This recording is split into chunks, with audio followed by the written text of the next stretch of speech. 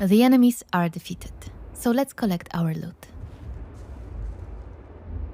These haunted sites may reward us with ancient texts of a more powerful wielder of magic.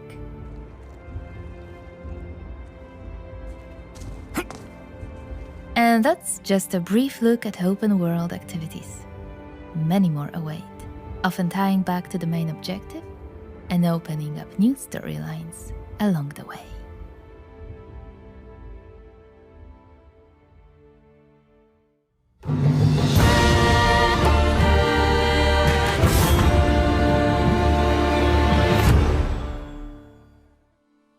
Welcome back, everybody, and I am so excited that you finally got to see more of the game's open world. All those little flavors that you've just got to see, whether that's the shrines that you now know about or the vistas that open up areas on the map. It is so cool. And that Brent's clique also, the quests that they have out in the world are going to impact things. Yes, yes. Everything you do in the open world influences the story, your story. So you can work your way into breaking up Brent's network of allies if you want. It comes with some risks, but also, might offer some interesting rewards. So you'll need to decide how to approach that. Well, I love it when my decisions actually make an impact in a game. I mean, to ruffle their feathers or to not ruffle their feathers. That is the question. And yes, I probably could be more English, thank you for checking. But one thing I did see in there, more important than my Shakespearean skills, Cohen can turn into a wolf. How cool's that? I know, right? It is our nod to the original Dracula novel and to our team, of course, our wolf pack. That makes sense. I mean, I now understand why there isn't a horse, and it's great to see a nod to the wolf pack as well. But it isn't the only ability we just got a glimpse of. We saw different vampiric and magical abilities that players can use as well. Yeah, many of them can be discovered by exploring hidden, mysterious places, finding forgotten books. You can uncover the lost past, learn its secrets, and use those secrets to your advantage. I really love that the system isn't linear when you're learning skills. It isn't just get experience, get skill point. I'm going to be rewarded for exploring the world. That feels so cool.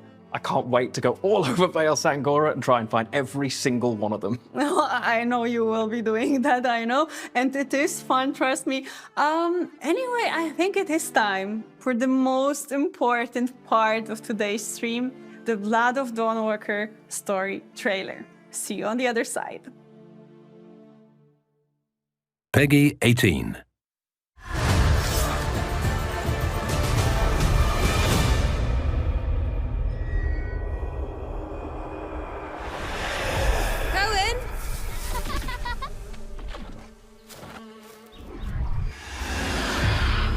I want you to watch.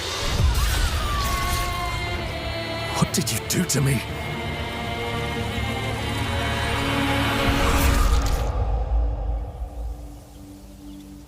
Where are they?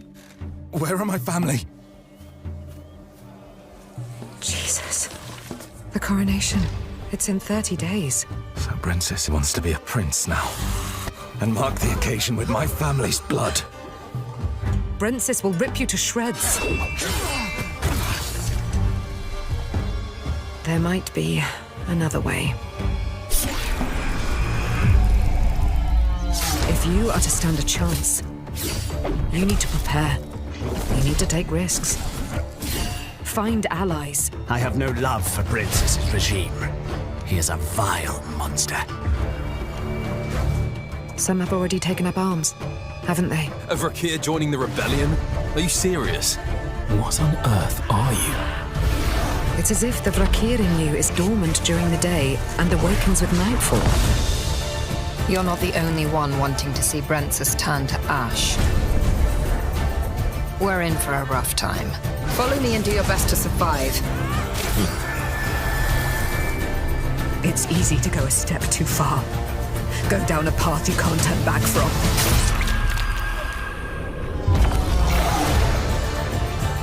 I think it's high time you tell me what the hell is going on. In the end, it's every man for himself. As I see it, we're both far beyond redemption. Doesn't mean we should kill people on a whim. I'm just trying to save my family.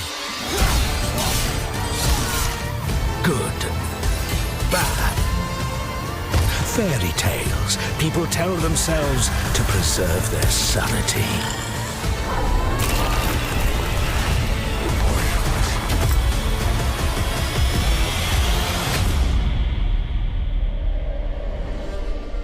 Wow, that's 3 days before my birthday.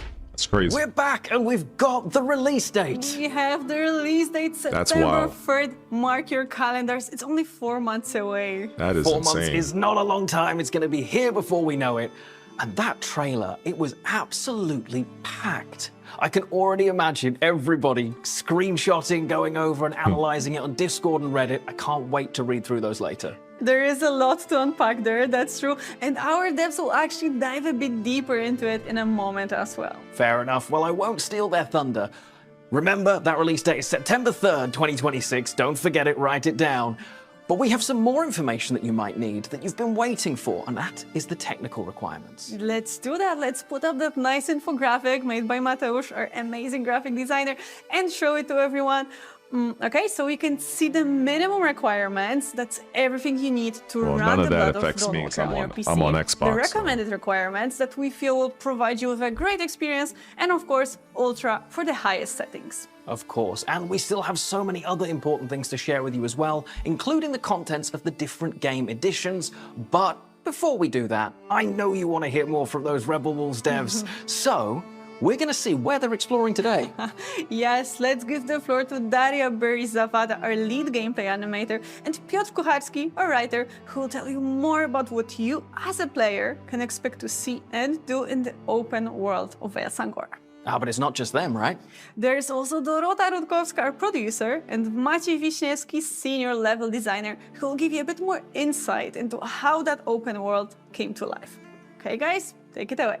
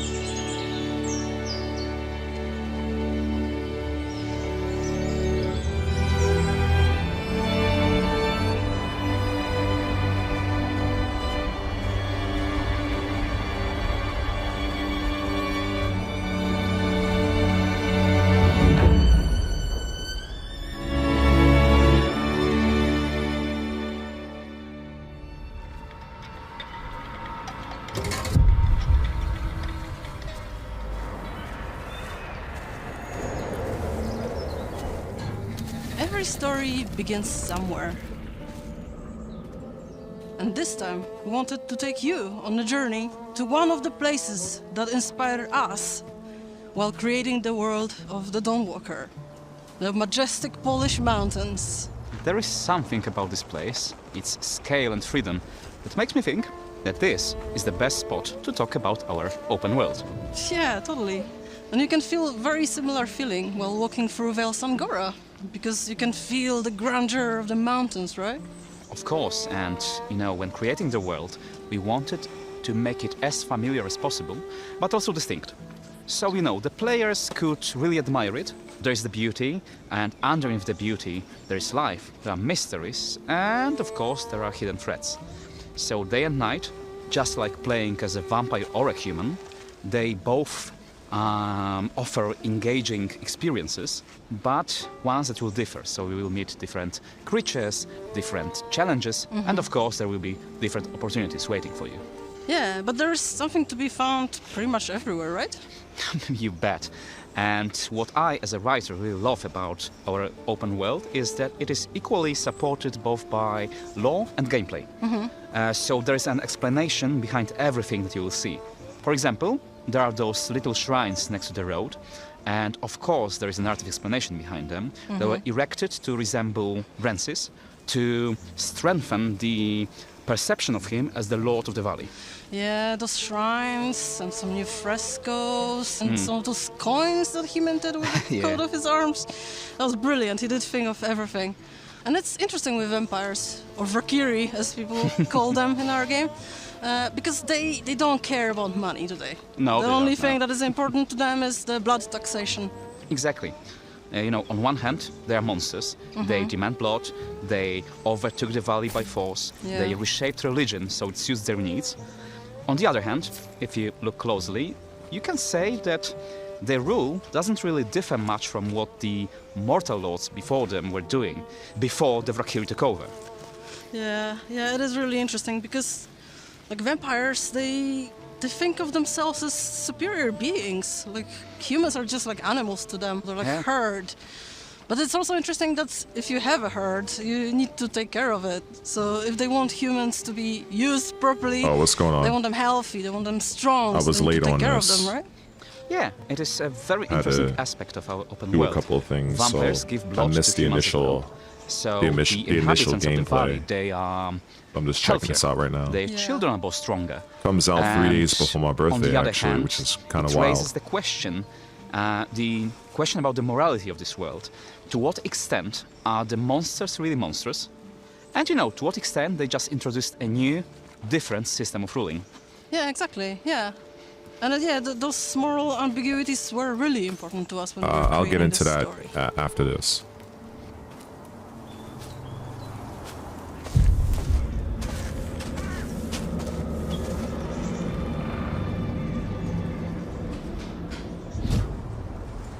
All these moral ambiguities we talked about, they tie into the characteristics of all the vampires we meet in the game, right?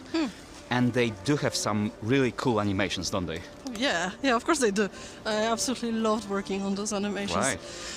You know, like we actually used one of the former UFC champions because we were looking for an actor who would be perfect for Bakir, the big guy, the big boss who is so big, but he's also agile and quick. So, you know, this guy was perfect. And, you know, he's also a gamer, so he was just a perfect match. Right. He understood the character and he also understood the gameplay. Yeah, I mean, it's Are really they talking awesome when about those things work together when creating a game. Blahovich? And it's not only about those special abilities, but also about combos, finishers, and everything that makes combat look really dynamic. And it's especially important when it comes to Cohen and his, you know, dual nature. Oh yeah, of course. Cohen was the most important character in the game, obviously. A UFC so we heavyweight. wanted to make him That's amazing, Polish. right? Yeah. And he was a challenge.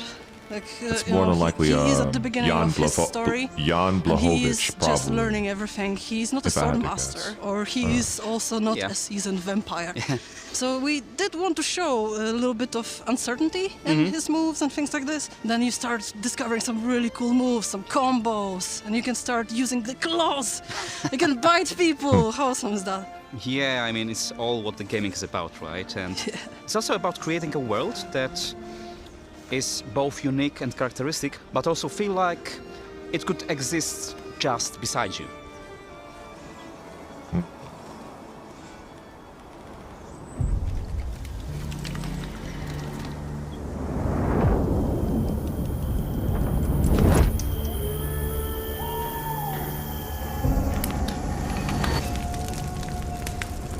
When we're creating that world of our game, we really wanted to make it feel alive and interesting by adding a lot of detail.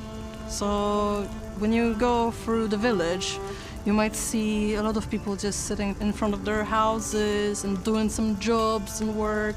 And us animators, we always like to add a little bit of something in there to make it more interesting. So sometimes you might see things like a guy hammering something and he'll accidentally hit his fingers or something. I think it's cool. Yeah, I mean, those details work really nicely with the environmental storytelling. Yeah. And, you know, when the players explore the valley, they will find things like letters, like notes, and other traces of things that transpired in the area before Cohen makes his appearance. Yeah. We invite our players to look into every nook and cranny of the map, because they will certainly find things like, you know, some small stories, items, or notes left by people who once lived there. Yeah. Yeah, there are those echoes of the past pretty much everywhere in the world. It's awesome.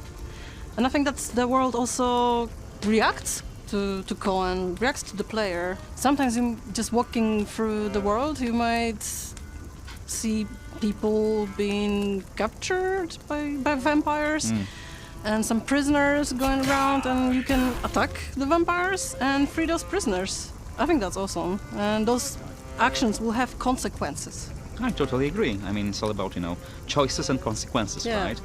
Yeah. The simplest example of that would be if a player kills a blacksmith in a village. So the forge, of course, becomes closed, and Cohen has to take his business elsewhere, right? Yeah. Yeah, it's like imitating the real world, where all the things that you do will have consequences. Yep, and both Cohen and our players will soon find out that Bale Sangora is beautiful, but it can also be quite unforgiving. Yeah, I think this is what I like the most in our game, that there's this great contrast. Like on one hand, you have this amazing, beautiful, serene world, and on the other hand, there's this really strong, tough story. There are tough decisions and dark themes, and I think this is just beautiful. Yeah.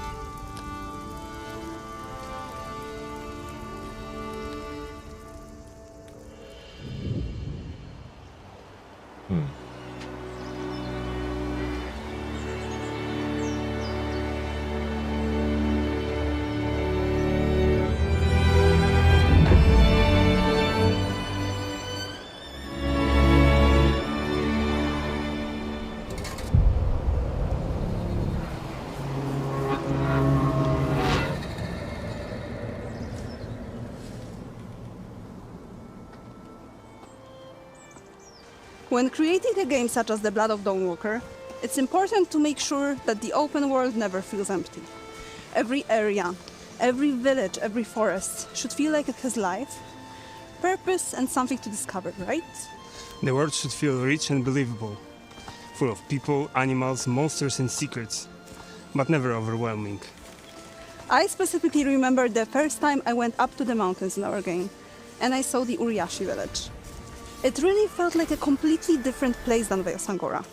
It certainly looks like they did. So far away, so familiar, but also so different. I appreciate developer effort. Snowing. And that's another element of creating the real world. The weather, like rain, fog, or as you mentioned, snow. Yeah. Even though the time of day doesn't move until you make some certain actions, there is still an active weather system. And the sounds. The waterfall hitting rocks, singing birds, rustle of the forest. It all matters for how you experience the world, and for it not to feel like it's standing still. Speaking of time. It's been a hot topic since day one, right? It has, so it's important to highlight that it's not a real time. It's not a timer or ticking clock. It's not meant to frustrate or rush you. In our game, you can still freely explore the world, fight, analyze your build, and talk with random villagers. And time doesn't move. Like already said, in order to move time in a game, you have to reach a certain point of the quest or choose a certain dialogue option. You will always have an indicator of what actions are gonna actually move time and by how much. It's like a resource. That's you different. can either pay attention to, strategically picking up quests and control the time, or just go with the flow of the game and let the time pass by. Exactly. It's a resource. A framing device for the narrative and gameplay elements. People are going to be picking that apart. That Cohen's family has been kidnapped by Brances, and Cohen will have only 30 days to save them. But after that, the game won't end. Just the circumstances will change. And that's where the world itself comes into play. People are going to be picking that apart, both good and bad.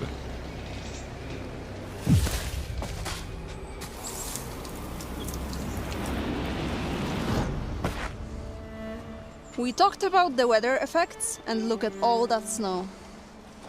But let's not get distracted and talk about the narrative. Of course, many quests and events aren't just mechanical tasks. They all tell the story.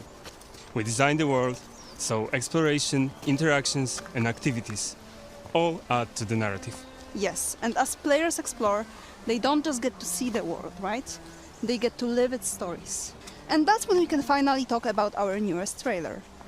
It's largely built from these cinematic moments that highlight key story beats and the emotions we want players to feel. It reveals bonds and conflicts with our allies, betrayals, sorrow, romances, and all the hard decisions affecting Cohen and his family. I do think they play a lot with our emotions, don't they?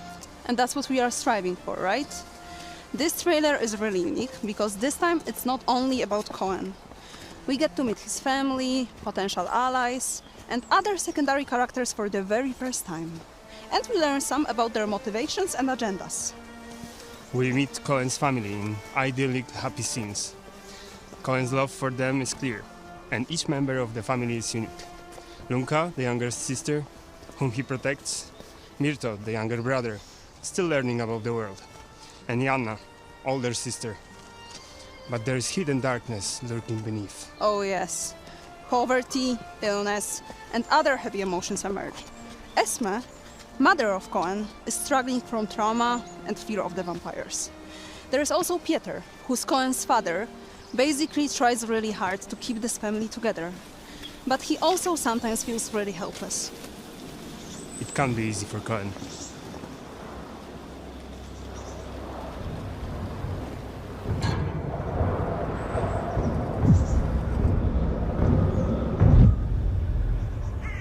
Cohen's world is not only shaped by his family, but also by the people around him. Workers, miners, and neighbors, they all create a community that is the backbone of life in Vale Sangora. Exactly. For example, there's Anka, who may be more than just a village healer. She is mysterious and resourceful, and comes with knowledge of herbs and magic that, eventually, Cohen comes to rely on. But she also hides her secrets.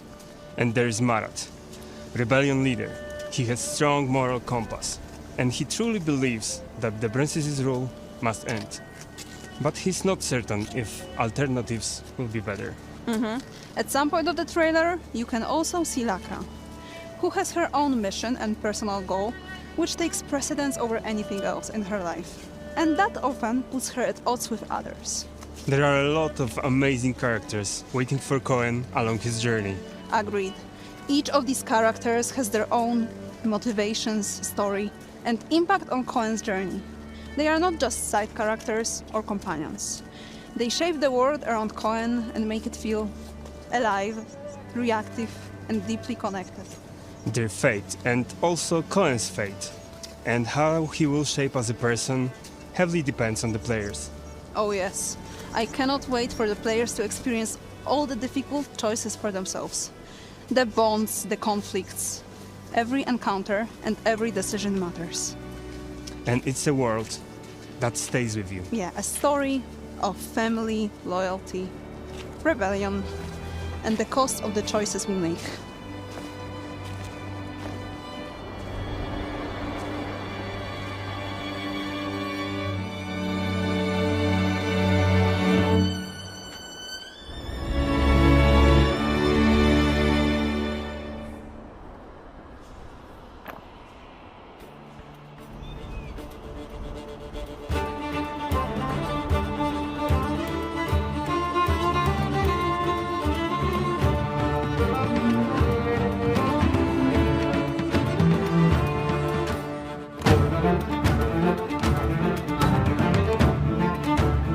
Getting a little concert now? Okay.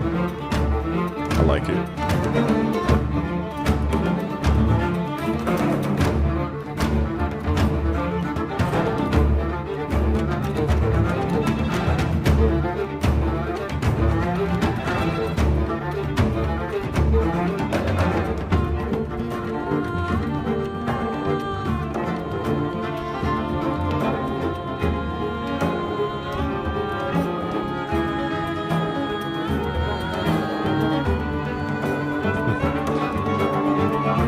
It does. They're gonna close out with that.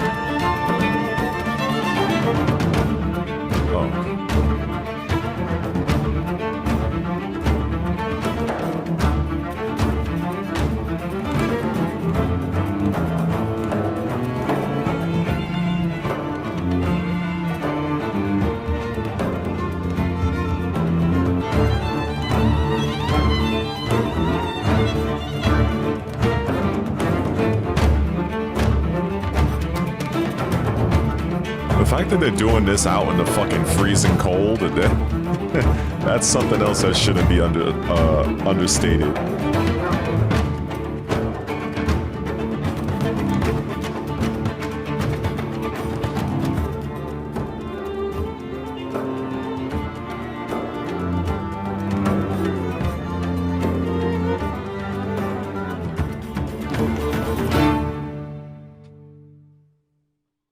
Ole!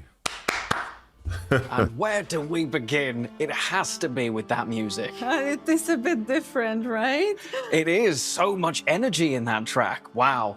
And a load of cool insights as well. We learned a couple of different character names. They've been revealed. We know Myrto, Anka, Lacra, and now Mara too. Yes, the most vigilant of you might already know some of these names. I teased them on our Reddit and Discord. Like Coin's siblings, Myrto, Yanna, and Lunka, of course. Everyone knows Lunka. Anka and Lacra from our January teaser. And yes, Marat is the new one. He's the leader of the rebellion, and you could notice him in the trailer too. Yeah, I saw him in the trailer, but I saw a few other characters as well that I don't think I recognized. No, but you will not know more about them because I cannot share too much to not spoil anything. You'll need to meet the others in the game in September the 3rd. September the 3rd, okay, got it. I'll wait till then.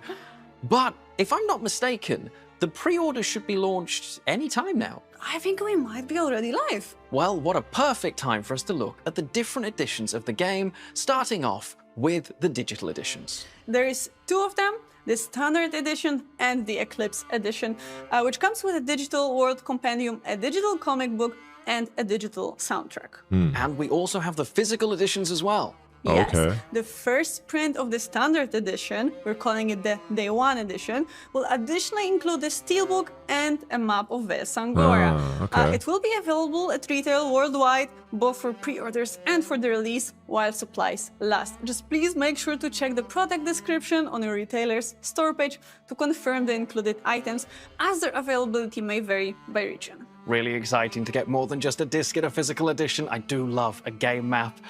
But next up, we have that collector's edition, and this one has a lot in it. It deserves its own introduction. Peggy 18. Probably a statue or a figurine or something they're gonna add.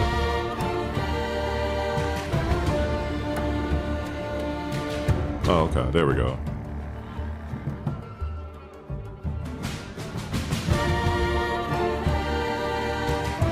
Yeah. Games like these, I prefer to get the physical version. You know, I have Witcher 3, I have Cyberpunk 2077. Like, there's certain games I would prefer to have a physical disc. Just, you know, I'm old, so that's kind of how I like to do things. Awesome. Let's break down what we just saw there.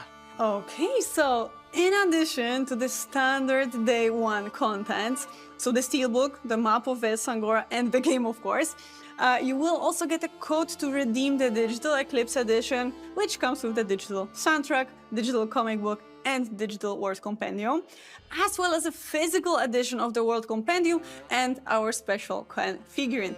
All of it packed in an amazing box that you can see on the screen. It will be available in the Bandai Namco stores and selected retailers. It's really cool. Everything from the other editions and more. It's just what you want from a collector's edition. It's very I need impressive. it just for that statue, let's be honest. I know, right? Shout out to all of the talented people working on all of the editions, to be honest. And one more thing, as a small thank you to those of you who decide to show their support by pre-ordering the game, you If will I have receive a collector code edition for an money, early I might unlock invest. of this Sangoran Wafers armor set for Quen. But worry not, if you don't pre-order, you will still be able to find this armor set later in the game. Oh, I'm glad you can still find it later in the game as well. That's really cool. We still have that behind-the-scenes video waiting for you all, so do stick around to the end to check that. But that is it from us in the studio today.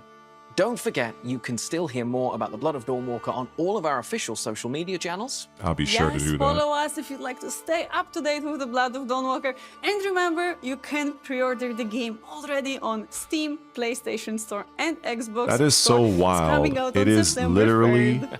3 It days is indeed. before my birthday. Thank you for joining us, everyone. Stay safe. So that's And we will going to see be you my soon. birthday Bye. gift to myself. Or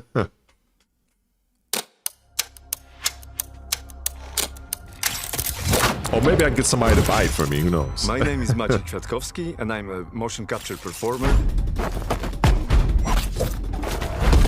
stuntman, and action designer. In the Blood of Dawnwalker, I was responsible for creating fight choreography and performance. I've been doing this for more than 20 years now, but this project was different. So first, we need to understand the system. What just happened? And oh, then okay. we take care of the visual aspects. Thought something happened. The main task and the biggest challenge is to find this balance between those two. Wait. I knew it! I fucking knew it! Jan Blachowicz, I knew it. When they say UFC heavyweight, I was like, champion. Polish? Yeah. In the Blood of Dawnwalker, I play Bakir. Excellent. Why I decide to be part of this project? Because I'm a gamer. I love games. New adventure for me, new experience, so my dreams come true. And that was like easy decision for me. When I hear about this game, I was excited about the story. What's gonna happen, about the hero, about the gameplay, you know, everything that's gonna be something new. Working with Maciek, you know, he's one of the best in the world. He tell me what to do, how to do it. Very nice. I can work with people like him every day.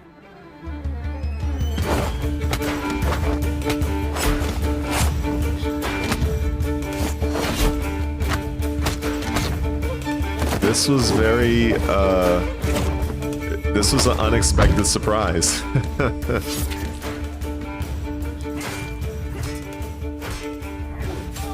Our approach to human fighting style was more grounded, I would say. Basically, as a human would use the sword. So when the night comes and Cohen turns into a vampire, we can introduce his superhuman strength, his superhuman speed. It all is visible in his fighting style. Bakir fighting style is, I like it because I'm similar to him, you know. My style is very simple, but very good in fight. My first reaction when I see him, that he's big, strong, but he's not so handsome like me. That was my first reaction. But I say, okay, I can play him, don't worry. We work very closely with the dev team. It's a constant back and forth between design, choreography, and then the performance, because they're, you know, one thing influences another. Vampire combat is more over the top. As it should be.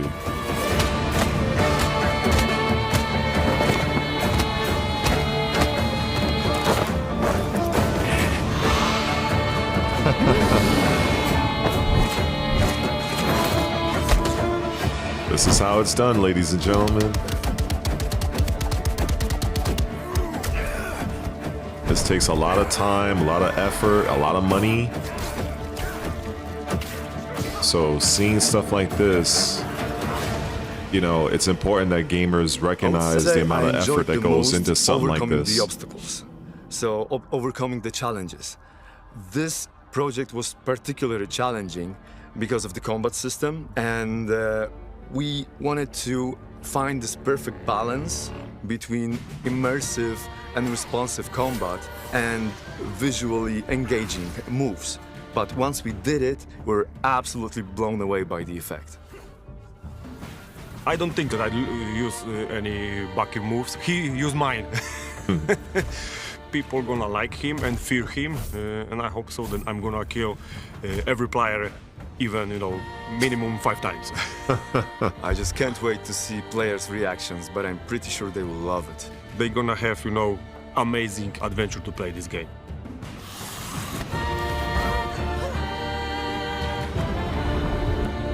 See you in the game, fear Bakir because that's me. Respect, respect.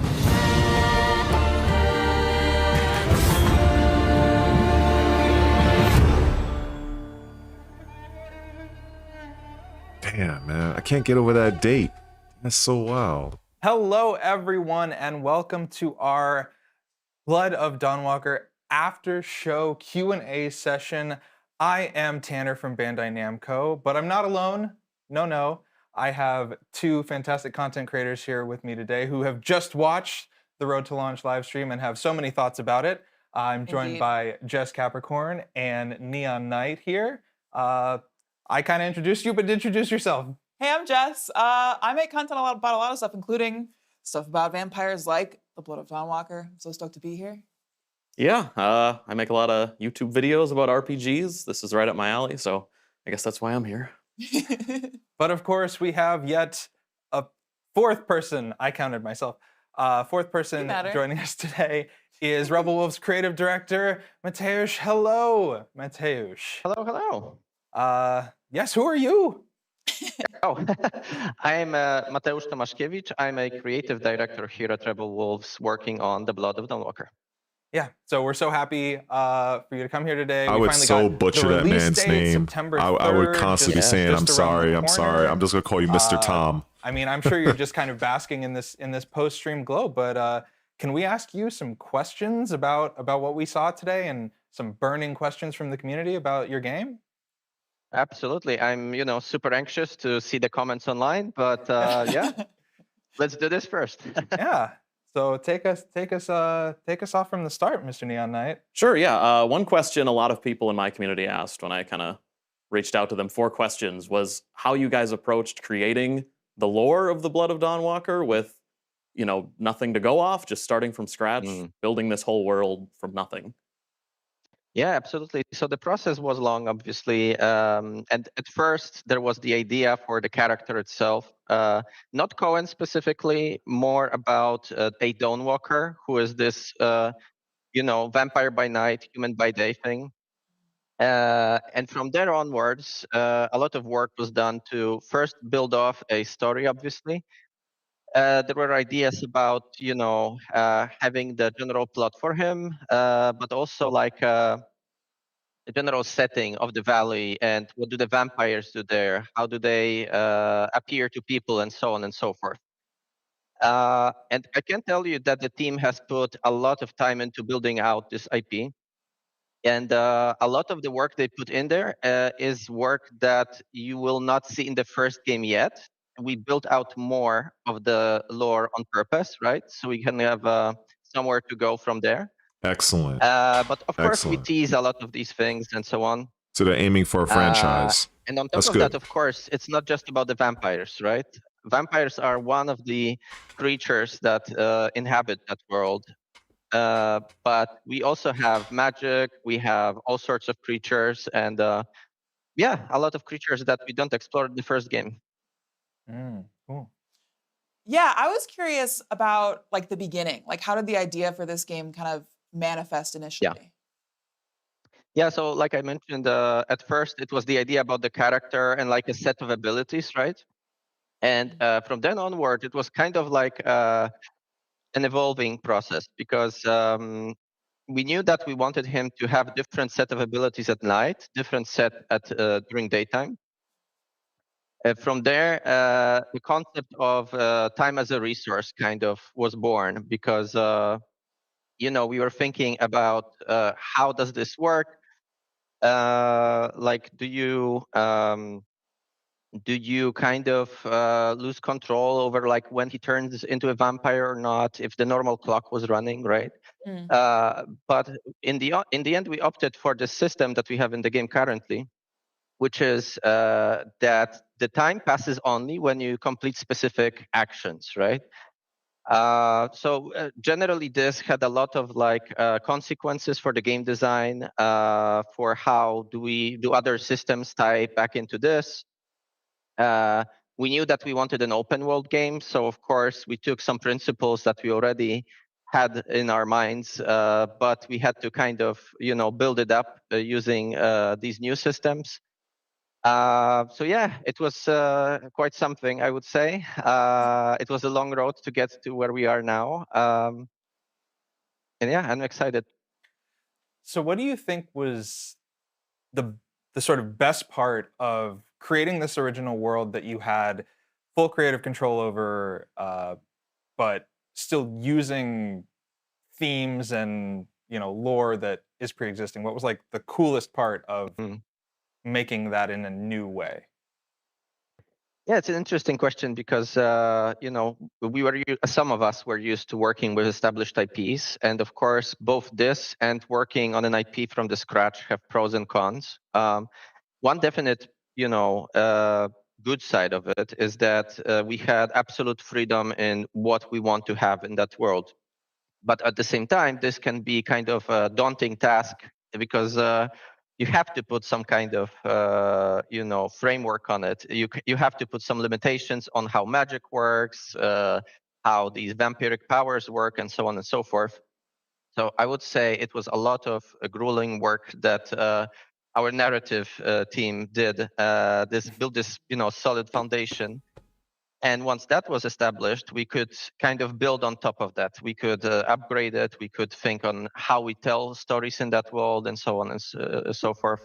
So again, it's both good sides and also a daunting task. It's very challenging also to keep track of all of these different lore things that make this IP what it is. Awesome. Yeah. Now I think we have a particularly juicy question for you, Neon, if you want to. Yeah, this is a really specific question, and I hope you can answer it. I've kind of been rewatching everything from the Blood of Dawnwalker over the past few days, everything that's out there. And I was wondering, since there's 2 years between the first trailer, where Cohen is saved by Brensis, and the beginning of the game, where somewhere around there his family is taken, I've been really curious, like, how did Cohen feel about Brensis's rule before his family was taken? Because you guys have talked a lot about how, the world is split, or at least divided on their ruling.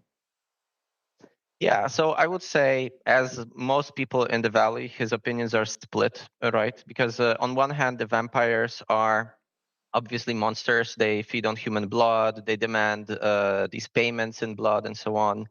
On the other hand, they did fix a lot of issues the Valley had, and mainly they cured people of plague, which was ravaging Europe at that time. And on this front, Vale Sangora is doing really well compared to the rest of the world, right? At least rest of the Europe. People are immunized to it. They live in relative peace. There are no wars and so on. On the other hand, it's not all, how do you say it? It's not all rosy. So, of course, the beginning of the game, the prologue of the game tells that story. I don't want to get too deep into this because I don't want to spoil it for the people. But I think we paint a pretty clear picture in these first hours of the game. Yeah, I'm sorry. Sorry. No, go ahead. I just think it's really interesting because Brensis directly saves him and cures his sister in that opening, and then 2 years pass where he's sitting on that, and then things change. Yeah, absolutely. I can tell you that some people initially see Brensis and still see Brensis as this messianic figure that saved them from this cataclysm. He removed the tyrant because the previous lord was not a good guy, as you could see in the CG. But also you'll learn more about what he was doing there in the game. He did cure them of plague. He did solve a lot of issues. So a lot of people really like Brensis, actually. But there are also those that work against him, the rebels, namely, but some other factions as well. And they have different reasons for hating Brensis. And yeah, you will also, I hope. So speaking about Brensis, we know some of the names of those important lieutenants in Brensis's entourage. And watching, I was really curious. They're so unique from each other. They're all very distinct looking characters. I was just wondering, how did you sort of decide on them, and where did they come from? How did Brensis gather these super different people? So obviously that was a conscious design choice. We wanted them to feel like this gathering of vampires that are from different time periods, different kind of cultural circles, to show that these cliques, as we call them, so these groups of vampires that stick together, they're not they're not very samey. They are people that kind of are bound by similar interests, right? And of course, in the game, we explore in depth on why did they decide to ally themselves with Brensis. Some of them, Ambrose, are his direct lineage, right? He was sired by Brensis. And some others are like allies that he found along the way to achieve his goals. Why they joined, of course, you'll get answers for this in the game. But yes, we put a lot of work into creating their designs so they feel very distinct. They have their own like flavor and like personality that we hope it comes through in the quests in the game as well. And yeah, these were like general ideas behind why we picked these specific designs for them. Do you? It's okay if you don't want to answer, but do you think between the four of them, like, do you have a personal favorite of them? Ah, interesting. So visually, I think I enjoy Zanti the most. So this you know, dark lady who looks like she's grieving all the time, but also like very creepy and so on. I like her design a lot. But in terms of personality, I think Bakir, so this Mongol vampire, is my favorite. He's a bit of a crazy. He does some insane stuff in the game, and you know, he has this very colorful personality, which I really enjoy when I play the game. Yeah, that's awesome. I'm looking forward to meeting all of them. Like, they all seem like they've really got something going on there. Agreed. Yeah. Yeah, so I want to talk a little more about like the open world idea of this whole game, because I know it can be a challenge to have so much, you know, so many things like people, monsters, animals, these like secrets scattered everywhere. And it can be difficult to kind of balance it feeling really intentional with feeling overwhelming. So could you speak to like how you handle that? Oh yeah, absolutely. So I know exactly what you're talking about. You know, there is this trend for open worlds to become bigger and bigger, right? So we kind of took a step back, and on one hand, we wanted to plan the scope of the game that would be right for the size of the team, right? That we believe we can deliver in high quality. At the same time, we felt strongly that a bit smaller open world, but more dense with content, is actually nicer to experience. So this is what we went for. As to how do you reach that point and how do you design it, it is of course very complicated and you know, long-going task, which involves a lot of iterating, moving stuff around. We did a few passes where we moved a lot of activities around to make them make more sense. For example, to make sure the density is right. We had to do like extensive tests on like what is the average time between you seeing different interesting things in the world, right? Yeah.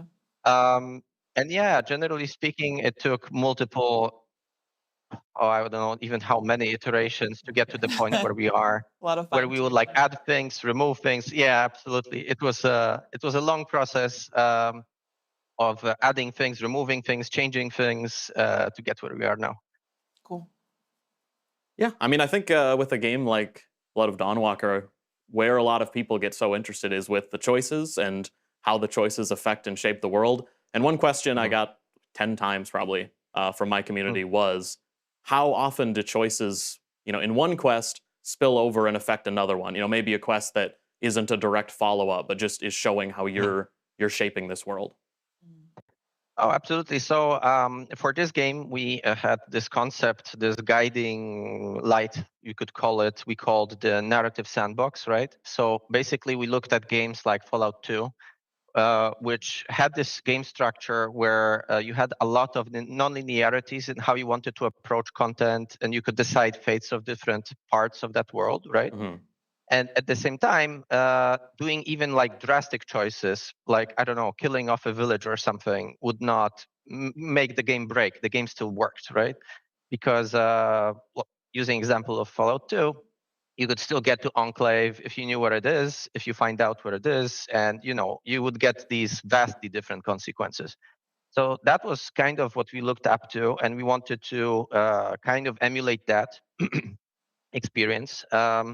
And so, yeah, it really depends on a specific quest. Of course, some of them branch out more than others. There is simpler content and like big quest content that has vastly different branches. I don't know if you saw the quest we were showing on Gamescom, right?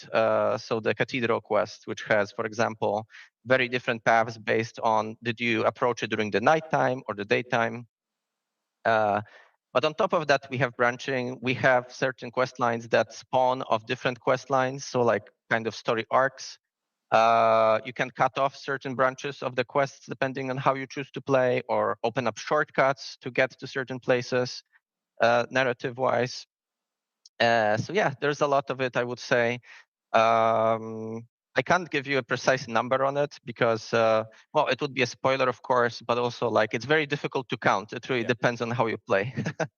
Yeah, you brought up the cathedral quest. I was just watching that yesterday, and I was curious: is this a game where, you know, if you go about things a certain way, can you end up just skipping? It kind of sounds like you were alluding to that earlier. Huge sections of the quest. You know, there's that part where you're told to get a book, and I was watching that, and I was wondering what would happen if you just knew where the book was and you went straight to the book, you know, and if that was possible. Absolutely. And the book, for example, that's a good example because the book was just one of the ways of finding out the informations you needed to progress that quest. You actually don't have to find that book at all.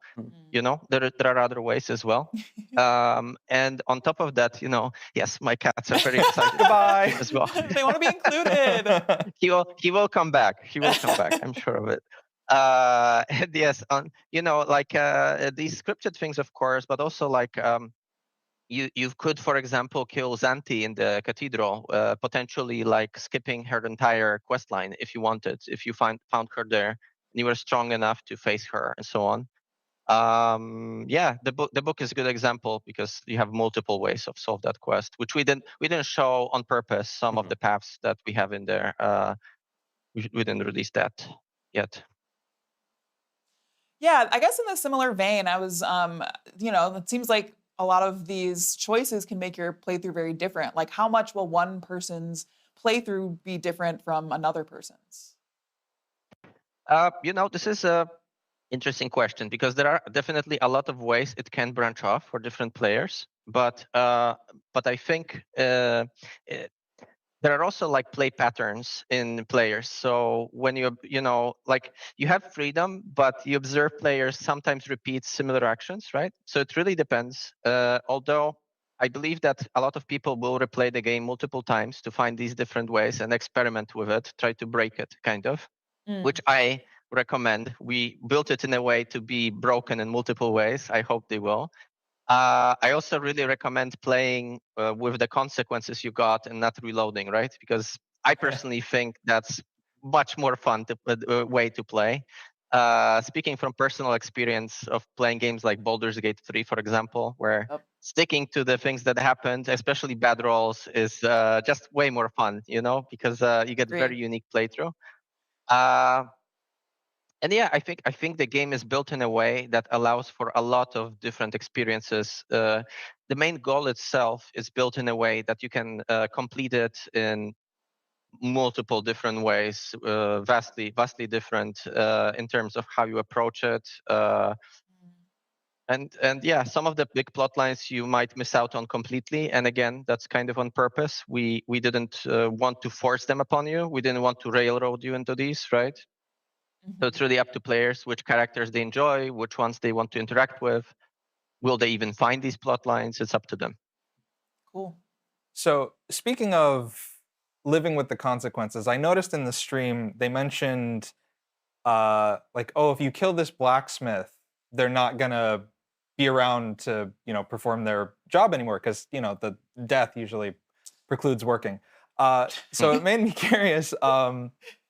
Like, can you kind of just go totally just mask off evil mode and just kill every NPC in the game? Is that something that players can do? Is that something you've sort of planned for? Evil run. What happens if you do that? Generally speaking, you can kill off, I would say, majority of them. Maybe not everyone. There are specific cases where for like cohesiveness of the story, we kind of had to, you know, limit that. But we try to make sure that you can kill off most NPCs if you want to, and the main story handles it. You know, you get different outcomes. It just goes to show how depraved people really are. They want to really live their fucking psychotic tendencies in a video game. Like that. To me, it really tells a lot about people. Before in some other interview where people were asking, you know, how much can you veer off with non-linearities for it to, you know, for example, Cohen has to become a Dawnwalker, otherwise it wouldn't be much of a Blood of Dawnwalker, right? But I would say we have left a lot of freedom for the players on top of that. Like we try to keep this to the minimum, if possible, these limitations. I'm really looking forward to those challenge runs. I was just thinking that like a Like- high infamy Yeah. kind of run where everything is very difficult because you've Yeah, killed just everyone. killed everyone, trying to figure out how to survive, just having to scavenge Yeah. berries, and everyone's dead already. Yep. Oh yeah, absolutely. I really want to see evil Cohen playthroughs as well and see how people react to it. And it was actually a big point of like discussion in the studio. Like, is it true to Cohen? Would he do these things? But it's always kind of like this tug of war between player agency and like this narrative cohesiveness of the character, right? And we believe we kind of managed to satisfy both. But of course, because we had this narrative sandbox approach, we kind of veered more towards player agency most of the time. So again, kind of a lore question from me. I've been watching, as I said, all the Blood of Dawnwalker stuff, and you guys have talked a lot about how the vampires in this world were kind of just biding their time. They're waiting for the right time to strike after poverty and famine and all that. And I was curious, was this world before they came out of the shadows? Was this just normal 14th century Europe, or were the people aware there were non-human, otherworldly beings out there, or was this just normal Europe and then this happened? Sure. I would say it was not exactly normal Europe. Like it is already kind of like altered timeline because these creatures exist. And, I think for the most time they try to stay hidden, but, it's not always possible with humans being as they are, like exploring, getting into places. We kind of more fed into these folklore stories where miners were telling stories about people dying in the lower shafts of their mines because of kobolds, for example, right? But people don't really know, is it true? Is it a myth? Is it just some kind of superstition, right? So, of course, in case of kobolds, it's not a big spoiler if I say it, it's not a superstition anymore. They do exist, same with vampires. But it's kind of like looking at the real world folklore and legends and doing the what if thing. What if they exist? What if part of these legends is true? What if part of it is, just legends and folklore, like, vampires being scared of garlic, for example, or not being able to cross running water or whatever. So I would say we try to make it very grounded, so it feels like it could be, 14th century Europe, but at the same time, of course, it veers off of our like normal timeline because all these things like magic and monsters and so on exist. One of the good examples is we have ruins of this ancient civilization in our game that you can explore, and this civilization is fictional, right? It didn't actually exist. We try to make it feel grounded. There are a lot of cool references to like how real ancient art looked like, for example. We tried to make it feel grounded, but it is fictional, and that's already a big split with our real world timeline, right? If I can I ask a follow-up?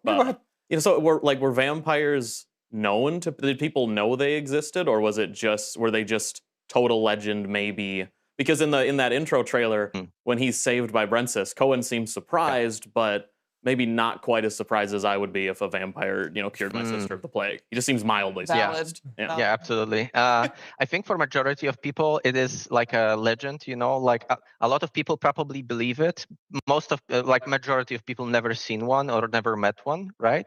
There are people who spread these rumors and gossip, but very few people, I think, really know that they exist and really interact with them. Obviously, we don't explore it very deeply in this first game because this is specifically Vale Sangora, and they were kind of cut off from the broader world.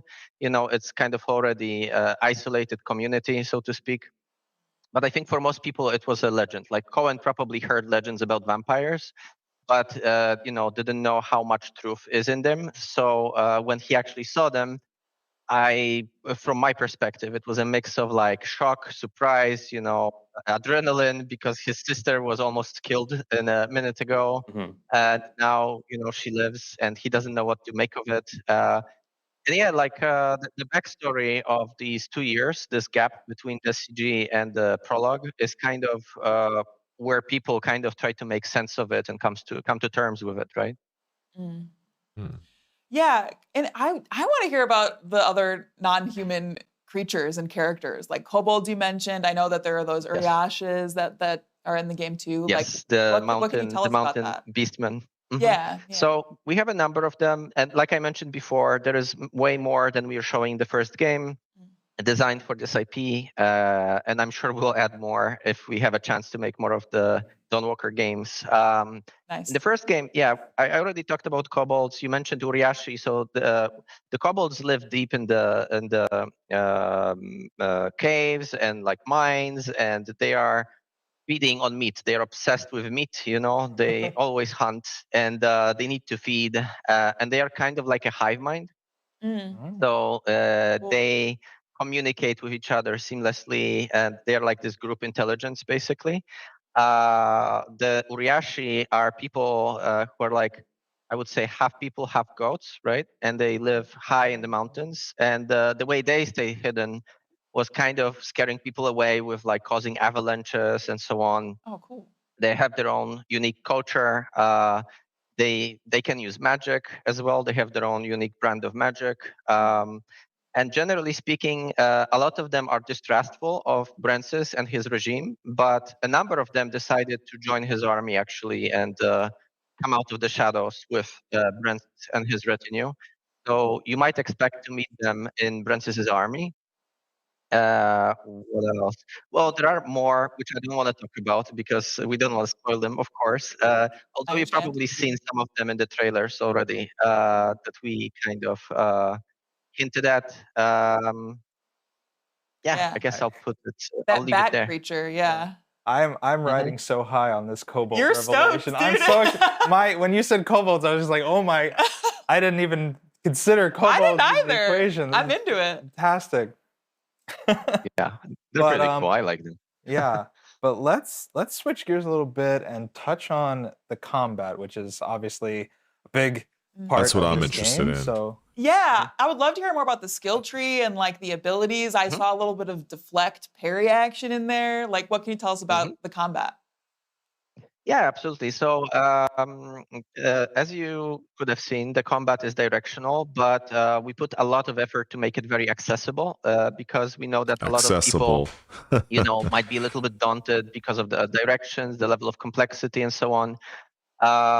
We have 4 directions from which you can attack and you can block. And basically, blocking in the correct way kind of gives you advantages, like it regains you some stamina, maybe staggers the enemy, and so on.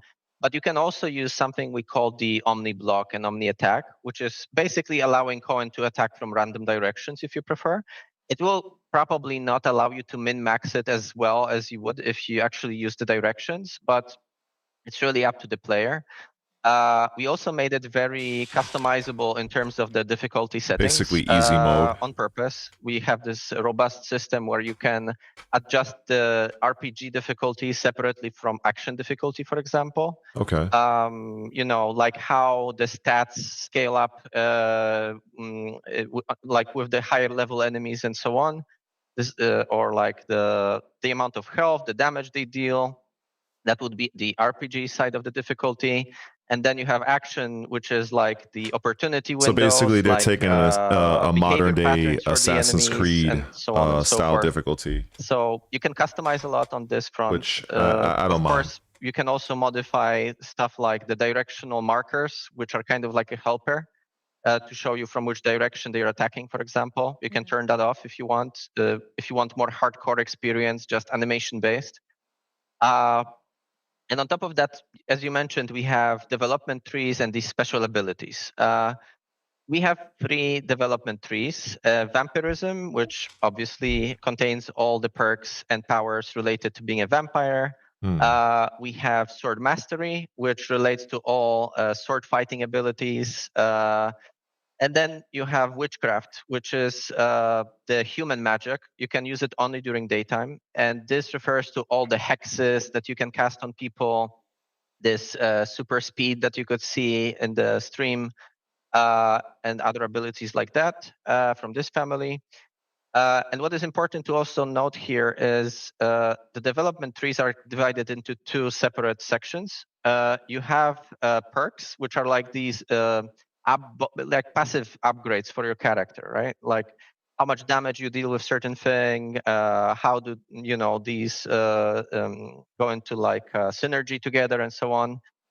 And then you have abilities, which are these active skills or spells that you can activate during combat, right? So the way you do this, of course, is you charge up this resource during combat, and then you get to spend it during combat for these more, visually stunning and like effective skills, like casting a curse on someone, or like biting into someone as a vampire during combat, or even like we have skills like blowing someone up by manipulating their blood. What? All of these. And I would add on top of this, what I think is interesting is different ways of obtaining these abilities. It's not just skill points that you get as you level up. Some of them are also like, for example, in order to get these stronger vampiric powers, you have to drink blood of a specific vampire, right? To gain access to that specific power. Cool. Because in our IP, each vampire gets this kind of random mutation when they get turned, right? So they're kind of all unique in their own way. And you can gain access to their powers, but you need to drink their blood in order to do so. It's like the old Mega Man or games. For example, if you beat a certain you need to robot, find you these get their forbidden special tomes abilities. as a mage, to learn these different spells. Or as a sword master, you have to find these different teachers in the world that will teach you different sword fighting techniques. I like that. I like that. So You're just not some sort of Mary Sue in the world. You have to actually go out and explore and find shit. You just get them from the tree. That you have to go out into the world. This one comes from a book. This one comes from an old master. Like really varying out. I think that's really awesome. I like that too. It makes it more immersive, I think. Do you have a favorite ability or technique, like one that's, I don't know, your favorite or like the craziest visually one? Oh, I mean, I just love blowing people up with that vampire that stuck with me like too. the one that used in the trailer. That seems like an instant number one. Yep, that'll do it. It's very easy for me. It's just so much fun. I also enjoy a lot of the hexes because they combo together nicely, and you can create these insane sequences where you cast hex a lot of enemies, and just craziness happens in combat. I also enjoy these. I usually lean towards mages in video games where I play, so that's where it's coming from. Cool. But I think all of them are kind of cool, and you can build interesting combos with them. I think. Yeah, I mean, a surprise this stream, and I could tell Jess was excited about it, was the wolf form. Yeah. I'm wondering if you can tell us anything more about that. Yeah, absolutely. So we have, since it's an open world and it's big, we felt we need to include some kind of way of traversing the world more quickly, right? And we wanted it to feel narratively tied both to the vampire and to human forms, right? At the same time, we have these different ways of traversal, which we already shown before, like the shadow step, which is this kind of like traversing to distances in this puff of smoke, or this ability that allows you to attach yourself to vertical surfaces, right? So you can walk on those. And with the wolf form, for example, you can traverse seamlessly by changing into a wolf, maybe then doing like a jump, so maybe cool. Even like attack an enemy at the beginning of the combat, or then jump on like a wall and like climb up. And it's just this very nice, seamless way of traversing. Of course, you can upgrade it in the development trees. You can upgrade it to move even faster as you develop your character. With the mage, we have this ability that is a little bit different. It kind of slows down time in the world to allow you to traverse it faster. The fun part about this, in my playthroughs, is like I like how the NPCs react to it, like they all run around in slow-mo. I can chase up some enemies and so on. Yeah, so I think they're both kind of cool in their own ways, and they are thematically tied to who Cohen is as a Dawnwalker.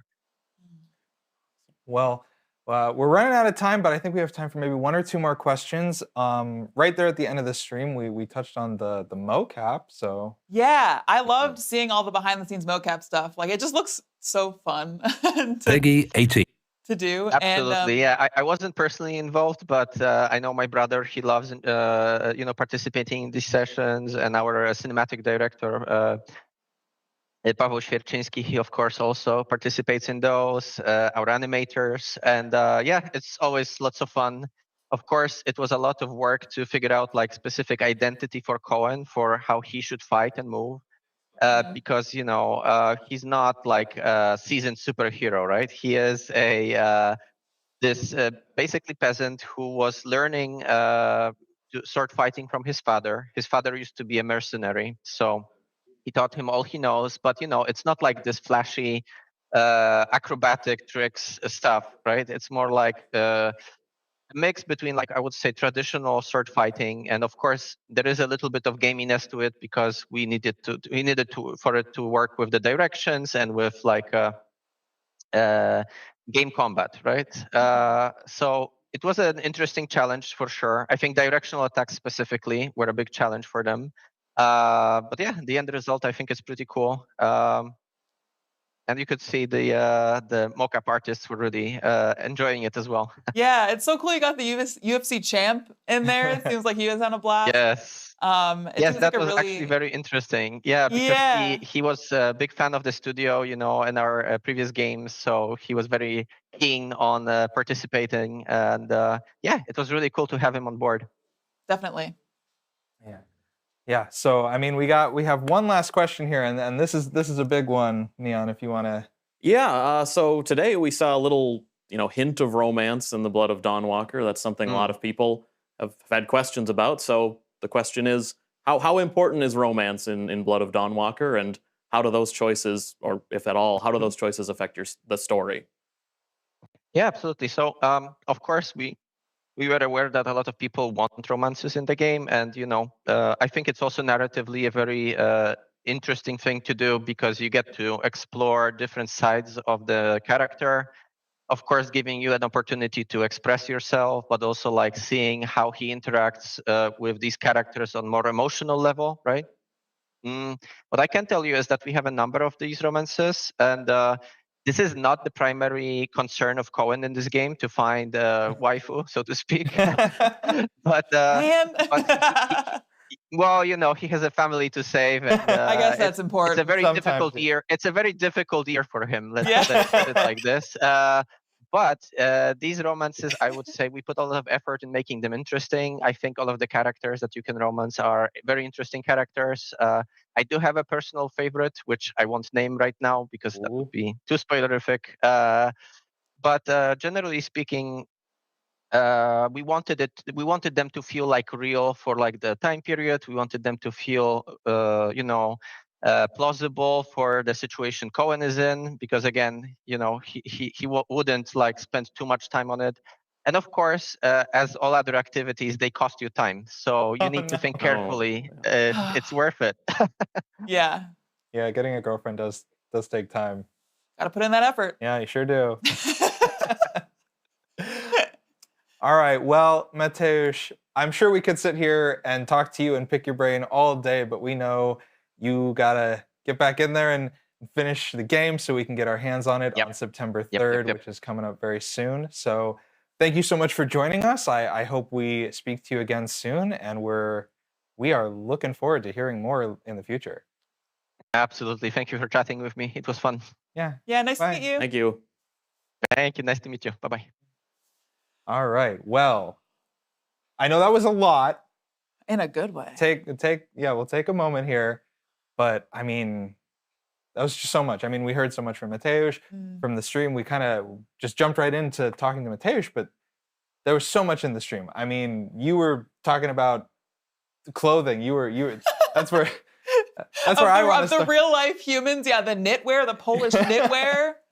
Just going out into the Polish wilds to record that stuff is insane. But I mean, what else actual game relevant stuff? What was catching your eye, Neon? I would say what really stood out to me, and they said they've been taking community feedback, was just the combat. The combat looks smoother than ever. It's really, really shaping up into something that I can't wait to play. Yeah, it looks really fast, which I am excited about because I tend to gravitate towards combat that is quicker and more aggressive. And it seems like they let you do that in this, but it also seems like with the 3 different talent trees, you can really mold your own combat experience to a degree. Well, it looks like they got rid of the pausing time to use abilities, which is something a lot of people wanted, and I think that's a really good move. It just made the combat look way more fluid. Yeah, I was gonna say fluid as well. I feel like I did hear Mateusz say that the indicators for the combat, like the blocking directions, he was saying you could turn that off. And I'm just my challenge run brain just keeps like, are you gonna do that from the very start, or are you gonna wait for like 3rd playthrough? What do you think? I'm gonna do it from the start. I want it to feel challenging, and maybe if I'm really suffering, then we'll see. But no, I think I'm excited for this to feel like a challenge combat-wise. And like the deflect stuff, I think is really, really interesting too. Well, they've talked about how tactical the combat is, which is interesting because it also looks very fast and, as we said, fluid, and that's a interesting combo. Yeah, and like very wild and feral, but like very tactical too. Yeah, especially at night when you're just like clawing people, just like coming at and those teeth, combining all of your different vampire abilities. Yeah, super awesome. Yeah, I'm interested in seeing more of, because they've said Cohen as a human, he uses the sword most often. Cohen as a vampire relies on his claws, but you can use a sword when he's a vampire and get feral with it. And I'd like to see how that plays out. More of that. Yeah, I want to go full vampire build. I'm so excited. Yeah. So another thing, we touched on the time mechanic a little bit. It feels like, maybe it's not very restrictive. You kind of know what you're getting into, and I think that's going to be really helpful for a lot of people to just to know beforehand what you're committing to. Like he was saying with the romance, it's like, oh, this is going to take a whole day. Maybe I'll be single for a bit. Yeah, totally. Well, I think the time passage system too really helps make the open world of it all feel more focused, which is a thing I struggle with open world games sometimes, is feeling a little aimless. So I think that it makes each choice feel more purposeful. I hope it feels that way. And it also, I mean, it's nice they talked about how dense the world is as well. But yeah, I think that the time passage system will only be a positive, I hope. Well, I think a lot of people are, a lot of people interested in Blood of Dawnwalker are concerned about it, but I think they've made pretty clear that it's gonna be obvious to you if you're passing time forward. And also, from what I understand, the game doesn't end when you do your main objective, so you can still complete lots of side content, and you're not gonna feel rushed, which I think is what a lot of people You can take your time. Yeah. Yeah. Yeah. You were also geeking out a bit about the map. Yeah, the map, when you go to fast travel or whatever, it's like looks like it's illustrated. Like the art direction seems great. Yeah, and it looks like there's a physical map you can get in the collector's edition. And that popped up, I saw your eyes just kind of. Oh, that collector's edition. That's the statue. I have too many, but I want the statue. You just take a couple, you throw them in the trash. You get 3 Cohens behind you on your stream. Of course. He's always watching over you. He is.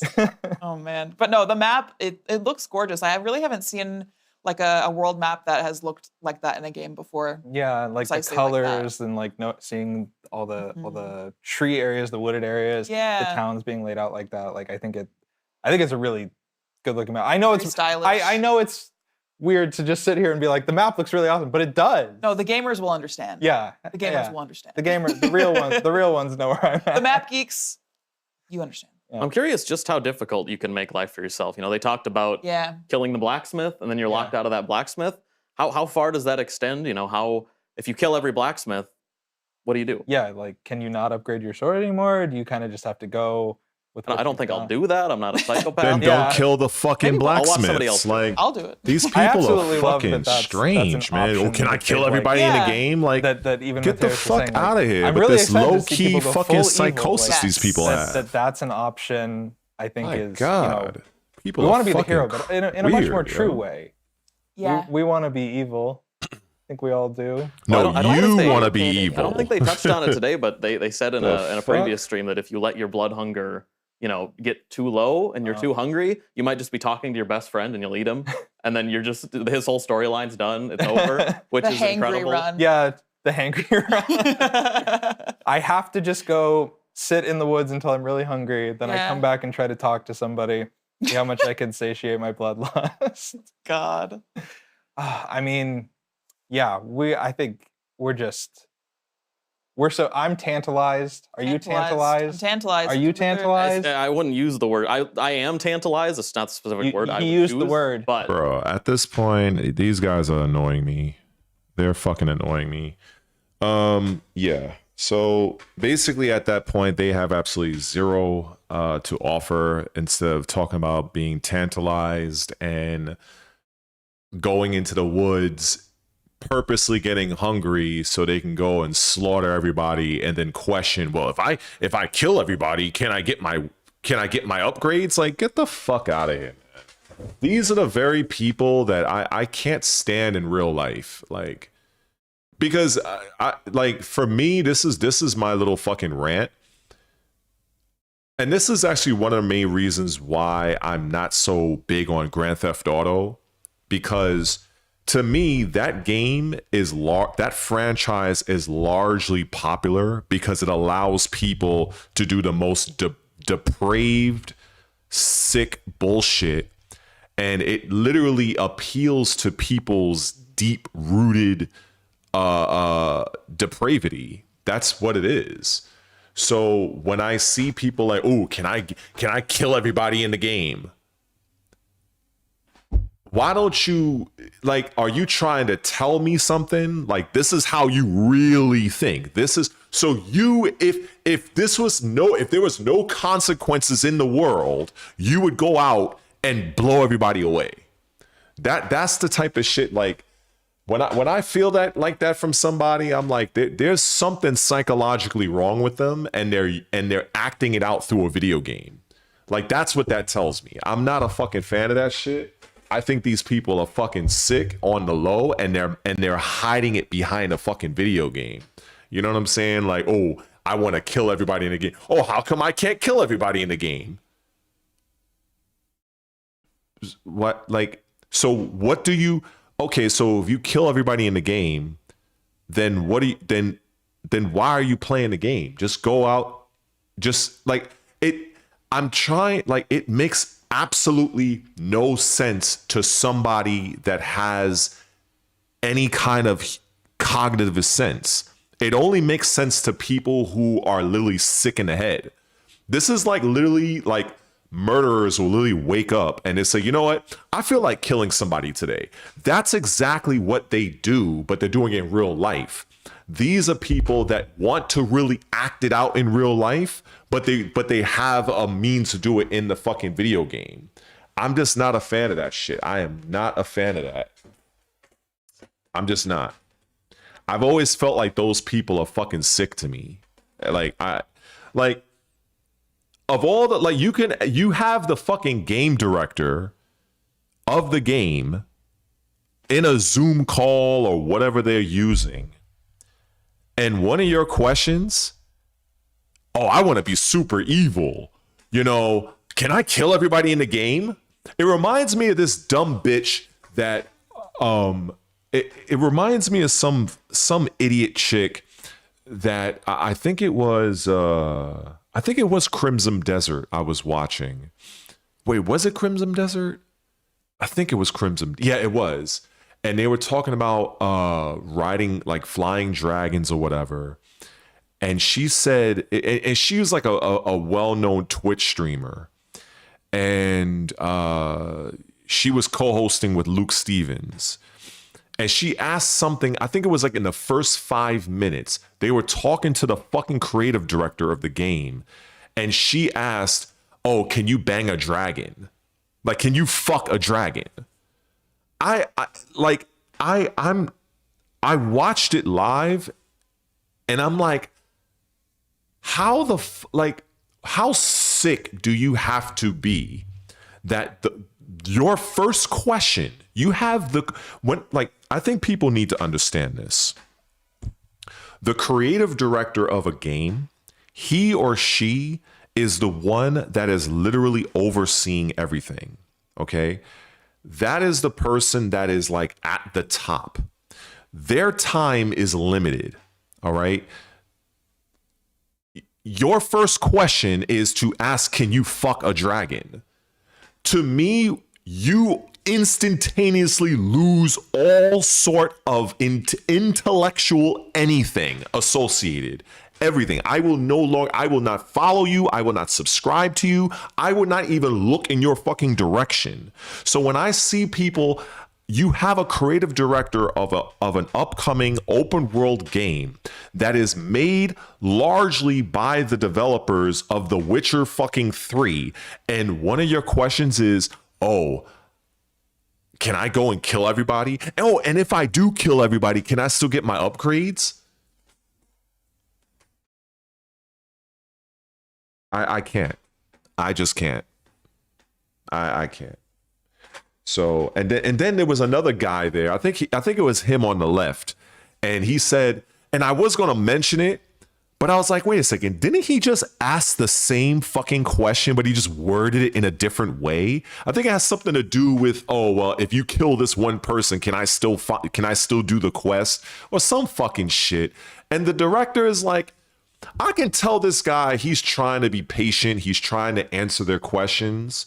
You know, they are literally fucked in the head. And I just can't, maybe I'm just, like I said, I'm not a new age gamer. Maybe that's just what makes things go. But I'm just, like, for instance, I could play Mass Effect. In Mass Effect, you know, you can have a Renegade run. You can have a Paragon run. In Dragon Age Origins, you can kind of do a similar thing. In the old Star Wars Knights of the Old Republic, you can either be more of Jedi or more Sith. You know, those things, you know, typically exist, right? You know, you may mistreat somebody or you might off one particular person, but we're talking about mass virtual genocide. Like, I think I saw somebody, I don't know if it was like an older Fallout game or it was something I saw. I was browsing on my YouTube feed, and the player like basically killed every single character in the entire game and broke the game. And it's like, I understand that there might be some people that might not look at it as deep as I do, and I get that. I totally understand it, and I get it. But there's just something in me as being 45 years old from clearly a different fucking era, okay? And when I see shit like that, that's like a red flag to me. If you are fixated, you know, on mass genocide, oh, it's a video game. Yeah, but what are you really trying to tell us? You know, it reminds me of this one guy. There was this controversy that was going on with the Pragmata game. And, you know, obviously, you know, I didn't make a video about it, but I was thinking about it. And there was apparently some guy that said something, oh, I can't look up her skirt or something to that effect. But the little girl, the little AI bot that's in Pragmata. And I'm like, what kind of depraved shit is that? Now, you may have some people that would say, oh, you know, he's just joking. Oh, it's just a video game. But it's like, is it really? Like, people do a lot of fucked up shit and they use other ways, other mediums to mask it because this is what they really want to do. This is who they really are. They really want to do this shit. I cannot unsee that. I cannot unhear that. I cannot unread that. When I come across anybody that's like, can I kill everybody in the game? That I immediately default to, okay, there is something inherently wrong with you. If that's what you, if you playing this game and that's like your main objective is just to see if I can go and off everybody. I don't want you I don't want you as a subscriber. I don't want you as a follower. I don't want you as a friend. I don't want you at all. You can go fuck off, because that shit is crazy to me. That's fucking crazy. That is right up there with that guy that literally he had a freeze frame of the AI girl character in Pragmata complaining that, oh, I can't look up her skirt, or she has some sort of mesh or some fucking shit. It was a big controversial thing in the last couple of days. And I was like, what kind of sick fuck is fixated on looking at the private parts of a like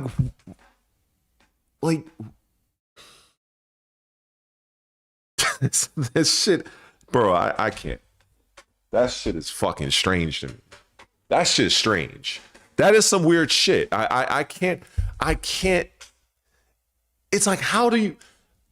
I don't even know what to even fucking say. Like, what do you say to that?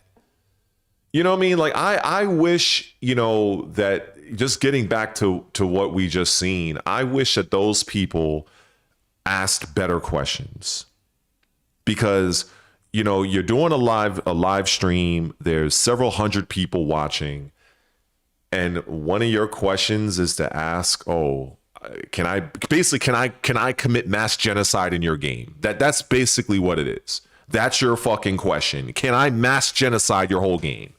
Like, and the thing is, I know from a public relations standpoint, because I understand a lot of gamers, and every time I say this, I know I sound condescending, I know I sound fucked up, but a lot of gamers do not understand the other side. I understand that creative director, he's trying to be politically correct. He's trying to not, rub people the wrong way. But I know 1 billion% he's probably in his mind thinking, this is a fucking stupid ass question. There are very few stupid questions in the world, but this is one of them. But let me try to entertain it, because I'm on live stream. I do want people to buy our game. We are a brand new IP. Many people we're not super popular with this game. So let me just try to address this stupid fucking asshole that's asking a dumb fuck question. That is exactly what they're thinking. Just like that dumb bitch that asked the creative director of Crimson Desert, oh yeah, so can you bang the dragons in Crimson Desert? This is why, even though I'm very much in tune with PR and marketing, I know my own limits, and I would probably, if I could have a situation where I could screen that out, look, just I don't want to discuss this. We could talk about almost anything else. But no, you cannot fuck the dragon. No, you cannot commit mass genocide in my game. There we go. Anything else? Let's go. That's what I would ideally do. But I don't know. I just, that shit just rubs me the wrong way. So yeah, that just rubs me the wrong way. Because again, I recognize that this guy, his time is very valuable. And there were so many other questions that, especially when it comes to combat, that I would have liked. But a lot of these people, they're not real gamers. They're just somebody that they have a bit of fucking influence. They get invited. They're basically a talking head. You know what I'm saying? And it just fucking annoys me that these people are given platforms. It really fucking annoys me. I would have liked to have stayed on the topic of the whole the time of day thing, because I think I understand what he was looking to do. I understand that the challenge, if you're saying, okay, if you're going to be a human by day and a vampire by night, if you have an ongoing dynamic but a day and night cycle, well, you might have players that will say, well, I want to explore more of my vampiric side, but I can only do that during the nighttime. And then it's you might have those types of players that all they'll do is play the game during night. So, but then, I feel like in that type of situation, I think that they were met with an actual real design decision in terms of how the player would engage with the game. Because you will have players that will no doubt prefer to experience the vampiric side of the game. No doubt about it. They will 100% want to do that, and that will be their preference. So how would it be if you're in mid-combat and then all of a sudden it goes from day to dusk to night, and then now all of a sudden you have to shift your tactics on the fly? I would have liked that. Me personally, I would have liked that. But the new age gamer would be like, oh, well, you know, I was in my vampire form and I'm fighting this enemy, and now the sun is rising and now I'm losing access to my vampiric abilities. I think that would have been fucking great, but I'm looking at it from my standpoint. But so I understand that the developers, and this is why you heard them say, oh, you know, we're making accessible. Like I was going to chime in and say, there's that word again, because every time, it's like what I said about Tekken. It's like what I say about fighting games. You're seeing more and more of the word accessible. That is code for easy.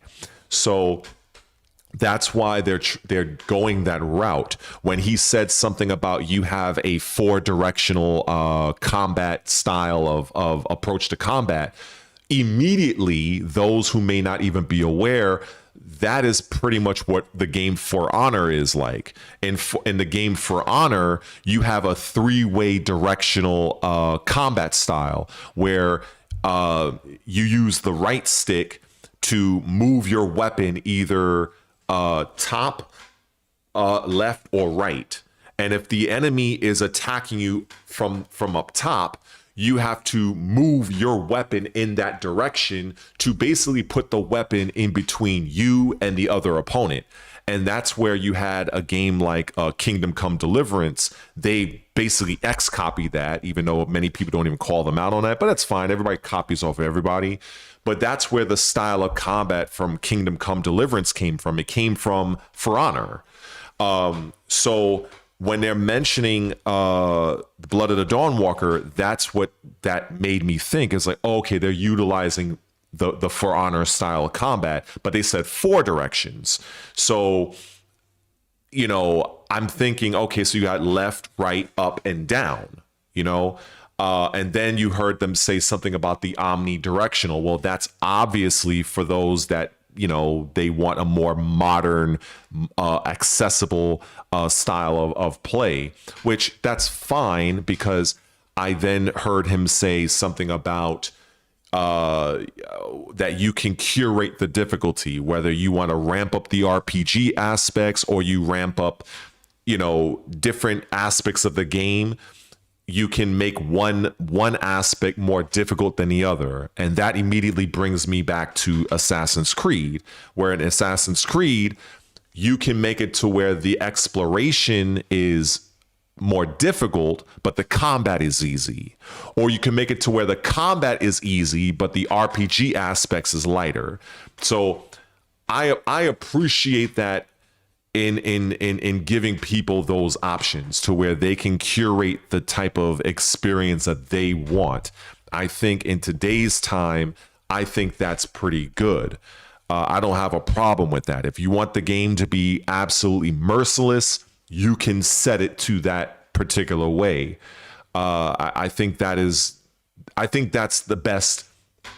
That's the best approach, because you're going to open up your game to a much wider audience. Not everybody is capable of playing a Sekiro, Elden Ring style of game. Not everybody is willing to dedicate that level or dedicate that time to get good. You know, that's where you have games like fucking Tekken 8 and other games out there that are more mindless, more easy, pick up and play, mash your buttons, and feel strong.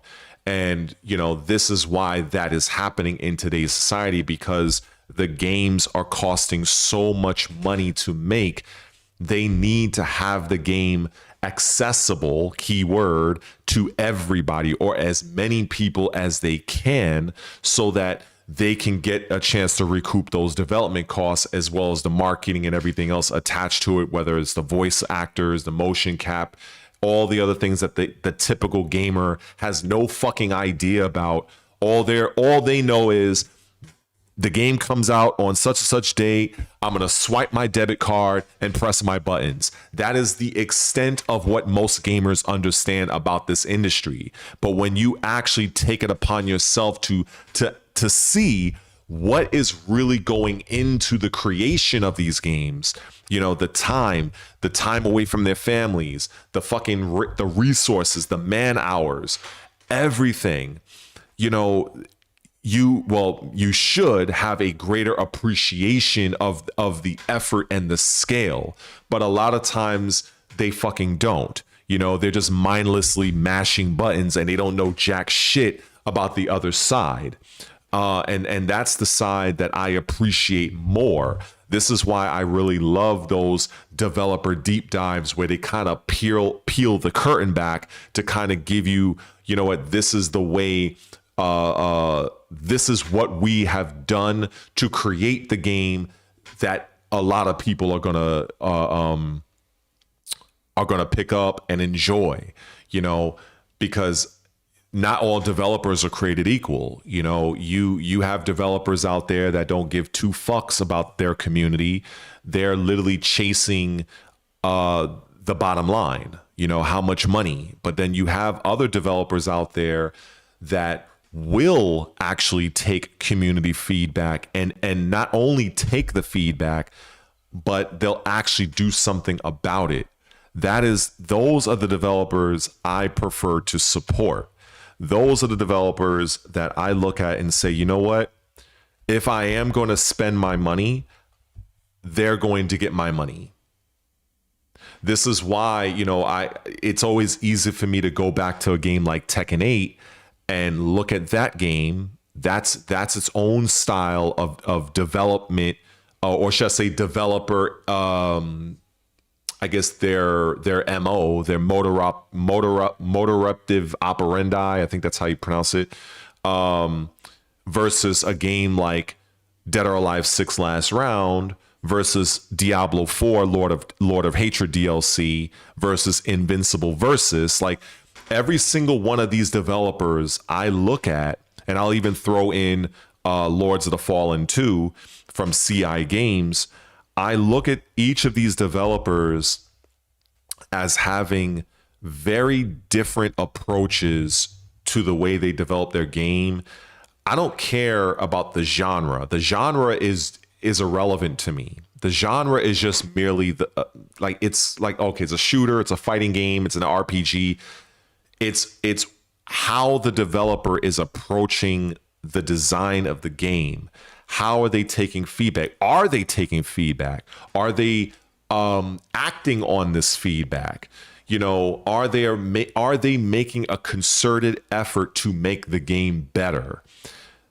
That's where I see Tekken 8 developer, Dead or Alive 6 developer is completely at the low end of the spectrum when it comes to a developer like CI Games, Lords of the Fallen, or even these guys, the Dawnwalker folk, or I'll even look at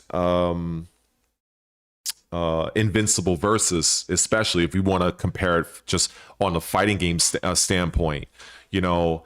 And this is why I have a greater appreciation for developers that actually put forth some actual fucking effort.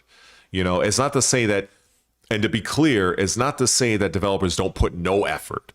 I'm saying that there are levels to this. There's levels to everything. And, you know, when I look at the term I try to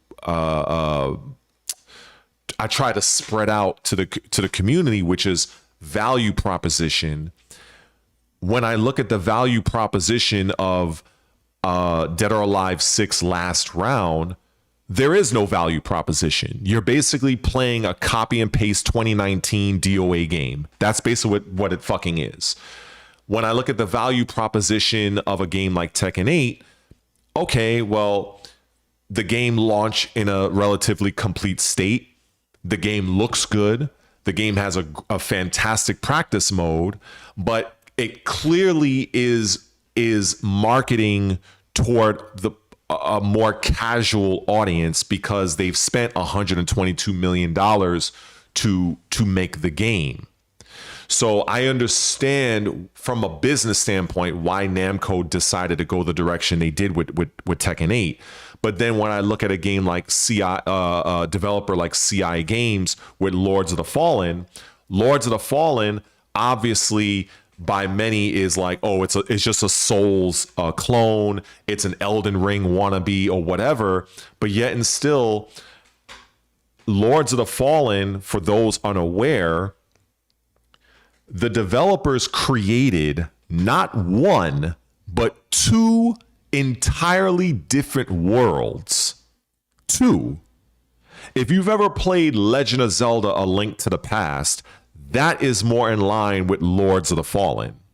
That is not a small task.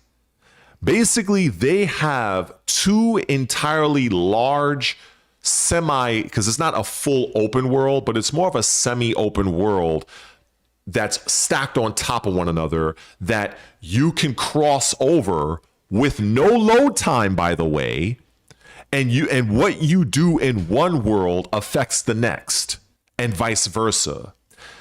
That is something that does not exist in fucking Elden Ring. That is something that does not exist in Lies of P. That's not something that exists in Dark Souls.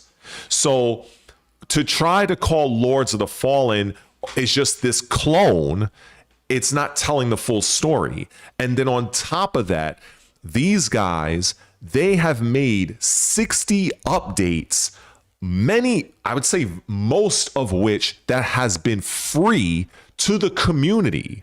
And many of them were actually based off of community feedback.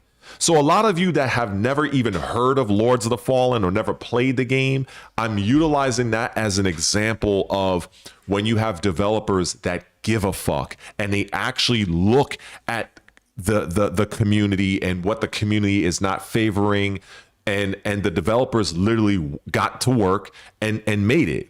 So that's why people that's in that community, they can't wait for Lords of the Fallen 2, and I'm one of them, because I've seen firsthand that the developers have bust their fucking ass since Lords of the Fallen 1 came out to make all the necessary changes, and most of which were free. But then when you look at a scam like Dead or Alive 6 last round, you're like, one of the things, you know, for a fighting game, especially in the modern era, is the netcode.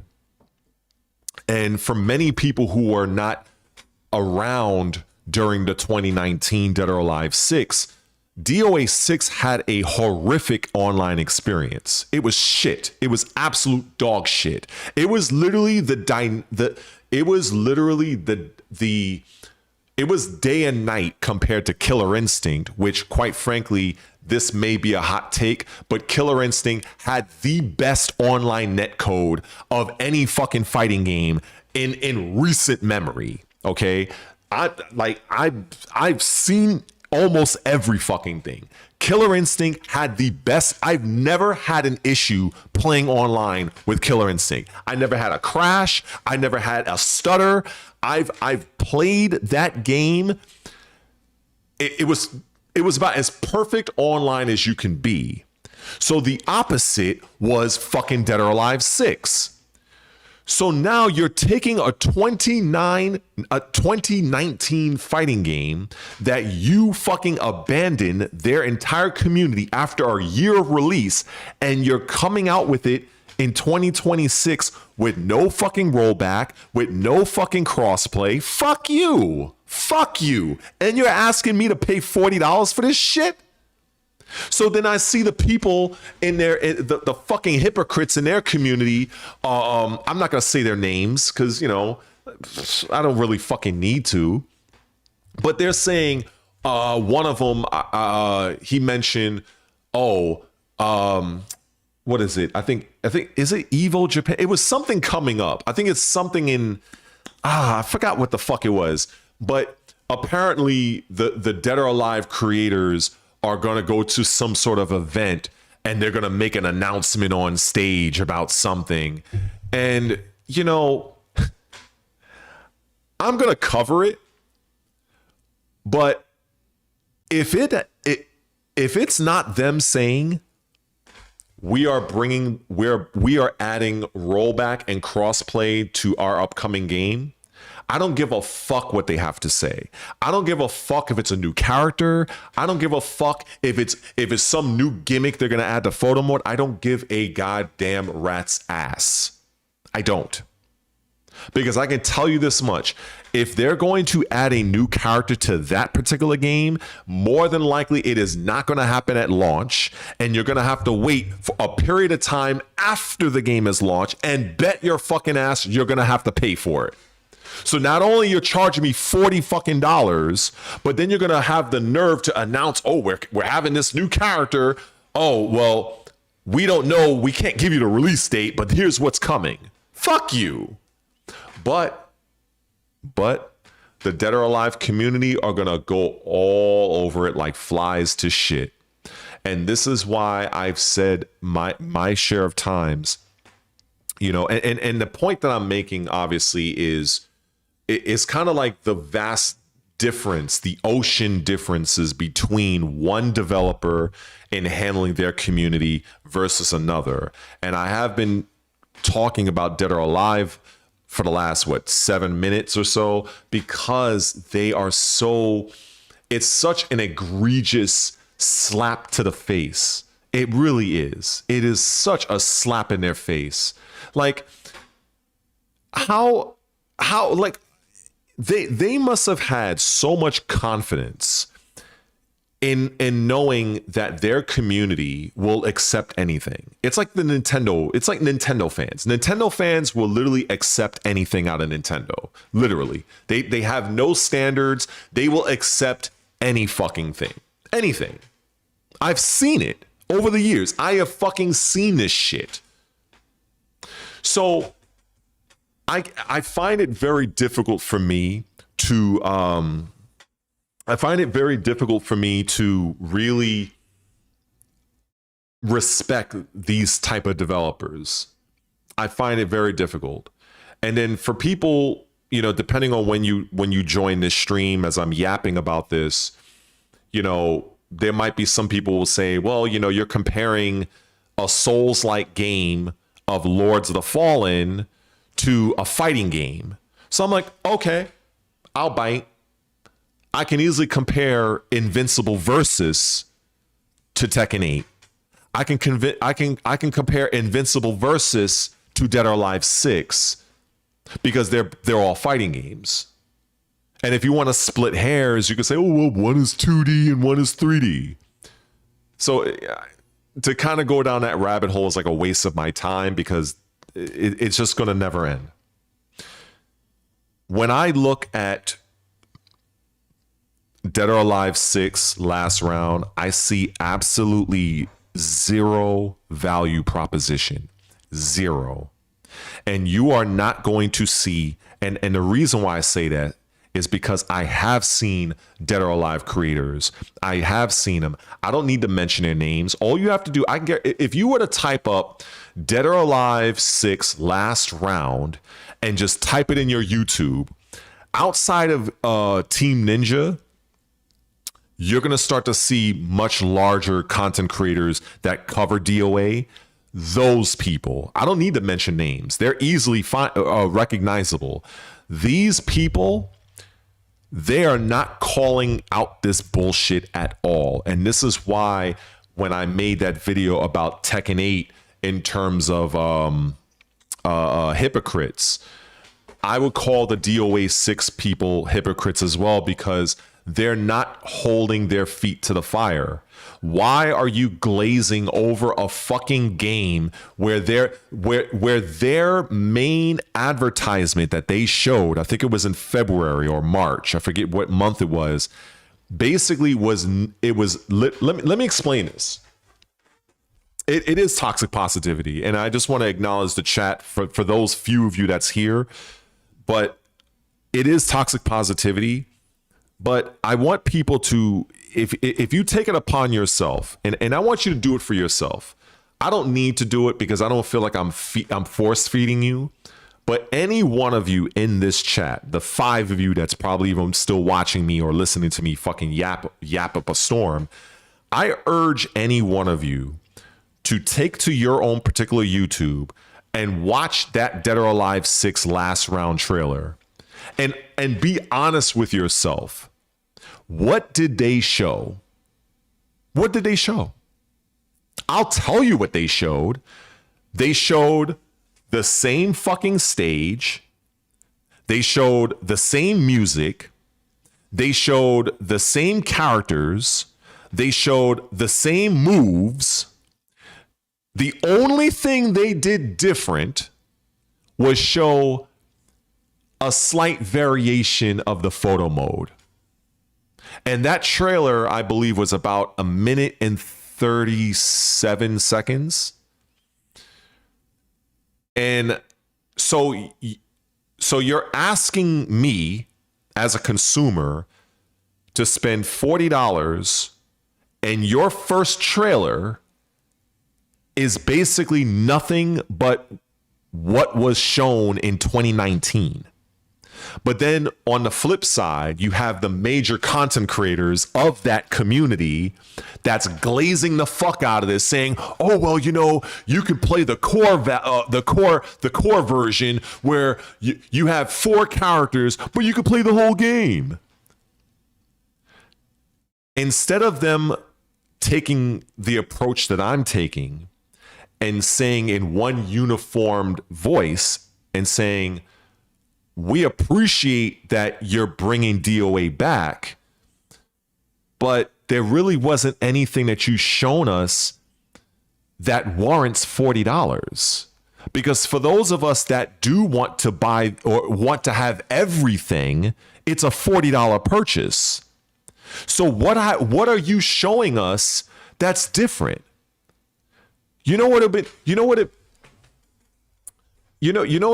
thing that I would have at least gave them some bit of slack is if during that trailer, if they even had a new stage, if it was a new stage, new music, it wouldn't have been much, but they literally, the stage that they played on, the first stage you've seen, it was like watching Tekken and you see the arena stage. There has been an arena stage, I think, in every Tekken since Tekken 4. There's been that fucking that cage stage. So in Dead or Alive 6, the main stage was their own arena. It was like if you play DOA, you know what the fuck I'm talking about. That was the first scene that you see. You see Kasumi doing a fatal strike, which is kind of like their version of like think of like a rage art or something. It's same mechanic, same move, and I'm like, what are we watching? Like, if you didn't tell me, I would swear that I'm watching the 2019 video. If you didn't tell me that this was a new, air quote, new Dead or Alive, I could swear this is, why are they showing this? Didn't this game come out in 2019? So this is why, like, you know, I spend so much time on these people because there's so much to pick apart. I can't do that with a company like Invincible Versus, with Lords of the Fallen, you know, because these are people that have done and is doing right by their community. When I look at the other side, it's like it's shit. It's shit. I really can't. I really can't.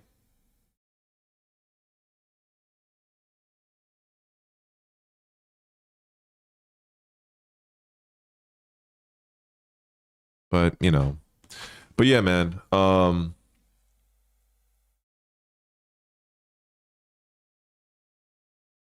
Yeah.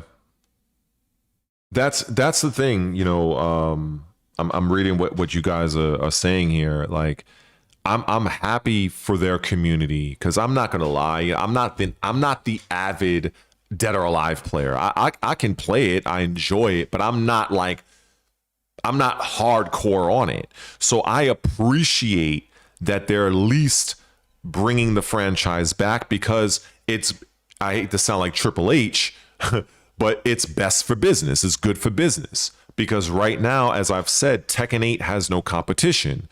So, well, in the 3D space. So to have a Virtua Fighter 6, to have a Dead or Alive 7, that's nothing but a good thing. You know, you need that competition. But what I try to tell people is Dead or Alive 6 Last Round has really nothing to do with DOA 7 in terms of whether or not it gets made, because they're already making DOA 7.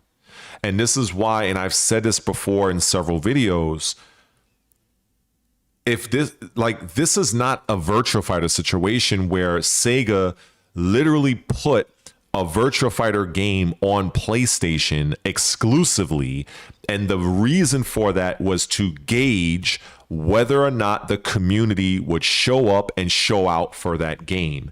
And thankfully they did, or at least they did enough for Sega to see, okay, we can commit resources to a new game. And that's why we have Virtua Fighter 6. Team Ninja, they literally had just put out Neo 3. And then afterwards, they were promoting a remake of Fatal Frame 2. I think it was Fatal Frame 2. So this is not an issue of Team Ninja and Koei Tecmo not having money. They got fucking money. And this was not an issue of them having a wait and see approach. Oh, well, let's see how DOA 6 Last Round does. No, they were already making DOA 7. It's already being made. It's being made right now. To this, like, in this very moment of me yapping, there are developers over in Japan probably right now tinkering with the fucking game. So it's like, you didn't really need to come out with DOA 6 Last Round. Honestly, them coming out with a bit of a teaser trailer showing DOA 7, that would have been enough. But if you're gonna come out with a DOA 6 Last Round, especially in today's time, put forth some fucking effort. This copy and paste shit is literally, I can't see it being anything other than a cash grab. And the sick, sad reality is that my little, you know, if I like my little, you know, I've had a few views on those DOA 6 video view. I've had a few views on those Dead or Alive 6 videos, but nothing compared to those larger creators that literally glaze and toxic positivity the fuck out of that shit. Because they know damn well when it comes to their little ad revenue, when it comes to their channel members and all the fucking super chats they're going to get doing the live stream of the game, the game being charged $40 is nothing for them, because they're just going to either buy the game or they're going to get a free game code. Either way, It's to the average gamer that's not a content creator, that's not a streamer. Those are the people that's going to be beat over the head with a $40 asking price to play something they did in 2019. That's literally apples to apples, the same fucking game. They're not changing nothing about the mechanics. They're not like, are they going to do a widespread rebalancing of every character? I would like to say no. They're fucking not. When you come out with a game like this, let me just, because I think there's a lot of people that don't understand how this works. When you come out with a game, a fighting game, especially something that you had for like several years, you know from rip, from day zero, from Jump Street, whatever term you want to put on, you know, if you have any intentions on doing significant game balancing or anything of that nature, you know, if you're going to put in your cross play and all that shit, you know this. You know this. This is not a mystery. This is not a brand new game. This is something you already did fucking 7 years ago. So that trailer told me everything I needed to know. Now, if this was like, say, like for instance, if you were to go and look at the trailer of Avatar Legends, the upcoming fighting game, I've had my eyes on that. I have not done any videos on it, standalone videos on it yet, because I'm still learning more and more about it. I think Justin Wong and another creator, Diaphone, kind of a silly name. They had a 30-minute exhibition. I haven't watched it yet on purpose because when I watch it, I want to probably react to it. But I've been keeping my eyes on that game because I feel like it's going to be a good complement to Invincible Versus, where that game is a 3v3 game and Avatar Legends is a 1v1 game. But I know that game is going to be $30 at launch. One of the main critiques of that game is that I think they're launching with like 10 characters or something like that. So they're not having like a slew of characters. So I can understand some people might find that problematic. However, this small game, because it does not have the type of budget that a fucking Tekken or Dead or Alive has. Yet and still, with all of that being said, Avatar Legends, the fighting game, is gonna have rollback netcode and crossplay at launch. So when I look at that, how can I not look in this direction and say, what is your excuse? If you have this small ass game over here, they can do crossplay and rollback, and they announce it in their trailer. How come you guys can't? And you guys did this game already. That's my issue. That's the shit that I can't stand, that many people in the Dead or Alive community are not fucking calling out. They're not calling it out, and I can't stand it. So, but yet and still, these are the channels that got fucking 50 to 100 fucking 1,000 subscribers. So I don't know. I like that. That's that, like, on a personal content creators front, that's the shit that annoys me, because you have a bunch of fucking weasel shill fucking people that, like, I don't know. Maybe they bought their subscribers. I don't fucking know. It doesn't make sense to me. It really doesn't. I don't know. I can't. That's anybody's guess. I just don't like when certain content creators don't hold games' feet to the fires, and I just don't like it. I call it out, and maybe that's the reason why I'm not super popular. Maybe that's the reason why I'm not growing as fast as others. But I can't look at a smaller game, and I don't know the developer off the top of my head, the people that's making Avatar Legends. I don't know the developer, but I think this is their first game. I could be wrong, but I think it's their first fighting game.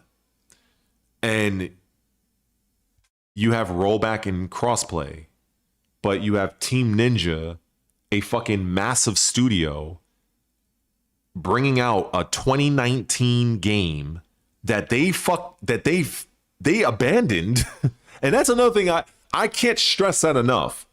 As much criticism as I give Tekken, as much shit as I've been given Tekken 8, I can at least say that the developers of Tekken 8, or just Tekken in general, they have never abandoned their game. I can't speak for Tekken Revolution. I don't even consider that to be a fucking Tekken game.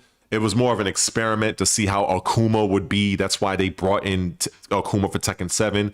All of that was based off Tekken Revolution. For many of you that don't even fucking know this, that's the only reason why Tekken Revolution even existed, was to see how a two-dimensionally rooted character can operate within the Tekken universe. That's why you had the fucking vampire bitch.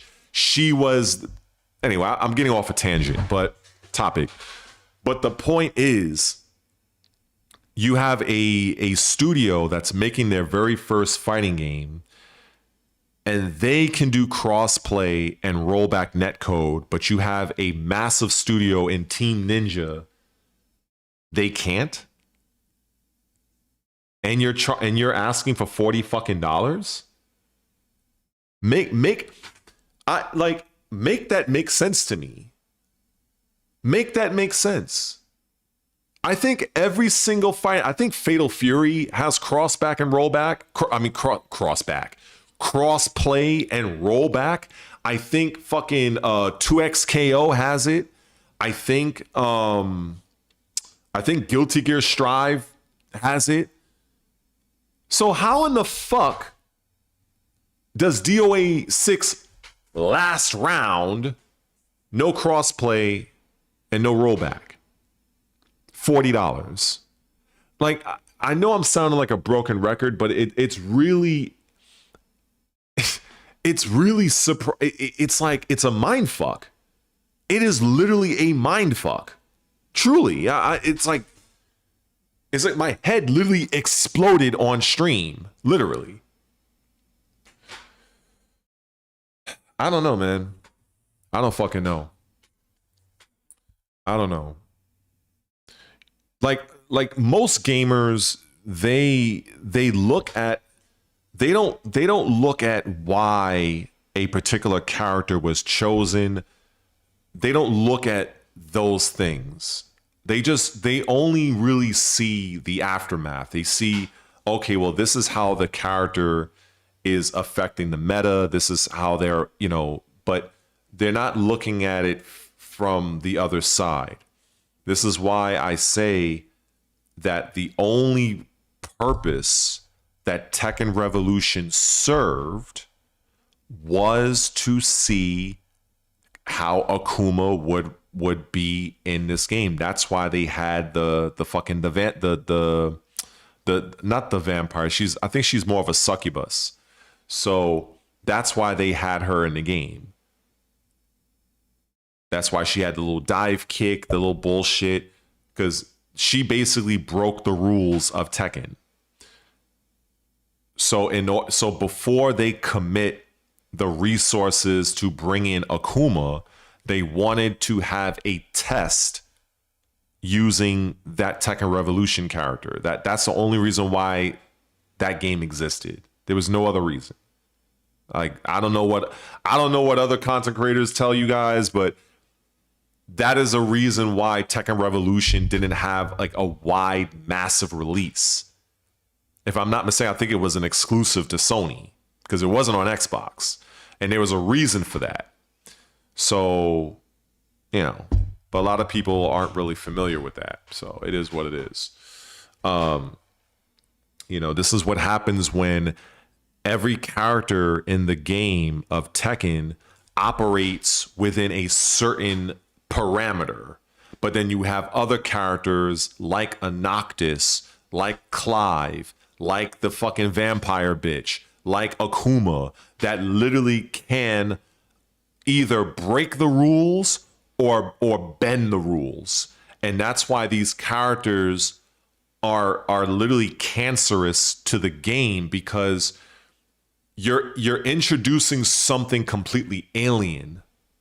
And now when you look at it, there's that the issue. Well, it's not really. Well, it is an issue, and I was laughing my ass off about it when the announcement of Tifa for Street Fighter 6, and you're like, I know gamers are gonna. Many gamers are outraged because they're like, how in the fuck is Tifa going to Street Fighter 6, but we get, you know, like how did they come to that decision?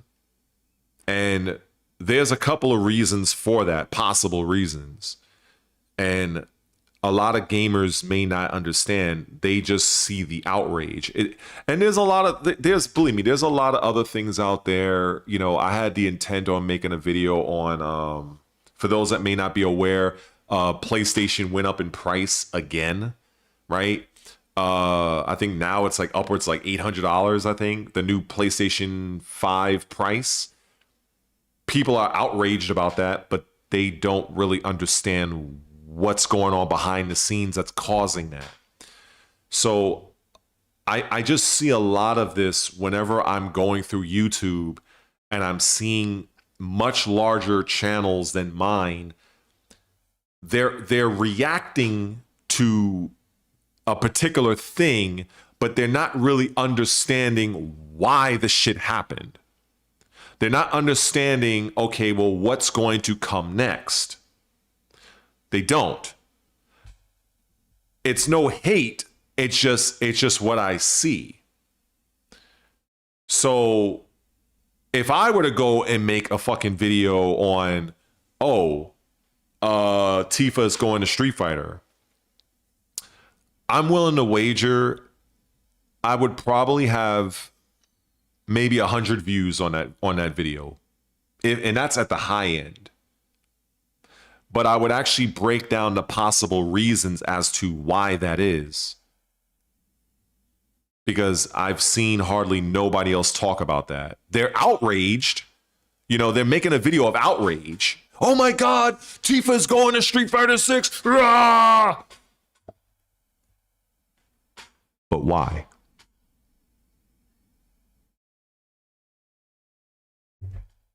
Why did Tekken get the character they got, but Street Fighter is getting a character that the Tekken community has been asking for since, I think, early Tekken 7?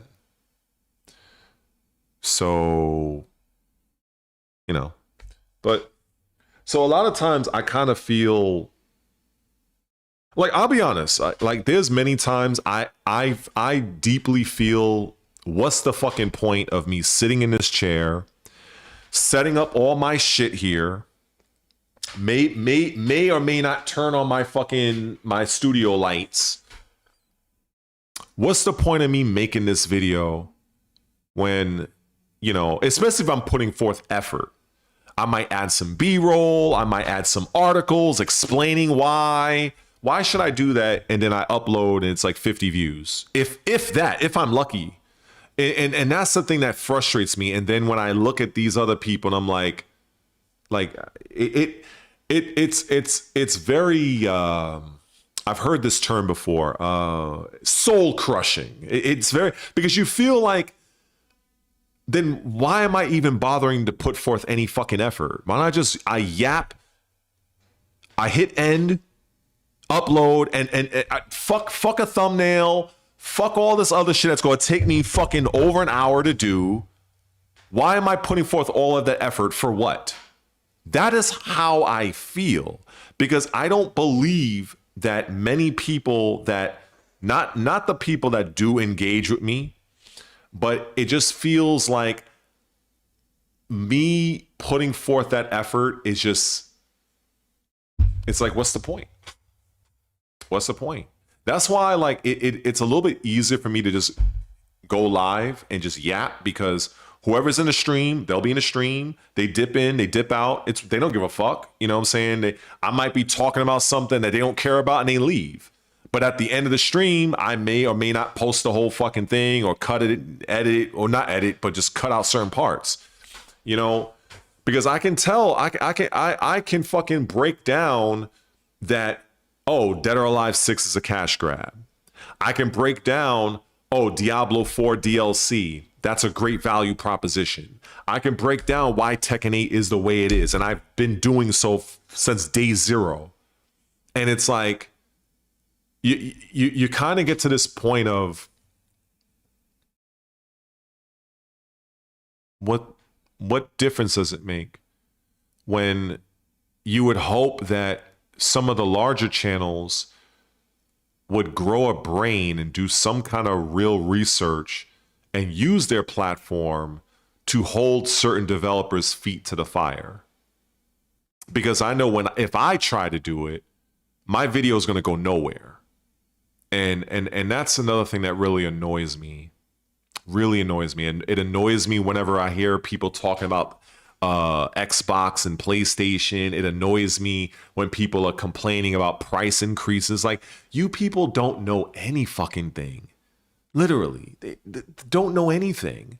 And then it's like, there's a part of me that wants to like explain it because I have the knowledge. I understand why this shit is happening, and I know where the things is going. I can forecast this shit. And it's like, I guess nobody gives a fuck. But then that's not true, because I'll see other people talk about the same fucking thing, 40,000 views, 50,000 views, 100,000 views. So it's not like the topic is not relevant. It's just, if I break it down, it goes fucking, it's like me, it's like tossing this hat and it just goes into the fucking void. That's the shit that fucking annoys me. It annoys me to no end, because I know for like the vast majority of people I watch, they are fucking clueless. All they do is they react. They can't tell you why something is the way it is. They can't forecast it. They can't do anything but, oh my God, PlayStation 5 just had another price increase. Oh my God, Game Pass is now $30. Oh my God, like,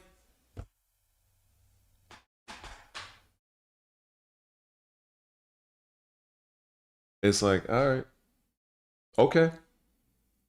I guess that's that. Yep. I am freaking out. I am fucking freaking out, because that's just how I feel. That is how I feel. Yep.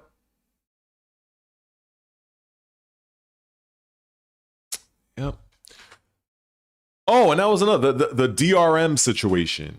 DRM situation. A lot of people, and the thing is, I was going around different channels. In fact, I'll put this on the screen at least. I'm gonna go to my fucking Twitter and let me see. I was sending this out a lot. Let me see.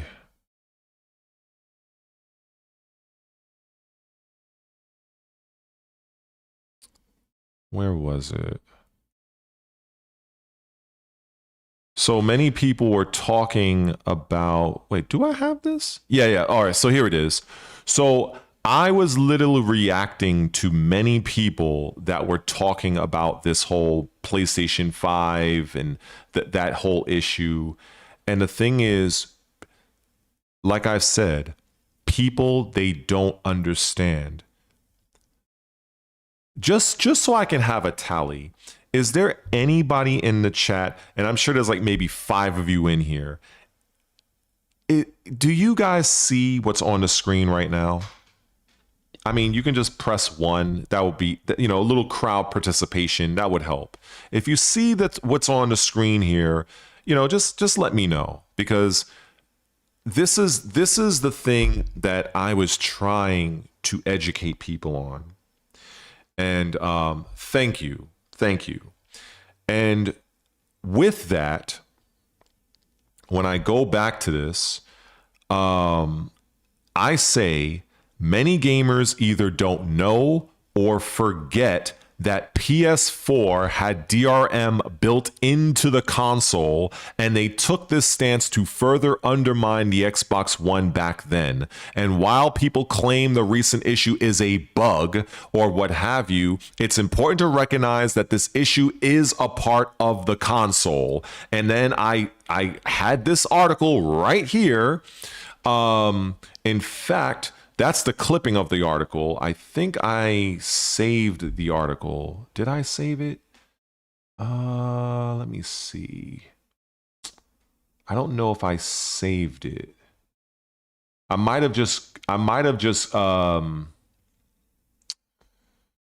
yeah, I think I didn't. I don't think I saved it to a folder, but I just took the the screenshot of the actual headline. And I also showed the actual date. As you can see here, the date is June 11th, 2013. 2013. Sony already had DRM built into the console. And do you know why they had DRM built into the console? They had DRM built into the console, and this is and I know Jules, many people don't. So I'm going to make a stream marker on this. So I want to educate some people on why this was the case. And it's actually very simple. Back during the Xbox 360 era, the Xbox 360 was one of the most hacked consoles on planet Earth, and even extended to the Xbox One. I think they called it a J-tagged Xbox. That's a term I usually heard. In fact, where I was living at, I had people that I knew that had Xboxes that literally can play a whole fuck ton of games. I had people that would come to where we lived, and they'd be like, yo, you could play this game, you could play this PlayStation game, just don't go online with it. Because if you go online with it, that's when the company would deactivate the fucking game, ban you from ban you from whether it's PlayStation Live or whatever the fuck it was. So that's what people were doing. So that's number one. Number two, GameStop. Many people don't know this. GameStop has been a cancer to the gaming industry for years. What I'm about to say right now is, when I say this, some of you that are in this stream, which is probably 5 or 4 of you at this point, because you know nobody wants to stick around when it comes to real topics. Only a few people want to hear the real shit. And that's just the truth. That's just the fucking truth. It is what it is. But the people that will see this after I post this on YouTube, whenever you would go into a GameStop, they would try to sell you the used copy of a game. But if you notice, many times the used copy of the game is $5 less than the actual new copy. So let's say if the new game was $59.99, that's how much games used to be back then. The used copy would be like $54.99 or $49.99 or something like that. The reason why they did that, and the reason why they pushed people, and I know because I used to work at GameStop. I used to be a regular associate, and I also used to be an assistant store manager. They would actually push us to prioritize the selling of the used game. Why? Because GameStop would reap 100% of the profit. Let me say that again. When you sell a customer a used game at GameStop, that's typically $54.99, GameStop basically gets 100% of the profit. That's why. So this is why Microsoft and Sony wanted to go forward and go with an all digital system, because it was cutting into the bottom line of the developers and the publishers of making money on their fucking games.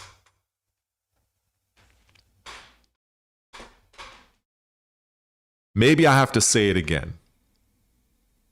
When you buy a used game at GameStop, GameStop gets 100% of the proceed. This is why GameStop for fucking years was basically prioritizing the selling of the used copy of a game. You as a customer would have to actually declare that you want the new game. You want the new copy.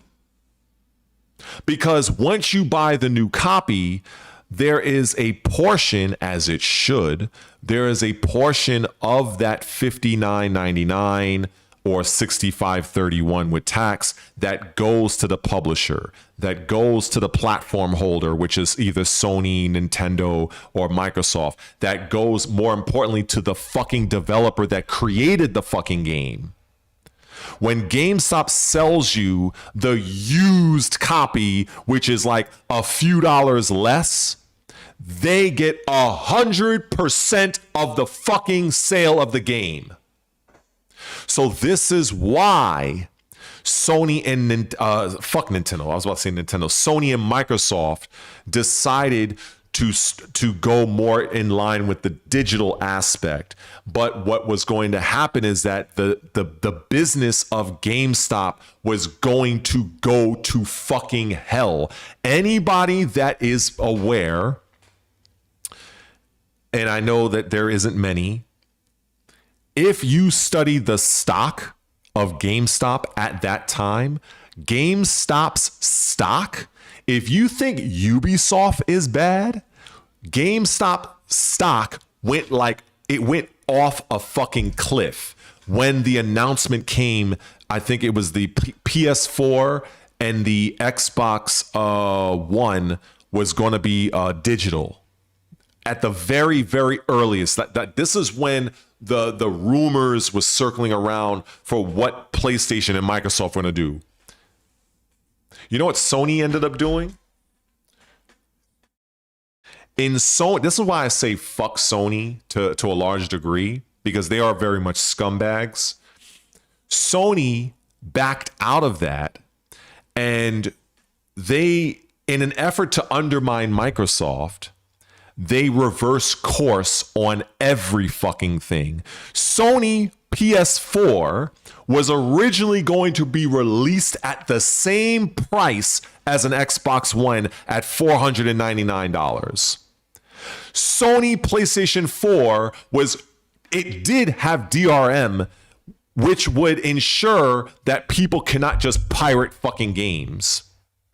And originally, it was going to be an all digital system to ensure that developers can get their fair shake of the proceeds, because companies like GameStop were ripping the fucking game industry off for fucking years. Do the average gamer know this? No, they do not. Do I know this? Yes, because I'm a student of this shit. Because I make it my business to know. I don't mean for it to be a flex, but if it comes off that way, I'm sorry, I'm not sorry. I make it my business to understand why things are the way they are before I open my mouth and talk about it. And that is the reason why another reason why I should say I lost a lot of respect for Sony. Because Sony, they wanted to one-up Microsoft so bad that they basically went away from the measures that would have enabled game developers and publishers to make more money off of their actual hard work. And you know the funny thing about this also is, you know who I wish I had a drum roll for this. When Sony did all that backtracking, you know who reached out to the Sony executives to say thank you? The CEO of GameStop.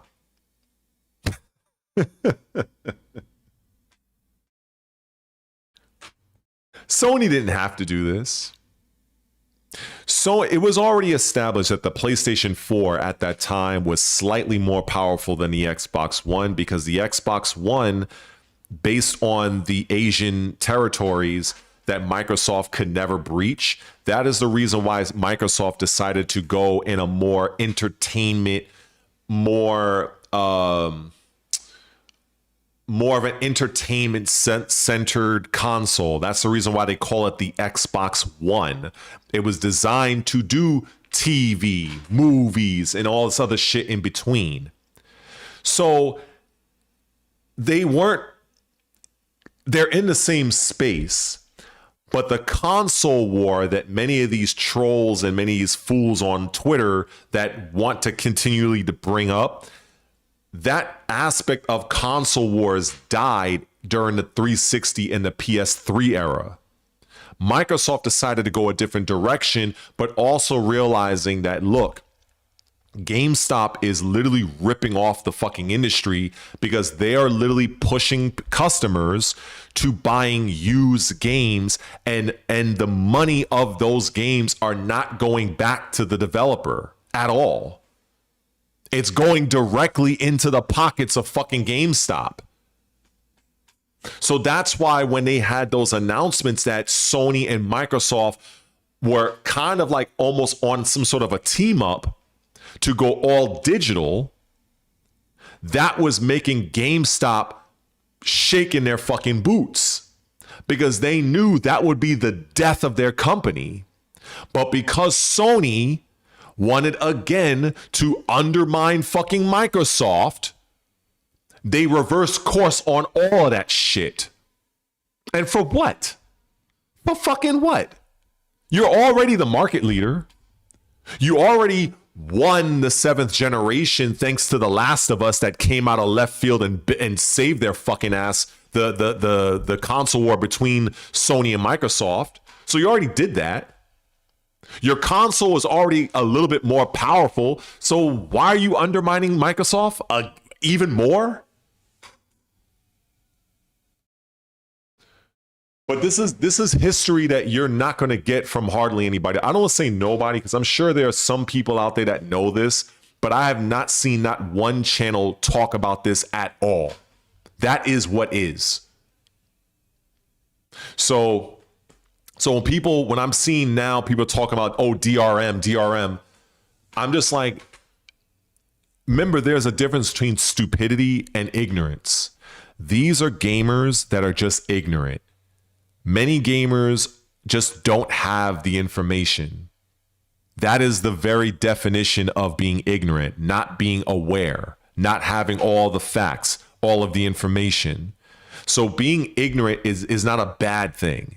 It's just you're operating without additional information and insight that will enable you to grasp why something is the way it is and where is that something going. It just, so I don't know, man. There's so much to this story, and it was very, very big. And it's just hilarious to me that it's like people are just now finding out that their PS4 had DRM. It's hilarious to me after all these fucking years. And it's like, I can't say too much negative things, because I try to be fair. I try to say, you know what, maybe, like, again, it's ignorance. Many of you didn't know. And the way I knew was the guy that was running PlayStation at the time. Many people don't even know who the fuck was even running Sony at the time. But yet, and so people call me an Xbox fanboy, even though I know more about the industry than they. Anyway, Jack Tretton was a guy that was spearheading the PS4. He was a guy that was I think he was the president at that time for Sony. And he went and had an interview. And I don't know if he meant to say this, but he said it. And he said that the PlayStation 4, because, all right, actually, no, let me give some context. I remember the interviewer was talking about the Xbox One's reception, which was very, very harsh. Because those that may not be aware, in 2013 at E3, Microsoft went on stage first. They went in, I think, in the morning or the afternoon, and Sony had their conference in the evening. So when Microsoft unveiled their price of $499, it comes with the Kinect. It has to always be online, the DRM, and all other shit. It caused people to go into a frenzy. So Sony, seeing this, they called an audible and changed a lot of things. Now, from a business standpoint, I gotta admit, it was a smart decision, business-wise. But as a gamer, it was a scumbag move. And so the interviewer asked Trenton, and he said, or he asked, he was like, well, you know, the reception, I'm paraphrasing because this was like fucking over 10 years ago, but he said something to the effect of Microsoft held their conference and it was met with a lot of backlash. A lot of people were upset. A lot of gamers were upset about the DRM. And that's where Jack Tretton said, actually, PlayStation 4 has DRM built into the console, but we are not imposing the usage of DRM on our first party games. If third party developers want to enact the DRM capabilities of the console, that is on them. I don't know if Jack Tretton meant to say that. Maybe he did. Maybe he got caught in the moment. I don't know. But it's clear that many people didn't get that interview because there's so many people that have this outrage about this thing that happened just recently. And I'm here in the background like, you motherfuckers didn't know that DRM is in PlayStation? Like, that was, I have to admit, that was my first reaction. So that's where I went on this fucking crusade of I was going to different people's tweet. I must have did this, like, let me see. I did it with this person. As you can see, look at this guy has 64.3 thousand followers. Okay, I did it with him. We did it with Dustin Legary, even the Microsoft guy, 96.7 thousand fucking followers. But even this guy didn't realize it. We did it with Vera Dark. Here's another one, 48.6 thousand followers. I did it with this. I did it with her. I shared the same thing. I addressed it with her. This guy, let me see, who else? I was going from person to person here. Who else? I think it was this guy, Pio, 111.2 thousand followers. And even this guy, he says some horrible updates from PlayStation about DRM. Bro, this guy with over 100,000 followers. And his thing says hype, news, and updates. Love gaming and heavy lifting. Okay, that's fine. But you, sir, you didn't know that Sony has DRM in their consoles from the very fucking beginning? This is why, like, I say what I say about just being annoyed by these people that they have these large platforms and they truly don't know what the fuck they're talking about. They truly don't. They have no clue. All they're good at, they're good at regurgitating the article. They're good at reacting, I guess. But it was mind-blowing the amount of people I saw all over Twitter post tweet after tweet after tweet. And I'm like, these people really didn't know? And then you have... And they're like, oh yeah, okay. It was an accident. It's okay now. So you're excusing it because you think it was an accident because that's what somebody is telling you. But the very nature of digital rights management was built into the PlayStation console. So that gets a pass. This shit is wild to me. This is why a lot of times I know I sound, I trust me, I know I sound conceited. I know I sound cocky. I know I sound condescending. I know I'm guilty. I'm fucking guilty. But goddamn, I just know more than most. Fuck it. And it's because I literally every fucking day I sit in this hard ass fucking wooden chair and I'm going from article to article to article and I am researching. This is what these motherfuckers don't do. Because if they did do it, I would not have seen as many tweets about DRM. I think it was a fucking joke to me. It's like, how do you have this large ass platform and you're talking about gaming and you don't fucking know? Now, I don't blame the typical viewer. Fine, if you're just a regular viewer, you mash your buttons, fine. I don't care about them. I'm talking about the content creators that have these huge fucking platforms. Like, this is your thing and you didn't know Sony put in DRM into their console? You didn't know this?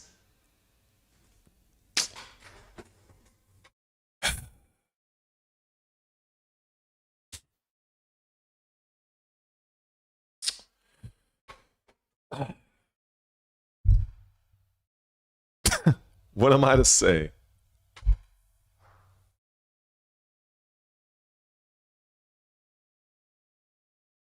That shit is crazy. But it is what it is. It is what it is.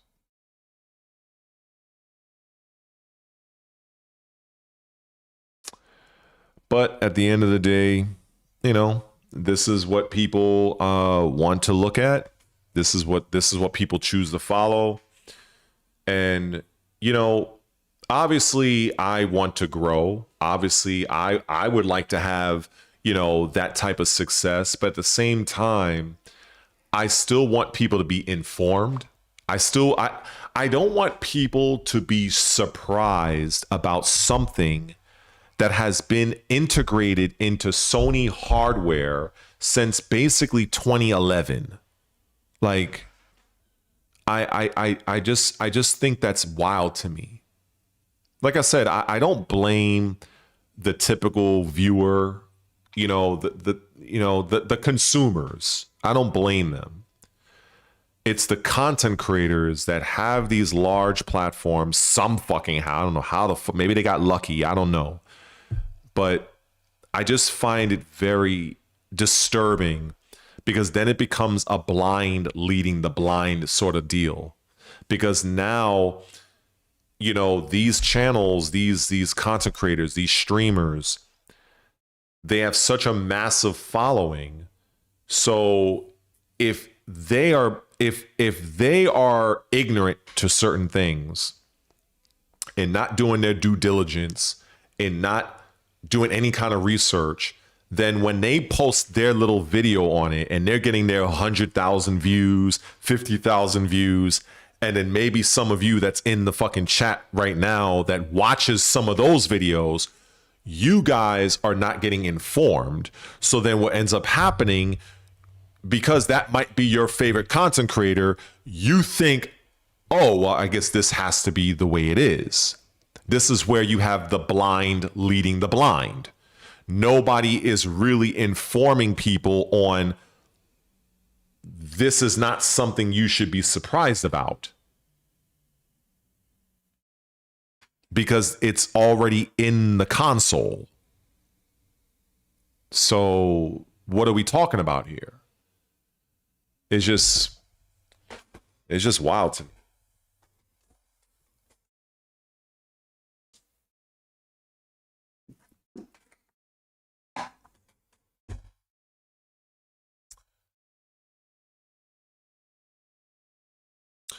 I think that's a fair point. A lot of people have their heads in the sand, but specifically the content creators, because like I said, most people are consumers. Most people, they'll consume product. That's, it is what it is, But when I feel like when you have, especially when you have a large platform, I feel, and I might be wrong in this feeling, I feel you kind of, in a way, you owe it to your audience to give them at least the most informed or accurate coverage you can. This was something very easily found. Like literally, that the article that you see right now on screen, the Polygon article, that's not hard to find. It's not hard to find. Now, I will say it is a little tricky to find the interview that Jack Tretton had where he actually admitted. That one's a little bit tricky because that's what leads me to believe. I don't know if he meant to say that, because it's not a super easy interview to find. You have to do a little bit of digging for that one. But this article here, very easy to find. Very easy. So it is what it is. It is what it is.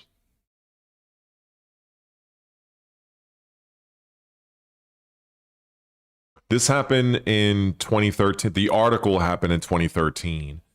But when these consoles are being built, they usually have about 2 to 3 years development cycle. So while we were all playing the Xbox One X, the PS4 Pro, they were already building the Xbox Series and the PS5. That's how this works. So the consoles came out 2013, but the consoles were being created around, like I said, 2 to 3 years, give or take. So they already were implementing DRM, long before the shit hit the store shelves. That's how this works. This is why right now, Asha Sharma is handing out developer kits of the upcoming Xbox console to developers. That's why she gave one, I believe, to Hideo Kojima, and Sony is no doubt going to do the same thing. Whether or not they publicize it is a different matter. But what good is a brand new console if you have no fucking games? So the development of these games are happening now, because these games are going to take several years to come out. So they are literally looking ahead. They're doing the work now so that come 2027, 2028, we're going to be in the 10th generation of gaming. But unfortunately, because of the RAM and the SSD current market, the pricing of these things, it is going to affect the cost of hardware. This is the main reason why the PS5 had yet another price increase, and that was something again, like, I think I learned about this 2 days ago. And I was seeing a lot of people make videos about it. I was like, oh, when I saw it, I laughed, I laughed because I'm like, well, for me, it's like, I'm not surprised. I'm just not surprised, I expected this to happen based on, based on the current pricing of RAM and everything else. Like, this to me is, it's not, I'm like, okay. And with PlayStation raising in price, Xbox is probably going to have another price increase. I think I said this one time before, where it feels to me, and feeling is not rooted in truth, I'm aware of that, but it does feel to me that gaming seems to be the only industry in the world that grown men and women seem to not, they seem to not recognize this as a business. They keep thinking of this as some sort of a toy.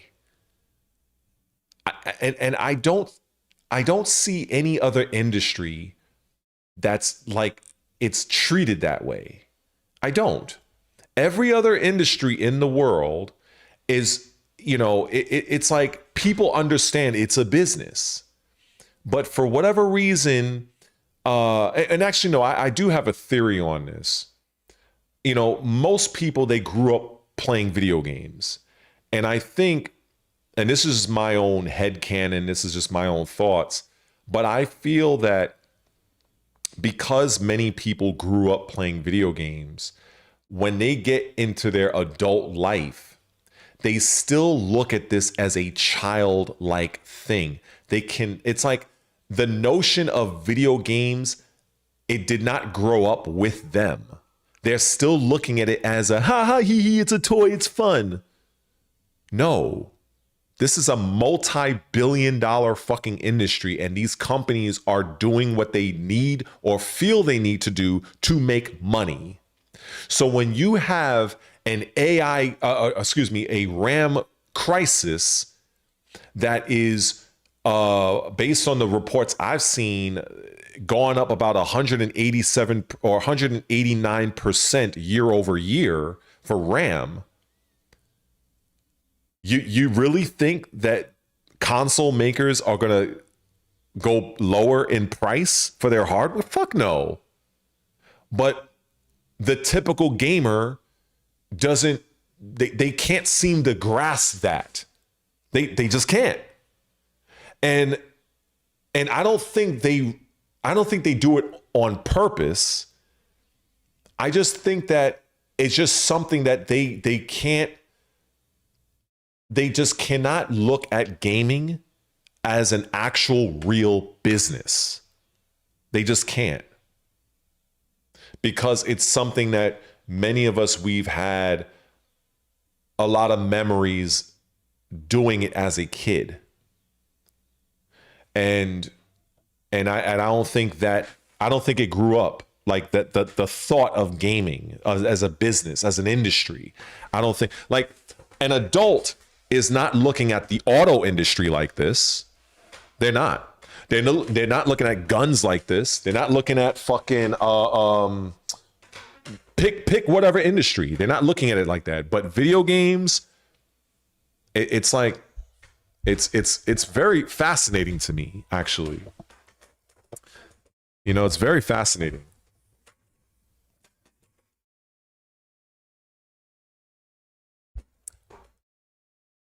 The RAM, whatever, and it's not just RAM, it's also SSD as well, solid state drives. But I mean, that isn't as egregious as the RAM, but those are also increased as well. So even if RAM does come down, I highly doubt it will go down to where it was. I highly doubt it. Because it's sort of like, if I can get away with selling you something that has damn near a 200% markup in price, if I can get away with doing that, why would I fucking reduce it back down to base level? Why?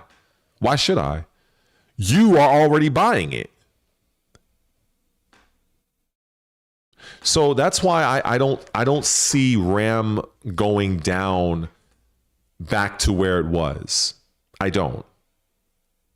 They might, do a little, they might throw you a bone and be like, oh, okay, we'll take it down like 5%. Like, they might throw you a bone. But a lot of times, people don't recognize that. Many times people don't recognize when they're being placated, in a conversation or an argument. It's like when for instance, I keep bringing up Tekken 8 because I can't. It's a perfect example. It's like this patch that Tekken 8 had, and you have so many people are saying, oh, it was a great patch, and I'll admit it was a decent step in the right direction. But I'm under no illusion that much more is needed to be done. But the developers of certain products and subscriber services, they will tend to throw the community a bone, so to speak, like a small scrap of meat. Be like, here, shut up, or the equivalent of when I would say, if a kid is crying, okay, we'll just give you a lollipop for the meantime, pat you on the head, and be like, okay, you fine? Okay, go in the corner, leave me alone. That's what that's like to me. But so many people don't, they can't seem to wrap their head around that, and then many times I try to explain these things, and it's like, it's sometimes difficult to get through to people because they're so, their mind is so fixated on it, you just can't get through. You can't reach certain people. And that's where I think as I got in my 30s, I realized that, you can't save everybody, and I started saying, or I started giving this expression of, not everything is for everyone's understanding. There's just going to be some people that will just not get it. Like, I remember the outrage of when Microsoft increased the price of Game Pass. And the outrage was laughable to me. And I'm like, and in my head, I'm like this. You people are bitching and complaining over a subscription service that's only increasing by a whopping $10 that nobody is forcing you to buy. Nobody is forcing those players to stay subscribed to Game Pass. Nobody is telling those gamers to not buy the fucking video game. But yet and still, these people lost their fucking mind because only one tier, not all three, one tier increased by $10 fucking dollars. It was amazing to me. And it just told me so much that in the gaming space, grown men and women still act like children. They still act like children. They still have a child's mindset. When I would pose the counter argument and say, if you're complaining that you're spending $30 every month for Game Pass Ultimate, and you're bitching and complaining that this is your thing, this is the hill you're gonna die on, then what's stopping you from buying the fucking game? Yeah, but I want those day one releases, and it's $30 a month. Okay, so you want to play Ninja Gaiden 4. You want to play Silk Song. You want to play Call of Duty Black Ops 6, Black Ops 7. You want to play these games. Okay, then just buy the fucking game. See, whenever I try, and I have tried, to approach outrage with sheer logic and facts, I'm no longer popular. I'm the enemy. I'm the Microsoft shill. I'm the fanboy. I'm the Microsoft defender. When there is nothing in the Game Pass arrangement that says, if you get Game Pass in January, you have to remain subscribed for a minimum period of 6 months before you can cancel. And if you cancel within those 6 months period, you have to pay a termination fee. Microsoft doesn't do that. So how does the media portray it? Oh, well, 12 months of Game Pass is the equivalent of the price of an Xbox Series X console. So the way they're framing it is, you are essentially buying an Xbox Series S if you get subscribed to Game Pass. But you know what they don't fucking say, which is actually true, is Microsoft is not locking you into a contract to where you have to pay $30 January, February, March, April, May, June, July. They don't do that. At any point in time, you can literally hop off the ride like you can on Amazon Prime, like you can with Netflix or any other fucking subscription service. You can get the fuck off the ride and buy the fucking movie that you want to watch. But yet and still, the sheer amount of outrage and the fucking stupid fucking YouTube videos. Oh, Microsoft raised the price. Oh, it's too expensive. Get the fuck out of here. Get the fuck out of here. Like, this is the dumbest. It's literally children. These are fucking children in grown men and women's bodies. You're arguing over $10 fucking dollars for a month. $10 fucking dollars. Okay, so if you don't want to pay the $10, if you don't want to, this is the thing I always like to say. If you don't want Game Pass Ultimate, then you know what you can do, Jimmy? You know what you can do, Sally? You know what you could do, John or Stacy? You can buy the fucking game, because you know what happens? That game is $69.99 or $76, or that game is $65.31. So you know what ends up happening is, if you are subscribed to Game Pass Ultimate for about 2 months, you already spent the equivalent of the money in subscription that you could have used to buy the fucking game forever.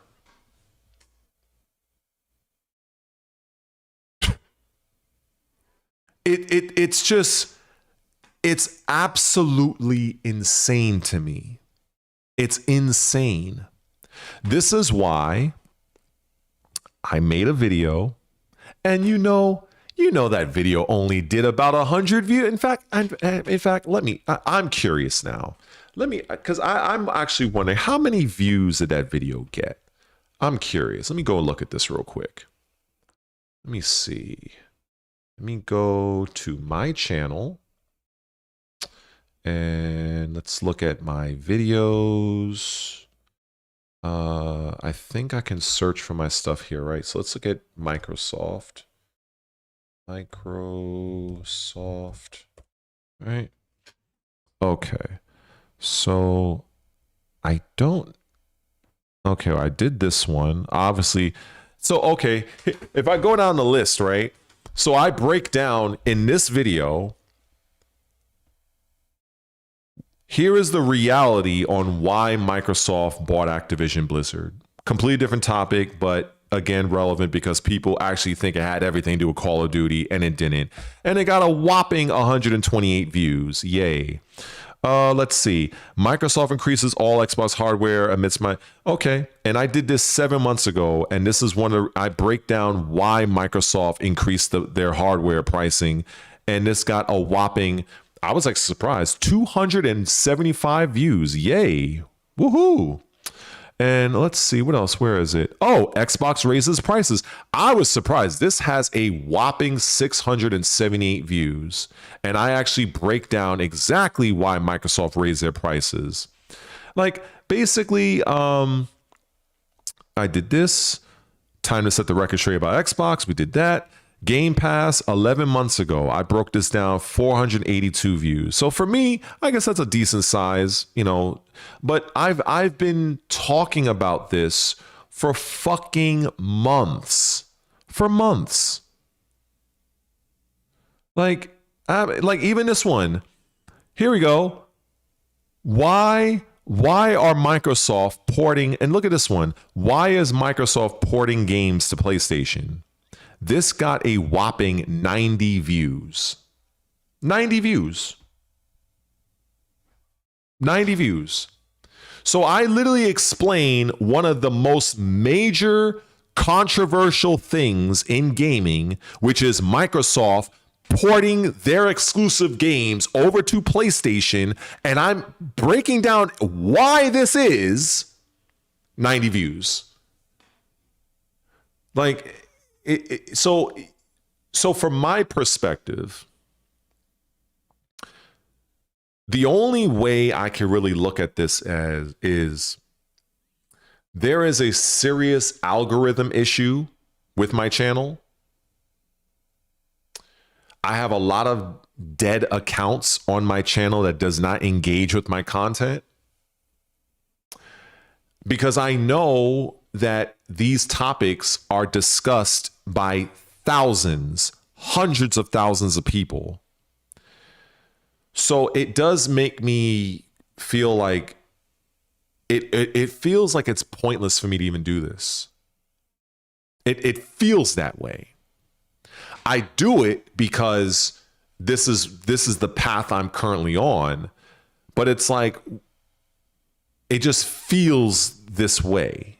I'm human. I can't help but feel this way. I'm literally like, here is why Microsoft does what they do. Despite all the outrage, oh my God, Halo is on PlayStation, Gears of War is on Play. Yes, the outrage. Okay. And then what? What's beyond the outrage? Okay. I just don't know. I don't know. I'm just I don't know. I literally feel like it's pointless. But again, I persist, I keep going, but I do feel it's almost pointless. I do almost feel that way. It's like, because many of these videos took me hours to make. Hours. I would be sitting here until it's like damn near 2, maybe even 3 o'clock in the morning. And then I'm like, okay, I have what I want to say. I have my articles I've researched. I embedded them in the video. I may or may not have B-roll. That's like another chunk of time. I do all of this. And then it's like maybe outside of a handful of people that's on my channel, which I'm thankful for, sure. I mean, I'm not selling that short, but it's just, you know, when you're trying to do this to literally grow and have some viable finance out of this, because you want this to be like your main thing. it's annoying to just, it's like, it just feels like you're just, when you hit publish, it just goes into a black hole. That's what it feels like. And, you know, and then it's like, it just feels like that, you know? And honestly, it has stopped me from making certain videos. Like, I had in mind, I think very recently, I wanted to do some reaction, like actual reaction videos to a few of the deep dives on the Invincible versus characters. And I already knew that was going to take a fair bit of work on my part. And looking at how my prior Invincible videos went, I was like, fuck this. I'm not going to do it. Like, what would be the point? And there were other things. I think I have videos that I never even published because I thought, who the fuck's going to really watch this? You know? And, you know, so that's where it's like I get to this phase where, all right, I do want to do more. I want to, you know, go above and beyond, but it's just like the reaction, the reception, the feedback that I need is just not there. So it's like, if I keep pouring out a cup of water, eventually the cup is going to run empty. It's like, and that's exactly how people burn out.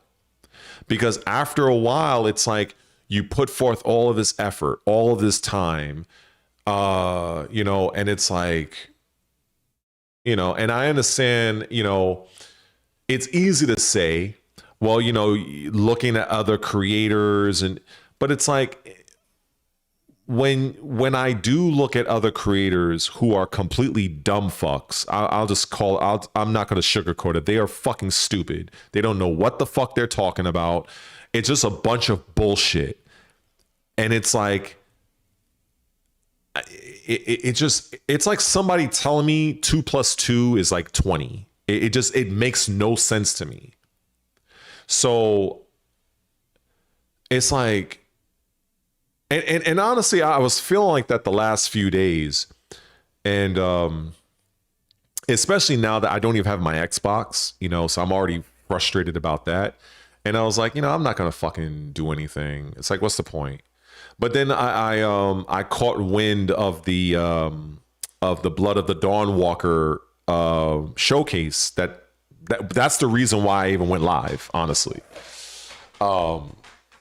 That's precisely why I even did the stream. And the thing is, there are other things that you can do. You know, you can do like, and you can do this on all social media platforms. You can promote your content or whatever. But the thing is, whether it's Facebook, Twitter, you could do it on YouTube, whatever. But that's not free. And, you know, and then it's like, there's no real guarantee. And then it's like, I don't fully trust them, because the people that you don't know if what you're getting are real subscribers. You don't know if you're getting real followers. You don't fucking know.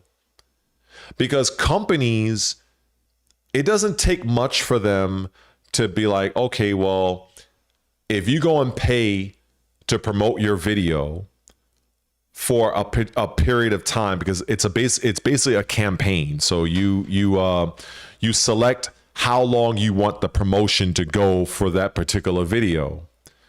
You don't really know if the people that are brought in, if they're bots or not. You don't fucking know.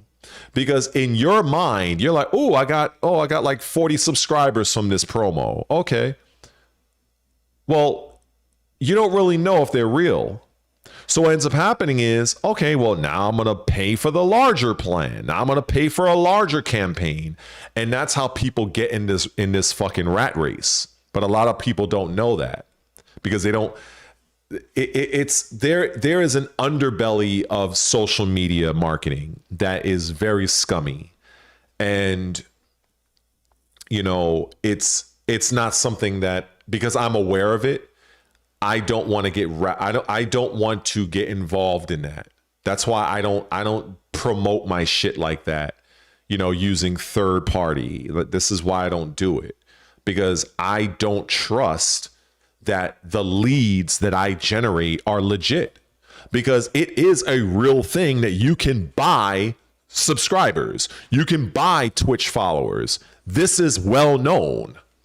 So what's it to say that me paying for these promotions, that these companies aren't just giving me a bunch of fucking bullshit to make me feel like it's working? And I'm like, you know what? Let me go and get the higher package. I might be able to get 100 subscribers. So that's how they keep you in that financial loop.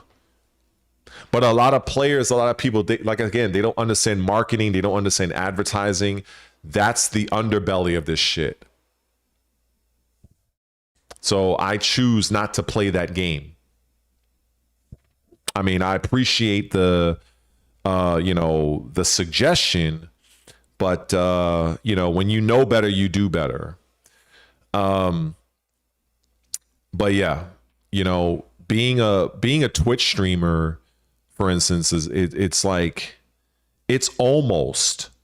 is almost impossible to grow in there, because there is literally no real, or should I say, viable algorithm to help you.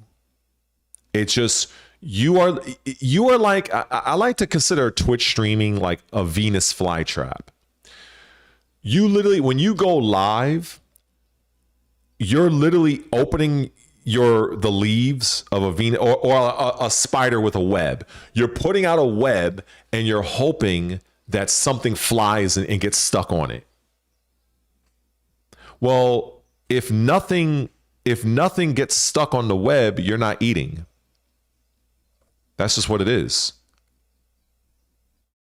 Now, sure, you can do things to where you can try to play games that are not overtly saturated. Sure, you can do that. Believe me, I follow that as well. If you try to play like Arc Raiders, popular game, but yeah, you're going to be buried below fucking hundreds and thousands of other streamers. Good luck having some random find you. It's good luck. And why would they fucking watch you when they can watch Nick Merckx or any of the fucking more known people? So it's a very tough spot to be in, and this is the main reason why people who are really like primarily trying to grow on Twitch, they have to do so much outside work to drive traffic to their Twitch. Because if you're just focusing on Twitch alone, the chances of you really building out something is, you might as well play lotto. You might as well play the lottery. And that's the thing about YouTube that is solid, is that YouTube does have it's not the best, but it does have a good algorithm. But I've been noticing that there have been some changes that I couldn't put my finger on, but after watching a few other videos from content creators that they primarily focus on this aspect, they were confirming a lot of my concerns, because I was wondering, I have, a fair amount of YouTube subscribers. I mean, I'm still a tiny channel, but I have over 2,000 subs. And I'm like, well, why is it then when I post a video, my video, unless I'm talking about suck-ass Tekken 8, why is my video basically dying? It's like dead on arrival. And it has to do with when you post a video on YouTube, they are testing. They're using your subscriber base as a testing pool to see who clicks, how long they watch, who likes it, who comments. If none of that shit happens, your video is dead. It's a dead video. That's just it's a doomed video.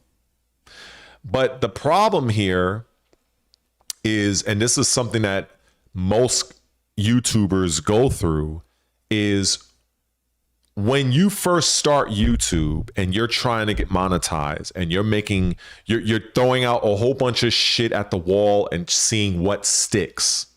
And you're trying to get monetized, you need those 1,000 subscribers, you need the 4,000 hours of watch time and all that other bullshit. It's a fucking nightmare grind on YouTube to even get monetized, to have everything. Well, once you do that, many of those subscribers, many of them no longer even watch what the fuck you do. The content that you typically started out with mostly is not going to be the content that you're going to be doing moving forward. In a lot of cases, you change as a person, you change as a creator. So like, you know what? Fuck it. Hold on. Let me look at my own shit real quick. I'll use myself as an example. If I go to videos and we go to latest, if we go to my oldest video, this is my oldest video right here. You can see it's the oldest because it says literally my first YouTube video of 2024. My thumbnail style, I was literally doing a whole bunch of shit. I didn't know what I knew what I wanted to do, but I didn't really have a format. My thumbnail was all over the fucking place. I had no overlay. I didn't have anything. And, that's basically what it was. And so some of my earlier videos here, I was talking about the benefits of walking every day because, I am a certified personal trainer. So I was more so leaning toward my my fitness shit. You know what I'm saying? I remember I did this one here.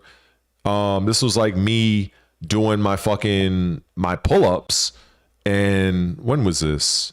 This was a year ago, 79 fucking views, and how to get people to get their first pull-up. You know what I'm saying? And what you should do and all that stuff. But it's like I wasn't really doing a lot on the gaming front.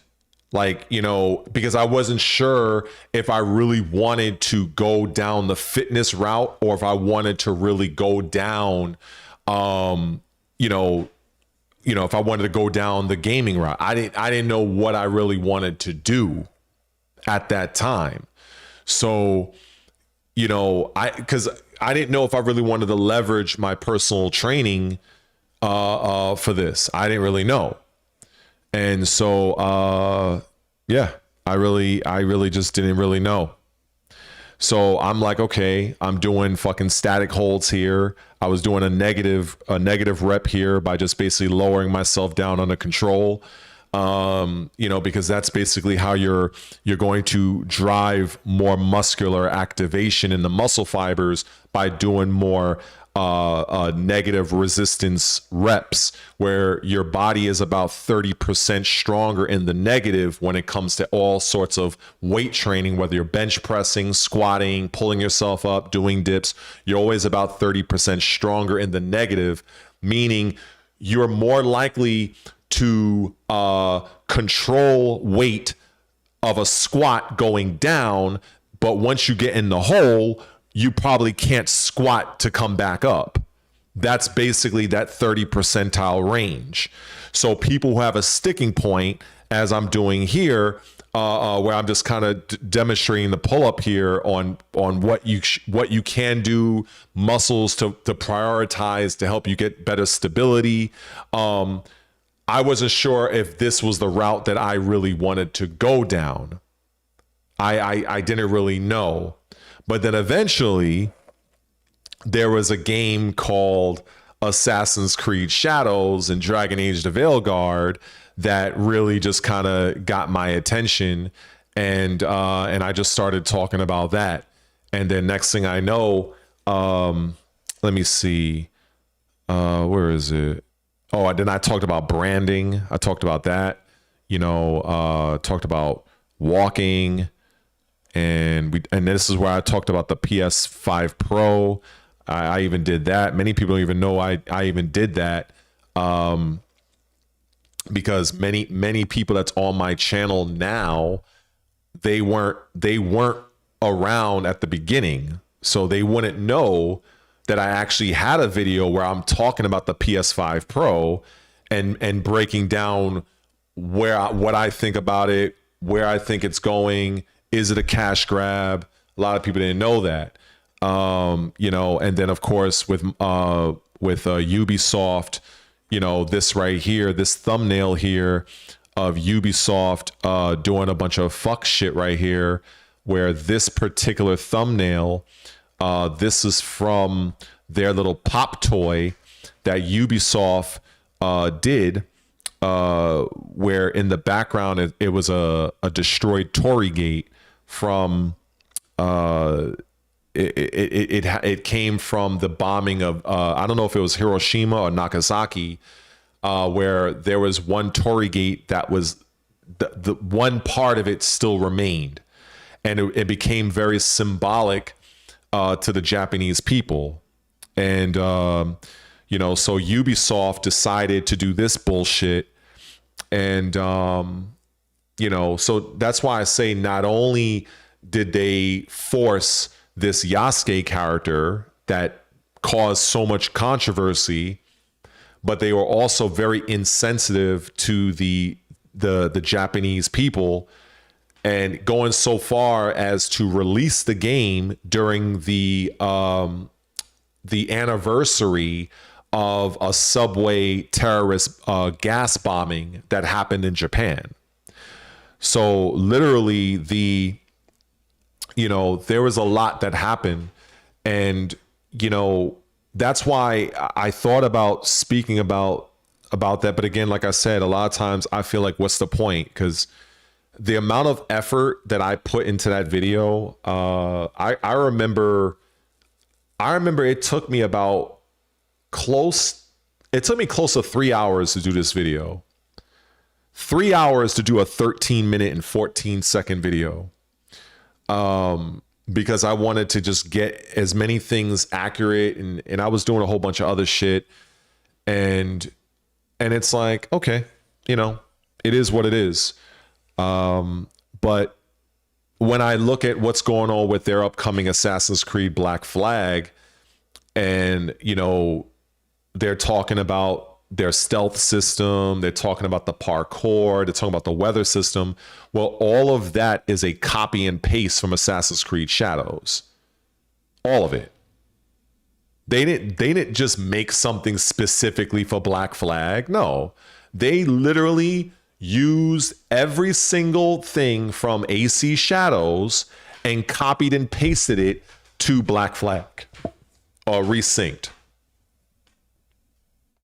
And it's a shame that Assassin's Creed Shadows should have been the best Assassin's Creed game yet, but because of this DEI Yasuke edition, which was solely to pander to black folk, that's what it fucking is, because around that time, it was during the George Floyd situation, and there was large rumors that Ubisoft originally was going to have a male and female shinobi character, but then they took out the male shinobi, the Japanese male shinobi, and put this fucking Yasuke character in it. Now, me personally, I honestly didn't care, because I knew I wouldn't be using him anyway. But it still caused a fuck ton of controversy that did affect the game's bottom line. And then when you combine the irresponsible, the insensitive things that Ubisoft was doing to piss off the Japanese culture, you know, it was wild. I learned a lot. I didn't even know what a Tory gate was until I was doing my research for that particular video. And I'm like, how could you make and sell a pop toy with one of your characters sitting on top of a structure that survived an atomic blast that you should know as game developers that it held a lot of significance to the Japanese people, but you wanted to make some shit like this and sell it. So between the Yasuke thing and all of this bullshit, it's no surprise to me that Assassin's Creed Shadows didn't sell, not because it wasn't a great game, but it didn't sell because you basically pissed off an entire nation of people. And it's just, that was one of the things that even to this day, I'm still angry about, because I wanted an Assassin's Creed in Japan for years. Assassin's Creed came out, I believe, in, was it 2007? I think it was 2007.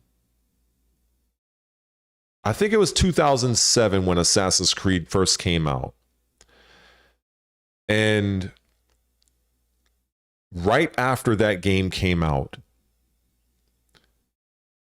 I was immediately thinking, I wonder what it would be like if you were in this setting as a shinobi or ninja, and when you finally have the opportunity, or should I say you finally pull the trigger on this, and you force a black dude who the only thing that anybody can confirm is the fact that he was black and that he came to Japan during the Edo period via a Portuguese ship. Outside of that, that is literally the only thing that everybody can agree with. Everything else after that is an argument. Was he a samurai? Wasn't he a samurai? Was he a retainer? Wasn't he a retainer? Like, the fact that you are Ubisoft, you are fucking Canadian, French Canadian. What the fuck do you know about Japan's history? So you hire this white guy, Thomas Lockley, who came up with this story of the Black Samurai. And then this guy goes on to actually alter Wikipedia pages to support his fucking narrative so he can sell more of his books. The absolute nerve and gall that some of these people will, the lengths that they would go through. It's insane to me. It's insane. And you would think a company the size of Ubisoft, that you would bring in Japanese historians to keep you on track. But your go-to was some random white dude that wanted to push his book. And in order for people to get in line with the game, again, he went on various the Wikipedia articles and altered several things just so that the narrative will line up with his book, and it's disgusting. It's absolutely disgusting. And so yeah, that I would say that was like between AC Shadows and Dragon Age the Veilguard, those are the two video games that I spoke about on this channel a long time ago. I think I may have had maybe 50 to 100 subscribers at that point. And I still feel strong about it because with relation to what I've been seeing about Assassin's Creed now, and the Dragon Age franchise is basically dead thanks to fucking Transformers and all sorts of mental illness in that fucking game. I will never not be pissed off about that, because those were two of the largest franchises, and it's like, thanks to the fucking modern audience, it was doomed. And it really bothers me, because the only reason why I even got into AC Shadows in the first place was because I wanted to have a game like Tenchu Stealth Assassins. That's what I wanted. And because From Software never gave people like myself a viable follow-up to Tenchu, they instead went and created Sekiro. And Sekiro, 2019 Game of the Year, well earned. But Sekiro is not Tenchu. Fuck not. Sekiro is like its own game by comparison. And so finally having Ubisoft coming out, I remember when I watched their first showcase of the game, I was so excited. I was so happy. I was like, if there was ever a time where you would do that shut up and take my money, like if there was ever a time for that, it would have been right then and there. Like I didn't care. I saw finally a shinobi crouching on the rooftop at night, assassinating people. That's all I wanted. I was like, fuck that. Here's my money. Then I'm seeing this fucking samurai. And I'm like, who the fuck is this guy? And I'm like, so that really got me. That really got me.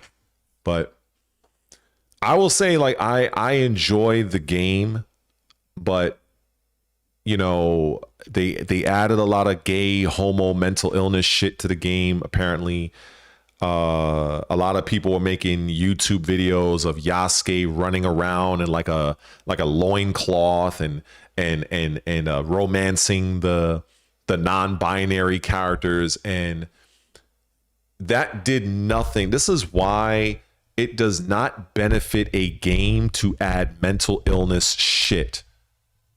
This is why I can't it's like it never benefits the game. It never benefits the game. I understand that, you know, it was in the original Mass Effect trilogy and the Dragon Age trilogy. I understand. I get it. You're going to have some homo queer bullshit in the game, whatever. But when it starts to take front and center of things, it does nothing to elevate the game itself. It's literally nothing but virtue signaling. It's nothing but trying to make a political statement where all people are trying to do is play a fucking video game. That's all they're trying to do. That's all they care about. That's all they want to do is play their fucking game.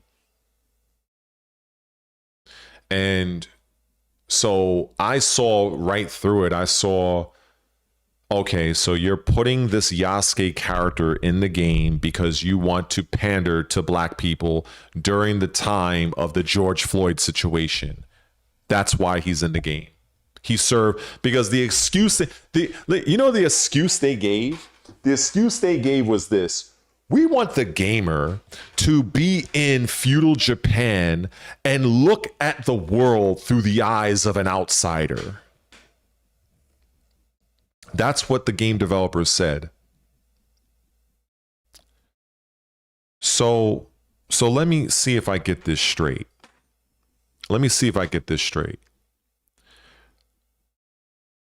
So we're in 15th century Japan during the shogunate era, during the Nobunaga, the betrayal by his first lieutenant or whatever, Mitsuhide. I forgot what his last name was. Ikeda, I think his name was Mitsuhide something. I forgot. But he betrays Nobunaga, and so you want us as the gamer to not look through the eyes of someone that is native to that time period and to that culture. You want us to look through the eyes of, I can't even finish the sentence. Like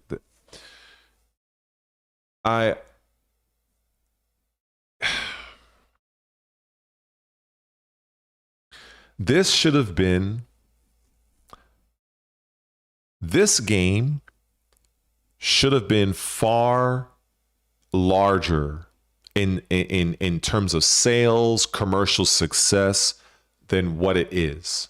People should still be talking about AC Shadows to this day in a more positive way. But because of all of the bullshit that Ubisoft wanted to do, people don't. It's so bad that Ubisoft doesn't even want to talk about sales. And I understand why.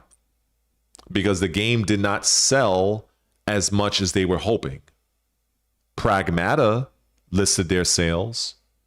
Resident Evil 9 listed sales. Even Mortal Kombat 1 listed their sales. But a major franchise, Assassin's Creed, whether you like it or not, Assassin's Creed is massive. And finally, you are in the most requested setting of all. I don't care what anybody, what little splinter group has to say. Nobody, and I'm going to say this with all due disrespect. Nobody gave a fuck about the fucking Industrial Revolution. Nobody give a fuck about the Civil War. Nobody gives a fuck about the Italian Renaissance. Nobody gave a fuck. You know what people wanted to do in Assassin's Creed? It was either two things. They wanted to be a fucking pirate or they wanted to be a goddamn ninja. Those are the two things that people wanted to be in Assassin's Creed. And my proof, oh look, one of the most popular games just so happens to be an Assassin's Creed game where you're running around as a goddamn pirate. This is why I say I know what the fuck I'm talking about. This is why this is not me just saying it. I know what I'm talking about.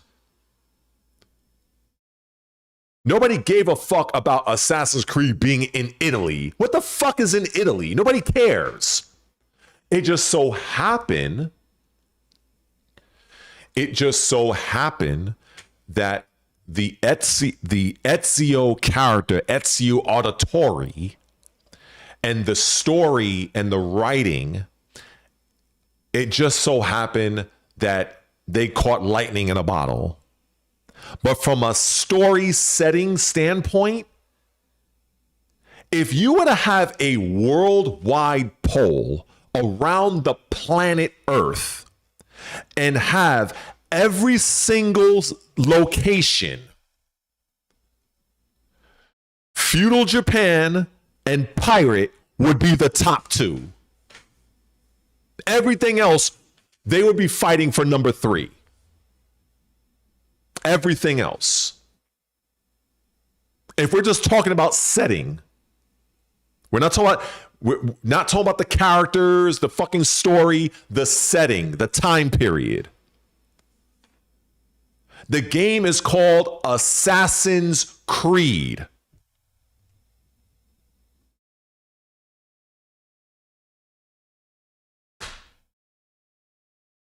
Like,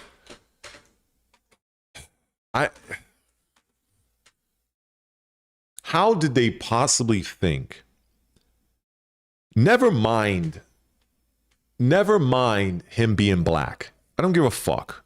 Because I'm part black myself. It's whatever. My father's black. That's not even a fucking thing for me personally. The fact is that Yasuke, him being a samurai, why would you play an Assassin's Creed? It's like me trying to walk through and tell somebody that 1 + 1 is 2. The game is called Assassin's Creed Shadows. Why in the fuck am I using a samurai? Like,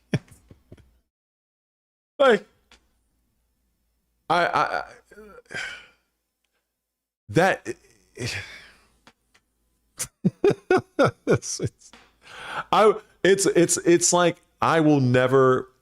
This is one of those things where it could be 10 years from now, and I will look back on this game, and I will still laugh. It's like, what part of a samurai operates from the shadows? Yo, you know what that's like? That's like if you're saying if you had, oh God, how? That's like saying I have a very sensitive mission and it needs to be done quietly. and in, you know, where you have to avoid the enemy, you have to get behind enemy lines. There can't be too much, like, you have to be discreet. And your idea is to fucking send Conan the fucking barbarian.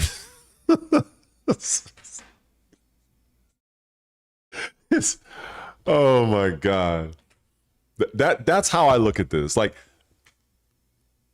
a samurai as a playable character in a game called Assassin's Creed Shadows has as much purpose of being in the game as I have being the president of the United States. That's what that shit is. Like, it's a true mindfuck. I will never get over this. I will never get over this. It just makes absolutely no fucking sense. None whatsoever. It is a true mindfuck. Truly. Like, none of that makes sense. So that's where it's like, it's beyond him just being black. It could have been, they could have chosen a Japanese samurai. Like, it wouldn't make sense. It's like, why? So I'm just like, you know, the story I would have, the way I would have liked, the way I would have liked Assassin's Creed Shadows to go on, I would have preferred if they stuck with Naue, right? The female shinobi, or the Knoich, as they say in that culture. If they had a male shinobi, like I think about this in two different ways. You keep Naue as she is, but then you have a male shinobi from a rival clan, which at that time, the rival ninja clan was the Koga Ninja. That was the rival clan to the Iga, to the Iga Ninja clan. It was the Koga Ninja clan. And you could have had it to where the Nobunaga, when he was marching on the Iga territory and looking to wipe them out, Nobunaga also wiped out the Koga ninja, and there was a survivor. And that survivor played a role in dismantling the Iga Ninja alert system, to where that's how they got the drop on them. So now the Koga Ninja is seeking vengeance, but he also has some of the blame in terms of, with what happened to Iga. So now this Koga Ninja has to work with Naue, and they're very tense between each other. That would have been fucking godlike. There would have been a lot more dynamics between the two. You may or may not maybe add a little romance if you want to go down that route, but not needed. But if you want, fine, it's cool. But it would have kept it more shinobi focused. You could have gave the male ninja a completely different set of ninja tools, because he comes from a rival ninja clan that, even though they both are ninja shinobi, they obviously had different assassination tactics. They may have used or favored different weapons. So you would have had the game have, even though you're using two ninja, but you would have had different tactics, different weapons for both. That is what Ubisoft should have fucking done with Assassin's Creed Shadows. Because Shadows being plural, you have two fucking shinobi. Not a fucking ninja and a goddamn samurai. Oh my God.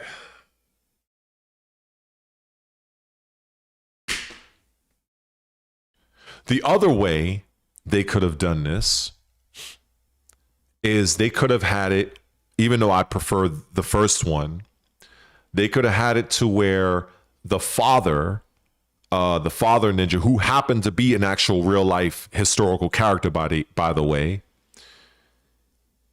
instead of only having Naue, he also had a son. And Naue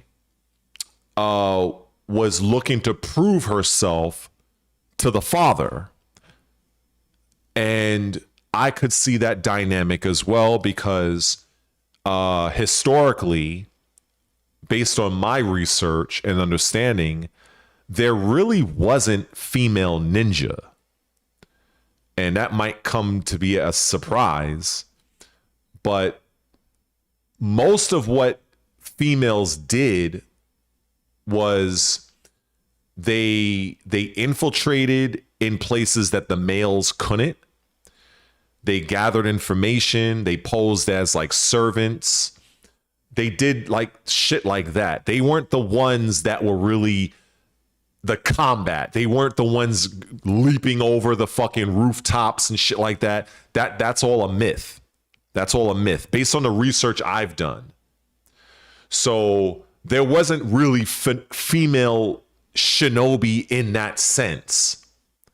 But I'm willing to suspend my, on some WWE shit, I could suspend my fucking imagination or whatever, and I can accept that, whatever. But historically, there really wasn't like female shinobi in that way.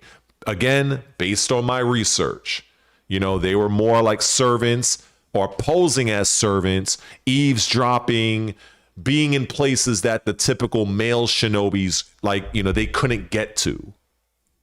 So, and then, you know, you would have like the female, like they you know, they would off you, you know, they would have, you know, it wasn't like they weren't trained, but they served a different role. So I would have liked to have seen a dynamic where you would have had a brother-sister type of deal where the brother was like more like the traditional shinobi, and the daughter was trying to prove herself to her father and saying, hey, I can do what my brother does. Just give me a chance. And I could have seen that being a very interesting dynamic as well.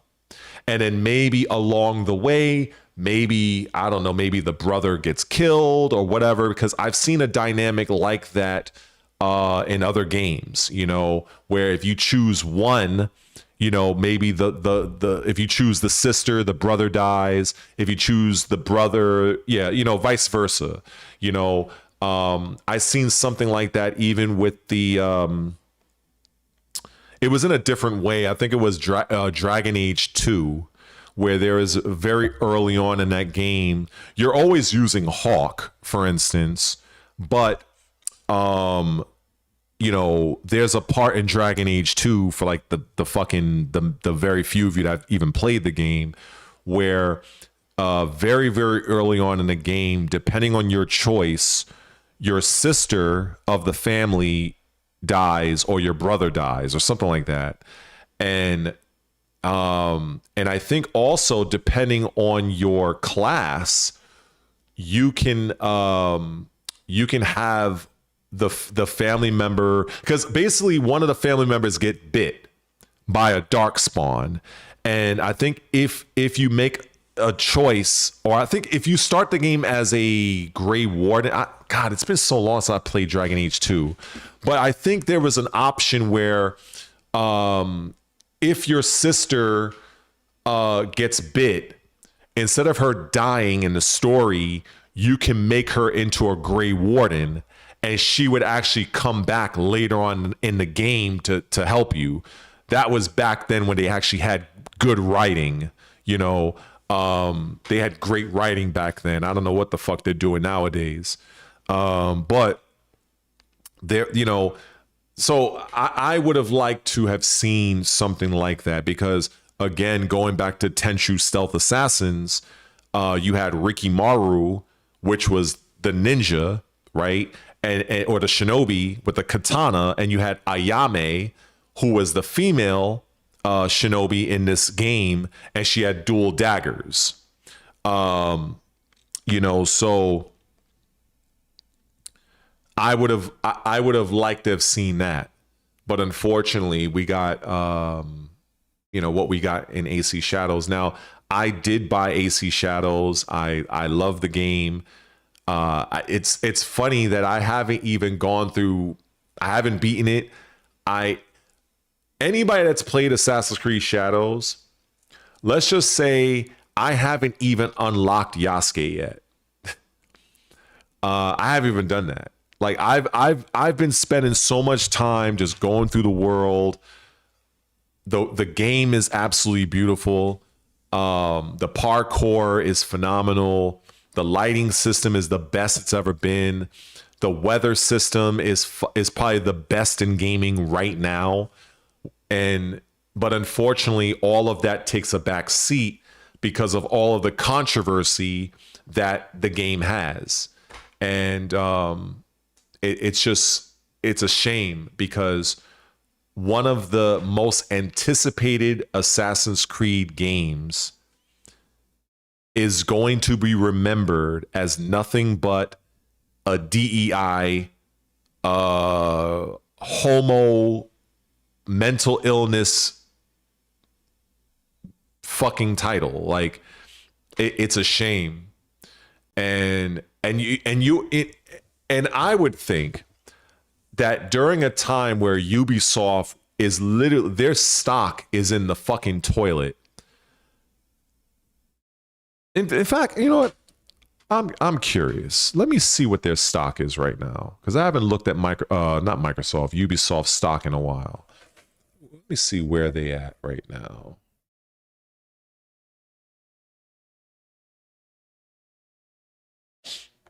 Because I know the market is the market is almost closed. I think the market is still on right now. The market closed at 5 p.m. Ubisoft. There we go. What's Ubisoft stock? Loading. So look at this abysmal. Look at this shit. Look at this shit. That is sad. So during a time where you have a very important and a very powerful card that you can play as a company, as a brand in this AC Shadows game, and you monumentally fuck it up, this is partly what led to them being bought out by Tencent. This is why I tell people, if you want to cut through the bullshit, if you want to see how a company is really doing beyond the public relation bullshit and the corporate spin, just look at their stock. That will tell you everything you need to know. That will tell you what you need to know. And, you know, no,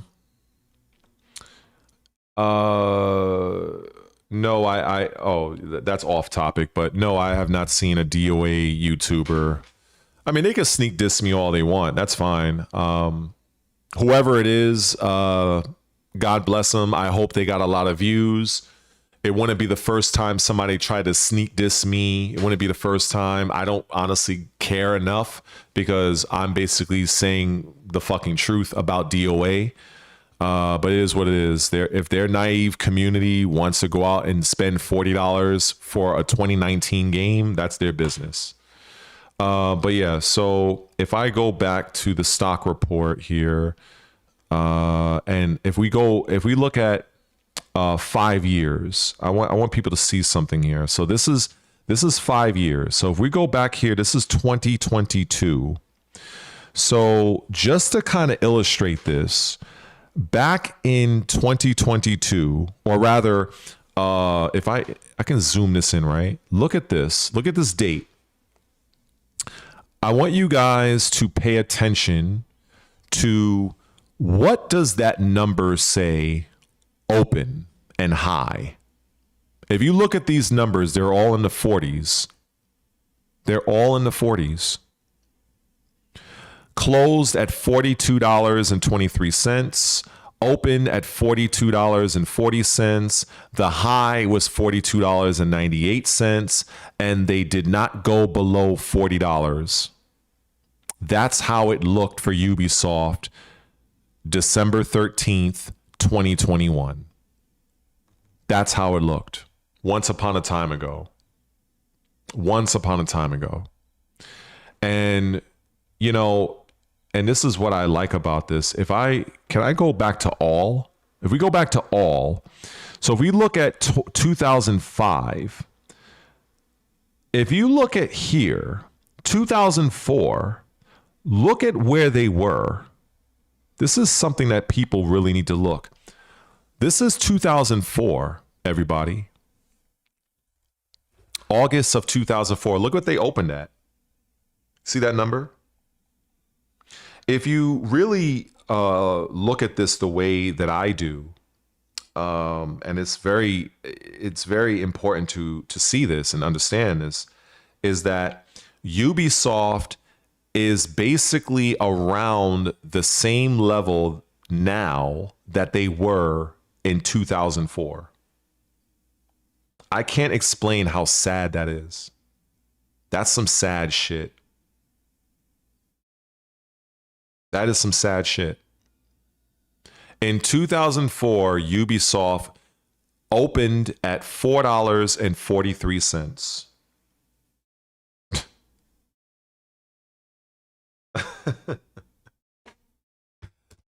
So Yeah. That shit is sad. So around the time, in fact, let me make sure of something. When did Assassin's Creed first come out? Let me see Assassin's Creed. Let me look at the date.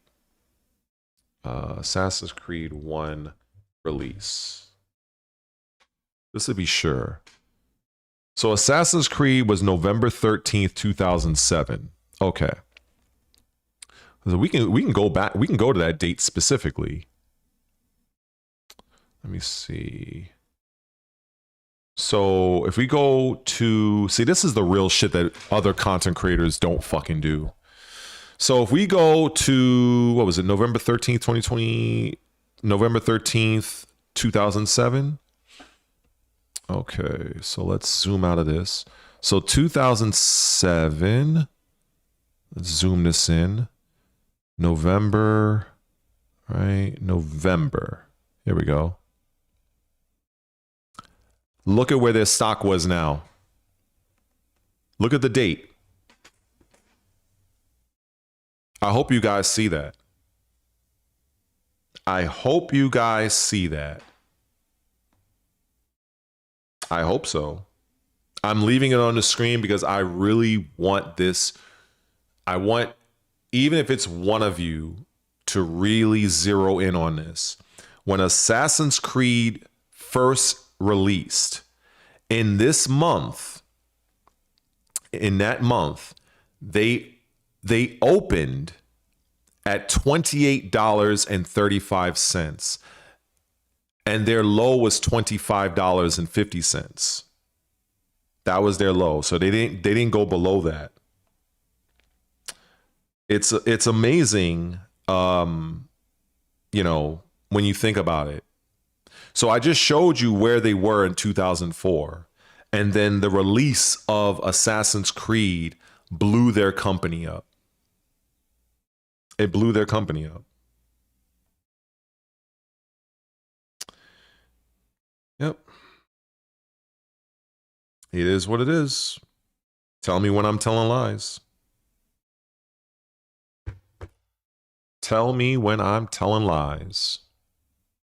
So now, if I were to look at where did things start to go wrong with Ubisoft? If we go through this, now if you look at this huge spike right here, this huge spike, now look at this. Look at those numbers now.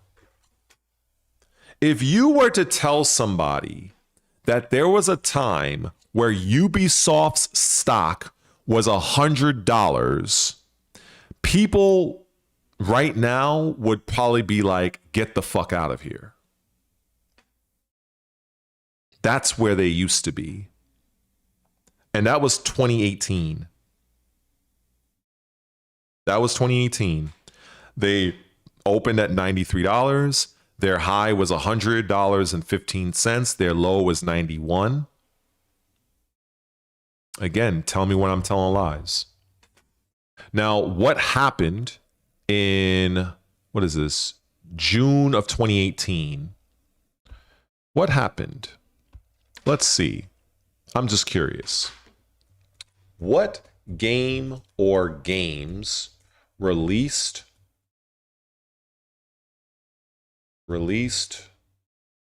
for Ubisoft around June of 2018? Okay. So Assassin's Creed Odyssey was announced, Beyond Good and Evil, The Division. Okay. So Assassin's Creed Odyssey, that released October 5th. So around October 5th, let's look at October. So around October of, let me see, 2018, October 2018. October. So October, they're still holding fast. Their high was $100. So they did very well here. They did exceedingly well for that particular game. They did very well. But if we look here and you start to see the drop off. So in 2021, we go down to 80 something dollars, 67, 70, 68, 50. They literally are falling off of a fucking cliff, as you can see here. Look at this. And then, let's see, this is 2022, right? So they're here at 45 as a high. Then they dropped off the cliff so they went from, what is it, August of 2022. They were still a high of $50 and a low of 40.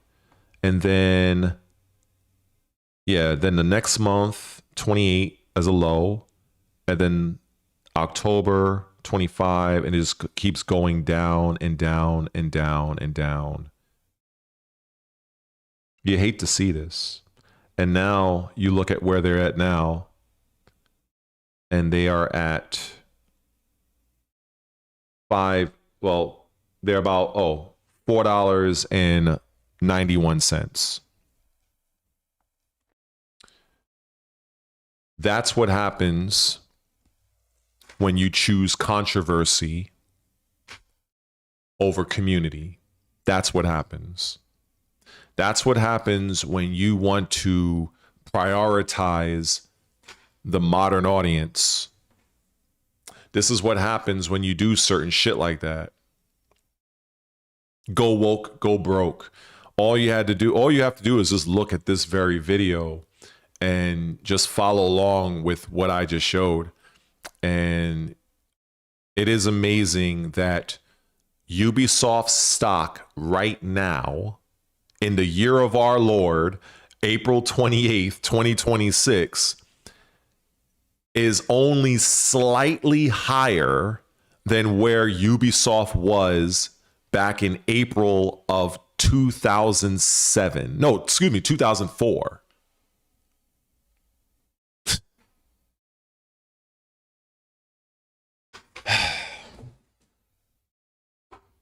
Yeah. Be sure to like, comment, share, and subscribe. Like anybody's going to do that. Anyway, so yeah, this is the type of shit that I do. This is what I do. This is what I look at when I'm looking at companies, I'm looking at games, developers. I'm looking at this. I'm looking at the data. I'm looking at how they open, where they're currently at. I'm looking at the trends of subscription services. I can just give you an example. I'm like, okay, what has been, let's see, what has been the total estimated revenue of subscription-based services for gaming? Let's see if this even pops.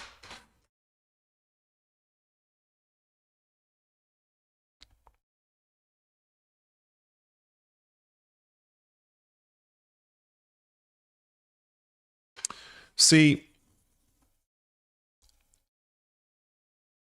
what I do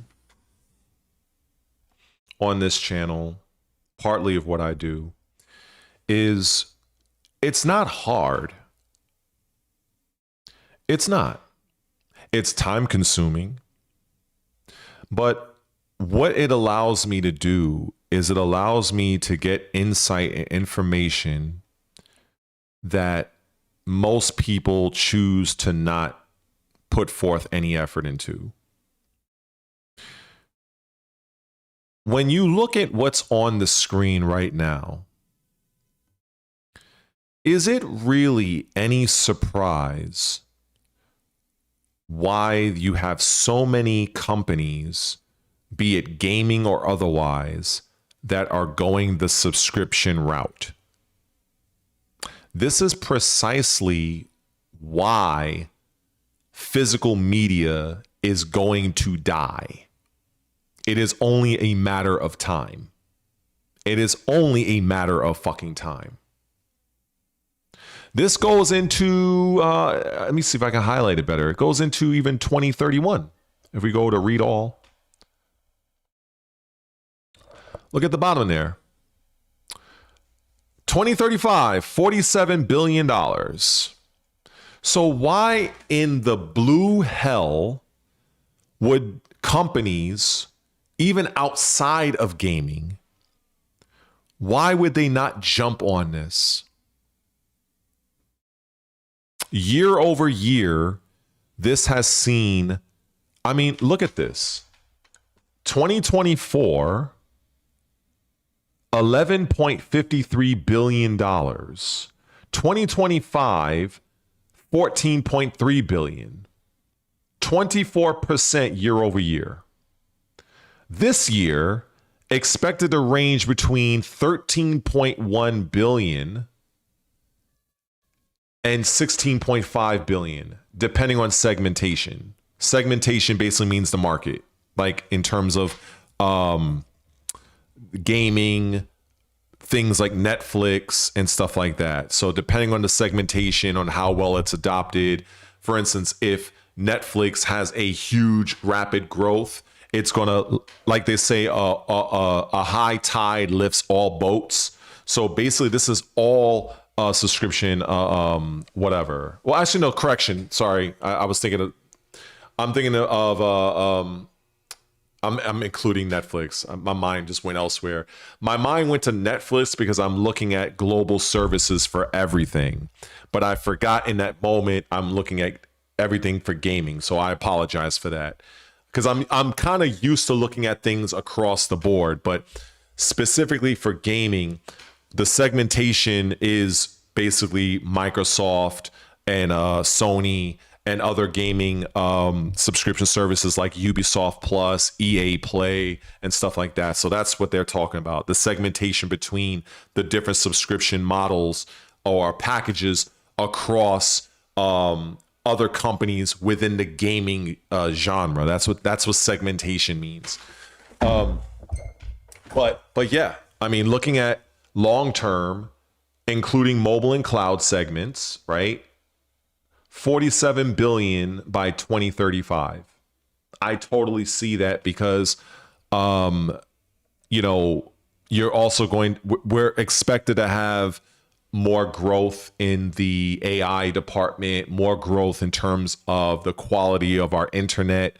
So this is why I tell people that are like very much archaic, very old in their mindset of, I want to own my games. That's fine. You can own your games, but your time is dead. That whole, you're going to start to see more and more companies. They're going to put out fewer and fewer physical disc releases for their games.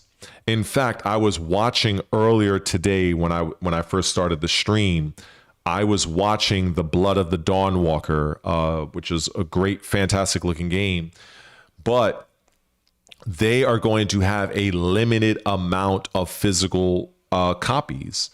And there's going to come a time, and some developers are doing this already, where if you want the physical copy of a game, it's going to cost you more money. Because companies are going to start to look at this as, okay, well, you want the physical disc and the booklet, the box and all that. So we're going to start charging a premium on that. Because right now, the market right now is digital. And it's going to remain that way. And it's going to exponentially be more that way. So as digital grows, physical is going to shrink. To where I think even like if you want, I think like Larian Studios did this, where if you wanted like Baldur's Gate 3 or something like that, or Divinity Original Sin, you'd have to actually order it direct from Larian Studios. I know that they did something like this for Dotemu, which is I think is the publisher for Marvel Cosmic Alliance, a Marvel Cosmic Invasion. It's a great beat 'em up game. The game was released December 1st of last year digitally, but the physical came out months later. Like you're going to see more and more of this go on. And this is just the reality, you know, and a lot of gamers are unfamiliar with this. So this is the reason why certain things are the way they are. And this is why certain initiatives are being pushed. And I don't see this slowing down. I don't see this changing. It is what it is. But you know, the average person that just wants to press buttons, they're not gonna. It's sort of like you're on a bus and you're a passenger and you have no idea where the bus is going. You're just on board. You don't know anything else. You just know that you're on this bus. You don't know if it's gonna drive off of a cliff. You don't know if it's going to drive into a wall. You have no fucking idea. You just know you're on the bus. That's it. And many people are content with that. I'm not. I want to know where the bus is going. I want to know how long it's going to take to get there. So I'm asking these questions where many people are not. They're just content with just sitting, twiddling their thumbs and just waiting. They don't know anything else. And that is, to put it in an analogous way, that is what separates people like myself from other, I would say even other creators, because they don't know what the fuck they're talking about. They just don't. So it is what it is. It is what it is.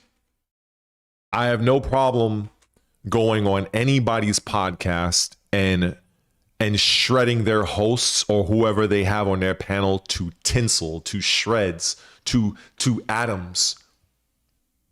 I can think of maybe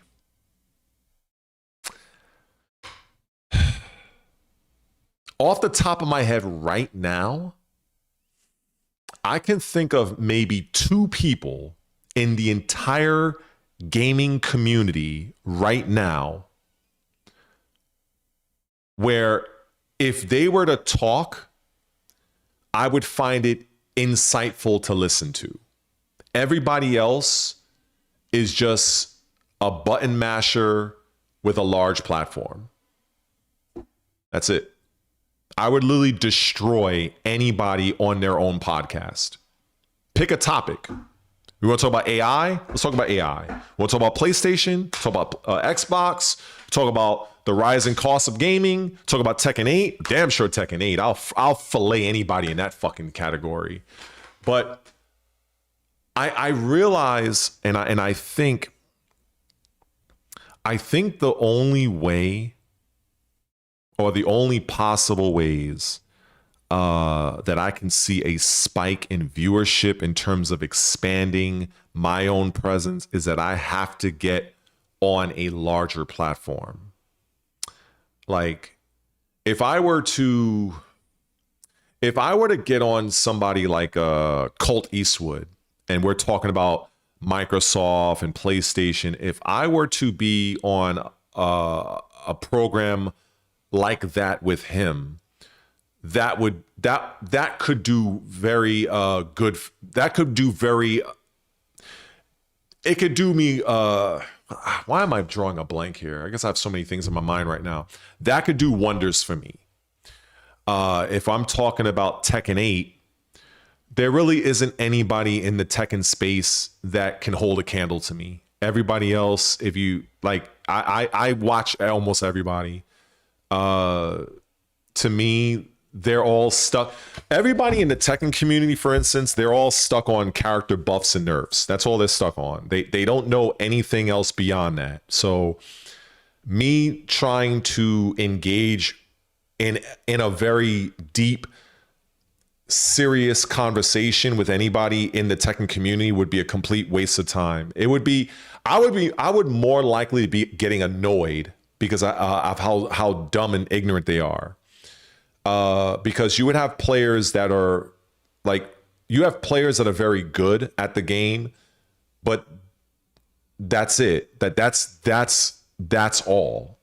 They cannot tell you anything beyond their own personal matchup knowledge, this frame data, you know, this buff, this nerf. They can't tell you anything else. And that's fine. That's great. I salute them on that front. But the issues with Tekken 8 have fuck all to do with any of that shit. So, and the I would say a good 80% of the Tekken community, just using this as an example, they are still fixated on that. That's all they're talking. Like, I go through every Tekken content creator. That is what they're talking about. They're talking about nothing else. It is what it is. So I just see, like, I just don't feel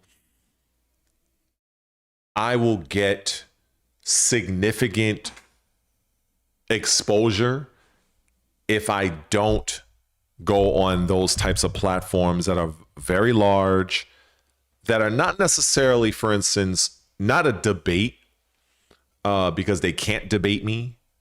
There's nobody in the Tekken community, and I will fucking say this right now. There is absolutely, and I mean no one in the Tekken community that can honestly debate me on anything regarding Tekken 8 when it comes to its direction, where it's going, what's wrong, and how to fix it. No one. No one. And if there is somebody, I will happily go on their show. Happily. And I would fillet them. So my suggestion is, if I was somebody else bringing somebody like me on, I would not debate me. I would just simply pose a few questions. I would ask, so blah, blah, blah, blah. And then I would wait and hear what the person has to say, the person being me. To debate me on Tekken 8 is you're better off locking yourself in a closet with a live hand grenade on the ground, and you might actually survive that than survive me debating you on anything regarding Tekken 8. Beyond the fucking bullshit, oh, this character nerf. I don't give a fuck about any of that shit. That's petty shit. That's petty shit. I did that back in Tekken 5. I did that in Tekken 3. Like, that does nothing for me. That does nothing for why the game is the way it is. That has nothing to do with where Tekken 9 is going to be and what Tekken 9 is going to be in terms of a game. Nothing. So it's like, I would have to be in those type of in those spaces. I would have to be in spaces where it would be like more of like a neutral, like, okay, we're not here to debate you, but we're interested in hearing your views. And that would go a long way for somebody like me. But until that happens, I think I'm going to be floating around the 2,000 range, or I might have a whole bunch of subscribers I'll leave or whatever. But if I really want to get more, I'm beginning to see that it's going to require me to be on other platforms where it's more discussion focused, because I'm not Mr. Beast. I'm not iShow Speed. I'm not a fucking idiot on camera. I'm not doing a whole bunch of outlandish shit. Like, I'm more I'm more serious. I'm a grown ass man. I like to talk about the actual real issues of the gaming industry and the games themselves. So for people that have TikTok brain, for people that, you know, they're used to watching 5 hours of somebody grinding for a pointless fucking Tekken rank, they're going to look at me as being boring. And that's just what it is. And I accept that.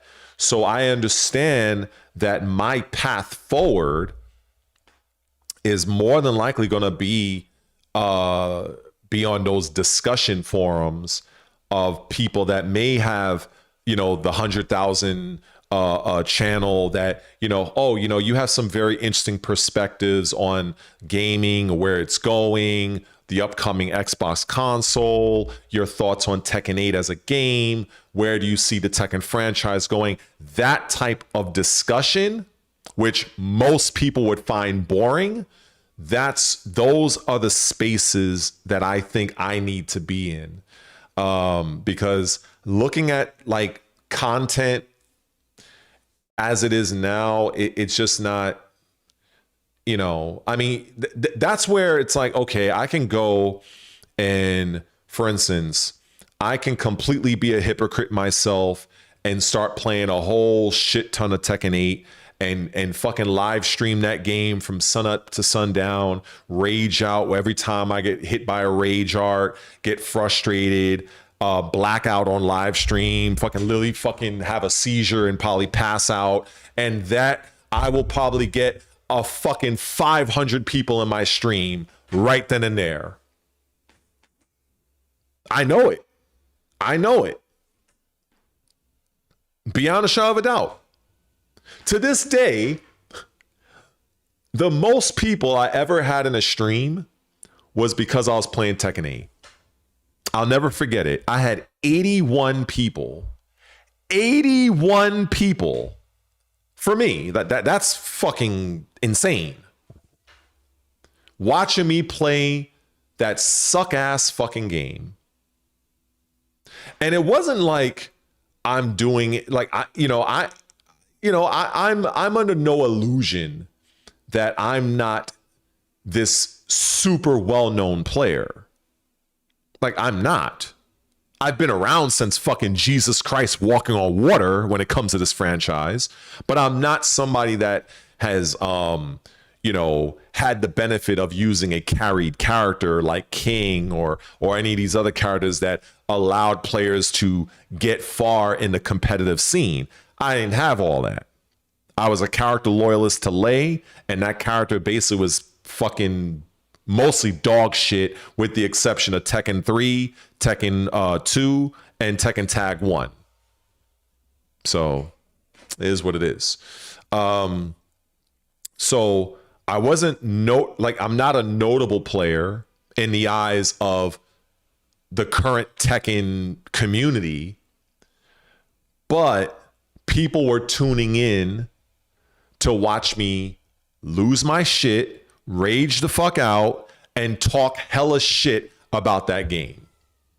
That was the only reason why they tuned in. The only reason.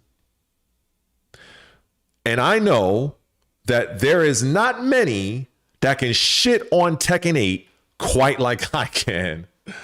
Like, you know, I can tear I can tear Tekken 8 to shreds every day of the week and twice on Sunday. It's not hard, because a lot of what makes something funny is that there is a bit of truth in it as well. That's usually, like, sometimes the funniest jokes are usually jokes that have some bit of truth in it. So me literally keeping it real about Tekken 8 would literally bring people to my channel left and right. But it's like, I know those type of subscribers, they would literally vanish in a puff of smoke the minute I stop playing that fucking game. So realizing that and actually going through it or already, it's like, it's not worth it for me. And because if I were to do that, I am literally playing something that I hate just so I can get clicks and views. And at some point, I'm going to burn the fuck out. I'm going to quit like so many people have done. So I had to make a decision of, do I want to get the easy subscribers? Because it's going to be easy. It's going to be easy because it has been. And the minute I talk about something else that is game related, by the way, it's not like I'm talking about fishing or I'm talking about fucking cars. It's all fucking gaming. But because it's not Tekken, they're gone. They're done. Poof, vanished. I don't need those fucking people. I don't. Because I don't give a fuck about Tekken 8. I think it's a piece of shit fucking game mechanically. It is one of the worst games I've ever played in the last 10 years of my existence on this mudball of a planet. It is shit. And it will remain shit. You see? I almost did it. I almost got into that mode. It's very easy to get there. It's so easy to talk shit about Tekken 8. It's so easy. Because I have this deep-seated hatred for that game. It's a true hatred. So much, in fact, that I would have never believed if somebody were to tell me in 2020 that, you know what, Red? When the new Tekken comes out, you are going to quit this franchise and you're going to be talking about Diablo and a tag-based fighter. I would look at them like they're crazy. Sure enough, if I had my Xbox right now, if I had my Xbox Series X right now, I would be playing the Diablo 4 expansion right this moment. I would either be a fucking warlock, or I'd be the paladin, or I'd be the barbarian right now. It would not be Tekken 8. That shit would even be on my console. And then come April 30th, I would be playing Invincible Versus, a tag-based fighting game. Something I never thought I would have the slightest interest in after the fucking shit show of Dragon Ball FighterZ, which all that game is a one-touch kill game. That's all anybody wants to do in that game, is just to see, how you, like, I have zero interest in that game. That was such a disappointment. Such a fucking disappointment. That's all that game is now. That's all it is. When I go and watch Dragon Ball FighterZ, that is all I see is one touch kill. That's it. That's all. You get hit, pop, pop, pop, pop, pop, pop, pop, pop, pop, sparking, pop, pop, pop, pop, pop, pop, super, pop, pop, pop, pop, pop, pop, super 1, super 2, super 3, tag out. Get the fuck out. Fuck that game. Fuck that game too. That's all I see. So when I saw Invincible Versus, I'm like, wait a second. Are these Killer Instinct mechanics? Oh. And one of the developers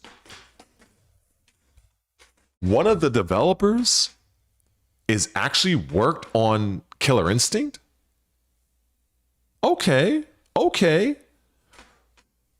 So there's more interactions there. It's not, I got hit by something a mere mortal could not block, and now I have to put my controller down and wait for a documentary. Because that's what Dragon Ball FighterZ is. That's what Marvel versus Capcom is. That's what Tekken 8 basically is. There's literally nothing you can do. Nothing. You get hit, you watch. In fact, that's a good slogan. Shit, let me fucking star that one. You get hit, you watch. You don't learn shit, you just press shit.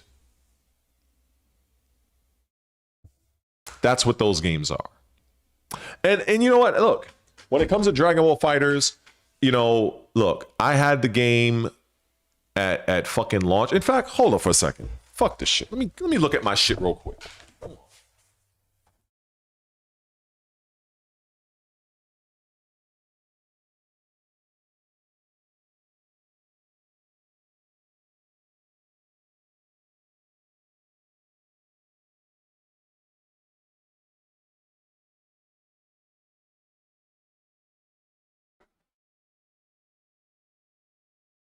Here. All right. Here we go. There it is right there. There's your bam, bam, bam, bam, bam, bam, bam, bam, bam, bam, bam. Yeah, there's Dragon Ball FighterZ right here, right? There's the fucking disc. There's the disc. Let's see when I fucking bought this shit. Let's see. Let's have the fucking receipt. Where's the date? There it is. Would it even show on camera? Let me see. There we go. I bought this game literally, I think it was launch day. As you can see, January 26th, 2018. So I went out, supported the game,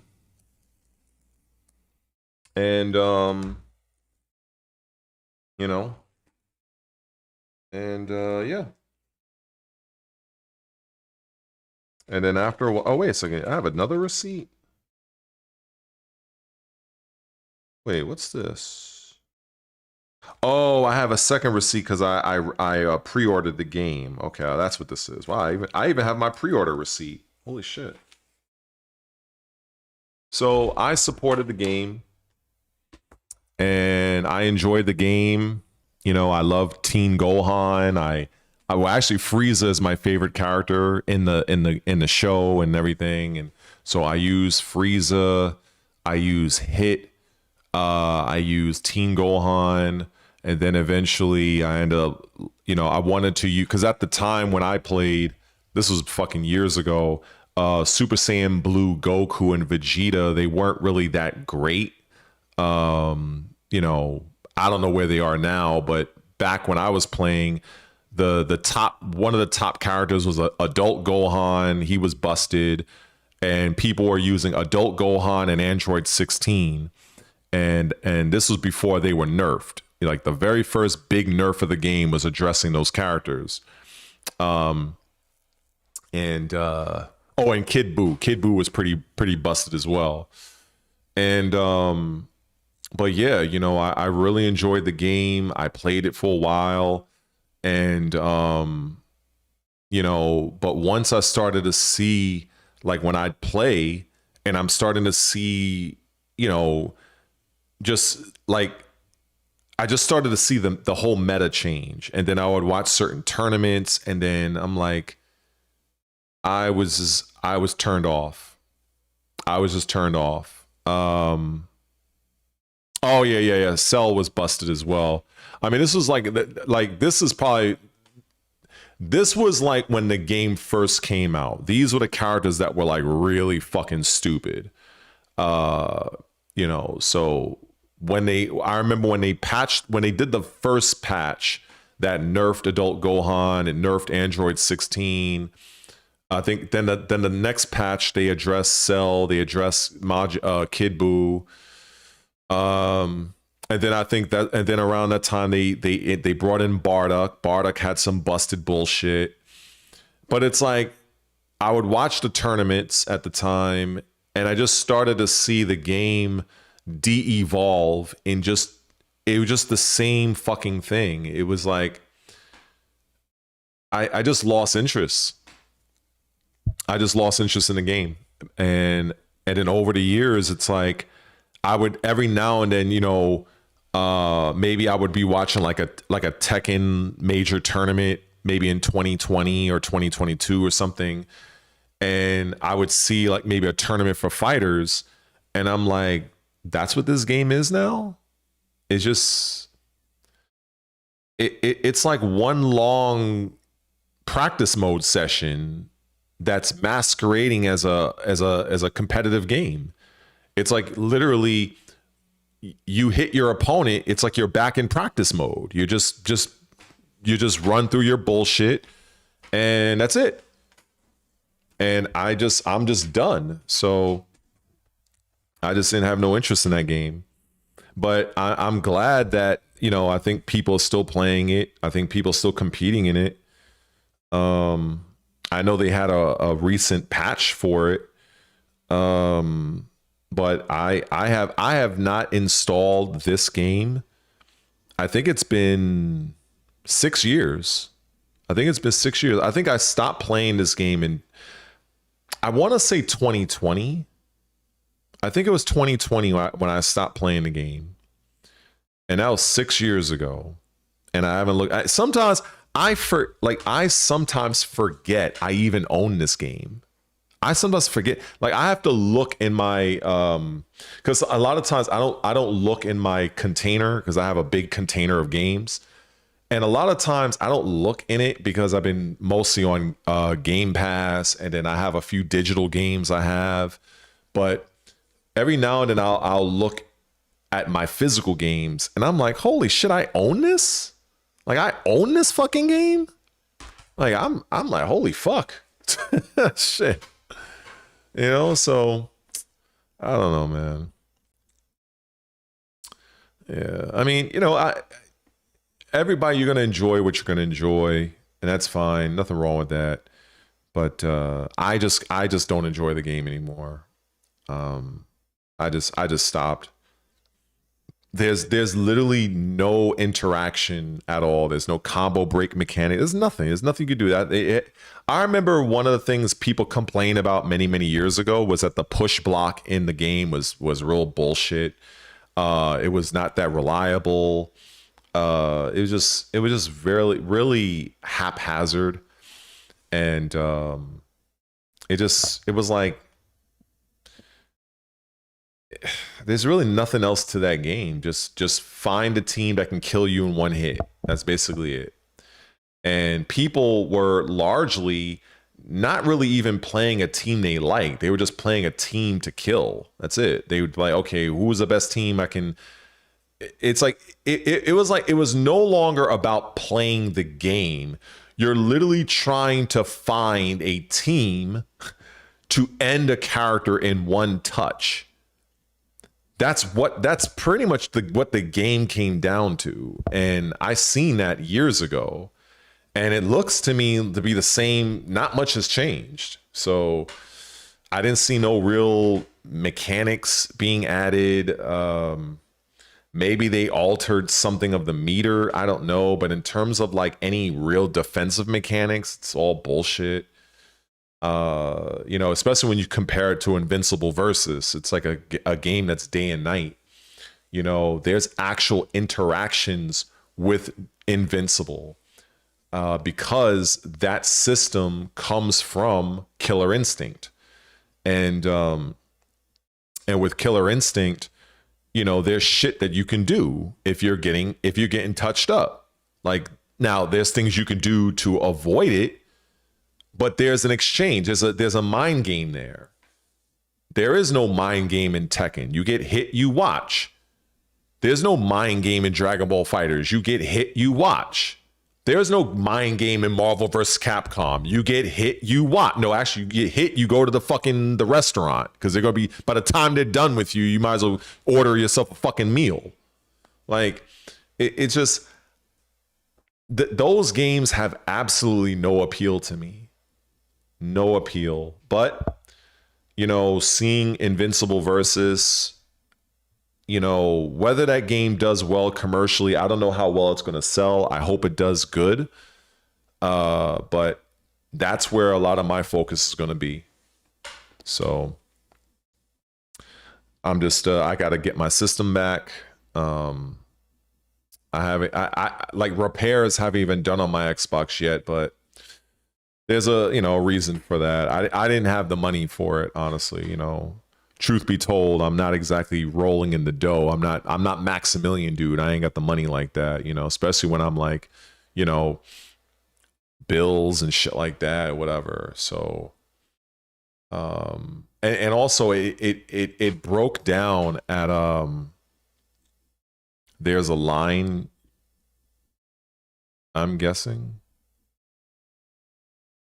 Oh, you might be talking about my repair. No. No, it's not that. It was just more of like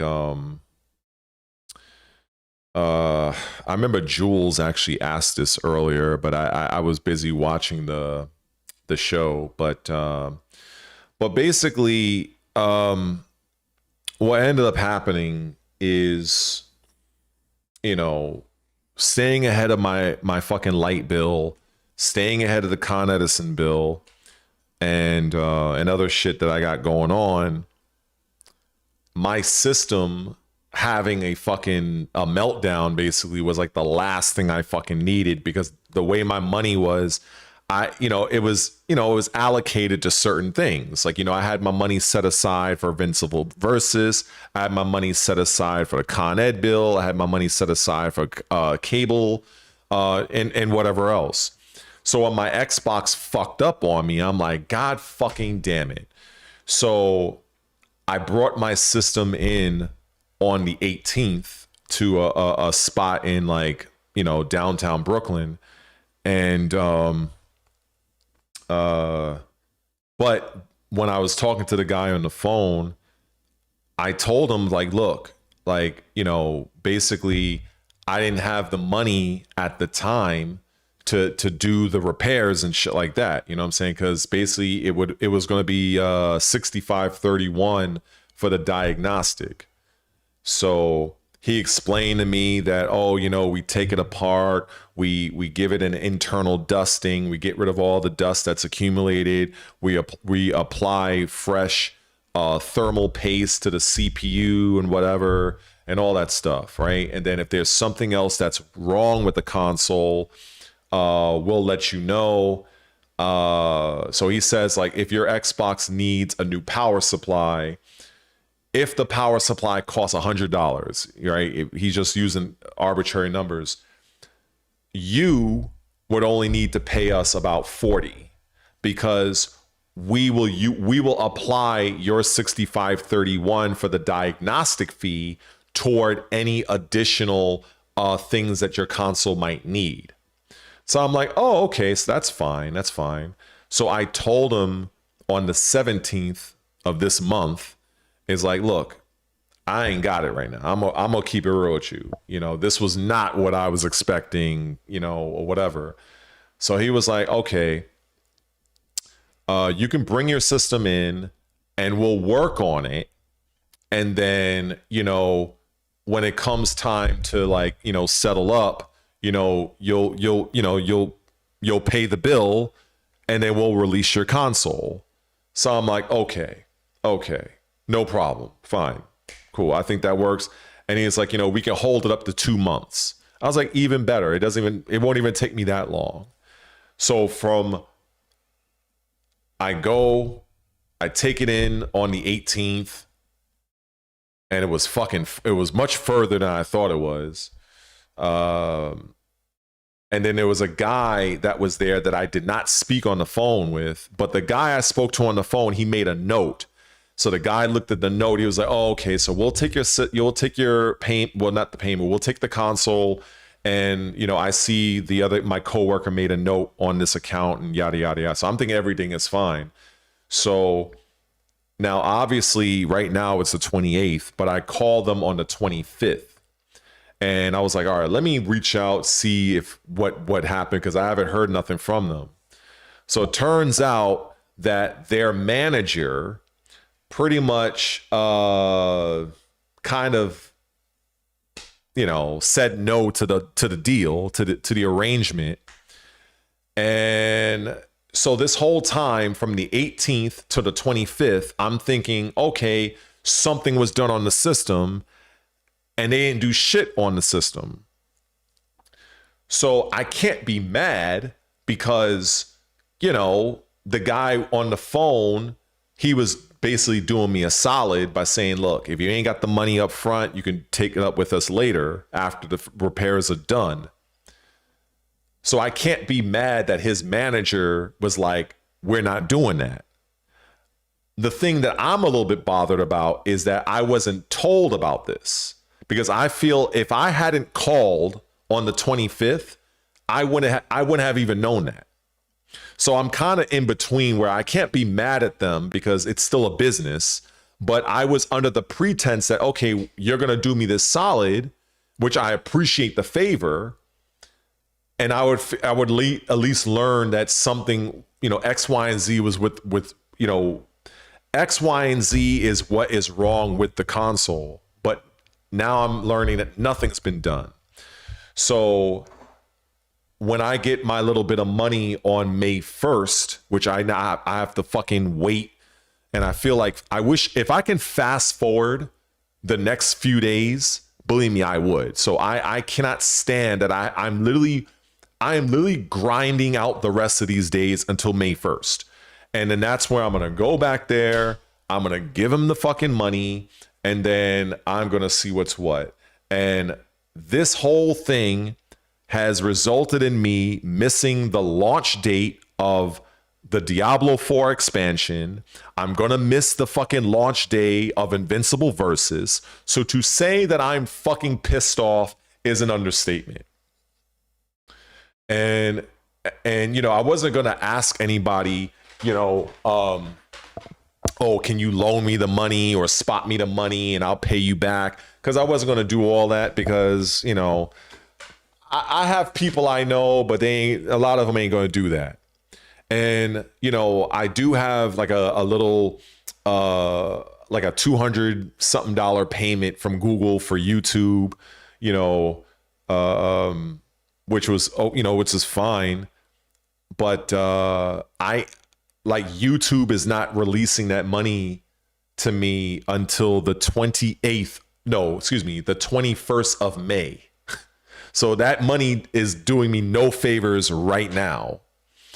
So I'm just like, so I have no choice but to just sit and wait. And then I'm not out the woods yet because, so when I give these guys this money, one of two things is going to happen.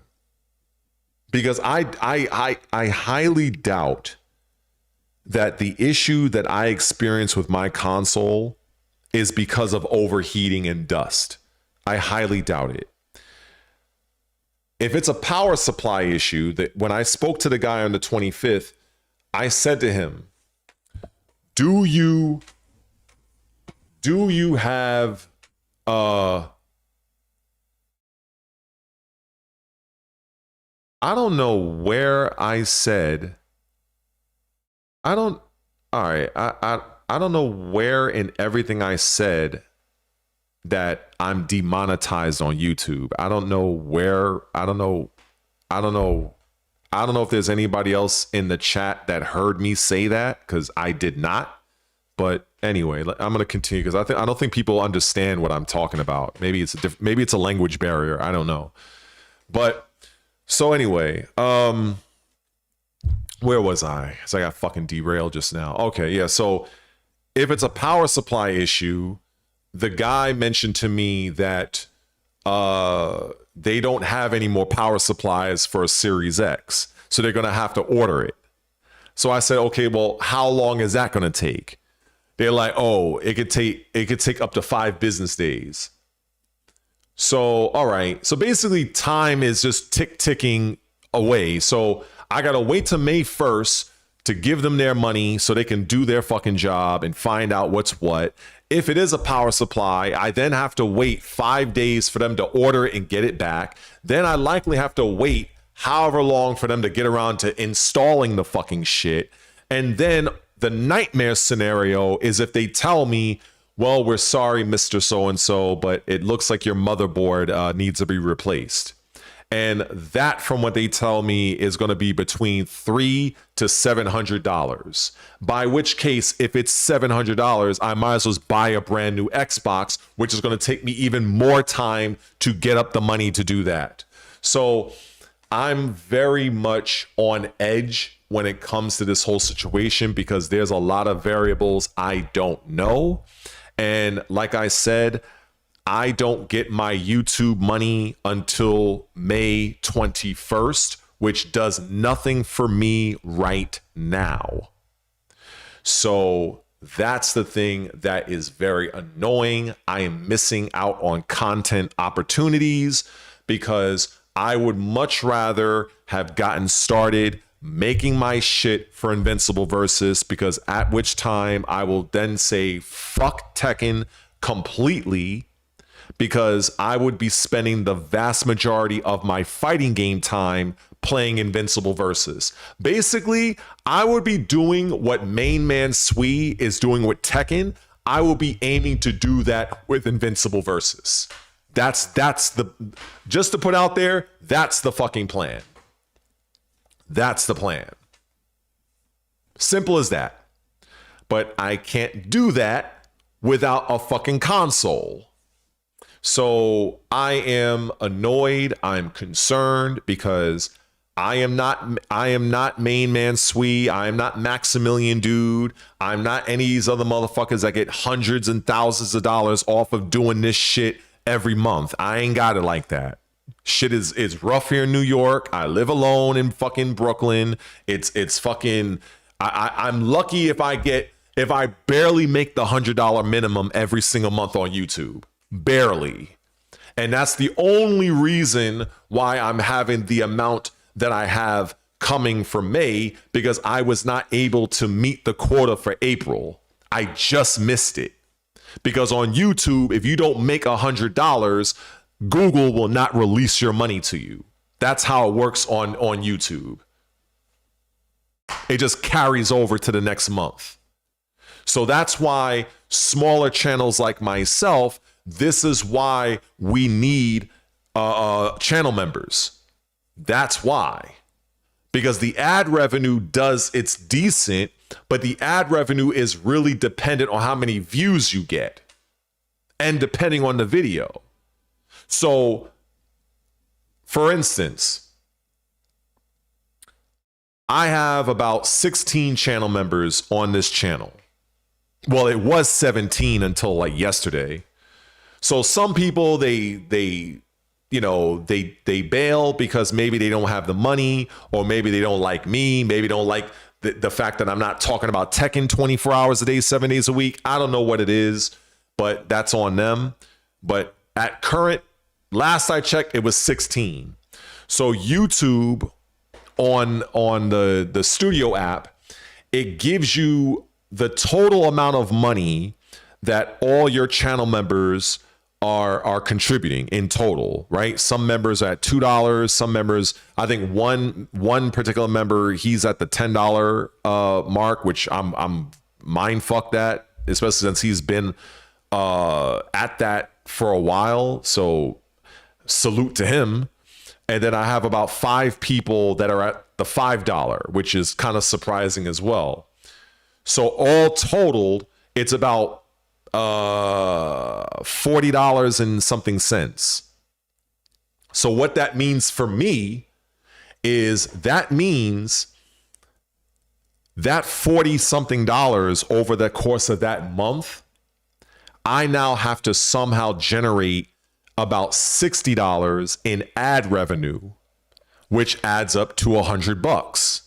And then Google releases your payment the following month. Of course, if you get extra, that's, you might, like, for instance, this month, I think I had, let me see, this gentleman, Fulgore, he super chatted me $10. Let me see. Another person, Leaping Sparrow, he super chatted me $10, and that was on 18 days ago. And then some guy named TomTon, this was surprising, he super chatted me $20. I actually did two. He super chatted me $5 and then another for 20. So I was mind fucked on that one. So that helped to boost where I'm at now. But because I didn't make the April quota, I didn't get anything for April. It just carries over to the next month. So, that just fucking, it is what it is. On Twitch is a little bit different because you only need to have $50. If you get $50, Twitch will release your funds. But YouTube, you have to be at 100. So I imagine a scenario, and this is like a pipe dream. I said to myself, well, I have about 2,200 subscribers on my channel. And I imagine if 1,000 of those people were each a channel member, even at the fucking $2, like the fucking bottom of the barrel, the fucking $2 shit, I would be pretty good. I would be pretty good. Multiply two. Well, actually, no, because YouTube takes 30%. So it would be about $1.30. That's the reason why when I made my channel memberships, I could have put it at 99 cents, but I'm like, well, I would have at least liked to clear at least a fucking $1. So that's why I decided to have my lowest at $2. That's why. Because I figure, well, if somebody is subscribed to me on the channel for $2 a month, at least that's $1.30 coming to me. So if you multiply $1.30 times 1,000 or times 500 people or times 100 people, that all adds up. And that's where I would like to be at, but I'm not quite there yet. So this is where you have people like, and I've mentioned this before because I kind of gone on this tangent, where you have somebody like Darkside Phil or DSP, and he's infamous in gaming. And a lot of times he will bitch and complain and call out his own audience for not supporting him. And I personally feel that's not the right way to go about things, because while I would love in a perfect fucking world if everybody that's subscribed to me just happened to be a fucking channel member for like literally less than the price of a cup of coffee, literally. But I can't force that.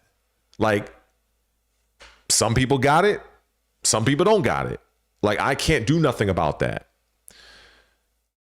But what does annoy me is the way the algorithm is, and where it feels like when I put out content that might reach those people that might want to become a channel member, my video will never reach them because of the way the fucking algorithm is. So that's the thing that frustrates me, because I know that there are people out there that would love to support a creator. Like, I know they're out there. When I go to other people's streams, I will literally go on Maximilian's stream. Now, this guy is a millionaire. Fuck that. This guy makes millions of dollars on YouTube and Twitch, and people are still super chatting this guy. I've seen super chats from Maximilian for $100, $50, $20. And I'm like, in my mind, I know this going to sound fucked up, but in my mind, I'm like, does this person not know that this guy makes millions of dollars doing this? I mean, call me a hater. Call me if I'll accept it. But it's like when you're looking at it from my point of view, where I'm barely fucking scraping by and everything, and I'm seeing a guy that I know damn sure is making millions doing this shit, and still like, I'm like, bro, that shit, I gotta admit, I get a little bit frustrated. I do. I really do. I can't help. I'm human. Fuck it. I'm keeping it dead ass fucking real. You know what I'm saying? Like, I'll look at somebody like Luke Stevens. He's another guy. 500,000. No, actually, no. Is he five? I think it's 500,000 or 700,000 subscribers. Right. I mean, I have no great channel. I actually take a lot of inspiration for how he does things on his channel. But again, I'm like, damn, man. Like, so I know that there are people out there that support. It's just that I'm just not getting in front of those people. Or should I say, I'm not getting in front of more of those people. And so that's the thing that just kind of annoys me. And so learning that you can have a channel that has 3,000 subscribers, but if most of them are supporting the creator, that channel will tend to do better than somebody that might have 30,000 subscribers that are just there. And when I first started to see videos of people talking about that in that way, I'm like, how the fuck, like, it didn't make sense to me. So I'm like, oh, having 30,000 subscribers means you making, no, you could be scraping the bottom of the barrel too, because if you're just running off of only ad revenue and many of your videos are like having very low viewership, then you having 30,000 subs, it's kind of like it doesn't really translate well. And that's where I started to understand that smaller channels, it's possible that they can actually make more and have better opportunities than some of the more larger channels, based on sponsorship deals or, whatever, so I don't know. Sometimes I think this is like my third or fourth time mentioning this on stream. But it's just something I notice. So, but yeah, ultimately, if you don't reach $100, you are not getting paid on YouTube. That's what it comes down to. And yep, that's what it is. I mean, many people, I'll be honest, many people, like, I'll watch certain people's streams, I'll watch some people's content, and I'm like, I can see where they're failing. Most of the time, they're not on camera. There really isn't any commentary. It's just them mindlessly playing a game. Half the time, like, I've seen people literally, they'll play a fighting game, for instance, and they're playing the story mode. And I'm like, what the fuck is that? Like, that is like, like, that's going nowhere. Like, playing, and especially like if it's an older game. Now, if it was like, say, something like Injustice, like a game that has like a really good storyline, that's different. But if you're playing like Tekken 2, the fucking story mode, and more than likely playing it on fucking normal mode, I ain't trying to watch that. That's trash. I'm sorry. That there's nothing there of interest. Nothing. Especially if you're not a good player. And it's just, so there are things that separate people quality wise. Like, you're not offering anything else. You're just, okay, like, why am I watching you play the story mode, or just rather the arcade mode of like Tekken 2? Why should I be watching you play that versus watching something else? Like, and many times I talk about the value proposition, but there's also the viewer proposition. You know, I understand, for instance, that you have different type of creators. You have different type of people. You have people that are very outlandish. You have people that talk a lot of shit, entertaining, I guess. And then you have people that might be a cross. You might have people that's kind of like a mix. You have people that might know more about a particular game. They might know more about the industry. And there are people out there that actually appreciate that, because there's a market for everything. You have a market for people that just want to see people act like a fucking idiot.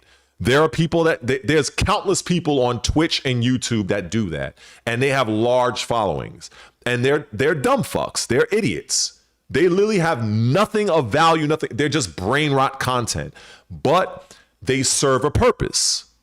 Then you have other people that do more of like certain channels that go in depth on maybe the lore of a game. Like people, like I'll watch some channels. Nix Velen, Lothburger, I think that's his name. They're more like lore based channels for like Diablo. So I'll watch them, you know, because they do a really good job of like diving into the lore of the Diablo franchise and talking about the characters and shit like that. So you have those types of people. Then you have those other people that, you know, like the main man Swees of the world that just they play Tekken all day, 24 hours a day, 7 days a week, and they playing on ranked, and they're, you know, and they're good at the game, but that's primarily what they do. I aim to try to find some sort of happy medium. I am very good at the game. I'm also very knowledgeable about the industry, about marketing. So I already know that me specifically, anytime you have somebody in the creator space where you're kind of like a jack of all trades, or you're doing more than one thing, your growth is going to be slower than somebody that just whoring out one particular thing. That's just the nature of the beast. That's just how it goes.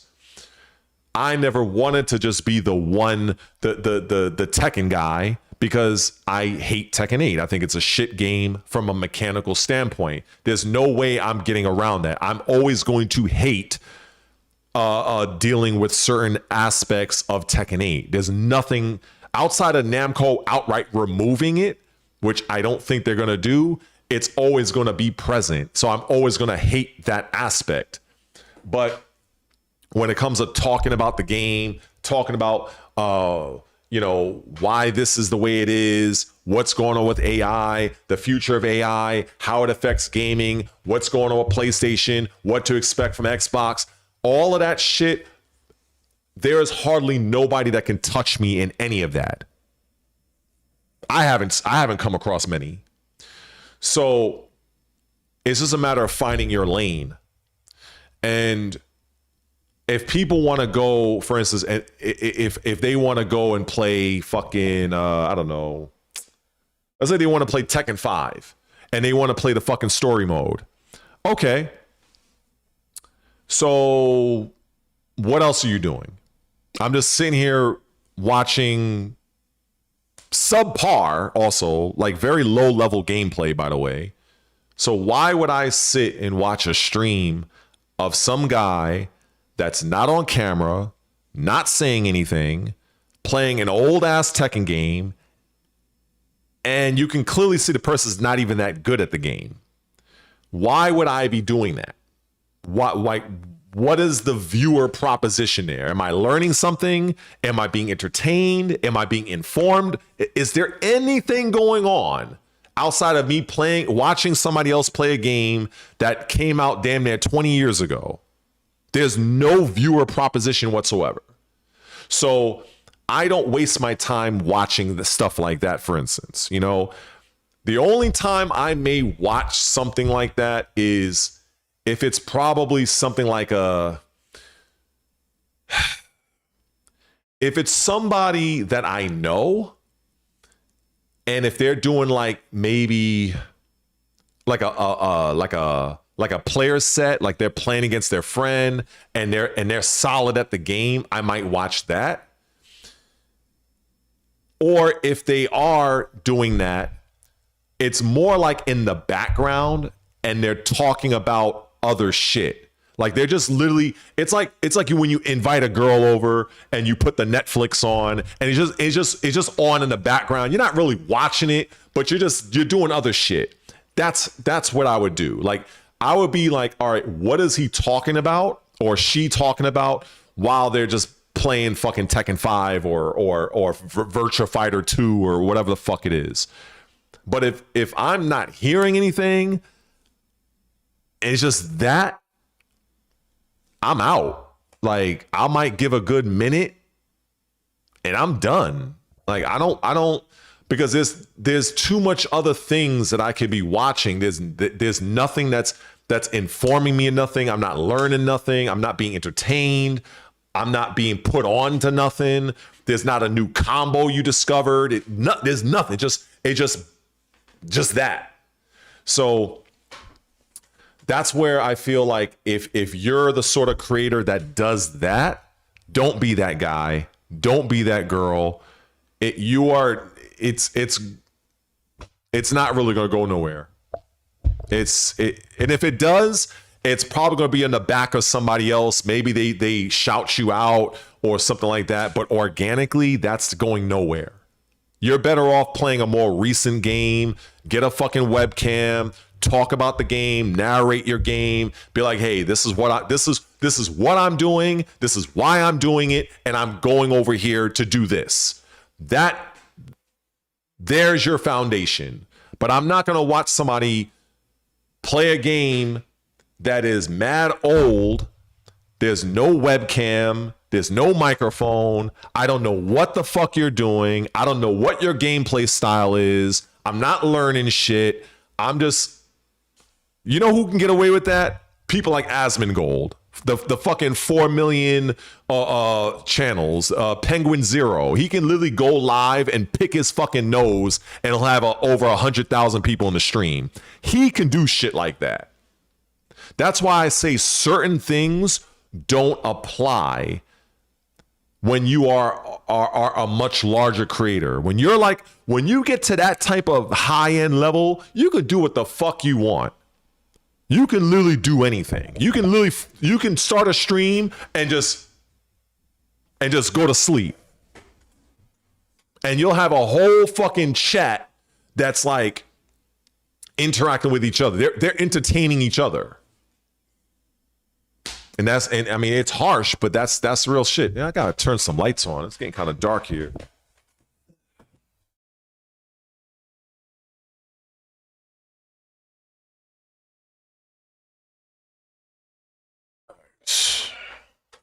Soul of Jay, what's up?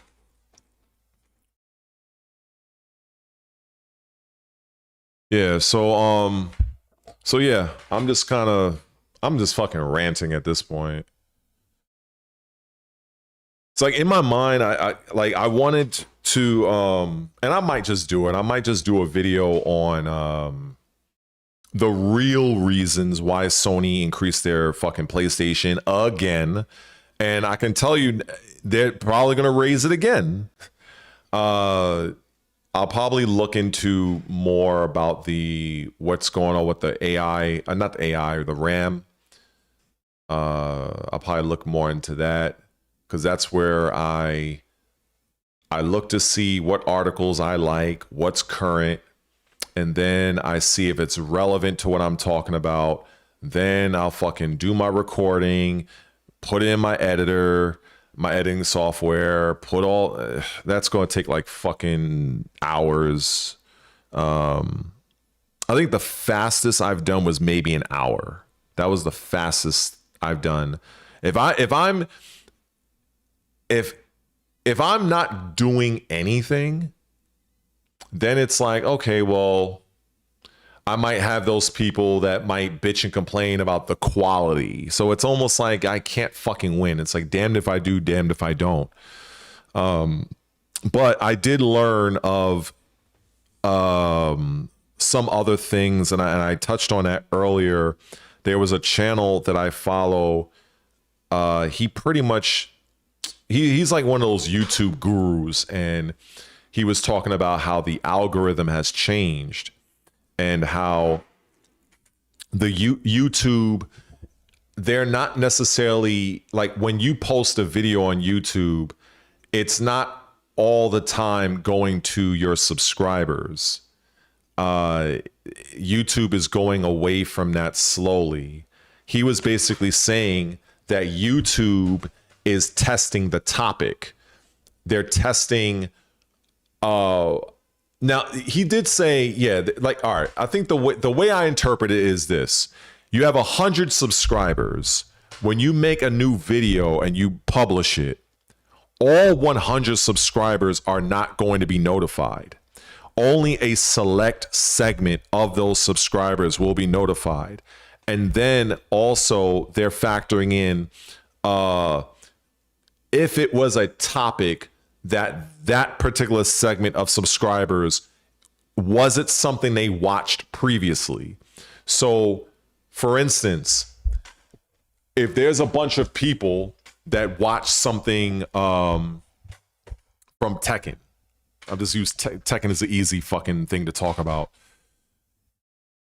So if 200 people out of the 2,200 subs I have, that means 2,000 of my subscribers didn't watch anything Tekken related.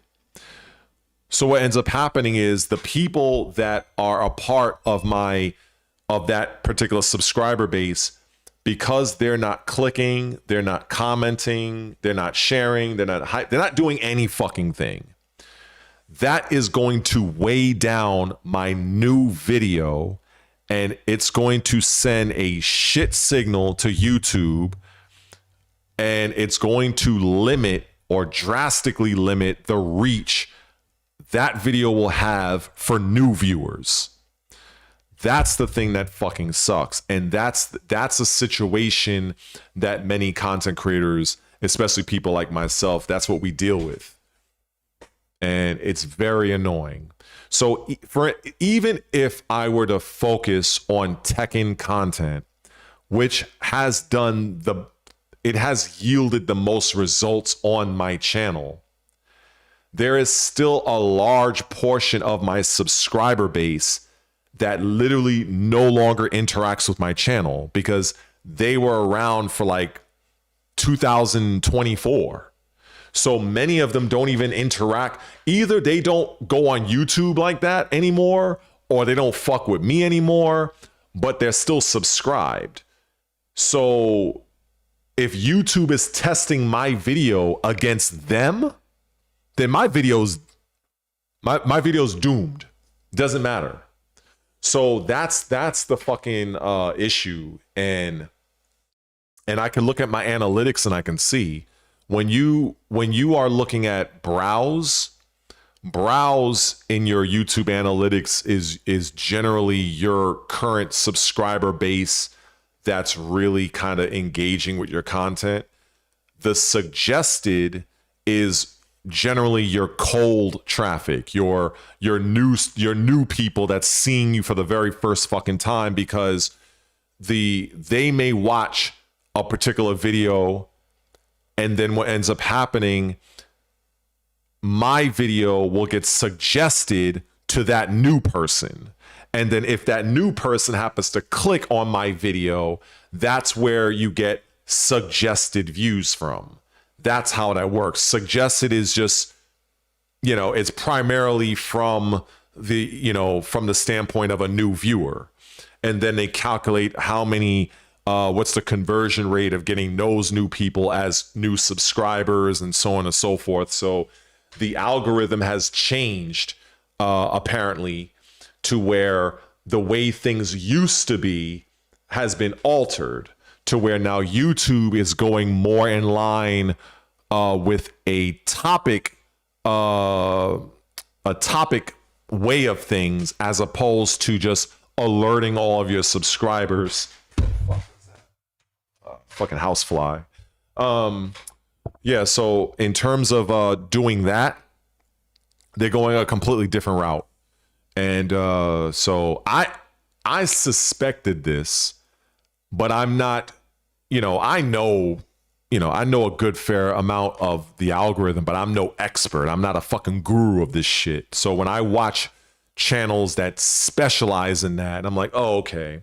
So a lot of what I was thinking, all right, I see I was on to something, because I thought it was kind of odd that I would, like, I'm making a video and I'm like, okay, I know, I know I'm not Mr. Beast quality. Like, I ain't got a fucking, I don't have a $5,000 fucking computer and my, I ain't got all that big crazy setup, but I know the shit I talk about is pretty relevant to the gaming fucking industry and people, because the audience is out there. I've literally I've seen channels, people are, it's not like I'm talking about fucking,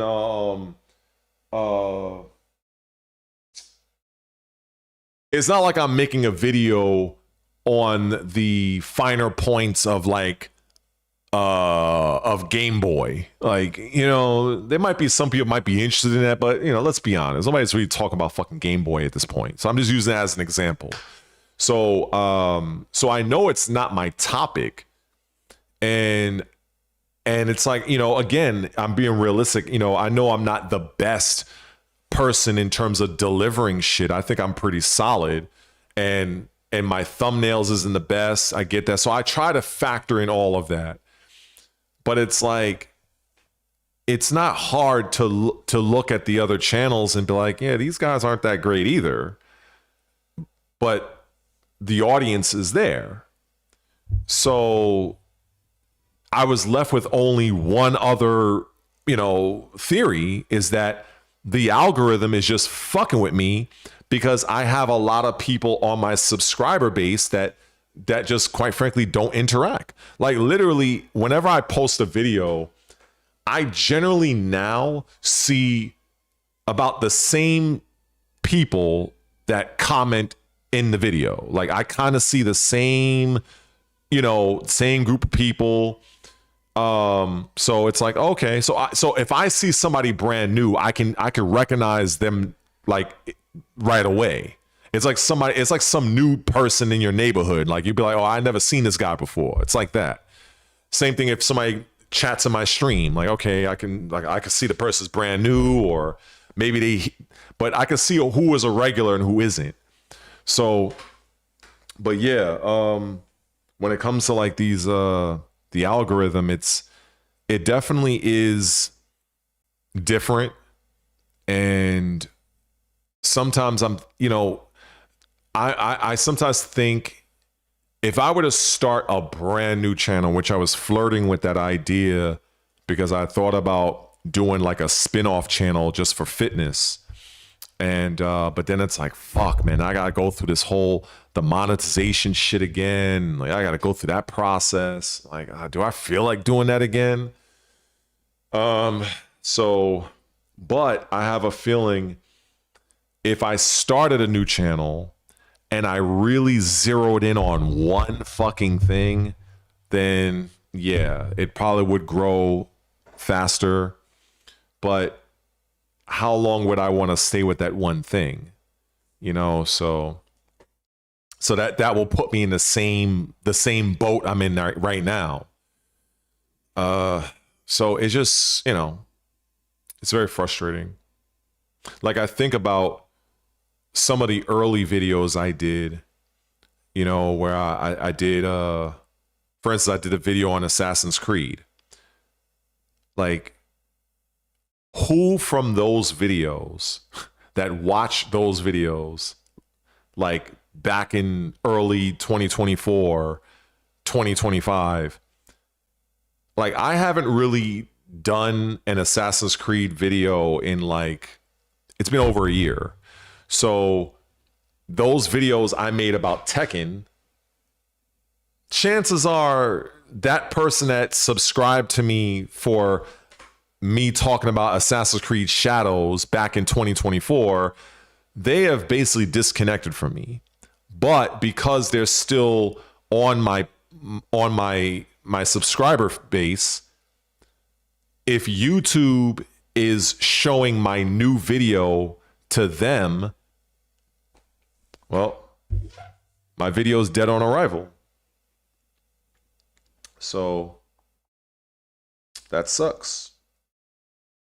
And I think the only way really around that is, especially if you are a content creator, is you have to kind of like force your way out. You have to like, and that takes a lot of mental grind. Like that is a huge mental grind to just force your way through it. Like, for instance, I was going to do this with Invincible Versus. I was going to really put forth a serious effort. Because if I'm being honest, I really do enjoy Diablo 4. I do. And I have every intention on buying the Lord of Hatred DLC. But I am not an expert of ARPGs. Like, I am not a Diablo expert. I'm not an expert at the lore. I am not a master builder. Like, I'm not some, like, I have a max level barbarian, a bleed build barbarian. And, you know, if I'm making Diablo content around that, the only thing I can think of is just playing through the story. And I don't know how entertaining that would be for some people. You know, so, you know, when I watch some of the other Diablo content creators, like, they're like fucking masters of the shit. Like, you got this guy named Riker. I guess he would be like the main man Sui of Diablo, I guess. And he's like talking about this class, that class, you know, this weapon and this build and all. And I'm like, what? I'm like, shit, you know, so I, you know, like, I know where my bread is buttered on, you know, when it comes to talking about the game industry, talking about Microsoft, Sony. Okay, we got that. Okay.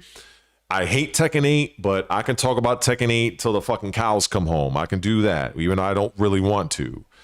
If we're talking about a fighting game, we can do that. So I'm thinking, I was like, all right, I can do something with Diablo, maybe a stream, but in terms of like doing a bunch of standalone videos, maybe, you know, but it would be like very limited. And then maybe over the course of time, I will become more of an expert. I will become more like better. But that's where I was deciding what would be the best game for me. And I had to really think about this. What would be the best game for me if I'm like, just from a content creator standpoint, you know what I'm saying? Like, what would make more sense? And honestly, yeah, it would be Invincible Versus. Like, because I have a feeling I would probably have more people that would watch me or interact with what I'm doing on that game than I would playing Diablo. I have a feeling. I mean, even though, you know, you have millions and millions of people that play Diablo every fucking day, but would the people I have watch me play it? Probably not. Maybe very few. But I can break it up. I can play a little bit here and there because I do intend on doing that. But I feel like I would primarily be on Invincible. I like the characters. I can do, and I use Main Man as the example because, you know, everybody knows who Main Man is in the Tekken space. So I can do like, okay, like this is, you know, Conquest. This is what you could do with ADVIII. Like, I can do that shit. You know what I'm saying? You know, I can experiment with different teams. I can go on ranked. I can play my friends. Like, so I feel like I can get more content out of Invincible than I would out of Diablo. And maybe, you know, that's just me just not being that experienced in Diablo, even though I love the game. But from a content creator standpoint, I mean, I'm not a You know, I'm not like I know some of the story, but I'm no expert there, you know. So I don't know. I would have to figure that out. But if we're talking about like Xbox, PlayStation, AI, you know, that's second nature to me. That's like me breathing air. That's nothing. So that's where I kind of made the decision. I was like, if my Xbox didn't fucking get messed up, I would have picked up Invincible Versus first, and then I would have, you know, I would have picked up Diablo Lord of Hatred after. So yeah, that's what the deal is. Let me see. Let me check something real quick.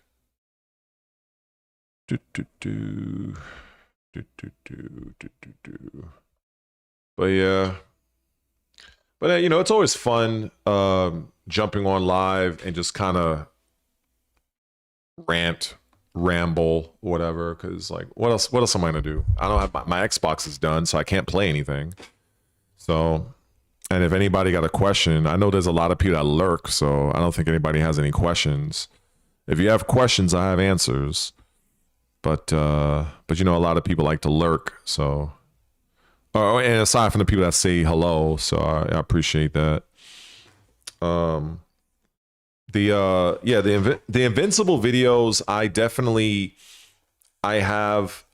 have great interest on every character, and I actually have characters I'm really looking forward to using that are, or I should say, hope that are DLC, because I'm not an expert of the show. But because I've watched so many clips, I've watched so many YouTube clips on the show, I kind of know I literally know everything about the show that's worth knowing. I know how it ends. I know about Thrag. I know about Thok, which is Battle Beast. I know all of that shit. I even know some aspects of the comics. I've literally been grinding hard, watching every scrap of Invincible content on YouTube you can think of. And so I have a pretty firm understanding of the story, and I've seen other characters that were kind of like in the story to a lesser degree. And I was showing a few to my friend late last night on Instagram. I was sending him a few YouTube shorts, and I was like, look, they got to have this character in, they're going to have this character in. Like, for instance, there's this character, she's like this volcanic character. I think her name is Volcanica. But when I learned what she is, I'm like, this is like fucking Dormammu. Like, this is literally their version of Dormammu. So I just started calling her Dormama. I just called her Dormama because she exists as pure like lava. Like, she is like a fire demon, like a lava creature. So I watched an episode where Invincible, or Mark, I think he punched her head off, but she didn't die. She just regenerated. And then I watched this other guy who talked about it from the comic book standpoint, that in her realm, she can't die unless you do something with the world itself. And I'm like, that's exactly how Dormammu is. Dormammu exists in the dark dimension, and when he's in the dark dimension, he is basically God. You know what I'm saying? And Dormammu is made up entirely of energy, and he has a flaming head. So when I look at that chick, I'm like, oh, so that's Dormama. That's what I call her. And so I have a strong feeling they're gonna put her in the game. I have a very, very strong feeling, because the little I saw of her, like, you know, she was very powerful. She looked cool, even though the people in the comment section was like, yo, they'd still smash. Yo, them comment sections was hilarious. They were like, all you need is some like plus what it said, plus 300 on heat resistance. Yo, I was Rio. That was one of the times where you just go to the comment section and just have a laugh. Oh man, that shit was hilarious. I was laughing my ass off last night reading them comments. But yeah, she's definitely an impressive character. And you know, then I was learning about who the fuck is Universa. I wasn't familiar. I like the way she looks. You know, she has a good look, you know, but learning that, you know, she's basically nothing without the staff. I saw in the show, she didn't have the staff, and I think ADVIII knocked her out with like a right hand, a right hook. She's just trying to get energy for her planet, and so, like, you know, so she has a noble cause. She wasn't somebody in the show for a long period of time, so I'm like, okay, so I can see what they can do with her. You know, she looks like a character. She's going to be a weapon-based character. She's going to be using the staff a lot. She's going to be firing energy bolts. So I can kind of see what her archetype is going to be. Kind of reminds me almost like if you played Injustice, she might be similar to like an Aquaman, you know, where, you know, Aquaman in Injustice, he uses his staff or whatever. So kind of reminds me of that. But yeah. Oh yeah. Well, actually, I kind of already touched on the whole Xbox thing. I think I spoke about it for almost an hour. I can't believe I talked about it that long. But suffice to say, let me see if I can give you the 2-minute version. So my Xbox was not worked on. I thought I had an arrangement with one of the workers at the shop, because I did not have the money needed. I didn't have $65.31. And so it was like, yeah, you can bring your Xbox, and then once we fix it up, you pay us, we'll release your console. Okay, cool. Bet. April 25th, I call, try to get like, what's going on? What's the progress? We haven't done nothing with your console. Why is that? Well, because our manager basically told us not to. So I'm like, okay, fine. I can't be mad at that. They have to, you know, whatever. I'm just mad that none of them decided to reach out to me to let me know that. So, so May 1st, I have to, you know, that's the next time I get some disposable money. And then I'm going to go down there and, you know, hopefully it doesn't take them long to do their diagnostic. And then I have to keep my fingers crossed that it's not a motherboard issue, because if it's a motherboard issue, they told me it can be between $300 to $700 to fix and replace. And by which case I might as well, if it's on the high end, I might as well go and buy a brand new console. If it's $300, I guess I'll just fucking have to deal with it. I would be sitting good right now if I would have gotten a YouTube payment, but unfortunately I did not, because I broke down the whole YouTube payment thing, that you have to make a minimum of $100 each month before Google sends you that money to your account. I think I had about I think I had like about $77. So I missed the quota. So then the 77 just rolled over to now. So right now I'm about $200 and something right now. I mean, not that much, but it's pretty good, I would say. But I'm not going to get any of that money. I mean, and it's going to keep growing, right? Because it's, you know, if somebody happens to fucking super chat me or whatever the case is, or when May comes around and then the channel member fees come out, that might bump it up a little bit. So by the time I would say May 3rd or May 2nd is when they cut off. So then it'll be starting to work on the payment for June, because it's basically a month ahead. So what you make in May, they'll release it to you in June. What you make in June, they'll release it in July. But if you don't meet the quota, you don't get nothing the next month. You have to wait the following month. And that's where things kind of messed up with me. So I'll be getting over $200 May 21st, but that doesn't help me right now. Right now, that doesn't do nothing for me. So, because if I had the money right now, I wouldn't even be I mean, well, they're closed now, but like tomorrow I would go down there and hand them their fucking money. But I don't have it right now. Like I don't have it to spare for that. So I have to fucking wait until the 1st, which is only a few days, but it's like I just want to get it over with and get back to my plan. So that's what's going on. Let's see. But yeah, that's the long and the short of it. Well, actually, that's not even the long of it. The long of it I talked about almost an hour ago, I think. But that's the short of it. Or the medium of it, whatever it is.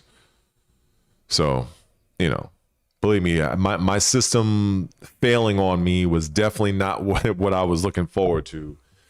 But, it is what it is. And so even when I give them that money, I'm going to be sitting on pins and needles, because until they tell me that it's a power supply, because I can't think of it not. I can't see a scenario where they do their diagnostic and they tell me everything's fine. Come by and pick it up tomorrow. I can't see that because of what was happening with my Xbox on the 15th or the 16th, where I did a stream and my console just had these two very loud popping sounds, and I end up catching the second one, and I saw like this flash of white behind my system, and then all of a sudden my console just kind of it did like a power reset. It turned off, it turned off, it turned back on, and then it just turned off again. So I'm hoping it's a power supply thing, but if it's a motherboard thing, I'm likely fucked. So yeah, that's and knowing my luck, it's probably a fucking motherboard issue, knowing my luck. So I'm just kind of like, I'm just frustrated. I'm just trying to occupy the days. I'm trying to just kind of kill the days so I can get to, the day I want. And because, like I said earlier, like right now, I should be playing Diablo 4 DLC right now. That's what I should be playing. I should be having a good old fucking time right now. I would be playing the Paladin right now. And then on the 30th, I would be playing Invincible. And likely, I'm not going to get my system. If everything goes right, I'm probably not going to get my console until like middle of May, if I had to take a wild guess. So I'm like annoyed and frustrated. So yeah. So I don't know what else. I'm just kind of just rambling.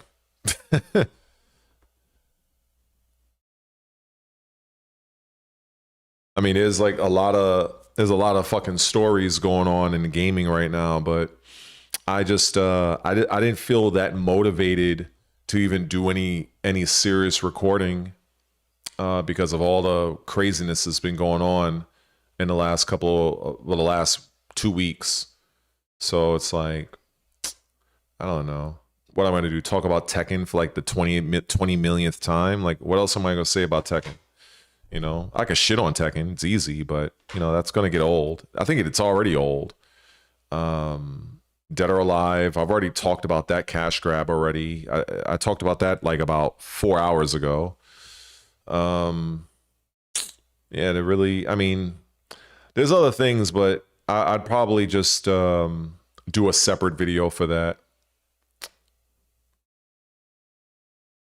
I even talked about that as well, but yeah, so I mentioned the DRM thing. I already showed people a few hours ago, but generally speaking, the PlayStation already had DRM, and so this was not a surprise for me. DRM, digital rights management, exists within Xbox and PlayStation, and so it's basically designed to counteract piracy, and it's something that was already embedded in PlayStation from like the PS4. They were already putting that in the console back in 2011. And so during E3 of 2013, when the 8th gen consoles, PS4 and Xbox One came out, both consoles had DRM. Both consoles had a plan to destroy GameStop by going all digital. Both consoles were going to be at $499. And Sony ended up being Sony, the scum that they are. They walked back everything to try to undermine and undercut Microsoft at that E3 press conference, which they did. They ended up selling the PS4 for $399.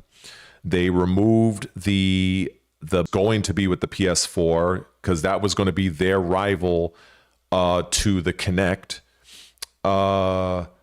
They were both going to use DRM, but because Sony saw the backlash of what was going on, and Sony's conference happened later on in the evening that year, Sony decided to quietly deactivate DRM, but then it was later revealed by the president of Sony at the time, Jack Tretton. He admitted in a live interview that the PS4 has built-in digital rights management, but they've decided to not utilize it for first-party studio games, and they give the option of use to third-party. So when everybody was freaking out about this, about the recent story, I was just kind of laughing, and like, you guys really had no idea that DRM I can't blame the typical gamer. And when I say typical gamer, that's not a disrespect. That's not a dig. I really blame the content creators, especially those that have very large platforms, because they should have known this. They should have researched this. And so I ended up making a tweet. Oh, what's up, Hyper? I made a tweet that I was showing. I guess I'll show whoever is here. Let me see. Let me go to my fucking Twitter again. Let's go to replies. And so let's see. So I was sharing this right here. And so I was basically sharing this to several different creators. As you can see, this is Destin Legary. He is a very prominent Xbox content creator, but also he dives into like game industry stuff as well. And even he didn't quite understand this. And it got so bad that people are trying to make excuses saying, oh, it was a bug. That's why if you look at my statement, I say what I said here. I don't think I need to read it out. People say it was a bug, but at the end of the day, it's a part of the Sony architecture. So it's like people, it's just, I don't know, man. I just feel like I just get to that point sometimes where I just feel like I know a lot because I spend a lot of time researching. I spent a lot of time researching the stocks. I've spent a lot of time researching where the industry is going, what's the projections. And it just feels like it's a waste of time. It just feels that way. Because you're going to have countless hundreds of thousands of players, of gamers. They'll look at content creators that have these large platforms, and these guys are not educating their audience on the fact that this should not be surprising, because Sony has had DRM since PS4. I want to say maybe even PS3, but I can't confirm that. But the article I use is from Polygon, and if I were to just kind of show this real quick, this particular article, I actually highlight, and you can see the date. This is the date of the article. So this is fucking what, 13 years ago?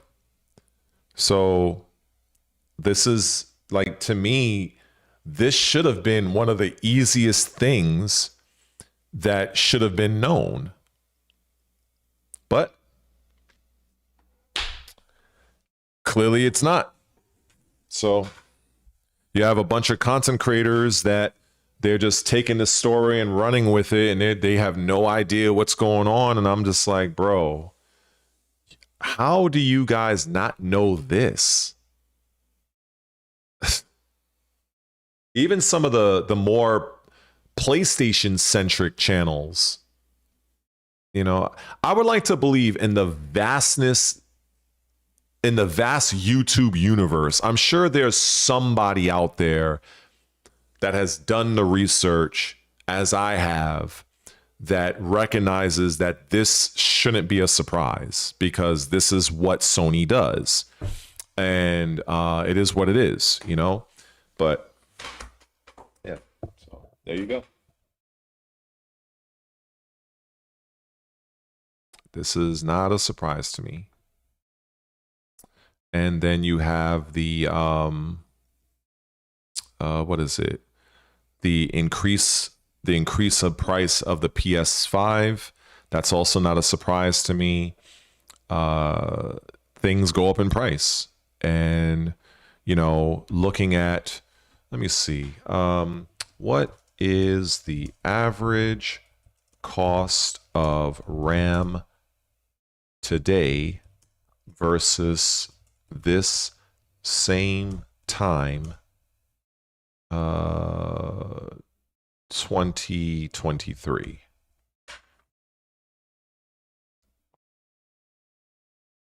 And so if we look at this again, and this is not, it's not like this is complicated to do. It's not complicated to do. This is what you call doing research. This is what you call learning. Now, of course, you have to ask the right question to get the answer that you're looking to get. You know, and of course, you're going to be looking at like,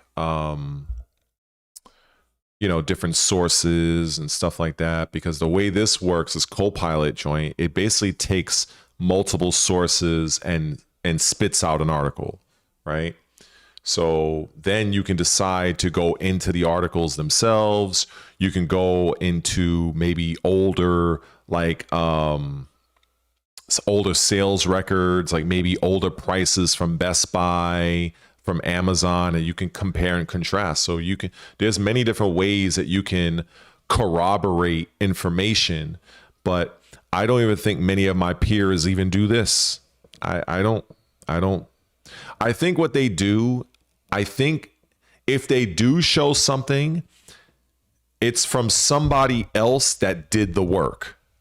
That's what I can also say. I forgot to actually say that hours ago. A lot of times they'll piggyback on somebody else's work and somebody else's research, and they're just regurgitating it and just reacting to it. Like, it's basically brain rot, low-hanging fruit shit. They're not doing the real work.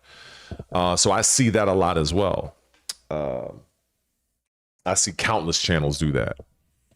But yeah, when you understand, you know, on this front with what's happening with RAM, you know, you may have a better understanding as to why consoles and computer technology, or should I say computer hardware, is, you know, priced at the way it's being priced, and it's going to exponentially increase.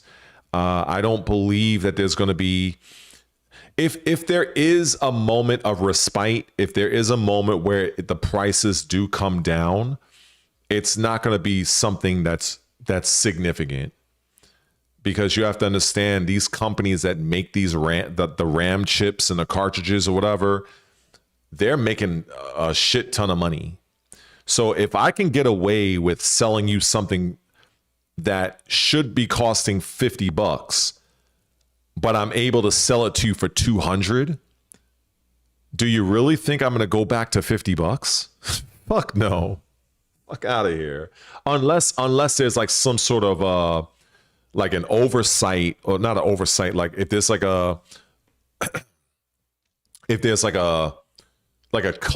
larger company that's mandating, okay, like a government, you know, intervention or something like that. But if it's just the company themselves, I highly doubt that they would bring their RAM costs down to baseline after they've pretty much been enjoying 2 or however long years that they've been selling RAM for like damn near fucking over 100% price increase year over year. Like, I highly doubt that. And that's going to affect the price of the PlayStation 6. It's going to affect the price of the Xbox console, the 10th gen. And I've seen a few content creators and people on Twitter reference that, because Asha Sharma already stated that. But it's like, it's just wild that they put together an entire like fucking Bible, like an entire Bible article, and they have like maybe a 2-sentence quote from, so it's almost like somebody turning a 1-minute clip into like a 20-minute video. It's kind of like that. It's like there's a lot of fucking fluff and a lot of bullshit, a lot of filler. And so, you know, it should not come to any surprise that the upcoming 10th generation consoles, and even beyond, like if you just want to buy a high-end PC, anything that requires the use of RAM, random access memory, and solid state drives, the cost is going to be through the roof. And why is the cost like this? Well, you can blame, ironically, you can blame Microsoft. You can blame Google. You can blame Amazon. You can blame every major tech company, because they are buying up RAM chips like fucking pancakes, because they want to be number one in the AI field. And AI, like any, you know, these are based on computer servers. They need the costs. They need RAM. And they need locations, and they need viable ways of cooling those servers. So that's usually like the trifecta right there. Those are like the challenges. So, you know, that's what we see, and it's going to continue. And when you're informed, none of this comes as a surprise. When you're ignorant, you know, and again, ignorant doesn't mean stupid, but when you're ignorant to these things, it's like, oh my God, what the hell is going on? You're in that mode, and I'm rarely in that mode anymore, because I understand I see what's going on. I see that AI is going to continue to get stronger, and the demand for AI is going to increase, which means that the RAM need is going to also increase. So if we just look at that relationship, RAM pricing is not going to go down like that. It's just not. It's going to get worse. It's going to get worse. Unfortunately, everybody is going to be affected by this. Are my peers talking about this? Probably not. They're busy telling you about fucking matchups and frames and who needs to be nerfed, who needs to be buffed. That's what the fuck they're talking about. Let me see. Let me look at this real quick.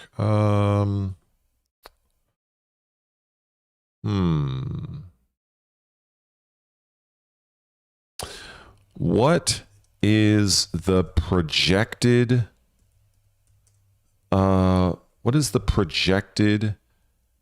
expectations for AI revenue in 5 years? Let's look at that.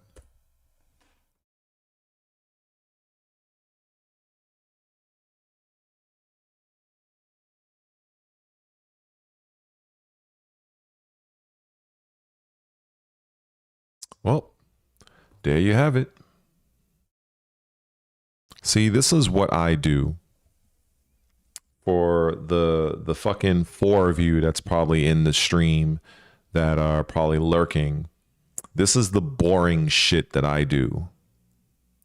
So imagine my frustration and me being annoyed when I have somebody either on Reddit Twitter or sometimes in my own comment section of somebody trying to dictate to me what they think something is, and I'm telling them what it is.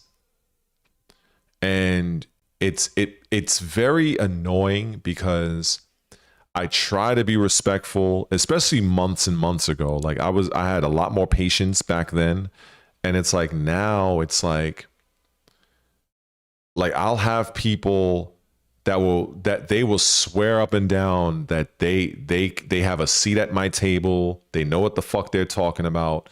And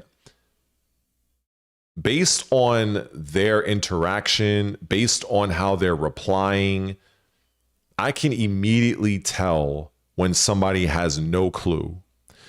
And I can also tell when somebody has a part of it, like they're in the right direction, but they don't have all of the necessary information.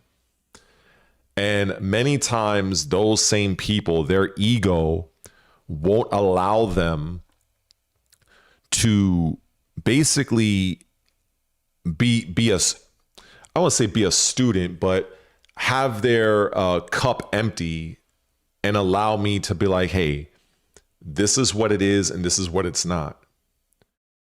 And very simply, like if I were to, I can tell somebody, and I've done this countless times, I can be like, look, Tekken 8 is the way it is because of blah, blah, blah. No, it's not. No, it's not. Okay. And why do you think it is? Okay.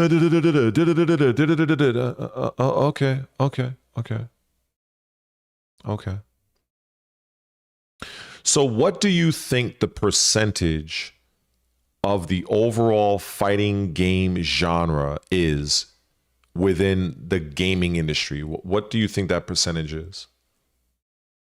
And at this point, either they will try to answer me, or they'll just come up with a bunch of bullshit and not really answer the question, but they're giving a filler answer. So when I break down that the fighting game genre, for instance, is like pretty much the smallest fucking thing in the entire gaming industry out of every other genre of gaming, it's definitely not top 3. Let's put it that way. It's way below that. So if you already have a genre that is very, very small, and then that genre is split between the hardcore and the casual market, And the casual market has exponentially driven the revenue and the market share of gaming as a whole in the last 15 or so years. If you take a game like Tekken 8 that costs $122 million to create, and that's not, I mean, I guess they could be including the marketing, but that's not including the amount of money needed to run the servers for Namco to keep your online going. So if you factor in all of that, do you really think Namco is going to not only make their investment back, break even? Do you think they would turn a profit if they prioritize the hardcore sweats?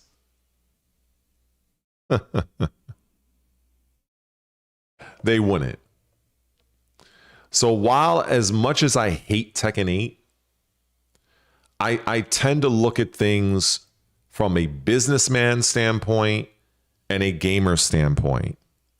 The gamer in me hates Tekken 8. The businessman in me, I understand why they did what they did. And it's also the reason why I don't see them making the type of drastic changes that the community wants them to make.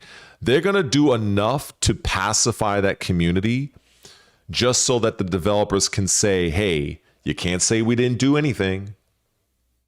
That's what they're doing.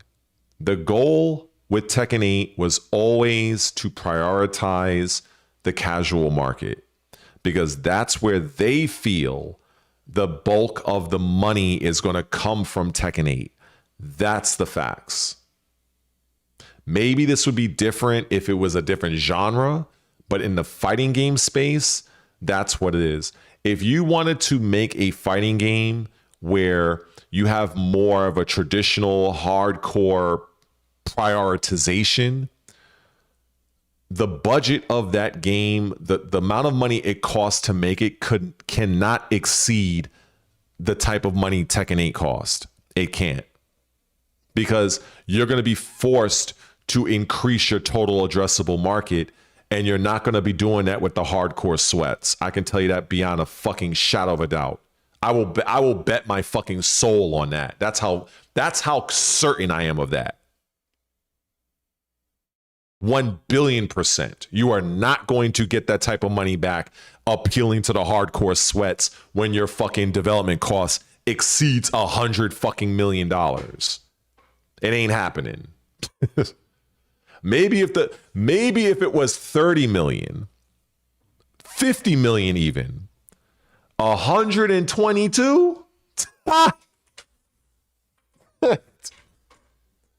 They're going to make that game so scrubby and brain rot because they know that is the only way they're going to make any sort of money back. So there you go.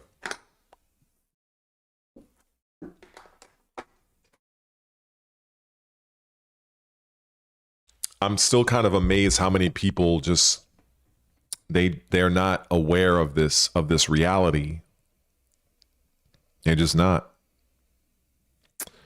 No matter how much I try to break it down, how many videos I talk about it, it just doesn't matter. It's like at the end of the day, it just feels like it just doesn't matter. That's what it feels like. It doesn't matter to people. So it is what it is. But yeah, I don't know. I don't know if anybody has anything else they want to add, any question. You know, because I think I've been on this for almost 6 hours. I don't really, you know, maybe I'll record something later on and put that up as a separate video. But I don't know. Or I'll just continue doing my own research.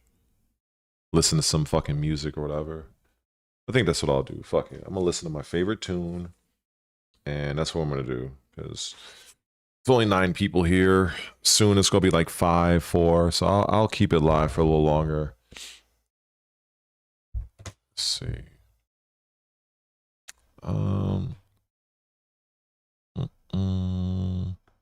Let me go to my history. Oh wait, no, I'll go to my playlist. And let's see. Let me go to, where is it game? I think it's gaming related. Or is it? Oh, no, it's not. No, it's not. It's not this one. Wrong, wait, where is it? I should just rename it as something else. Ah, video game. Here we go. Video game related. There we go. Okay. All right. Oh, I love this one. Oh, hell yeah. Do I even have this on? Let me see. Do I have this on? Is it on? Oh, okay. Fuck that.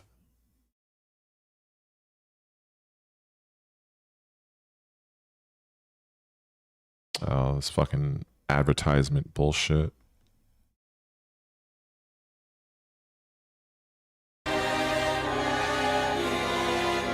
Actually, no, it wasn't this one. It was...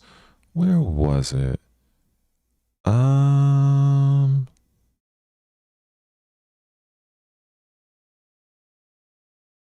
Wait a second. I thought I added that one. Huh. Maybe I didn't. I thought I did. Oh, okay. Fuck it. We'll just, I'll, you know.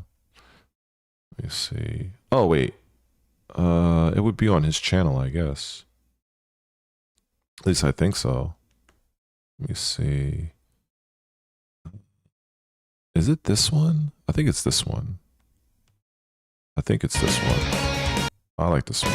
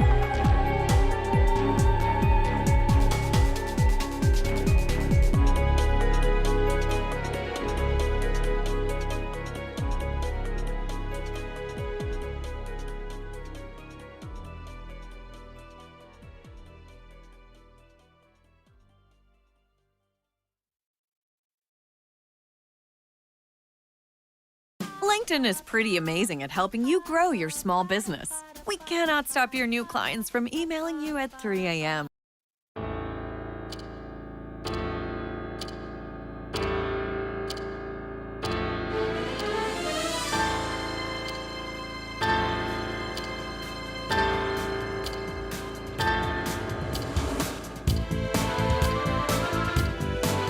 Oh, okay, Evo Japan. Yeah.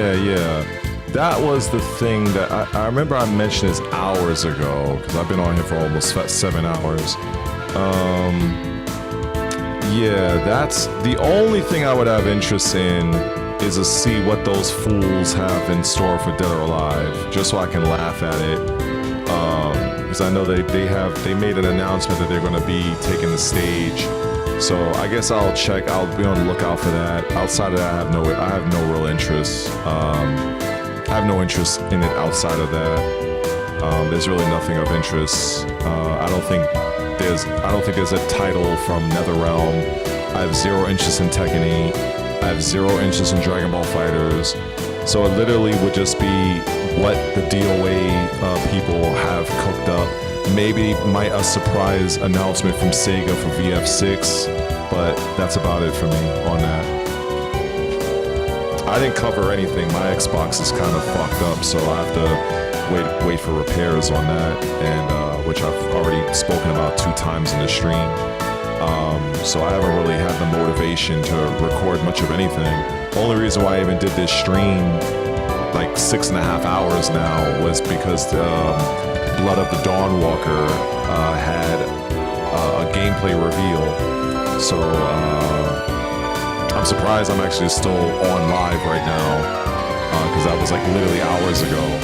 But that's about it, really. That's really it. I'm just enjoying my tunes now. Because as far as I'm concerned, I mean, unless people have questions, I may have some answers, but I'm just kind of just in chill mode now. The fucking camera's still rolling, so as I listen to my favorite tunes. Because it's my shit right here.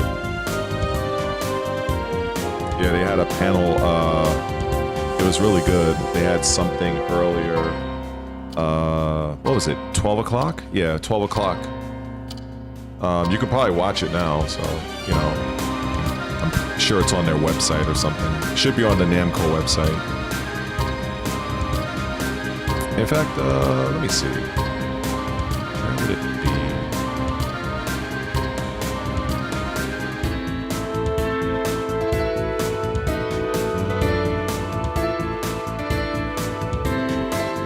Blood of the Dawnwalker. There it is. Yep. Dawnwalker. Oh, they got different sections. Okay, so the whole thing, but this is part 3. Unless this is...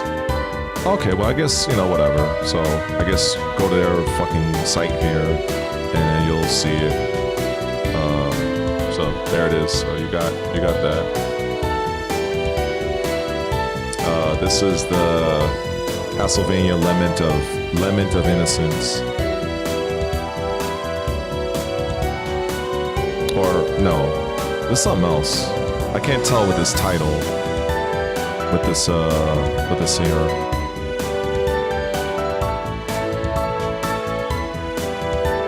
But this is it right here, so,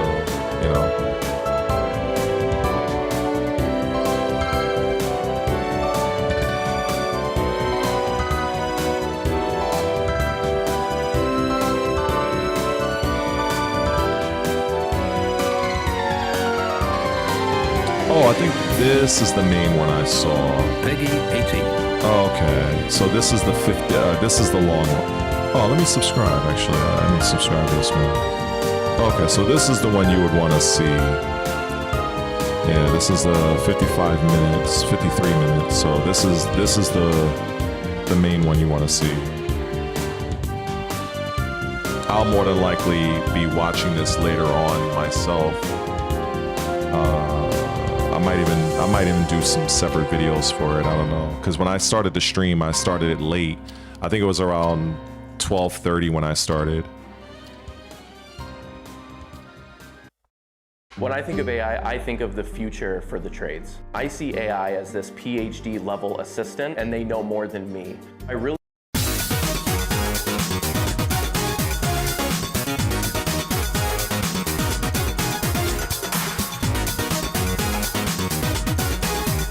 I heard about it. It's kind of hard not to know about that one. I mean, I haven't listened to every single thing, but I know of it.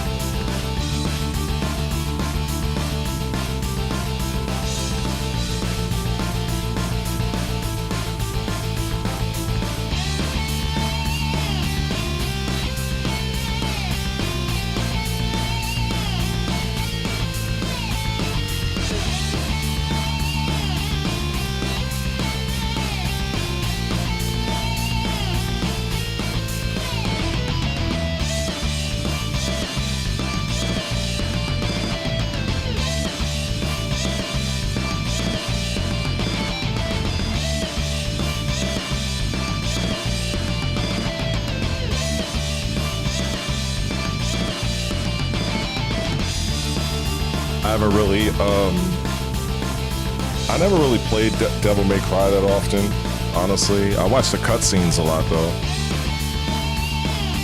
The cutscenes are really good, but I didn't really get into the music like that.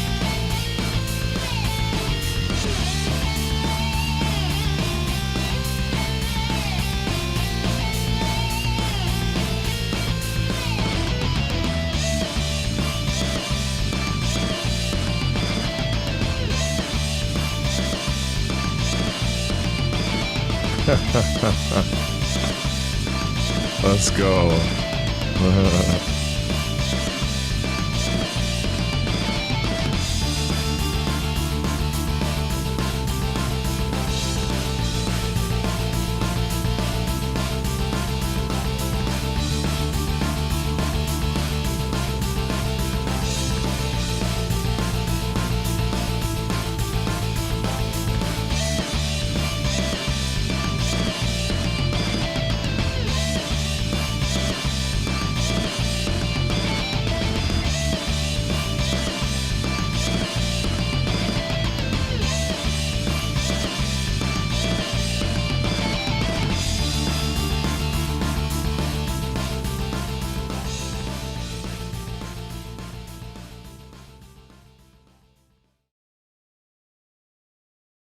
Managing multiple credit cards can feel like you have 50 extra mental tabs open.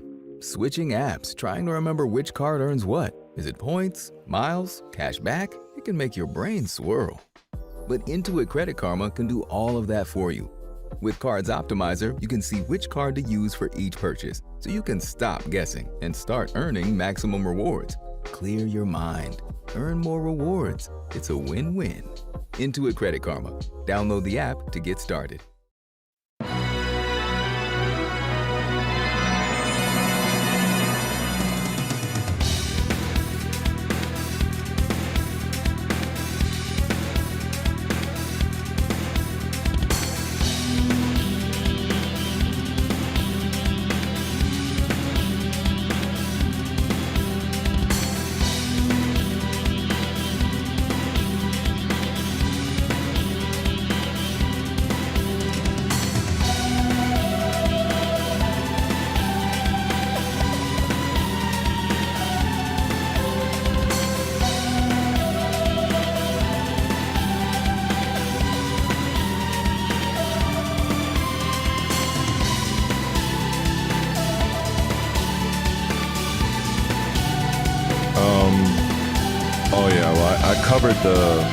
I covered the Xbox situation many times, but yeah. So suffice to say, in the short, basically to put it short, basically the people that I had working on the console, or at least I thought they were working on the console, because I didn't have the money initially when I reached out on the 17th. I told the guy I didn't have the money for it. So he was going to do me a solid and say, hey, you know, we'll assess it, we'll figure out what's wrong, and then when you get the money, we'll release the console out to you when you make payment. So I'm like, okay, fine. It's almost like a pawn shop, right? You're able to get your item back once you pay back the money. So I'm like, all right, that's cool. But I called on the 25th, no work was done. I was told from one associate that their manager kind of nixed those plans, which I'm not upset about because, you know, it's business, right? I get it. I was just upset that nobody called them. Like, I wouldn't have known that happened unless I reached out to them. I would be thinking right now, oh, you know, maybe they're still doing something. So I gotta wait until May 1st when I get some more disposable money, and then I'm gonna go hand them their fee. Hopefully it doesn't take them forever to figure out what's going on. Hopefully it's a power supply issue. If it's the motherboard, I'm basically fucked, and that's basically the long and short of it. And it's not rage baiting on Twitter. It's just explaining to people what the truth is. Many people like this guy, Jez Gordon, I mean, these are guys that should know this shit. did Sony just adopt the Xbox One DRM that broke the brand? No. Like Sony has, as I fucking illustrated here, Sony has been done this since 2013. So it just amazes me how people just seem to not grasp that. But I can guarantee you, because this guy is a very prominent Twitter person, right? Jez Gordon, he's like 220,000.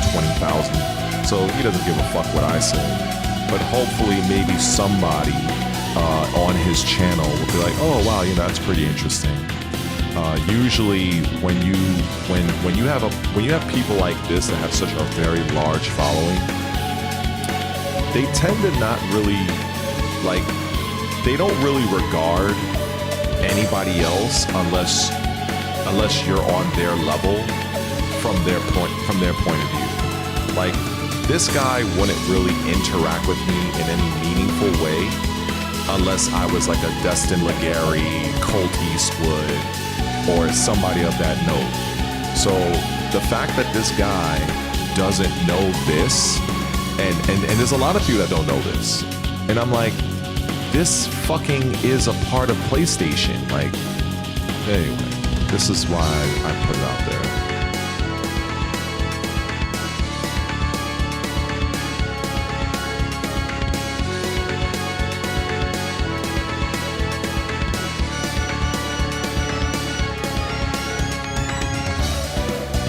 Yeah, my console basically, it was a stream that I had.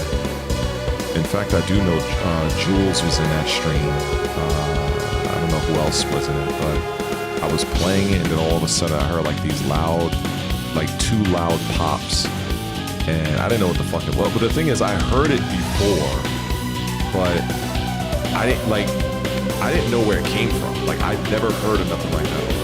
I thought it came from outside because I had my window open. So I was like, what the fuck is that? And then when it happened again while I was on stream, I was talking to the chat, and then like when it popped the second time, I looked at my console and I saw something flash like white, and then that was it. You know, that was it. Usually getting a phone for $0 is too good to be true. So I'm hoping it's a power supply issue, but if it's a motherboard thing, I am screwed. Because I do not have nobody's $700 unless I do a fucking GoFundMe, which that would just cause more people to fucking point and laugh than actually support me. So I'm not even gonna bother with that. But we'll see, or I'll see. But I can't do nothing until May 1st. So my hands are fucking tied, which is it's very frustrating because I'm missing out on a couple of things. So it is what it is. Honestly, I should have just ended this stream a long time ago, but I'm just playing what I want to play. So I'm just kind of like whatever at this point. Answering a few questions or whatever. And yeah, all I can do is, hope everybody is doing well today. I think, what's today? It is, Tuesday. So, hope everybody's having a good Tuesday, doing whatever y'all doing. And, so yeah. I can't wait for me to blow up also, but unfortunately with the YouTube algorithm, and I just don't see that happening anytime soon. I think I touched on that earlier, that I don't see myself blowing up on this platform unless I have more opportunities.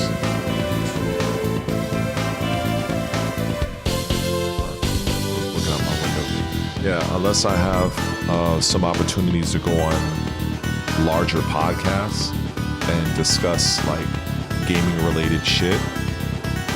I just don't see it. I think if I was still playing Tekken 8, I would more than likely be close to like 2,500 subscribers, I would think, if I was still playing Tekken. So yeah.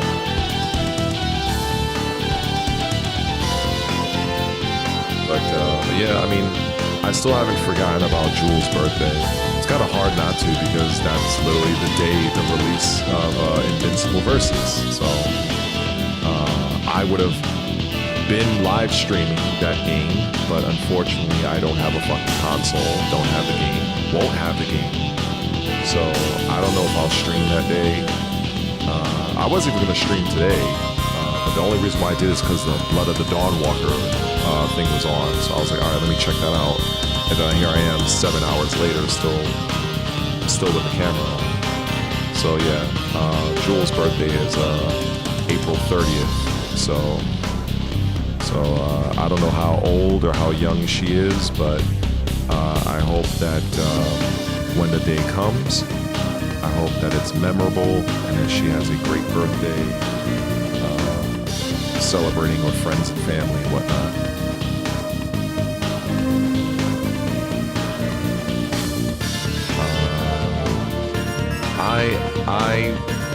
I think I see a question for Gothic Remake.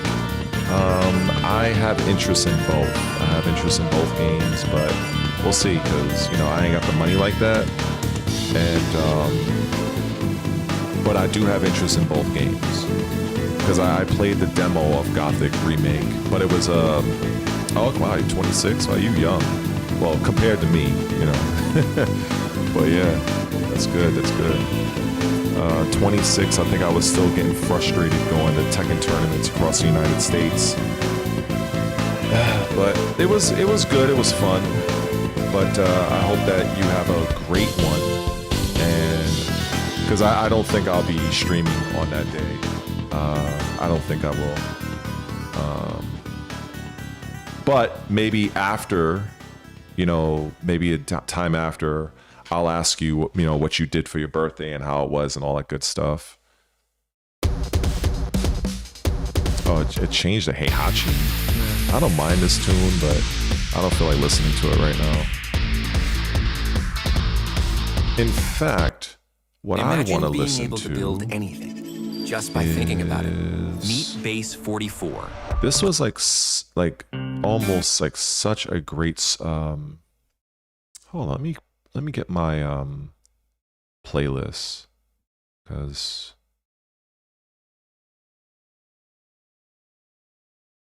it's just wild that this particular game has such a great playlist, or soundtrack, I mean. Where the hell is it again? Oh, here we go.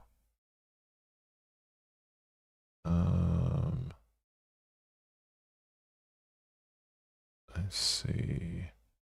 Oh, I love this one.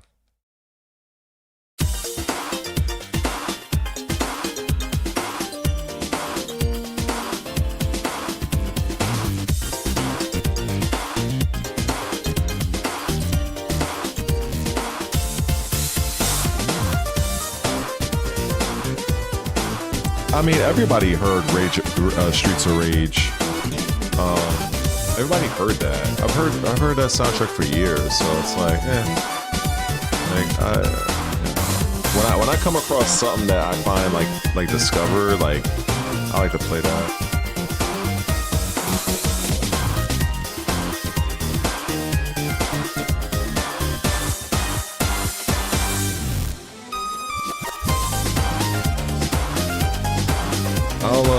I'll check out the No More Heroes thing probably after I get off stream.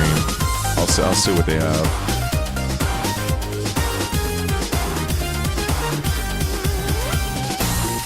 I know that this game has some of the best music I've heard in a long time. And yeah, there's like so many tracks in this that's fucking godlike.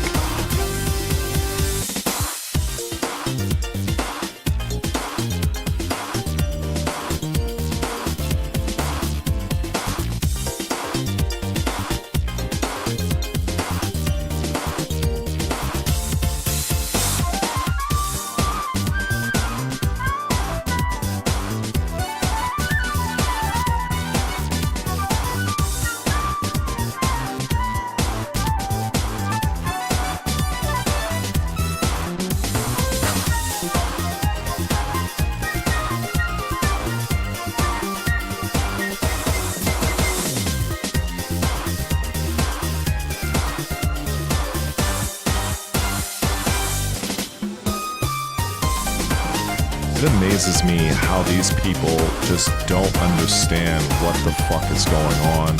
Even this chick right here, like, she's a very large content creator.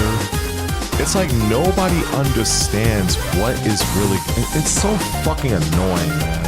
I feel like I just shout into the fucking void. It's like, these people are just...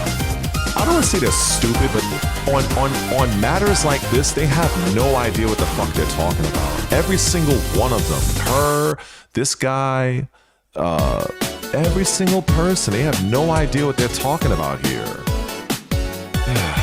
Whatever. Just listen to my shit. De-stress. I like this part once it gets to like the after this section here.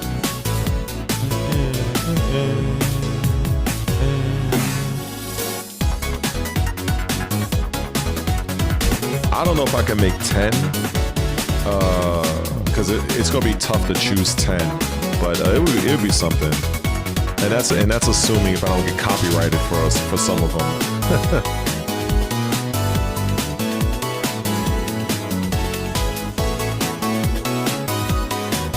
This is my favorite part right here.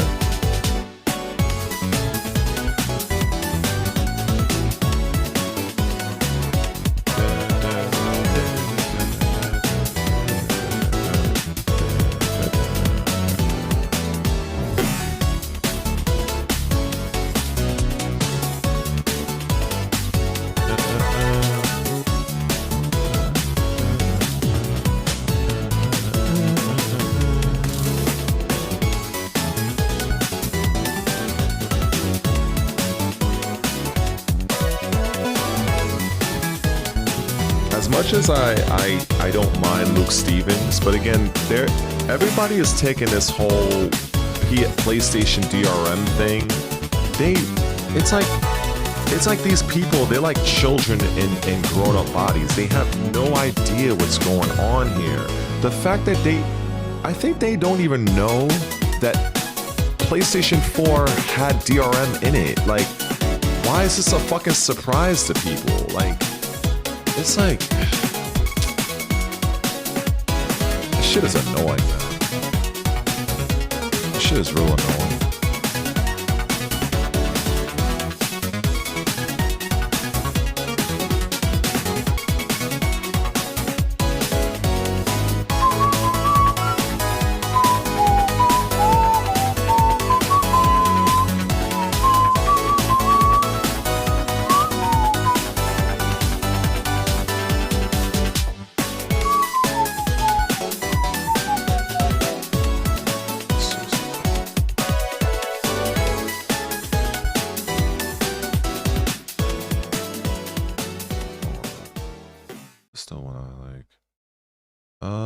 I swear I'm posting where is it? There was another one I like. I think it was I like the Baron one too. Let me see. I listened to all of these shits. Let me see. Was it right here? I got this. Let me see. Dark Caverns. Boss, Risky Boots, Boss Defeated, Genie Realm, Art Gallery. That was pretty good. Mermaid Falls. I really enjoyed that one. Wait, is this the one? Oh, wait. Is this the other one I liked? I think it was this one. Oh, yeah, I like this one too.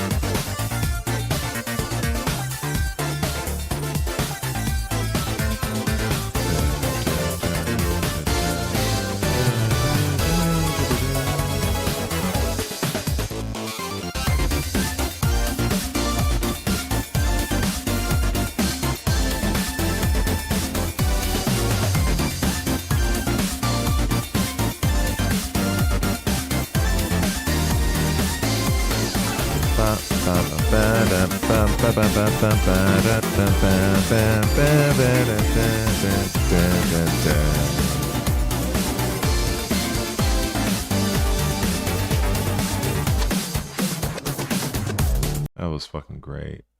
I love this. I love most of this fucking soundtrack. This shit is fucking godlike. Let me see. There was another one I liked. Oh, was it the Cape Crustacean? I think I think it was this one too. Oh yeah, I enjoyed this one. I enjoyed this one.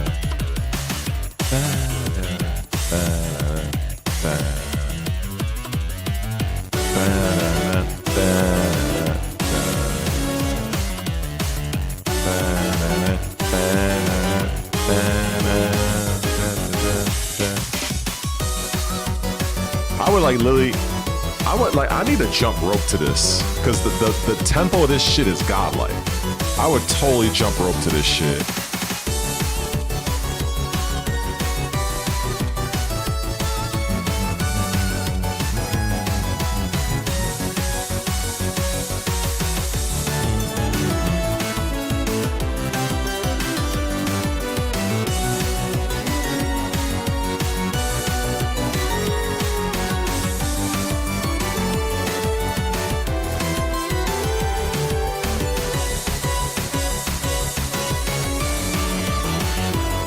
This is such a good fucking tune, man. Oh, man.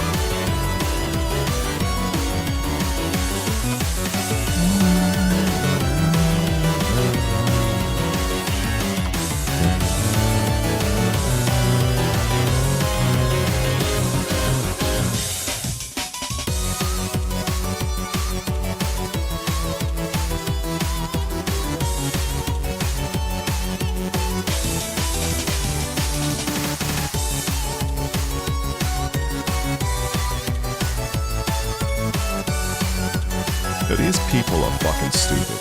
I'm convinced. These people are stupid. Maybe I should just type this. I think people are stupid. I think people are that. I think people are dumb. I think people are dumb. I think people are. You know what? Let me try to be nice. Are completely ignorant to what is happening. Sony has always had DRM embedded in their consoles. Why is this even a shock? Like, what the hell?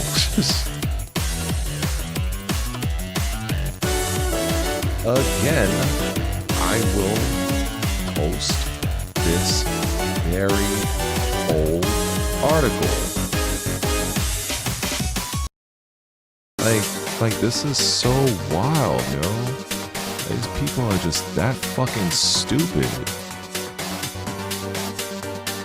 Like, they just really have no idea. Like, it's like, people can't be this stupid. They can't. Like, I don't want to believe that they are that stupid. But anyway, I enjoy my Hypno Baron tune. This is pretty cool.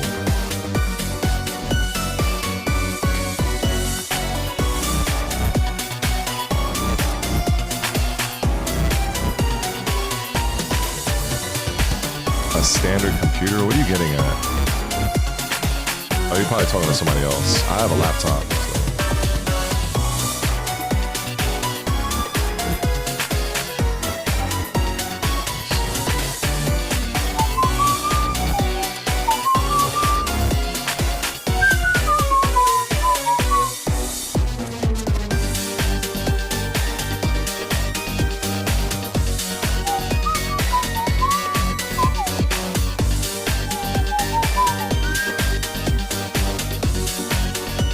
What's this now?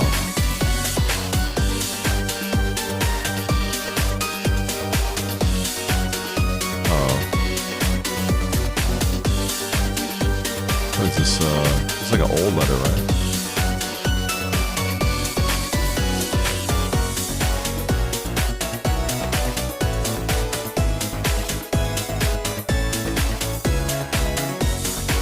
think they already talked about this already. Okay. I think they already talked about this already.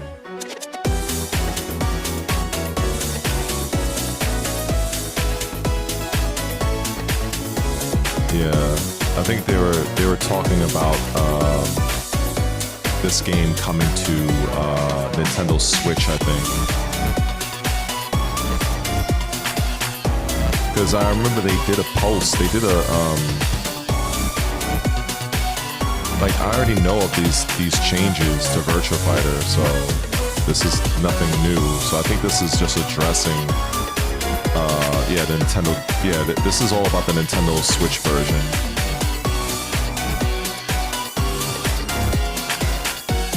Well, I don't have a Switch, so I can care less. I can care less. I can care less. I honestly care less. I don't give two rat's ass about anything about Nintendo. Payments can be I can care two shites. But you know, I guess they put Virtua Fighter 5 Revo on the Switch, so good. I mean, I'm happy for the I'm happy for those people that get a chance to play a superior fighting game on trash hardware. I'm happy for that. I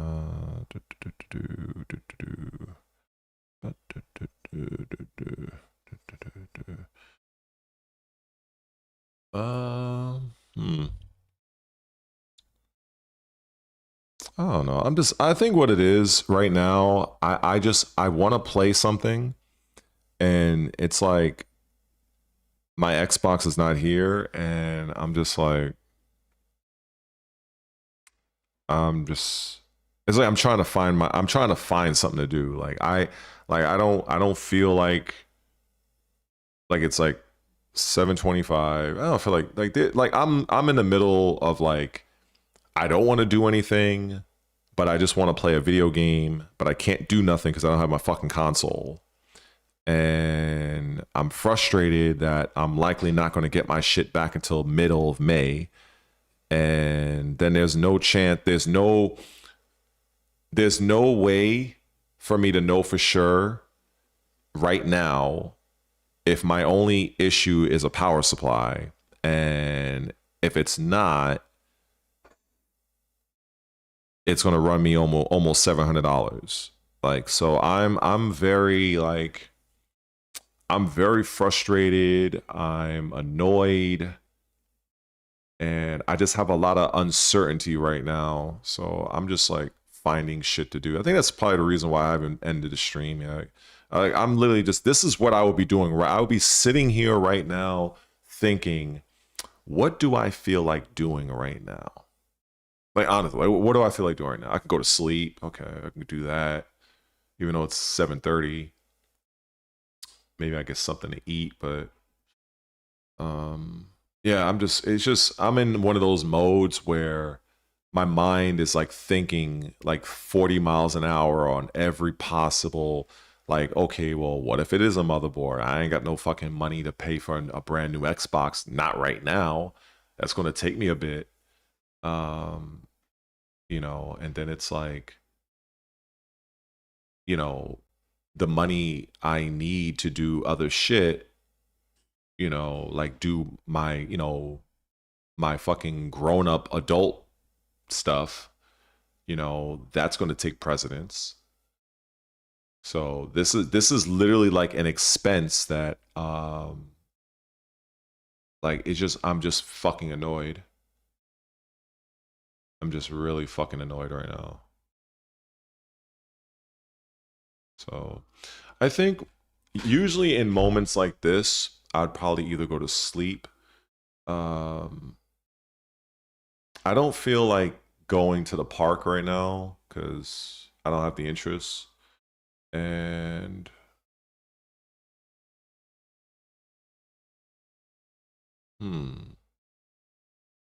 yeah, I don't know. Something will come to me though. I'm just in that mindset right now. I'm just literally voicing what I think right now.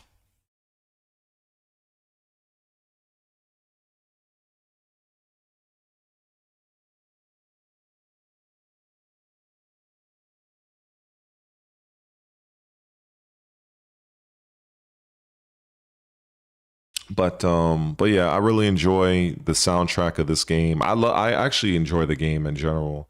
I think I told the story of how I even played this game. Like I think I bought it during like a Black Friday sale. And to me, I'm like, you know, I think I heard of Shantae before, but I never played the games. It just looked a little too girly for me. And I think I was drunk. And I just ended up, it was one of those drunk purchases. I think the game was like $5 or $10, it was like $5 or $7 or something like that. I bought it and I was like, oh, okay, this shit is kind of fire. Like the music sounded good. It played well. The graphics looked great. And then I ended up playing some of the older Shantae games. I was like, yo, this game it's a pretty good franchise. So I was kind of like surprised. But there's many games I have that honestly, I have them, but I just didn't really play them. Like, for instance, I have Devil May Cry 5, and I bought that game at launch because, you know, everybody was hyping it up at the time. And I think I played that game maybe about an hour. I think when I played it, it wasn't clear. I think at the time, it wasn't clear to me how you heal in the game, because I don't think they have potions in the game. I don't think so. It was like literally I played it at launch, so I haven't played it since. So yeah, so I wasn't sure how to heal your character or something. Like I didn't fucking know. I didn't spend enough time on the game to figure it out, so I just kind of put it in the bin. And I think I moved on to a different game. But then I ended up watching like the story, the cutscenes and shit like that. And it was, I mean, great cutscenes, great, you know, but I guess I just didn't get into it. Like I was never a huge Devil May Cry fan because Devil May Cry was literally an accident of sorts because it was originally a Resident Evil game. And I guess the developers, you know, they were about to scrap it, but then they ended up turning into like something completely different. So it was a kind of a game that just kind of created itself on like a happy accident kind of thing. And it just didn't really, and the same thing with Onimusha. I didn't really play Onimusha like that. So, you know, I know both franchises are you know, they're obviously pretty good. It just that at the time I just never really got into them. So yeah, I didn't really know that. The orbs, I didn't really know. I think what it was is I bought the game and I just didn't really, I don't know. Like there was some shit going on in my life at that time. I can't recall, but it just, I wasn't too focused on the game. And I think I know I was in the very beginning and you fight like this big fucking character. I think he might have been like the mini boss or something. And it's like, all right, so how do I heal? Like I didn't see anything there. So I was like, all right, fuck it, whatever. So I just turned the shit off. This was like fucking years ago. I don't know. Whenever the game came out was when I played it. So, but it's in my fucking Tupperware. Maybe, you know, maybe I'll mess around with it. Maybe one day. I keep saying it because I have so many games that I just haven't really gotten around to. Like, I think I have Saints Row 4. I never played that. I have that. I think I still have that in the fucking cellophane. What else? Borderlands 3. I've never played it. I bought the game literally the day it came out, and I just never played it. I never got a chance to play it. And then eventually Borderlands 4 came out, and then I was hearing people, they were talking about how it's so much better than part 3, and I'm like, oh well, I'm glad I didn't play it then. You know, so I don't fucking know. Maybe I'll mess around with it. Because once I got so into Game Pass that a lot of the games I had owned, like I just didn't get a chance to play them. Like I was just playing games on Game Pass, and then other games I bought digitally. I think I was playing Dishonored. I was playing Dishonored 1, and then I started Dishonored 2. I didn't finish Dishonored 2. Great story. It was pretty interesting. Great stealth mechanics. I liked it. But yeah, I have like have a ton of fucking games, man. Yeah, of course I did. I'm seasoned, man. I'm 45 years old. How could I not play Shenmue? Come on. I owned a fucking Dreamcast when many people probably weren't even born yet.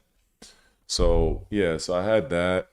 It didn't age very well as far as I'm concerned. I remember it. I remember when I first played that game.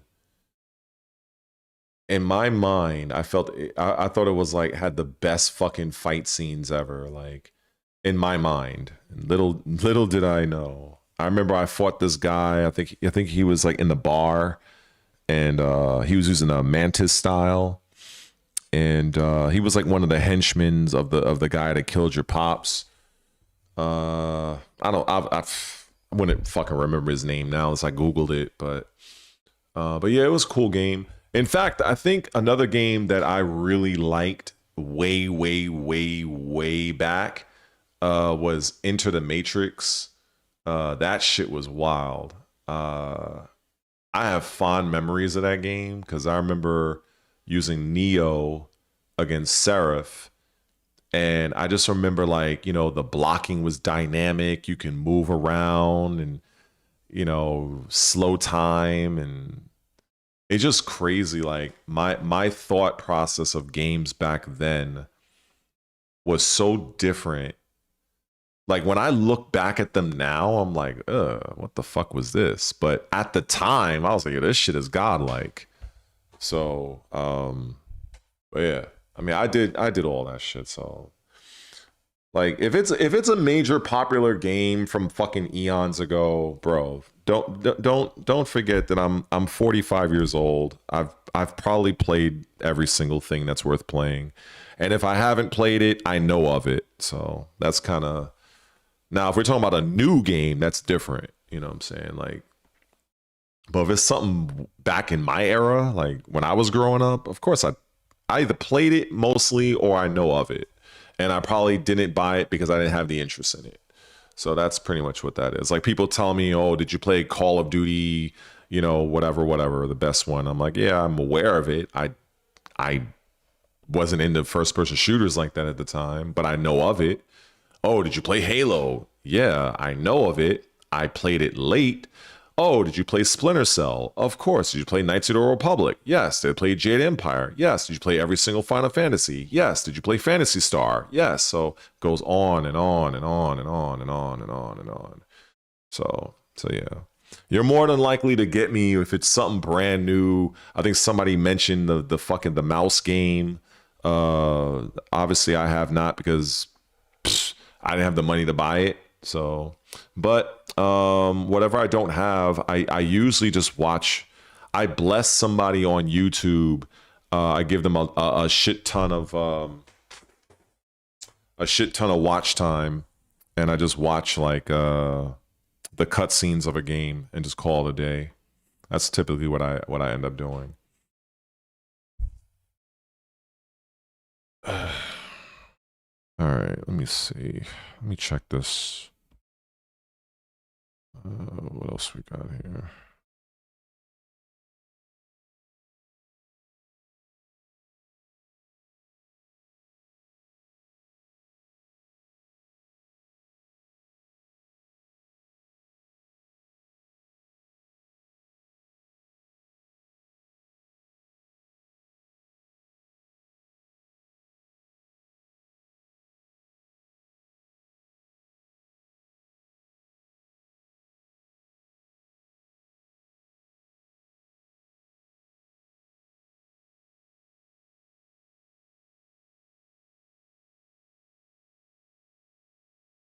What was this?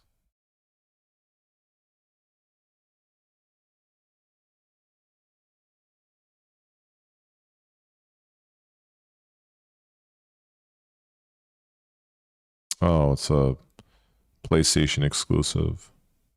Figures.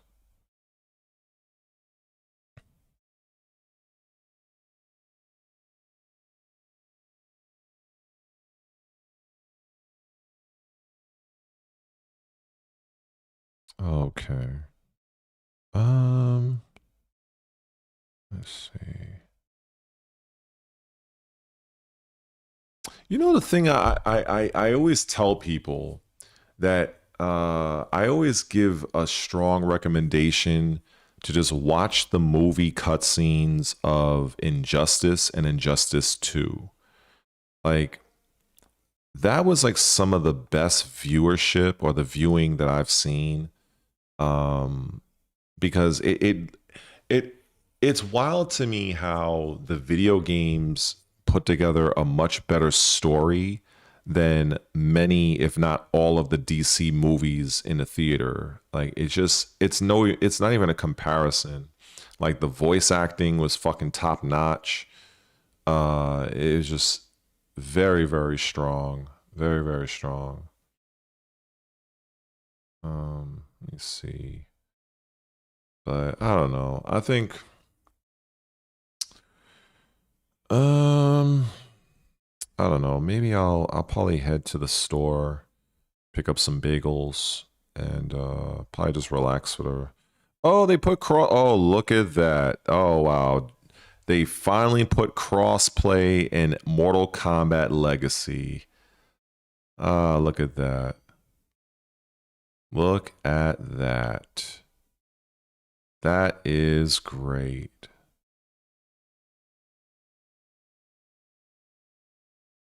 That is great. Oh, you know, I'm going to poke the bear on this one.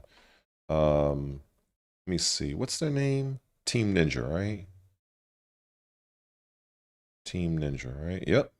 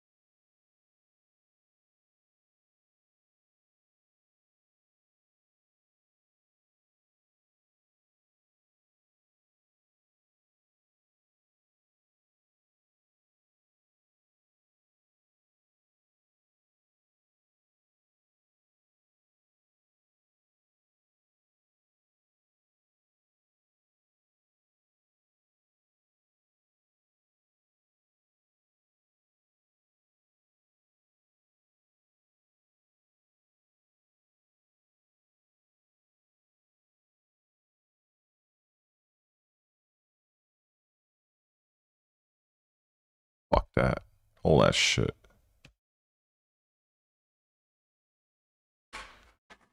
See, that's what these motherfuckers need to be doing when it comes to their little fucking community. That right there. Like, let's see some of these larger, but you know, they're not gonna fucking do that. They don't want to rock the boat. They're fucking shills. They're fucking fake hypocritical fucks that, quite frankly, they don't want to upset the gods of Team Ninja. So yeah, I will not see anything like that. I just won't see anything like that. I just won't. But it is what it is.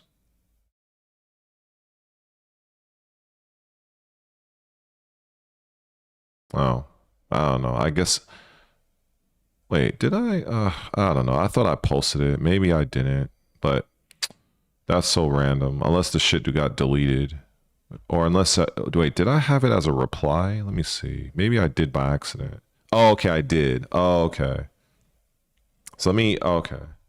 So this is literally on their thing. So I didn't do it on mine. Okay, that's what happened. I thought I fucking posted it.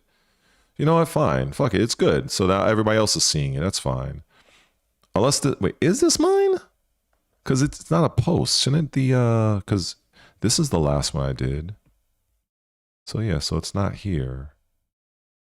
Oh, okay, so I'm just gonna do it here. All right, fuck it. I thought I had done so. So let me just copy this because I don't feel like typing this shit again. So I'm gonna copy that.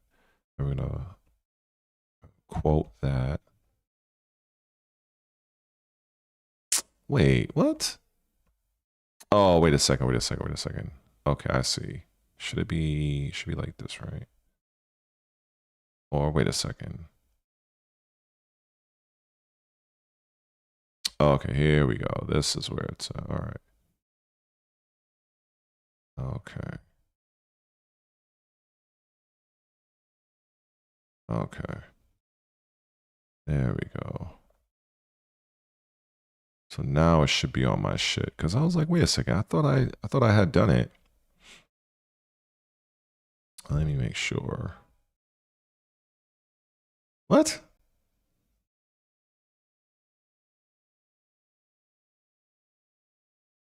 Wait, that don't make any sense.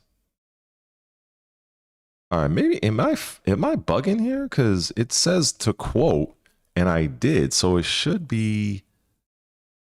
Because just like I quoted this. Yeah, that shit's all right. Whatever, bro. Maybe it's just something in there that's not letting me do that. But anyway, it's whatever. I said my piece on it.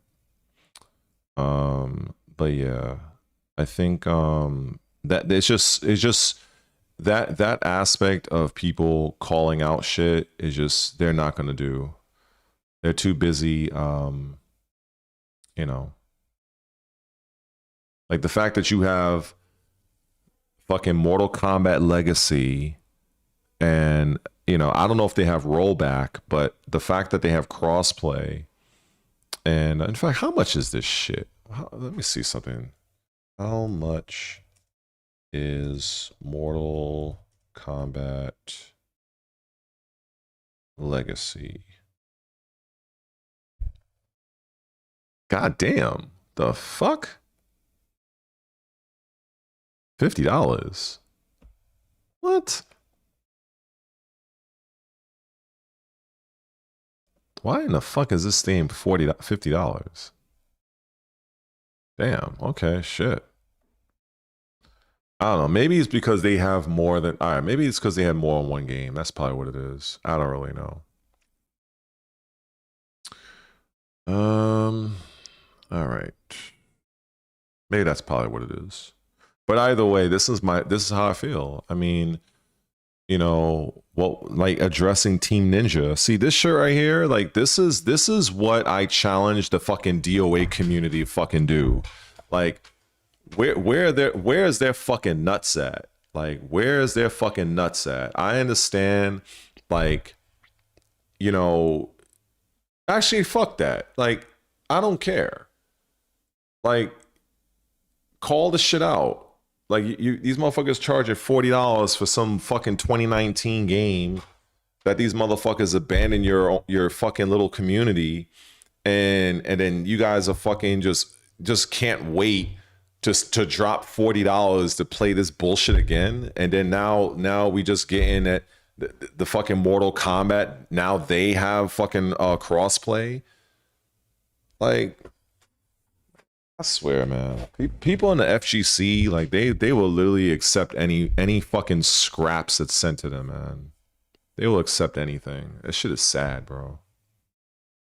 Their community literally has nobody that takes the fight up for them. It's just a bunch of fucking shills and hypocrites. They will fucking glaze this fucking shit to the day they die. In fact, you know what? Since I'm on fucking YouTube, you know something? Since I ain't got nothing else better to do at this point in time, let me look at this Dead or Alive fucking shit one more time. What is this shit? Last round. Let's look at this trash one more time.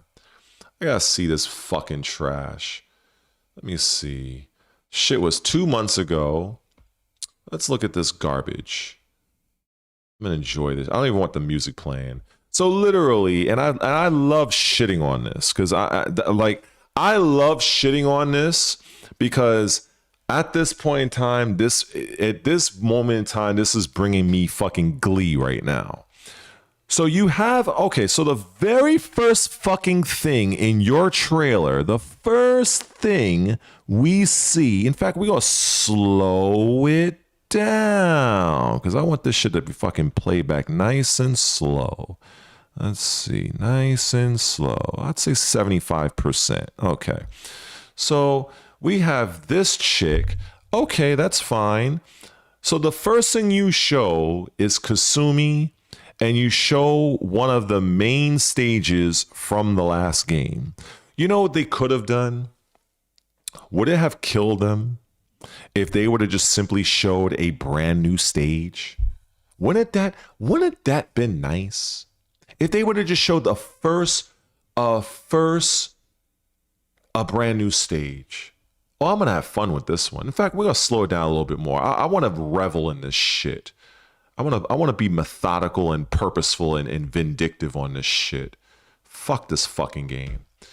So Dead or Alive, oh my God, look at the fancy graphics. Oh my God, Dead or Alive. Last round, yes, I can't wait to play me some last round, boy. Woo chow. Oh, the Dead or Alive it returns. It returns. Oh, well, wait a second. So it returns. So wait a minute. If it returned, where was it? Oh, right. That's right. You, Team Ninja, you said, fuck you, the community, after a fucking year of coming out in 2019. So that's where you guys went. And you guys are coming back with this bullshit. Yes. Same moves. And this little move right here, this is just you mashing on the right bumper button for anybody wondering. And then the last part, this is we gotta run it back. We gotta run it back. Look at this amazing move here, folks. Look at this. Oh, it comes back.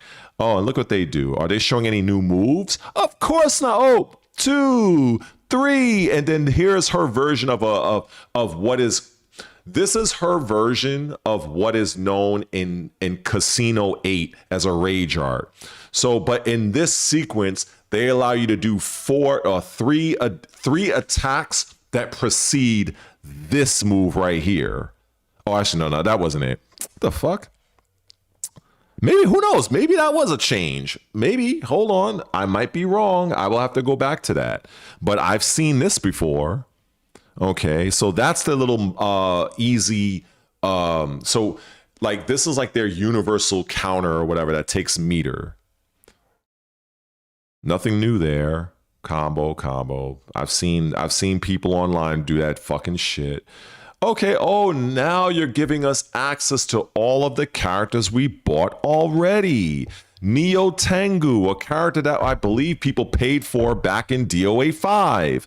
This bitch, which is basically Kasumi just in her Emperor Palpatine mode. And you got this character, which, whatever, I don't know about her. You got Momiji, which is another character from DOA 5. And you got this fucking Jupiter and Saturn chick here. Okay, well, that's fine. Well, we all paid for them already. So you highlighting them to us is really, this is what we would expect you to do, because why would you have us pay for the same characters we paid for in DOA 6? So this is not a flex, Team Ninja. Next. Oh, yay, 5 bonus characters. Why are you saying 5 bonus characters? There is no balance. There's no bonus here. These are the characters that we paid for in like 6-7 years ago. DLC characters. Give me a fucking break. Give me a break. Now we've seen all this shit. Okay, this is her little Fatal Strike thing. Okay, yeah. Blah, blah, blah. Okay. That's her rage art right there. Okay, so nothing new there. No new outfit. Same fucking outfit. Momiji, here she gonna do her shit. Yep, same fucking move I'd seen like fucking 7 years ago. Oh, we got Jupiter and Saturn. Oh shit. Kick that motherfucker. Okay. Now here, this is what you, now again, to the typical gamers who mash their buttons, and this is for any person that wants to sneak diss old Red Related on this DOA shit. I want you people to understand something, that I don't think you want this fight. I don't think you really want me to truly go in on how this is a fucking cash grab, where the only thing that is new in your little trailer is a fucking photo mode. And quite frankly, this is not even a new feature because photo mode existed in 2019, dead or alive. Don't believe me? Let's see. Let's type this up, shall we? Was there a photo mode in DOA 6? Yes, there was a photo mode. But it's not a standalone photo screen. Oh, I see. So I guess now they made it a little bit easier. But hold the fuck up. They're making you know that this is new. See the new? See this on the screen? This is now new. Oh my God, I can't wait. This is fucking amazing. This is amazing trailer. Oh my God, look at they just making you, oh my God, look at the 360, the dynamics. Oh, and the jiggle physics. Look at them jiggle physics right there. You could change her fucking expression like anybody gives a flying fuck about this. And then we go back to this nonsense. So now this says new characters and costumes to be released post-launch. See, this is what people in that community is going to highlight. You see, Red, you don't know what you're talking about. We're going to have new characters and costumes. Okay, so you're going to have new characters and costumes. So let me get this straight. So I'm spending $40 to play a game from 2019 that the developer abandoned on, that basically lied about every single thing they planned to do with DOA 6 in terms of making it a viable tournament-based fighting game for esports, because I remember all of that bullshit. So I'm spending $40 to get what? What is my value proposition? And don't you fucking dare say, well, you could play the core fighters. Well, dumb fuck, I'm well aware of that because I had DOA 6 now, didn't I? So I'm well aware of the core fighters. But at the end of the day, if somebody wants to purchase this full game, they are spending $40 now, aren't they? So what are they getting for their $40? Are they going to be able to play with their friends on other consoles? Oh, yeah, that's right. That's right. There's no crossplay. Okay. So there's no crossplay. Okay. Are they going to fix that shitty online? No. That's right. There's no rollback. I forgot. Oh, and Dead or Alive 6 had like one of the worst fucking online experiences in gaming. Okay, so, all right. Is it going to be like a game-wide balance patch for every single character to make the game seem somewhat new, to where we can learn new frame properties? Is there going to be any new moves for the characters? Is it going to be any fucking thing new?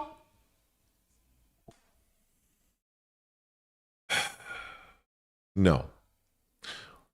What you shills in the DOA community is going to do, and you guys know who the fuck y'all are, you guys are going to push and peddle this shit, and you guys are going to shill for it, defend it, with your very content creator lives. There is absolutely nothing in this fucking game that is worth $40 goddamn dollars.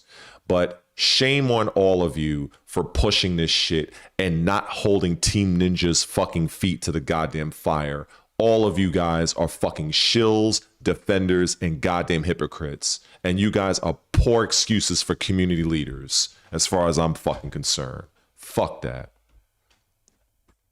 Looking at this shit, new characters and costumes, and I guarantee, are these going to be free? I bet you will have to pay for every single one of it. Do you know why? Because this is a game that had $80 season passes. Don't believe me? Let's check it out. Let's see. Maybe I'm wrong. Let's see. How much? Hold on. Maybe I'm wrong. Let's consult the internet, right? How much was Dead or Alive 6's Season 1 pass. How much? $93 fucking dollars. Interesting. So this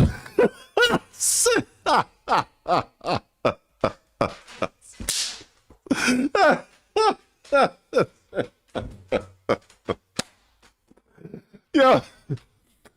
So let me get this straight. I'm about to say Namco. Team Ninja and you defenders. So you mean to tell me? Oh, and wait, that's the Character Pass 1. How much was Character Pass 2? Let's see this. What was the second one? Because I think they had 2 Character Passes. Okay, so they had. Okay, so the Season Pass 2 was $80. This shit is crazy. This shit is fucking crazy. So basically, okay, so Season 1 was $93. Season 2 was $80.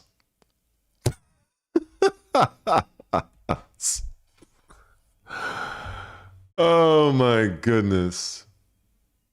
You know, I could shit on Tekken 8 all day, but this game takes the fucking cake. I mean, goddamn. See, I see no way how anybody can actually defend this shit. I just can't see. So let's continue. Right? Okay, same move. Wait. Azuna drop, the same move Ryu has had since Christ himself walking on water. Okay, next. Okay, let's see what else we got. Okay. You know what's funny about this? You know the funny thing about this part? I want you guys to pay close attention to this. I want you guys to pay close attention to this. I want to read. This is why I like replaying this. So you see this segment here, right? Watch this segment. See Kasumi. Bop, bop, bop. But wait a minute. Didn't I see that at the beginning of this trailer right here? I could have sworn I seen that. Am I bugging? I think I did after we got past the fancy intro, right? We get past the fancy intro, right? They returns. Here we go. Here we go. Bop, bop, bop. So you mean to tell me that your trailer is so shit that you had to show off the same sequence of moves from the same character twice in the same trailer? You couldn't. It's the same fucking move. But you know what? Let's move on forward, shall we? So, okay. Now, all right. So we go past this part. So it's the same fucking move, same shit. Okay, now we have a cutscene. Now, mind you, these are cutscenes from the original game. This is not even new cutscenes. But of course, if you probably haven't played the original game, you wouldn't know this. So they're banking on you not knowing shit. Okay, more striking and intense battles. Actually, no. It's actually the same striking and the same battles. That's what this should be. That's how it should read. Okay, that's how it should read. All the same cutscenes.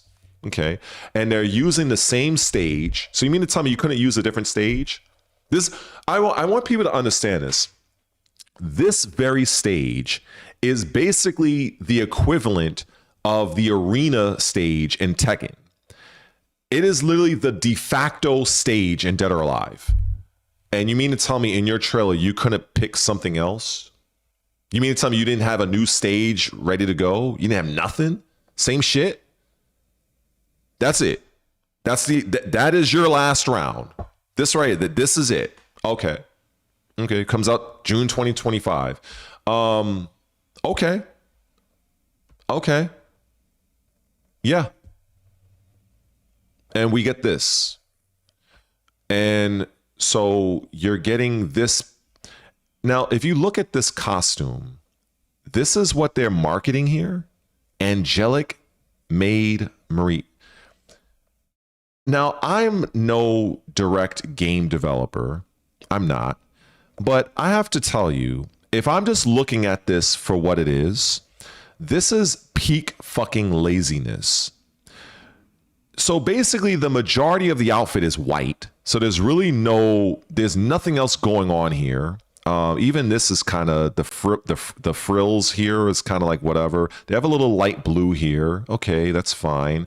So you call this angelic maid. This is shit. This is like the bottom of the fucking barrel right here. But let's continue. They have more to show.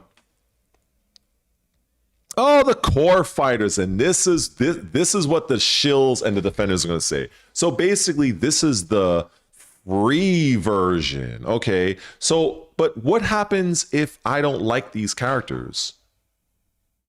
What if I don't like these characters? What happens then? So now I have to buy the characters individually.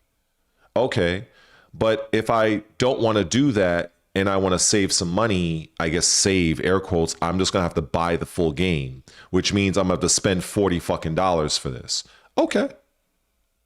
Oh, and mind you, it says available characters right here. So this lets you know who their names are. So this is Kasumi, this is Mary, this is Honoka, and this is Nico. Okay. What else we have? What else is going on?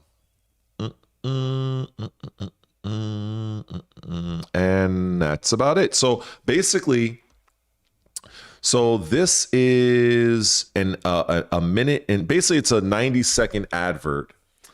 And I'm just wondering, what are the comments here?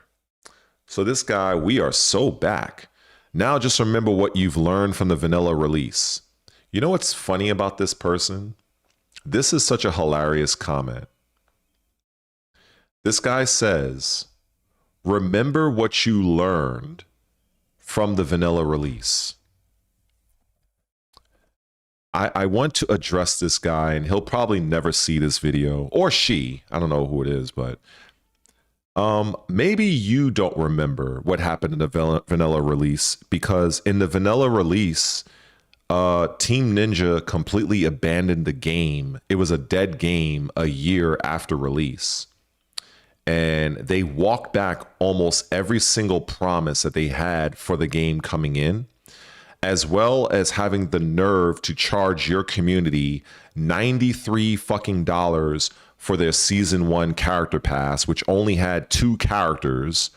And they charge you $80 for their season 2 character pass, by which time shortly thereafter, they abandoned the fucking game. So now in this version, you're saying we are so back like an idiot, where all they're doing is they're copy and pasting you the same shit that they fed you in 2019 that they abandoned you on, and they're not even giving you rollback or crossplay. But according to you, we are so back. This is everything that is wrong with the fighting game community, because you have people that are so dense, they're so smooth-brained that they will literally accept anything. Let me see if there's anybody else in this shit that has a cohesive comment. I wish you remastered DOA 1 through 4. Okay, that's kind of decent.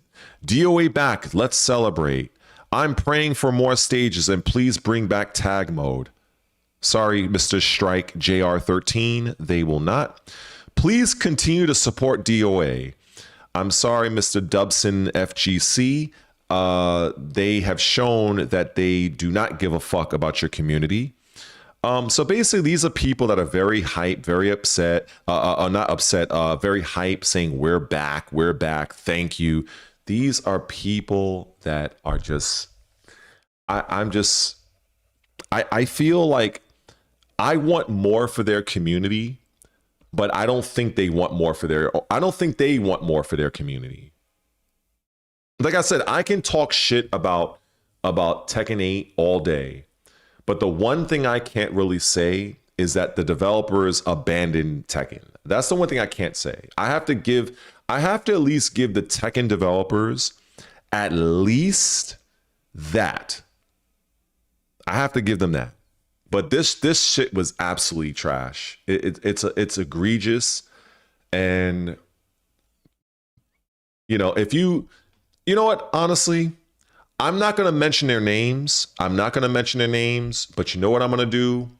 We're just gonna type up Dead or Alive in YouTube, and you're gonna see what pops up. We're gonna see what pops up. We're gonna have some fun on this one. Let's look, because we're gonna see who pops up. Now, for instance, let's do, for an example, I'm gonna do Tekken 8 first, right? Let's do Tekken 8. Let's see what channels pop up for Tekken 8. Okay? These are the channels that you're gonna see that's gonna pop up for Tekken 8. I did a general Tekken 8 search. So we got Arslan Ash. This guy says the Eminent Death. What else? We got Namco themselves. What else? We got this one. This is more of a tournament channel. You got this person. Let's see. You got this person. Okay. So you get the message. You get the point. So now we're gonna type in Dead or Alive. We're gonna type in Dead or Alive last round, whatever, right? Dead or Alive, I already had it typed up. Dead or Alive last round. Okay. So obviously we got the trailer, and then the first video you see, well, you know, so you got these two. Now, it is what it is. So yeah. If we go down, what else? We got the PlayStation thing. Oh, we got this person again. Xbox trailer. You got this guy right here, and he did a video. What was it? Two months ago. He was asking if this is a joke. No, it is not a joke. Unfortunately, it's not. Let's see. Everything you need to know about DOA 6 last round. 3.7 thousand views. Okay. So I'm just kind of illustrating what pops up and what's the general the video vibe of this game. And it's basically, you see, this is the only one that seems to say anything or have any kind of genuine, legitimate criticism of this game. Everybody else is just, you know, it's a shame, but that is basically the DOA community, and that's it. That's it. Your added new outfit is from a character. So you mean to tell me you couldn't give everybody an outfit? It's just this one character. So what happens if you're not used or wanting to play that Mary character? And her outfit is just some fucking white outfit, just some bottom of the barrel, easy fucking, no real detail, no depth, just a fucking white outfit. This shit, this is crazy, bro. That's your pre-order bonus. That shit. Can't make this up, man. This is not even. It is very basic, as Jules mentioned here. It's basic, and it's just, you know, this is why I tend to follow a lot in gaming, because when you only look at, now mind you, this is $40 for that. Now I'm gonna show you what fucking real value proposition is. I don't give a fuck if it is a different game. I don't give a fuck, because this, let me see, is this the one I watched?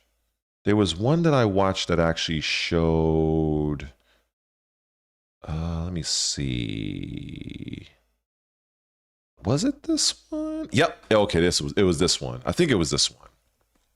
Big difference in value proposition. So you mean to tell me you're charging me $40 for that, and I'm going to spend my $40 to play that when I can spend my $40 to play this? Okay. I'm going to enjoy this one. All right. Am I shit? Hold on. Fuck, isn't it on? Oh, I think I muted it, didn't I? Oh, yeah, I did mute it. He's a demon. The mainland burns because of him. You're in danger.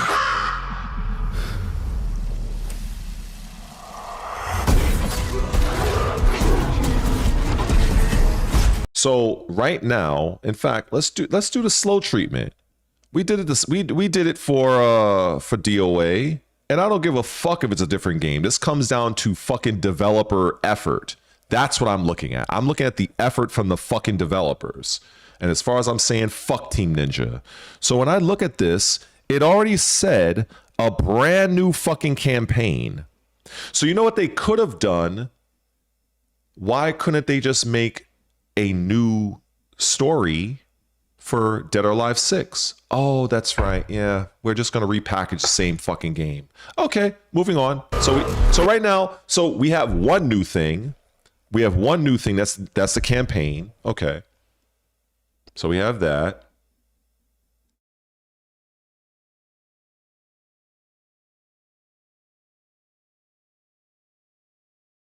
We have a new region. That's number 2.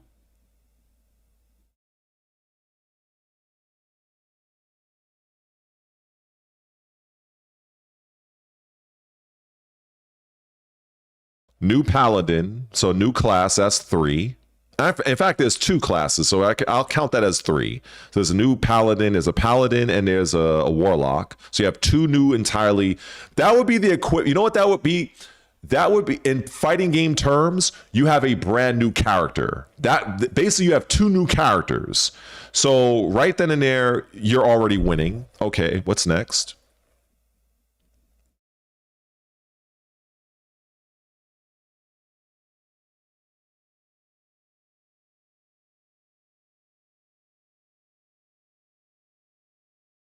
I think I can keep up with it if it's in regular speed.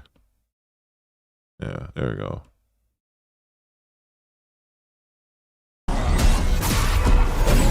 Okay, so you have a Haragic Cube. That alters the way you can utilize your items. Okay, so that's number 4. A new way to play shit. That's the Talisman, so that's 5. You have an overhauled endgame, that's 6. So that's 6 things already.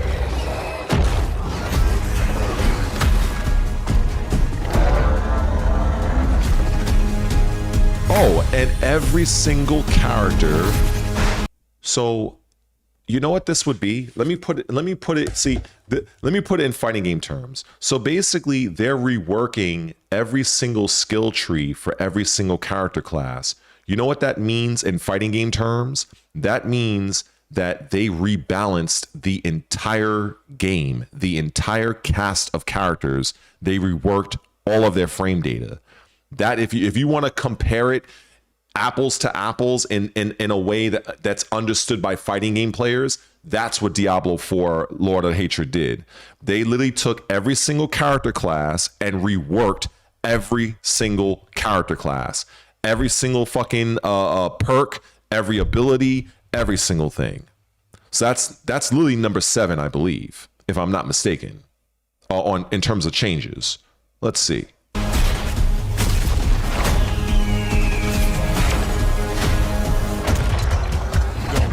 Damn tricks! I cannot stop his schemes alone. No, you need me.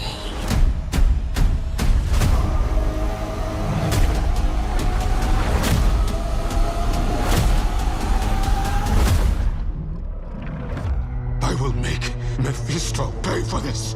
We both will, my friend. We both will. I show this because it's important to understand.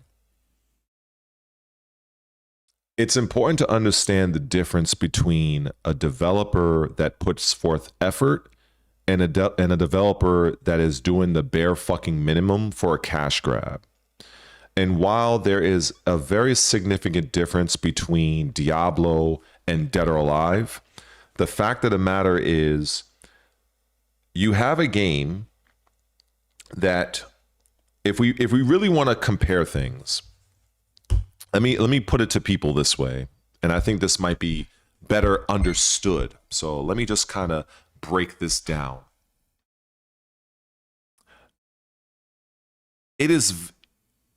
You have your game that came out in 2019.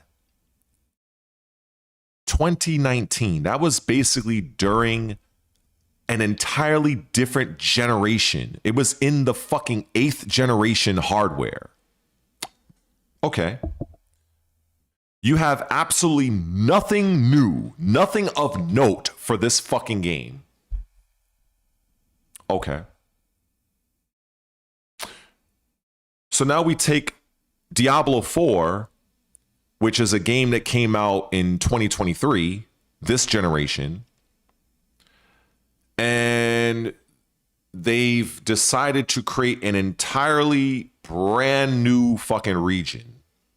If I were to juxtapose that with a fighting game, that would be the equivalent, just to put it in a smaller scale, that would be like if you were to create additional stages for people to fight on in your fighting game, which you have not fucking done at all. It's the same fucking stages. Okay. So Diablo 4 introduces the Haradric Cube. You don't really need to know what it is. It's irrelevant. But what is relevant is it allows you to interact with the game in a different way. To put it in a fighting game term, you have additional mechanics within the fighting game to explore and to have a better, or should I say, a different way in which you can interact with your characters. But it's the exact same mechanics from 2019 in Dead or Alive. Okay, so you don't do that. Okay, all right. So Diablo 4 introduces not one, but 2 additional character classes. You know where I'm about to go with this. So in fighting game terminology, that is basically 2 new characters, basically. So Dead or Alive 6, last round, you didn't do that either. Okay. All right. Okay, no problem. Diablo 4, Lord of Hatred, took the existing character classes and restructured them from the ground up, giving characters different variations and new skills that each class can use. Let's put it in fighting game terms. That would be the equivalent of you, Team Ninja, taking your roster of characters and actually creating a meaningful patch across the board of the game, reworking frames, and maybe even adding a new move or 2 to each character. But you didn't even do that. But yet and still, you have... wait, I forgot. We have a brand new story campaign in Diablo 4, Lord of Hatred. Oh, that's right. The cutscenes that you showed in your trailer, it's the same cutscenes I played in 2019. Okay. No problem. So the new thing that you added, Team Ninja, is a photo mode. But it's not really new, is it? You kind of had it in 2019. You know what we have new for Diablo that's kind of like as wishy-washy as a photo mode, but might be entertaining? We have fishing. And that's not been in Diablo 4 ever. And they're adding, that's new. Okay. All right. So, lastly, Diablo 4 Lord of Hatred is $39.99. And you guys have the fucking nerve to charge $39.99 for your piece of shit cash grab. Like I said, I don't give a fuck if you want to say, oh, well, this Diablo is an action RPG and Dead or Alive is a fighting. I don't give a fuck, because in case you weren't listening, I actually broke down both games and put them in terms that a fighting game would relate to. And Dead or Alive 6 Last Round failed on every single facet. Every single one. And you have the nerve to charge $40 for that anemic piece of shit? So I ask anybody in the Dead or Alive community that may want to try to sneak diss me or come at me, explain to me, where's the value proposition of this game? Where's the value proposition? I know some people may not understand me because, you know, sometimes it goes over people's head. So again, in Diablo 4, different type of game, we have a brand new region. Again, to put it in a fighting game sense for you fighting gamers, that would be the equivalent of having a brand new stage to fight on. You don't have that. Okay. So we have 2 additional classes in Diablo 4. That would be the equivalent of having brand new characters for this game, which again, you don't have. Okay, I'm just recapping here. So again, we have the Herodric Cube, which you don't have to know what it does. Just know that it takes already existing mechanics in Diablo and changes them to have you interact with them in a different way. Basically, making the gameplay loop a little bit different. Do you have that in Dead or Alive 4? Dead or Alive 6 Last Round? No, you have no new fucking mechanics. It's the exact same fucking mechanics I played in 2019. So you failed on that as well. I think we're at 3, right? I think we're at 3. Oh, your photo mode, number 4, it's not new. I did it in 2019. Fishing in Diablo 4, Lord of Hatred, that's new. Okay, let's work on the number 5. Oh, the entire rebalancing of the character class across every class in Diablo 4, which, if I'm not mistaken, there is 8 character classes, I think, in Diablo 4, which would mean in fighting game language, it has 8 characters. But there was no such revamp or rebalance or any sort of balance patch for Dead or Alive 6 Last Round, is there? So that's what, number 5, number 6? Basically, there is nothing that any of you can tell me that warrants $40 to be paid for that product. Nothing. That level of effort, I'm going to say right now, that should be no more than $10. Do you know why? Because if I were to look, in fact, you know what? I wonder. I haven't done this. I actually haven't even looked at this, but I'm curious. Did Virtua Fighter 5, I'm sure they had Virtua Fighter 5, Revo World Stage trailer. Let me look at their trailer. I don't know if I watched their trailer before. Let me see something. Let me watch this. So they have a 2-minute trailer. Let me see what they got here. Let me watch this. This was 8 months ago. I've actually never, well, I don't know if I watched this. And if I did, it was a long time ago. Let me see. Is my thing on? Oh, I turned it off. Hold up. me watch this. I haven't watched this in a while. Okay, let's see. Let's see what we got here.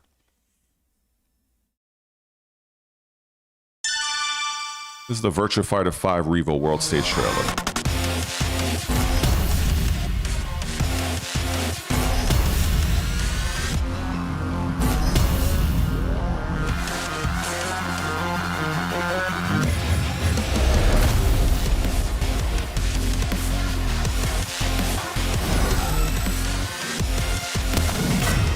Look at that.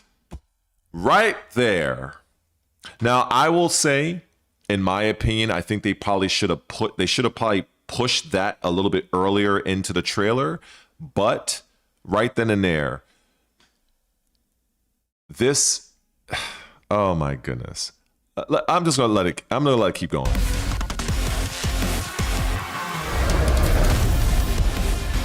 And they have a brand new, so they have an entirely brand new fucking player mode, single player mode. Okay.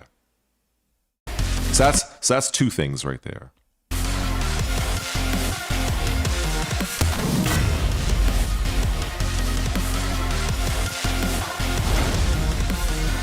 Look at that. Now that's impressive. This is something that fucking Tekken should probably do. Let's move forward.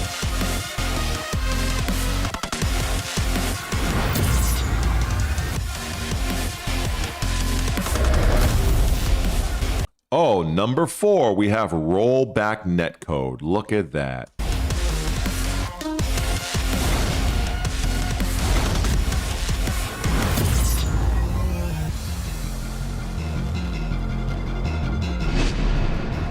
New replay features. Okay. Enhanced training tools. So that's what? 5 things already?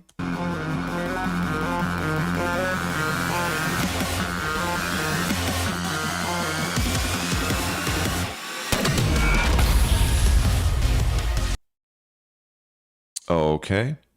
If I'm not mistaken, I think this is a first, but I can't really be sure of that. But if it is, that's number 6.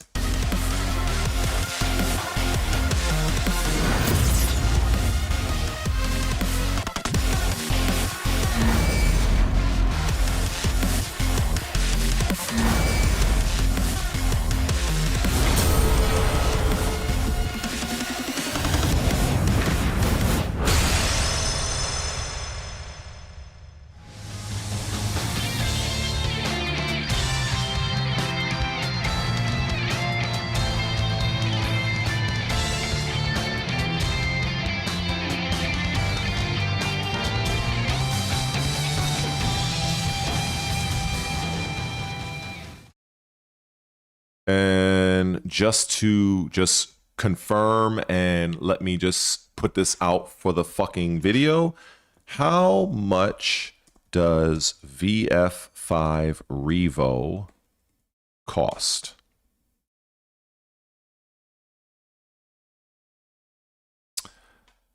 So the base version is what? $19 fucking dollars. Okay. And how much does DOA 6 last round cost? $39.99. So, you know what? I could probably end the stream off of this alone. This is not even a fucking, this is absolute. There is nothing a DOA player can tell me with a straight face, without sounding like a fucking idiot, that can tell me what the value proposition of this game is. This is 1,000,000,000% a shameful fucking cash grab.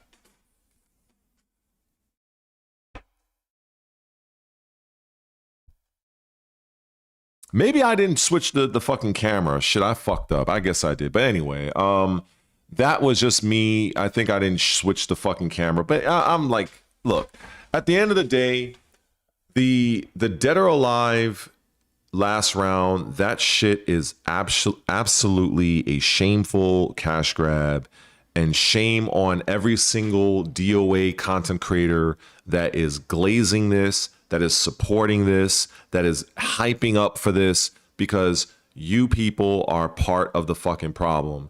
None of you are willing to hold these developers' feet to the fire, and as a result, this is just, you're basically rewarding a development studio that gave you shit in 2019, and they're giving you shit again in 2026, and they have the nerve to charge you $40 for it.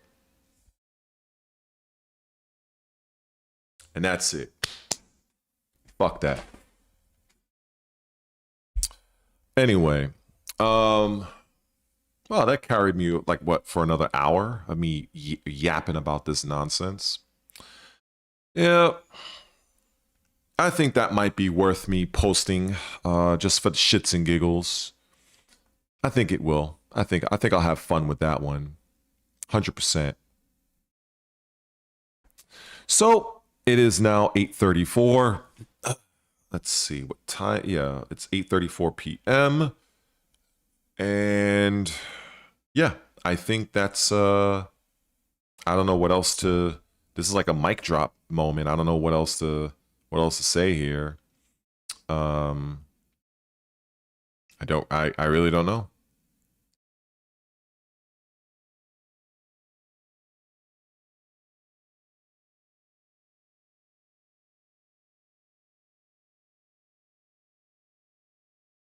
Don't really know what else to say. I mean, it's shameful.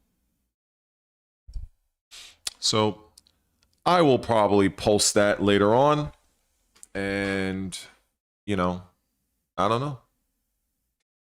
But yeah, I think I'll probably just go to the store and grab a quick bite, and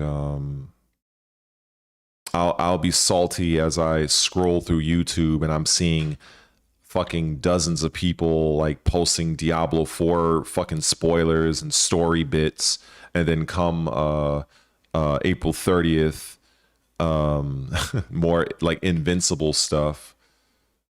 Like in my mind, I'm already thinking of like my team, and because in the beta I was running Thula, Bulletproof, and Omni-Man, and you know, I was still obviously learning what I was going to do, but you know, I have every intent on using Anissa 100%.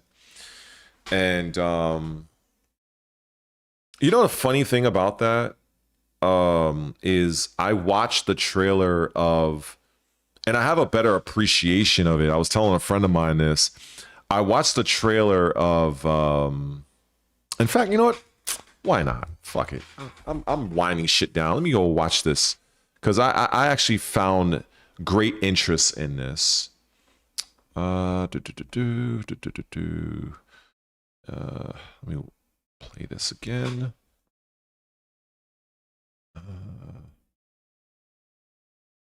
Let me see. Here we go.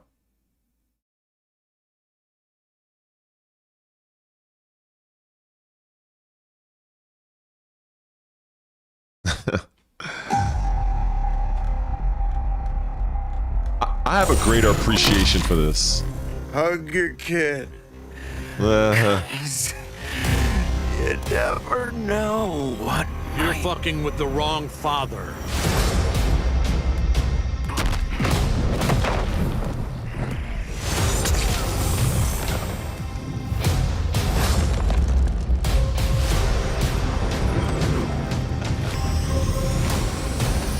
Fight.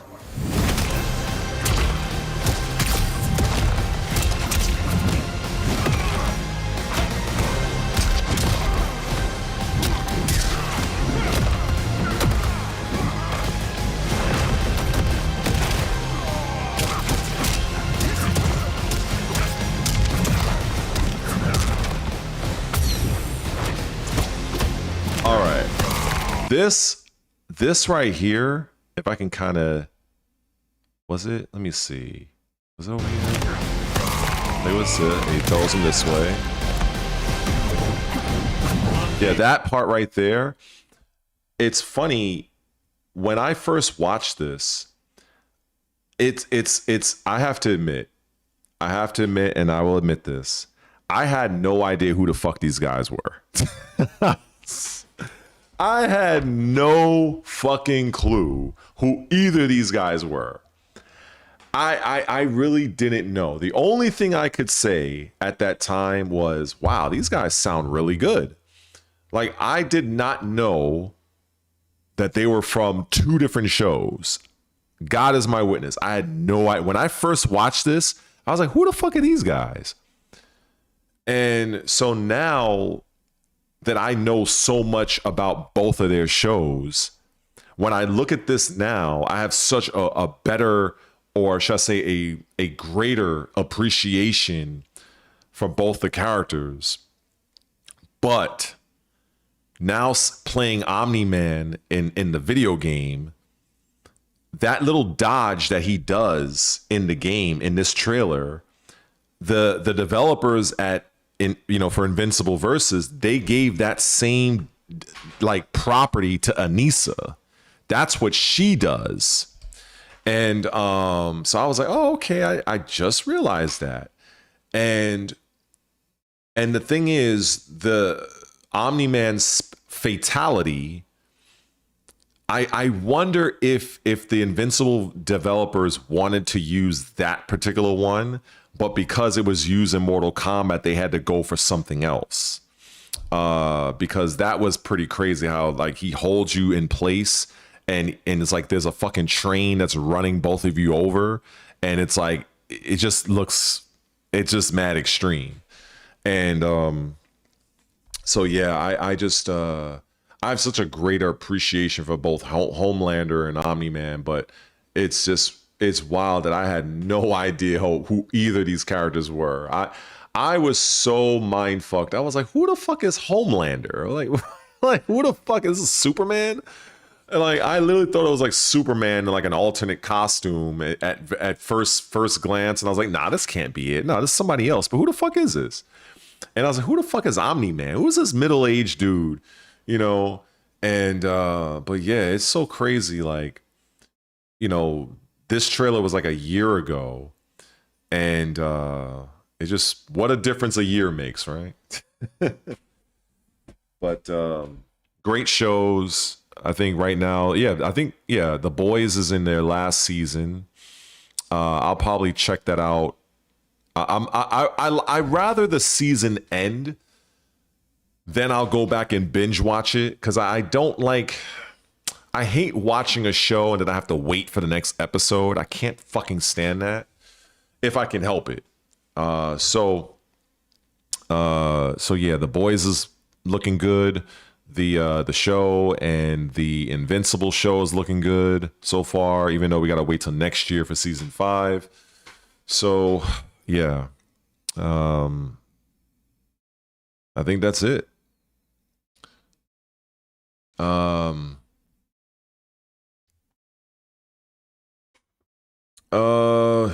Let's see. You haven't played Diablo 4 yet?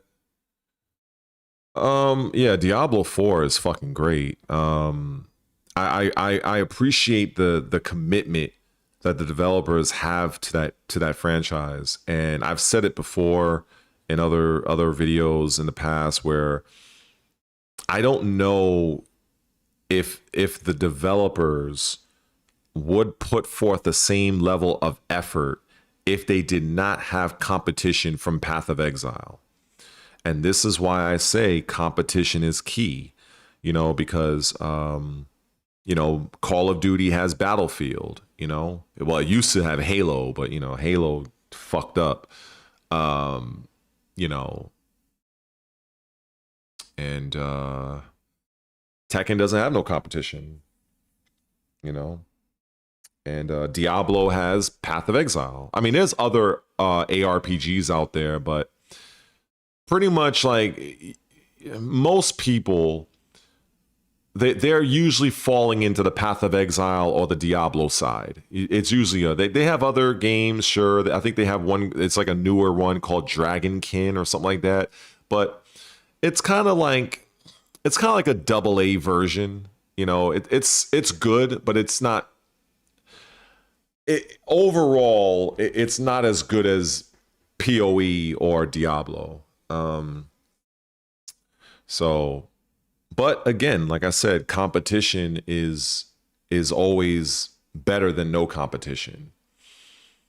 You know, so regardless of whether or not Virtua Fighter 6 or DOA 7 does exceptionally well, I just like that by the time they come out, it will likely be around maybe leading up to Tekken 9. And I think that benefits everybody.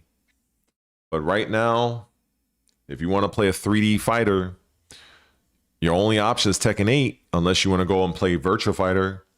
And I don't really count that, even though I feel it's the superior game, but it still is about a 20-year-old game. I mean, shit, when did Virtua... Let me check this. When did Virtua Fighter come out? Virtua Fighter 5. Let's see. When was Virtua Fighter 5 released? Oh my god. Yo, damn. Holy shit. This game came out in 2006? Jesus Christ. Damn. Holy fuck. I didn't even real. So basically, people in the yo, wow. That's crazy. That's wild. So people in the Virtua Fighter community have been playing this basically the same game for 20 fucking years. Yo, you can't say shit about that community because them motherfuckers is loyal. Them motherfuckers is loyal. I was 26 years old when this game came out. I was 26 years old. That is crazy. That's wild. Because I think you had Virtua Fighter 5, which is this one. Then I think you had what was the other ones? Let me see. What was the variations? Let me see. What were the variants of Virtua Fighter 5? And what year did each release?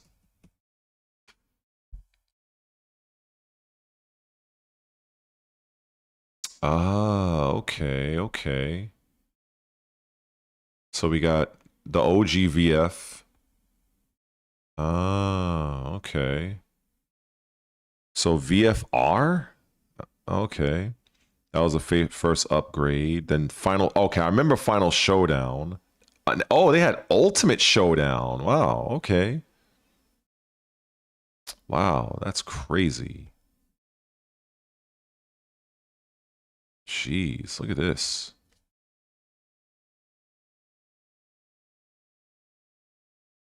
There you have it. That's crazy. That is real wild. So when it comes to Sega and Virtua Fighter, I mean, I've basically played every fucking Virtua Fighter game. It just I was more so on Tekken because I was more of a tournament player at the time. So I didn't, I wasn't trying to get too caught up in learning another fighting game when I was really deep in Tekken.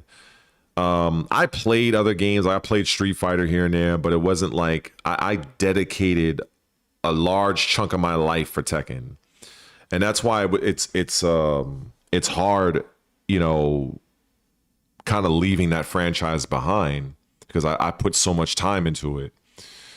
But yeah, I played Virtua Fighter 2. I did Virtua Fighter 3. I think that's the one that had the sidestep button, if I'm not mistaken. Yeah, VF4 Evo was like, I put a lot of hours into that game. That's where I really started to like fall in love with Virtua Fighter, was that particular one. And then that's what made me get the Virtua Fighter 5. But yeah, like I said, I gotta keep saying I'm 45 years old. I've played pretty much everything worth playing back then. Like if it was worth playing at the time, I played it or I heard about it. It was one or the other. So, but when it comes to fighting games, I played everything. I played fucking Pit Fighter, Primal Rage, Bloody Roar, fucking Art of Fighting, Fatal Fury, World Heroes. I played everything that has a punch or kick button. I've played it. I played Star Gladiator. Like I've played every fucking thing. I even played Dynasty Heroes. I think that's what it was, or Dynasty Warriors. I played that when it was a fighting game. People don't even know Dynasty Warriors, when it first came out, it was a fucking fighting game. And after that game, that's when they turned into like the button mash historical beat 'em up that it is today. And I always loved when I first saw Dynasty Warriors, the fighting game, right? No, I didn't play that trash. I'm not trying to fucking punish myself now. But when I played what was that shit? That comment threw me off.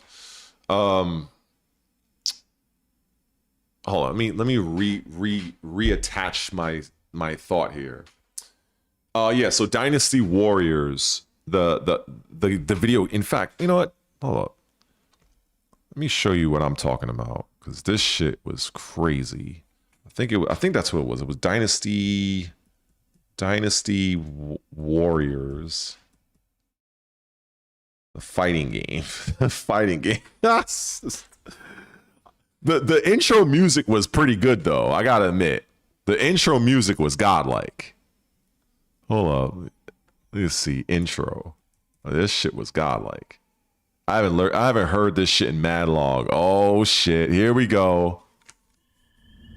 Oh shit! Yes. Let's go. Dun, dun, dun, dun, dun. Dun, dun, dun, dun, dun, dun, dun, dun.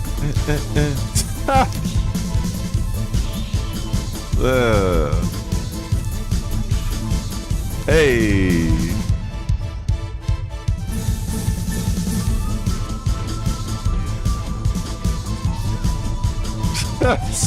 This shit brings back so many memories. This shit was so primal looking at this shit right now.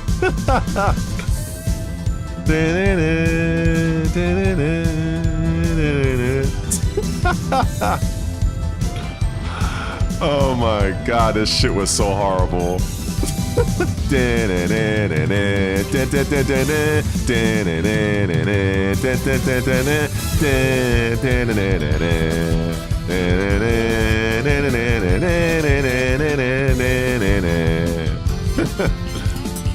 Oh man. Oh my god, this it's gonna end with this guy. He's looking at the camera all mad and shit. He's like the fucking last guy. Yeah, this Dynasty Warriors. Oh my god, bro. Let me look at some fucking gameplay. This shit was horrific. But you know what? I love when you beat somebody in the game and it has like 5 fucking like replays. It like replays like the final hit like 5 times. This shit was fucking hilarious. Dynasty Warriors. God, this game is so old. I have to type in certain specific fighting game.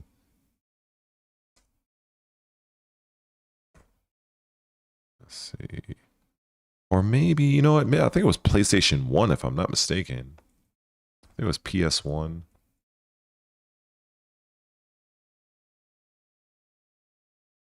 Oh god. Oh no. Oh god damn, fuck your advertisements. Shit. Alright, let's see. Oh shit. Oh, let me watch this shit.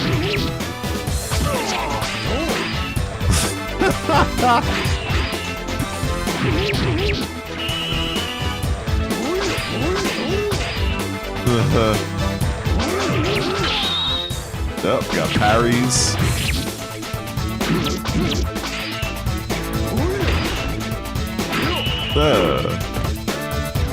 Let's go. He's trying to go for a parry. Oh, oh shit. Maybe a high crush. Booyah.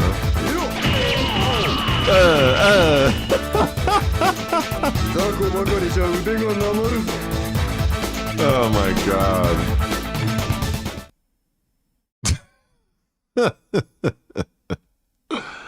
Oh my goodness, I can't believe I played this shit. Oh my god, bro.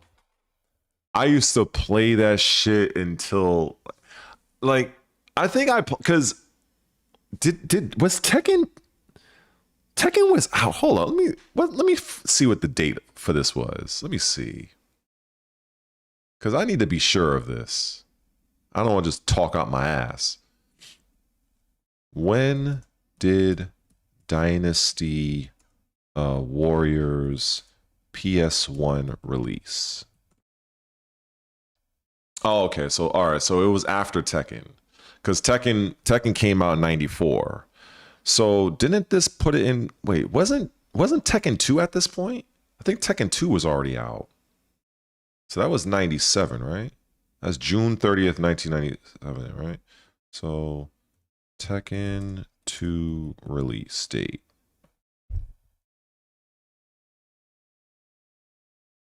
Oh, yeah. So it was after, okay. So it was after Tekken 2. Wow, that's wild when you think about it, because Tekken 1 came, so basically it was like a year in between for Tekken 1. That's interesting. So yeah, so I remember playing, well actually, what about Tekken 3? Let me look at Tekken 3 real quick. Ah, okay, so Tekken 3 came out. So what was that again? It came out, what was it? So Tekken 3 was March 20th. And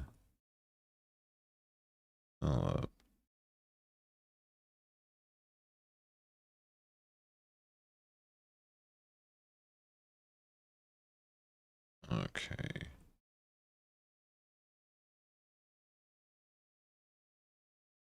Oh wow, okay, so this came, oh wow. So it came out a month after. I gotta admit, when this game first came out, I was actually playing this game more than Tekken 3. And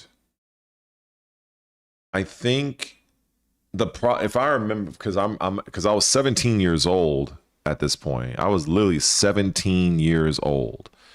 And I remember most of my friends were playing Tekken 3. So I didn't have many people I could play Dynasty with. I think I had like one friend that played the game. But so many people were like so hype on Tekken 3. That's when I kind of got more into it. But yeah. But I really did enjoy Dynasty Warriors. I enjoyed it a lot. But yeah, this Dynasty Warriors, the fighting game, had parries, it had deflects, it had supers. It was a pretty, I mean, it looks like shit by today's times, but at the time it was like, wow, this shit looked amazing, you know? You had high crushes. Yeah, the game was pretty good. The game was pretty good. But I go back, man. Like I played such weird shit. I think I showed my friend this. Like this was a game that I literally, I gotta show this. When it comes to RPGs, many people don't even know about this fucking game. In fact, I don't even want you guys to even see me typing on this. Hold up. Let me put up this is an old ass fucking game right here.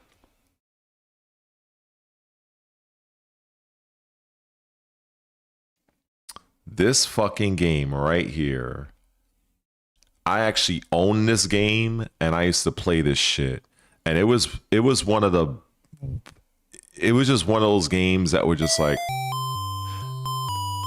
this was the only music in the game. This is literally the only music. And it loops. This shit was so primal. You had no attack. All you did was bump into the enemy. That's all you did. You just bumped into the enemy. It's the same music. So you see these slimes, you just bump into the enemy. You just bump into them. This shit was so primal. And loops again. That was it. That was the music. That was all. That is the whole fucking. I mean, you had like places you can travel and shit like that. Like you had like this little castle thing here, but yeah, you leveled up. You get experience. You build your strength or whatever. You have your magic or whatnot. But the game is basically just this. Like that's basically it. And so. Yeah, this was 1989. I was 9 years old. I was 9 years old playing this game. And, God, it was, you know what? Hold up. I love the power of YouTube. There's another game I used to love, Astynax. It was a weird name, Astynax. Ah, yes. This game was fucking great. Oh my God, I used to play this game until fucking forever. Oh man. I gotta admit, when I was a kid, I kind of wanted him to be with the little fairy creature. I kind of was like, yeah, it's just kind of cute.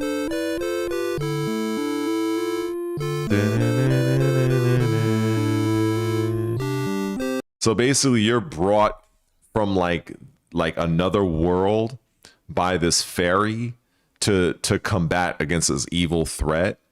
And so that's why you're here. The other day I was walking to school.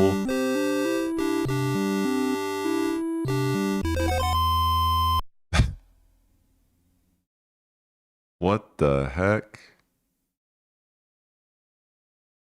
Man.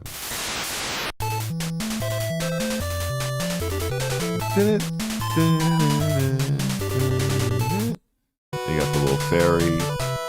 I always thought, like, honestly, when I was a kid, I gotta admit, I was like, hey, I was 9 years old. I thought she looked kind of cute. You know what I'm saying? Like, I thought it was a cute looking character. You know what I'm saying? I'm 9 years old, you know. So I'm like playing against, like, oh, she looks nice.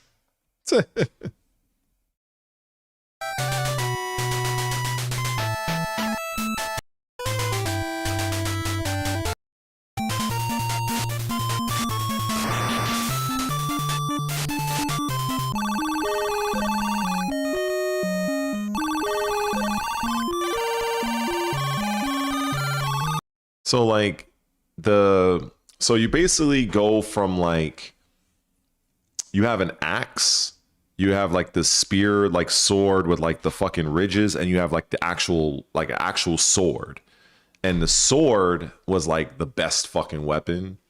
And but if you die, you end up losing it, and you kind of go back until you get the axe, and then you have like some magic in the game, but yeah, it was just, I remember this was a game I played like so many times. I played this, I played Clash of Demon Head, I played ADVIII, I played fucking Battle of Olympus. Even though I never beat Battle of Olympus, I was so mad because there were parts in that game where I got lost and I was like, fuck, I got frustrated and I never got a chance to beat the game.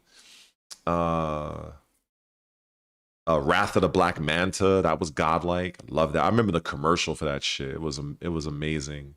Double Dragon 2, I think that came out around the same time. Fuck, what else? Codename Viper was godlike. I I remember the music was like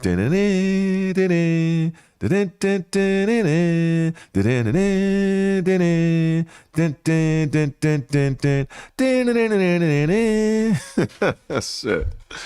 Oh man. Then my friend, he had Chip and Dale, the Rescue Rangers. I always wanted that game, but my parents didn't buy me it because they only bought me a certain amount of games. And it was like, oh, you have to get good grades and shit like that. So I think I had to make a choice. And I was like, man, there was another game I wanted.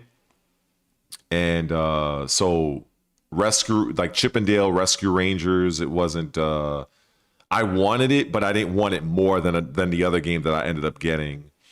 And but yeah, those are the times way back when I had hair.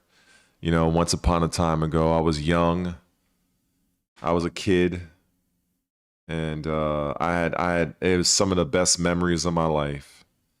And I would almost give anything to go back to that moment. But, we're here, future, such as it is. And but when I look at how games were at the time, there was no DEI, none of this fucking pronoun bullshit, none of this fucking virtue signaling, men were men, girls were girls, none of that extra bullshit. Now I don't fucking know. It's a bunch of activists making games nowadays. So I guess if I was like young, like many of you in this chat, I probably wouldn't be too bothered by it, maybe, but because it's kind of like what's in this society. I literally feel like I'm in the wrong timeline. That I feel like my time is just over. Like I feel like I'm just existing and I'm just here because like we had games that left. It left an indelible mark on your soul. Like, I don't know how many of these new age games people are actually going to remember 20 years, 30 years from now. I don't know how many of them are there. I don't. I really don't. I think they're a flash in the pan. I think they'll stay relevant for a couple of years and then people will just forget about them. But at least that's just my opinion. But I miss how games was. I miss the challenge. I miss the feeling of finally getting it. The fucking story may not be like the longest, but it resonated. It had emotional depth. It just, you felt like there were real stakes involved. It's just I don't know. I guess that's just how things change, right? Yeah, when you get to be about my age, I'll be 46, maker willing in September 6th, actually. I'll be 46 September 6th. Look at that. And it's just funny just looking back. Just, I don't know.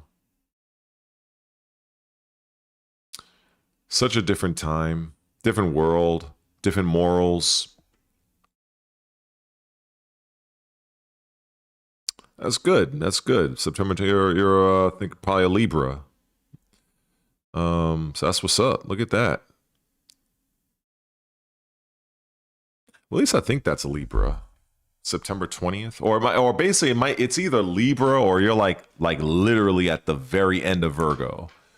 I'm basically at the beginning, but yeah, that's cool. Look at that. Okay, so you're basically at the tail end of Virgo because Virgo ends, I think, on obviously not the 20th, but probably the 21st or. Let me see this shit. Virgo dates. Yeah, you're like the ass in a Virgo. Yeah, September 22nd is when it ends. Yeah, so it's like you're more Libra than anything else, because Libra starts on the 23rd. But yeah, that's fine. We'll claim you. We'll claim you. That reminds me of somebody that will tell me that they're like, they'll say, "Oh, I'm born in '89 and I'm an '80s kid." I'm like, you're not a fucking '80s kid. You didn't grow up in the '80s. You're more of a '90s kid. No, I'm like, people can't understand the distinction. Like, I'm literally born 1980. So I grew up literally in the 80s. Like, I can remember being 5 years old playing my Nintendo in 1985. Somebody who was born 1989, they're not remembering shit until they get to like 95, 96. So I consider those people more 90s kids. So yeah, in this regard, same shit. Virgo, you're born September 20th. As far as I'm concerned, I mean, you're more Libra than anything. But officially, you fall within Virgo. But as you see on the screen, you like barely fucking make it. You barely fucking made it. So, but you know, it's all good though. It's all good. But yeah. Different times, different world, different games, different shows.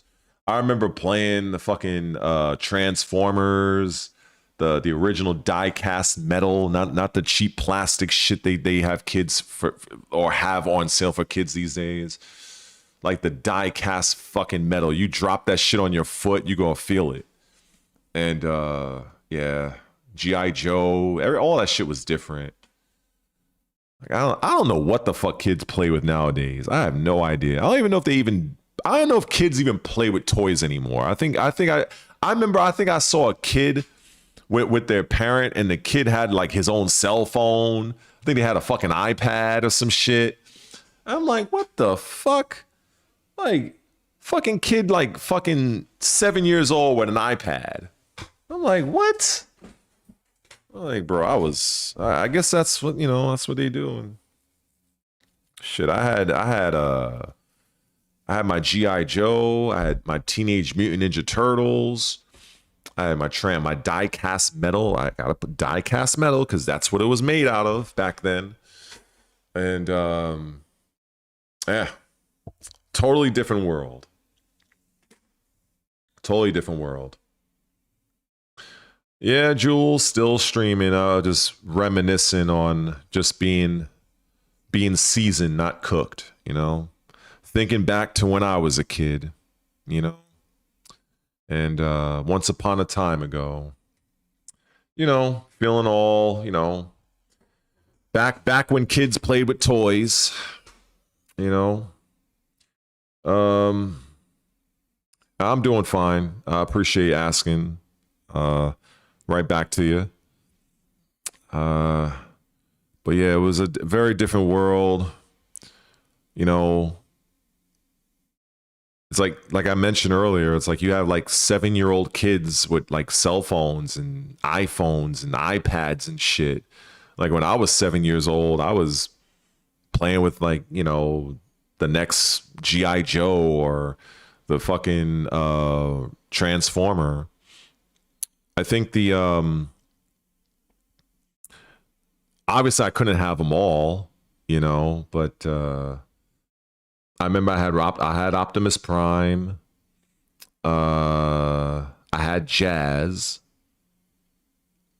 and I had the Dinobots. I remember I got the Dinobot set for Christmas, and then my family friend. To my parents, I remember they brought their kids over because they had 3 boys, and one of them was like my age at the time, and he had Devastator, the Constructicons, so that was fun. I got a chance to play with them, and put them together and make Devastator. That shit was godlike. Oh man, kids nowadays will never understand. Jeez, man. I remember I used to fucking listen to my I had a boombox back in the day. I used to fucking listen to Hot 97. I had the fucking blank CD. Well, actually, no, first we had the cassettes. And if I heard something on the radio I wanted, I was to make my own fucking mixtape and shit. Man, that shit was godlike. Man. On here reminiscing and shit. Oh, I'm a huge Trekkie. I'm a Trekkie and a Trekker. And I was mad when maybe a couple of years ago that all of the Star Trek went on Paramount Plus, because I used to watch Star Trek with my dad, but he was more so into Outer Limits. He loved Outer Limits and the Twilight Zone. I ended up getting into that later, but then I stumbled on Next Generation by accident. I remember I was watching. Well, here in New York we have Channel 55, and I forgot what the name of the channel was, but it had like I didn't know what it was. I was flicking through the channels. It must have been like 11 at night, and it came on for an hour from 11 to midnight. And I was like, is this Star Trek? I was like, oh shit. And I think, based on what I remember, I think I might have caught it when it was in season 3 or season 4. And then eventually I watched it all, and then they ended up looping the series from the very beginning, and that's when I watched season 1. And I remember season 1 was Far Point Station. That was the name of the episode. I think it was at Far Point or Far Point Station. It was a 2-part for the very first episode. And I love Star Trek: The Next Generation. I never got into Voyager. I just wasn't interested. Deep Space Nine I watched for a bit, but Next Generation was the king for me. That was it. And I watch that shit on YouTube to this day. Like, people will post like clips of it. I fucking love it. It's like the acting, the writing was just so amazing. It was just a whole different world. Like I said, it was great. Fucking, love it, But yeah.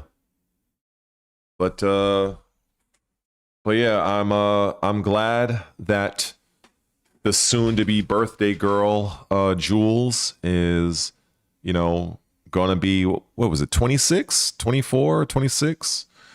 And yeah, I just, if you go out, hopefully you have a good night or good day out.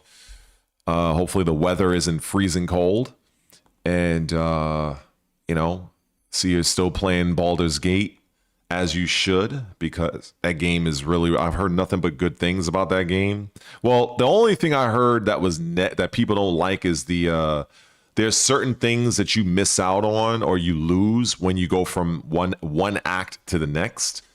So I heard that was something that Larian Studios is looking to change with their upcoming game. They're going to make it more of an open world, as opposed to it being segmented by chapters. So yeah, so that's probably the only real criticism people would have for Baldur's Gate. But yeah, boy.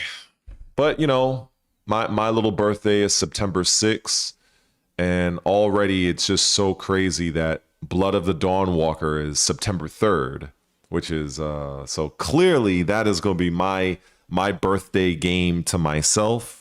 Unless I can get somebody else to buy it for me. Maybe I'll ask my sister. But yeah, that's going to be, but I don't want to rush my birthday, because then it's like, shit, now I'm 46 years old and it's the end of the fucking year and it's back to cold weather. So I'm not in a hurry for September. So September could take its sweet time. Well, I have a few months, so I'm gonna look to get it. Because I remember somebody in one of the older chats asked me what were the other games that I was looking for,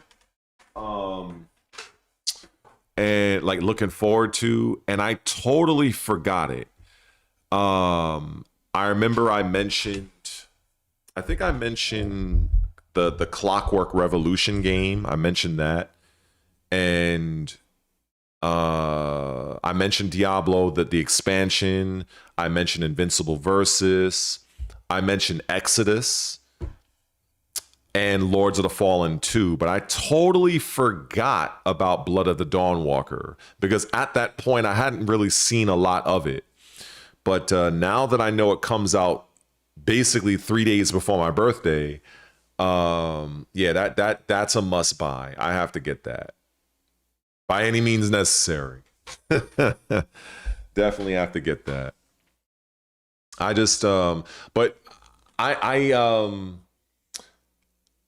definitely the games I'm really looking for is Lords of the Fallen 2. That's right up my alley, but they don't have a release date for that game yet. And obviously Blood of the Dawnwalker. And there was another game that they announced years ago, and I haven't heard nothing else about it. It was called Chrono Odyssey. And it's like an open world action RPG. I haven't heard nothing about it since. Like, they gone full dark on the game. And Crimson Desert, I did have my eye on it, and my only issue with that game at the time was that it was looking a little bit too ambitious, and I was curious of how it would run on console because I don't have a PC. So from what I understand, I think the developers have been doing a few patches and updates, which is good. I like seeing that. It shows that the developers, you know, they're looking to make their game work. They care about the community. I think where Crimson Desert was at launch is different than where it is now. So that's a good thing. I definitely like that.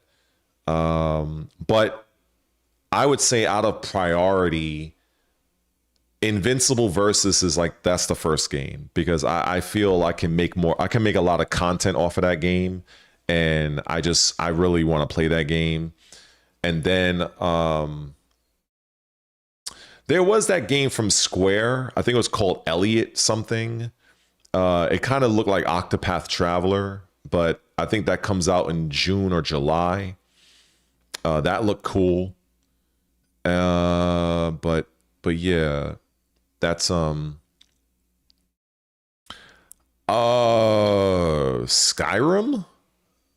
Hey,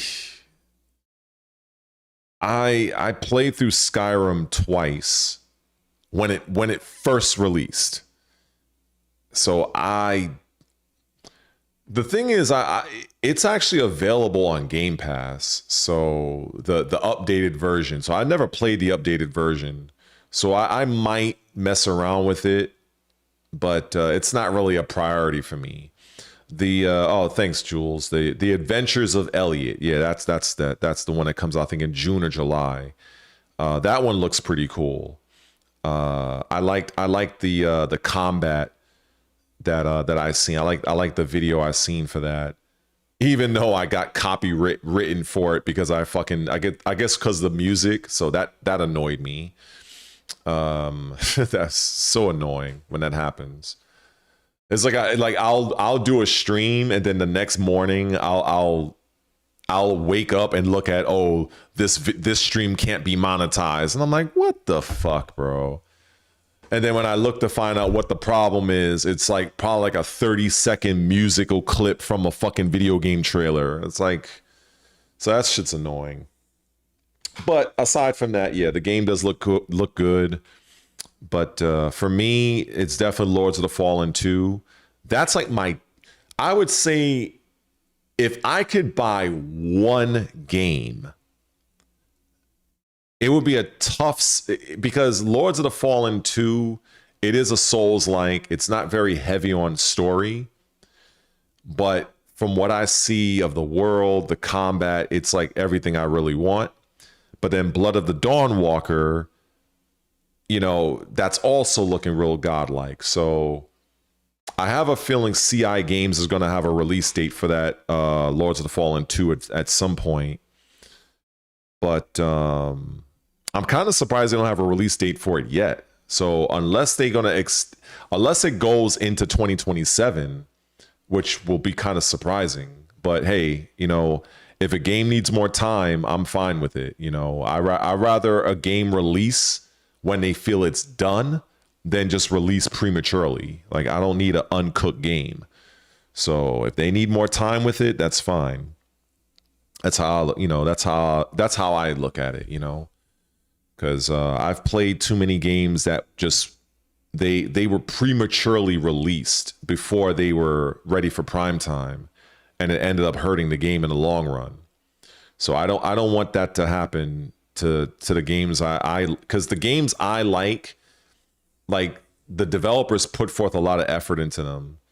And what sucks is when you have a publisher that doesn't really care, they just only care about the money, and they force the developer to release the game before it's actually finished.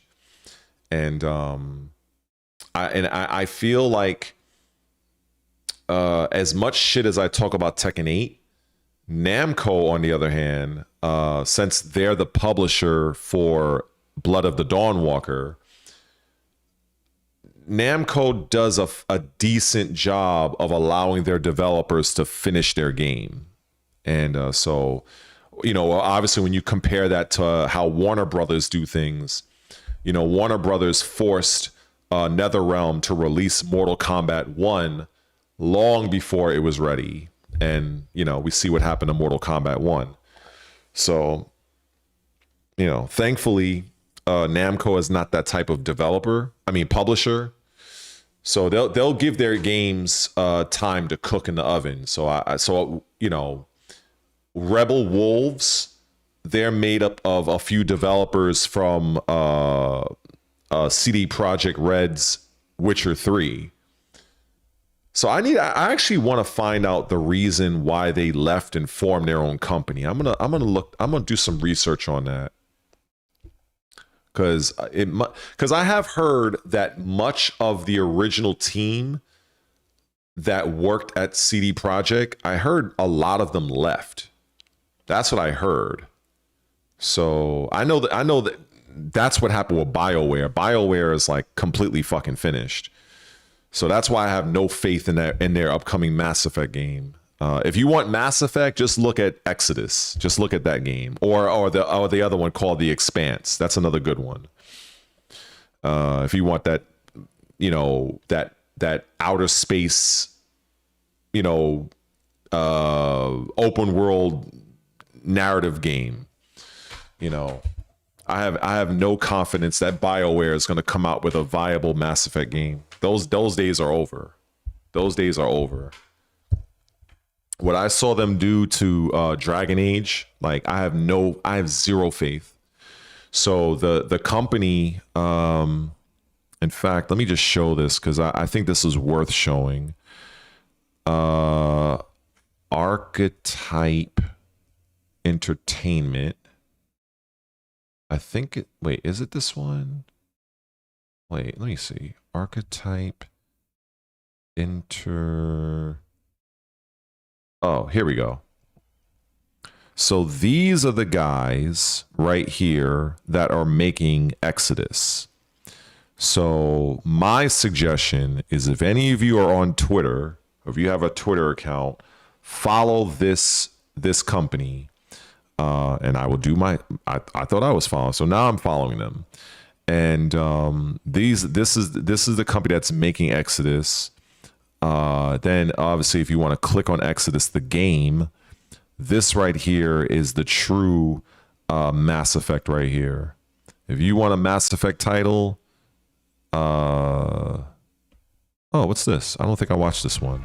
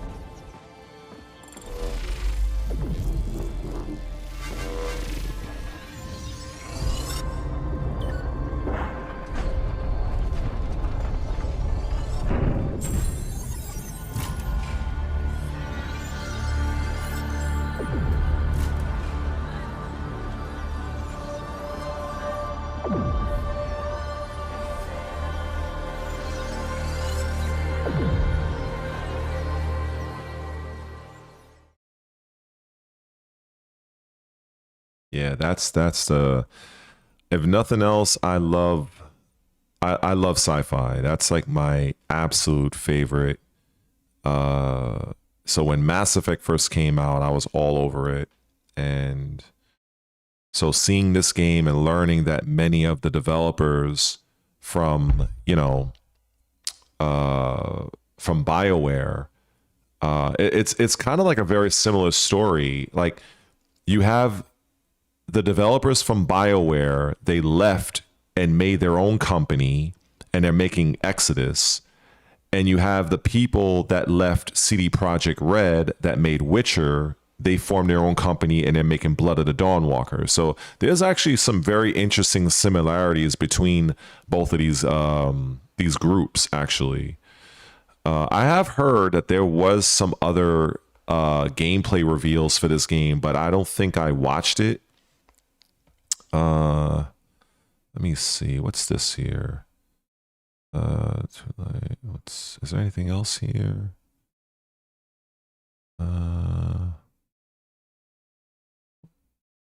What's this? Target acquired.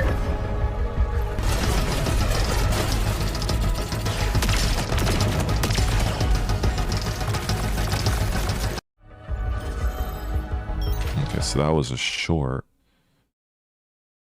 Oh, what's this here?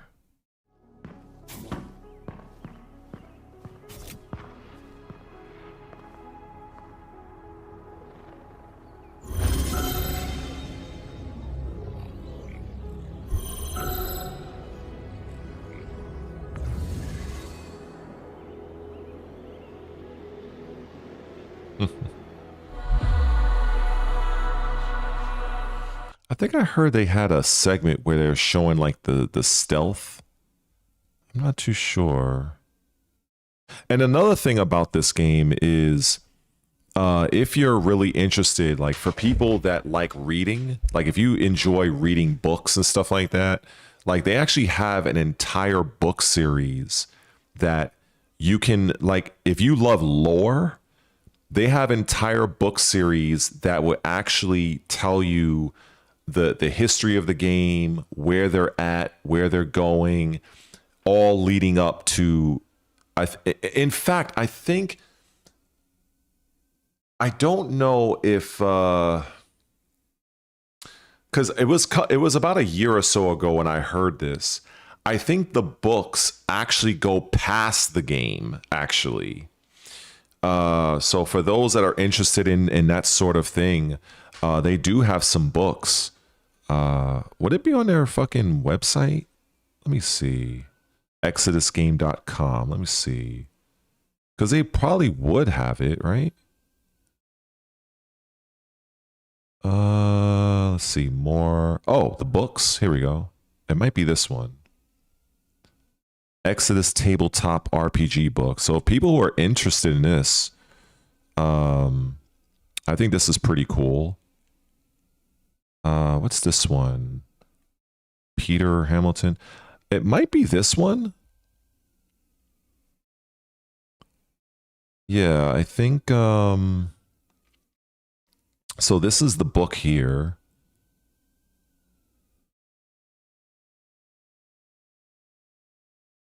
So it's 40,000 years after fleeing Earth. So this might be good read for people. And I really appreciate that they've built out such a world for this game. And I think the second book here, this actually comes out June 16th for US, Canada, and UK. So they're talking about the Crown Dominion, Celestials in control, human population little better than serfs, which is basically slaves. Now an exiled faction that has waited 7,000 years beyond the Helium Sea returns to claim vengeance, threatening to change the balance of power in the Centauri cluster forever. For Finn and his human allies, this is an unprecedented opportunity to earn a place of independence. If they can master ancient artifacts of unimaginable potential while outwitting forces determined to crush them. Nice. Huh. Let me see. What else we have? Traveler's Story. Oh. Yeah, so if you guys are really interested in this game, highly recommend this website, because this will catch you up on everything in terms of like what's going on, why they left. Having fled a dying Earth, humanity has found a new home in a hostile galaxy. Here we are the underdogs fighting our final battle of survival. You are the traveler, humanity's last hope. Let's see. Yeah, there's a lot of stuff here. Time dilation. That's another thing that's really cool about this game. And I think that, you know, the thing that really set this game aside apart from me is a time dilation. And for people who don't understand what that is, yeah, basically, if you are in a situation where you're traveling from one point of like from point A to point B, it takes time. It takes so many light years to get there. So if I went from here to let's say Jupiter, by the time I come back, I might be dead. You know, but on Earth, people like Jules would probably be like in her 40s or maybe 50s by the time I get back. And so if you've seen the movie like Interstellar, like they did a pretty good job at like showing time dilation, because when you're close to a black hole, time relative to everyone else slows down exponentially. So, you know, you can be spending 2 minutes, but for everybody else, it could have been like 5 years, you know? So this is a game that dives into that, to where you have party members, and you know how in these games you select which party members go with you, right? So the people that you leave behind, by the time you come back from your mission, those party members will have either died from old age, or they would have gotten older, you know. So that's a real thing in this game. And so the replayability of this game is going to be unlike anything. I would say it's groundbreaking, because I don't know if there's ever been a video game that had a narrative that dived into time dilation. Like, this is a first. So yeah, that's going to be wild. And that's going to be something, because that's a real thing, you know. That's why I kind of wish in some respects that Blood of the Dawnwalker, I kind of wish they had a regular day-night cycle, because it would have been cool to like play the game, and then while it's nighttime, you have your vampiric powers, but then, you know, it's soon you can see like the like the night is turning to day, and then eventually you start to lose those vampiric powers and you go back to being human. I kind of wish they would have left that in between. Like, you know, you're kind of like, you're slowly changing from having the abilities of the human to vampire and vampire to human. But the way I think they played it safe with just, you know, you select the time of day, and I think they played it safe there. And I think they probably were a little concerned that if they left it as a dynamic change, that it might be problematic to some players. So that's why, because basically you're essentially having either play human or play vampire. That's kind of like what I see.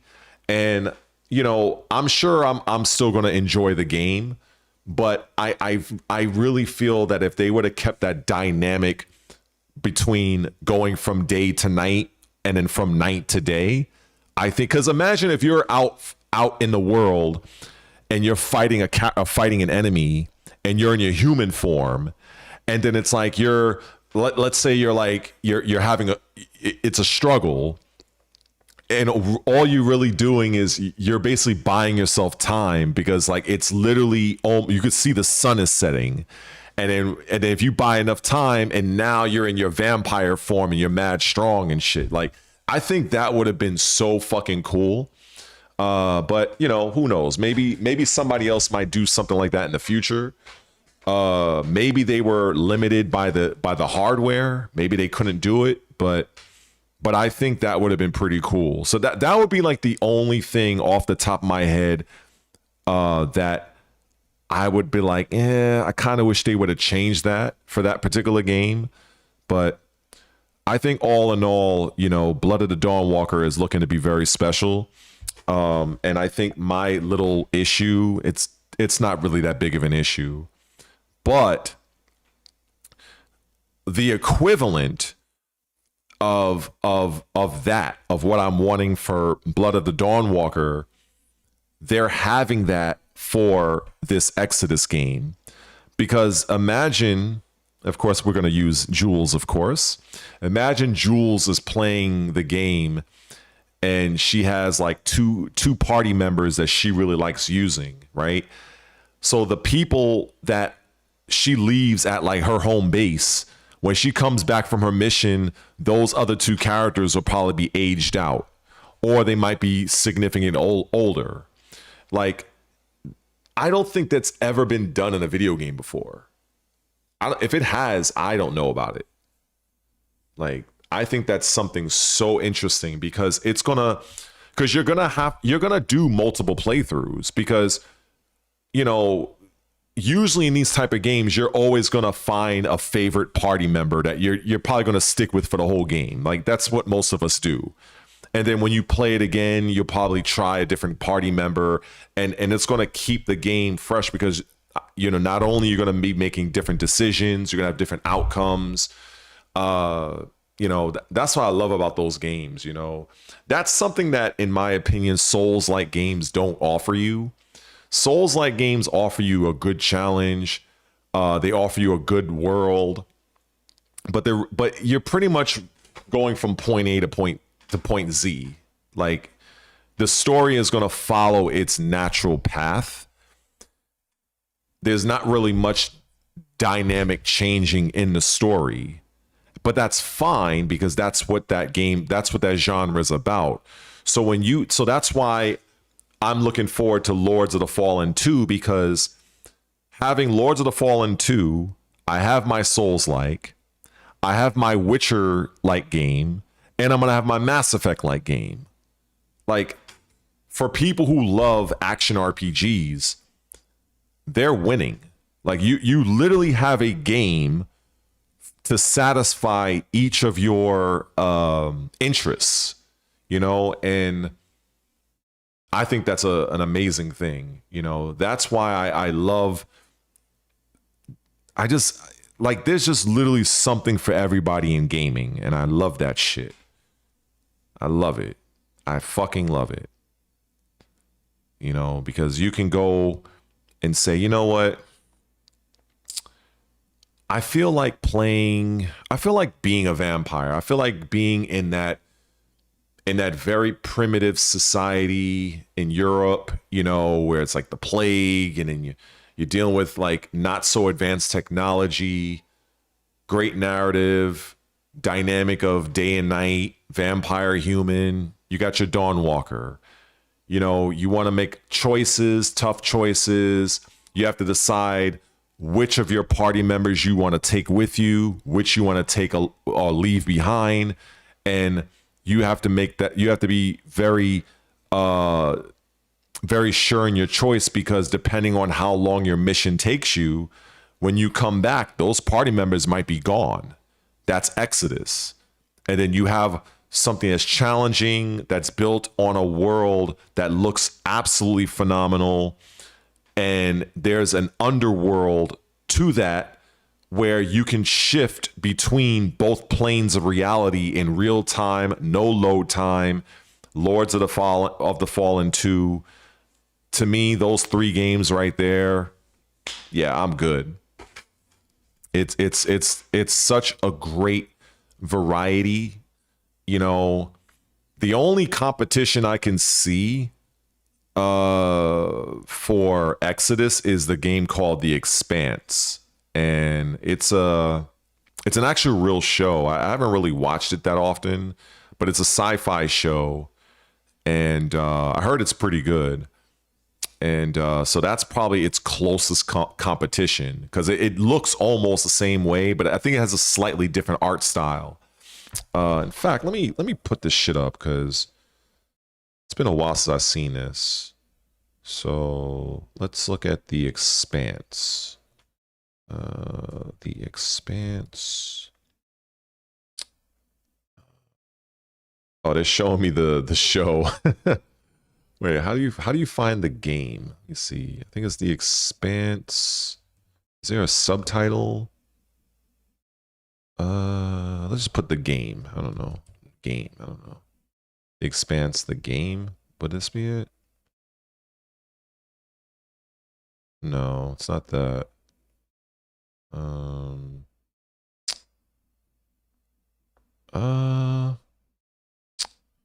Let me see. Let's consult Google. The Expanse video game. Oh, that's what it's called. Expanse Osiris Reborn. Okay, that's what it is. Okay. Let me see. Is there any oh, media. Okay.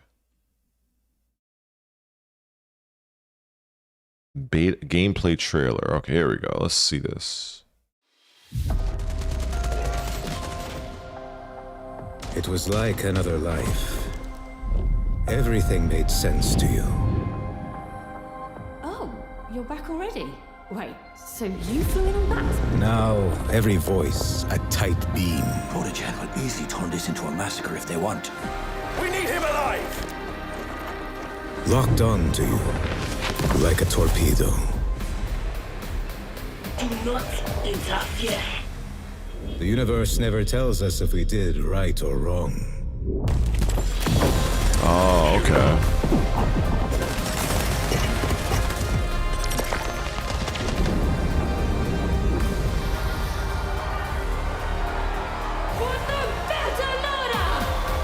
Series belongs to Belters.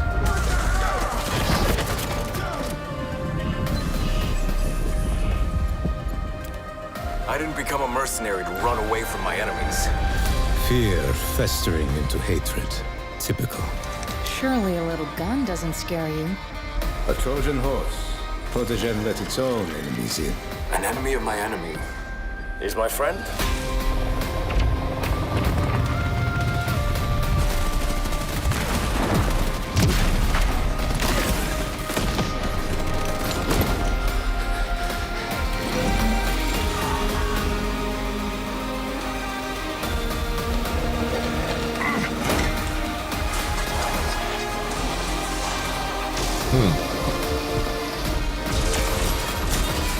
We have to find our own answer.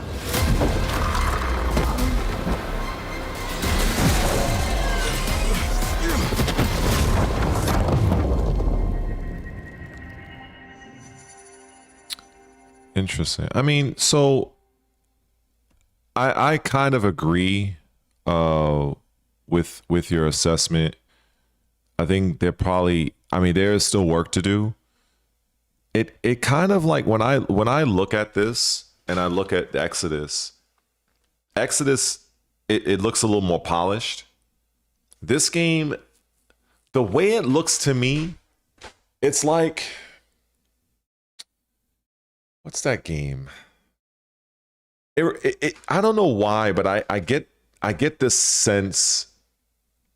It almost looks like this. If you played a game called The Outer Worlds, and it kind of looks a little like that. And The Outer Worlds was kind of like, it wasn't as expansive as like Fallout or or a game like that.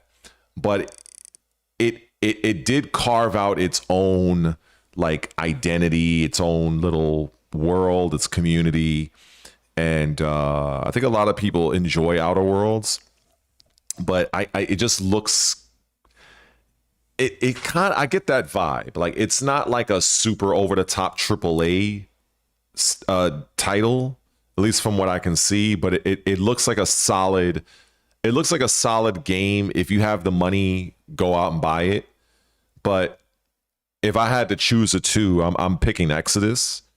But if I just want to, like, you know what, fine, I'll just go and pick this one up as well. You know, I don't know if that makes any sense, but I don't know how else to put it. But then again, it's coming out later. Who knows? Maybe the next time they'll show it, it'll look, it'll look more refined or whatever.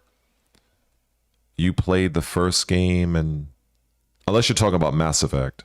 You played the first. You're probably talking about Mass Effect, I think. Oh, no. You're probably Outer Worlds. Yeah. I forget Outer Worlds has 2 games. I forgot about that. I don't know much about it. I didn't get a chance to play it on Game Pass yet. But I did enjoy the first game a lot.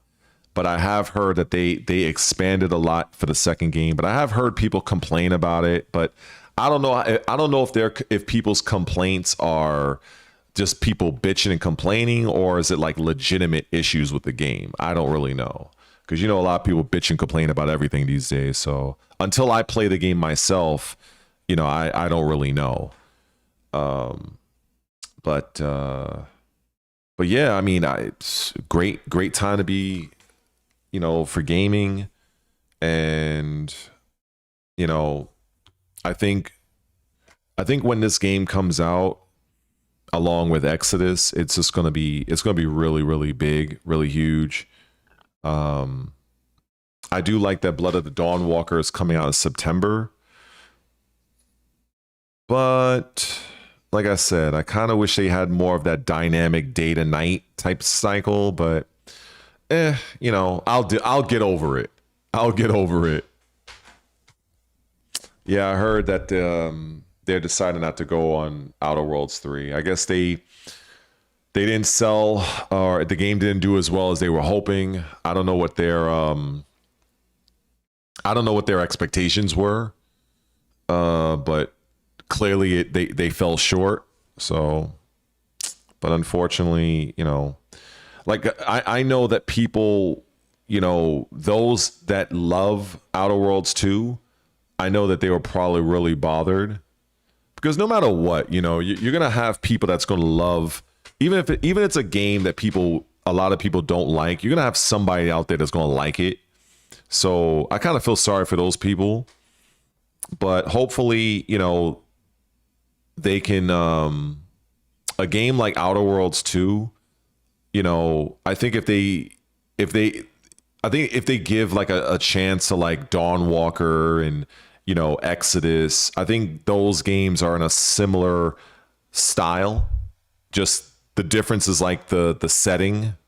But I don't know. We'll see. Because I think who makes that game? I think it was like, I have their name at the top of my tip of my tongue. Fuck, I can't even think of their name right now. But Obsidian, yeah. So Obsidian, I think what's their next game? What is Obsidian working on right now? Let me see. So, I don't know. I may have forgotten. Let me see. What are Obsidian currently working on game-wise? Okay, so they did Avowed, Pillars of Eternity. Obsidian is currently working on 4 new projects at once, indicating a very busy and diverse development schedule. While the studio hasn't confirmed which titles are connected to the Fallout franchise, the lineup includes both large-scale and niche games, showing Xbox's push to expand its in-house portfolio. Okay. Oh, okay. They're definitely working on a sequel to Avowed. That one, I forgot about that one. They're working on a sequel to that game because they, I think they had to make a decision between Avowed and Outer Worlds, and I think they just decided I think they felt that Avowed sold better. Maybe it had a better reception. Maybe they felt that there was more that they can go. I think you know what? And another thing is Avowed takes place within the Pillars of Eternity world, so they probably felt that they could do more story-wise with that franchise, because Outer Worlds is kind of like a brand new thing. So, and maybe, you know, it could be that, right? You know, because Pillars of Eternity already had 2 massive games. And then Avowed, which a lot of people don't even know, Avowed is set in the same world or the same universe as Pillars of Eternity. So there's a lot of lore that they can tap into from that, you know, so that could be it. But, you know, never say never. You know, they'll probably, you know, maybe 10 years from now, Outer Worlds 3, you know, so that'd be crazy. I wouldn't even be surprised. I wouldn't be surprised at all. Oh, boy. So while I even have you on the stream, out of curiosity, Jules, what do you even have planned for your birthday? Are you like the quiet type? You just gonna chill at home? You gonna hang out with your friends? Play a video game? What is it that you usually do for your birthday? Because I can tell you, for me, I haven't really done much for my birthday in a couple of years. My birthday is usually I'm a little bit down because that's kind of like toward the end of the year. I had a lot of, you know, family issues at the time. But I think I had a good birthday this year. But I don't know about, well, hopefully if everything works out with this Dawnwalker, I'll be playing that on my birthday. So probably, and I'll have a reason to stream. So I'll probably stream on that. And just do that sort of thing. Wow, Denny's. Holy shit. I haven't been to a Denny's in eons. I don't even think they even have them here in... Oh, let me see. Do they have... Let me check. Let's consult the internet. Because... Hold up. Is there a Denny's in New York? Oh, really? Get the fuck out of here. I didn't know this. Oh, shit. Nassau Street? Nah, I don't want to go there. Brooklyn Bridge. Oh, wow. Huh. Oh, shit.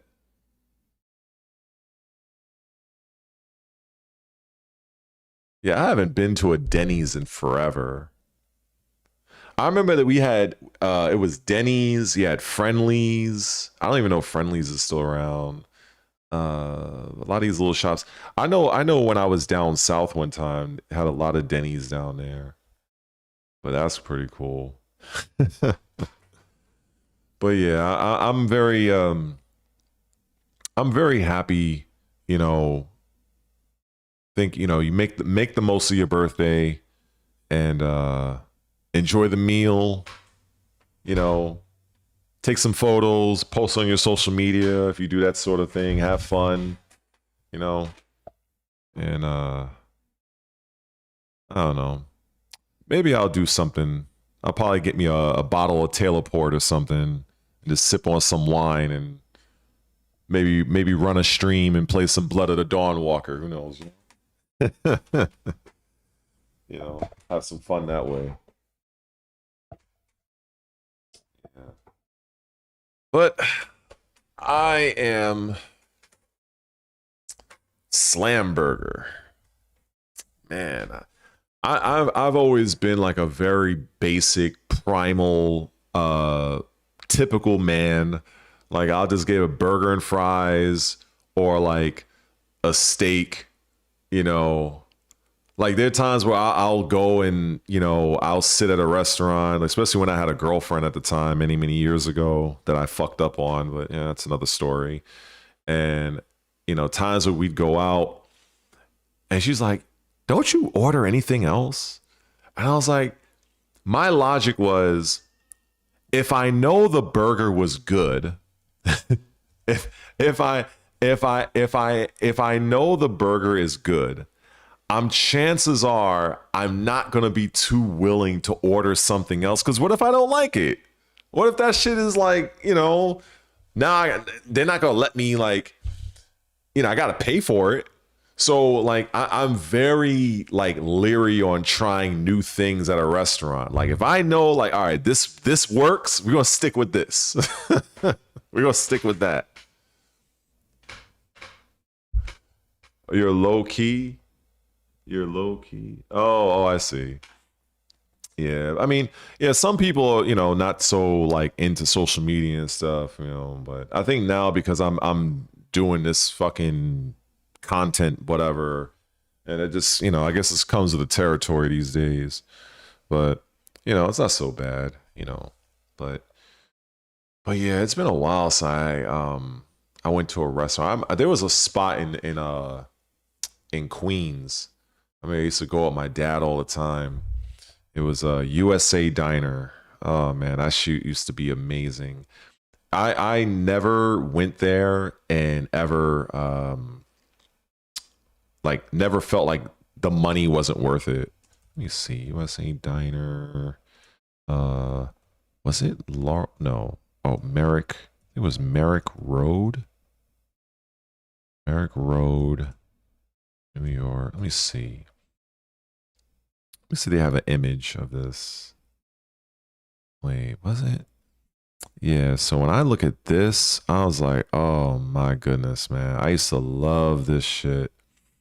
The crisscross fries for me was like, that was heaven for me, man. I remember I used to get like this fucking ginormous ass burger with like, and they had these giant ass chicken fingers. They gave you like, I think 4 of them, but them shits was massive. And these little crisp cut fries. And man, those are the days. Just sitting there across from my dad, just shooting the breeze, and I didn't have much worries. I was like probably, waffle fries. Yeah, like I didn't have much worries. I think I was like, what, 15, 17 years old? But eventually they end up closing the place down. And but yeah, every time I went there, it was like, you just got your money's worth. You know, you never walked out of there feeling like, oh, that was like, I got ripped off, you know. Sometimes I remember when my dad and we used to go to the Sizzler. Yeah, that was another spot. You know, I remember we got the steak and the hibachi chicken. And it was like they were both these small, tiny little things. You can almost put it like on a fucking hamburger bun. And I was like, what the hell? Like, how much is this? And I think it was like $22 for mine or something like that. And I just gobbled that shit right up. I like it, literally inhaled it. Like I didn't even chew. I just and just went down. You know, it was so small. You know, and then I would go to like Outback Steakhouse, and they have like this massive fucking porterhouse steak that was almost like about this, maybe about this thick. And like they serve it to you, and it's like it's already cooking while it's on the plate. And yeah, that was fucking amazing. Yeah, if you've never had a porterhouse steak, man, definitely treat yourself. I mean, it's not cheap. You know, you will be paying a pretty penny. But, you know, if you got a girlfriend or if you got a boyfriend out there and you're like, hey, you got a birthday coming up or an anniversary or something, you know, hey, use that to your advantage. Be like, hey, why don't we go to like a steakhouse, you know? Definitely worth it. 100%. 100% worth it. You know? Oh, boy. I can't believe I've been on this shit for 10 hours. That's fucking crazy. All right. I got to get out of here. I'm going to go to the deli. I got to get something to eat.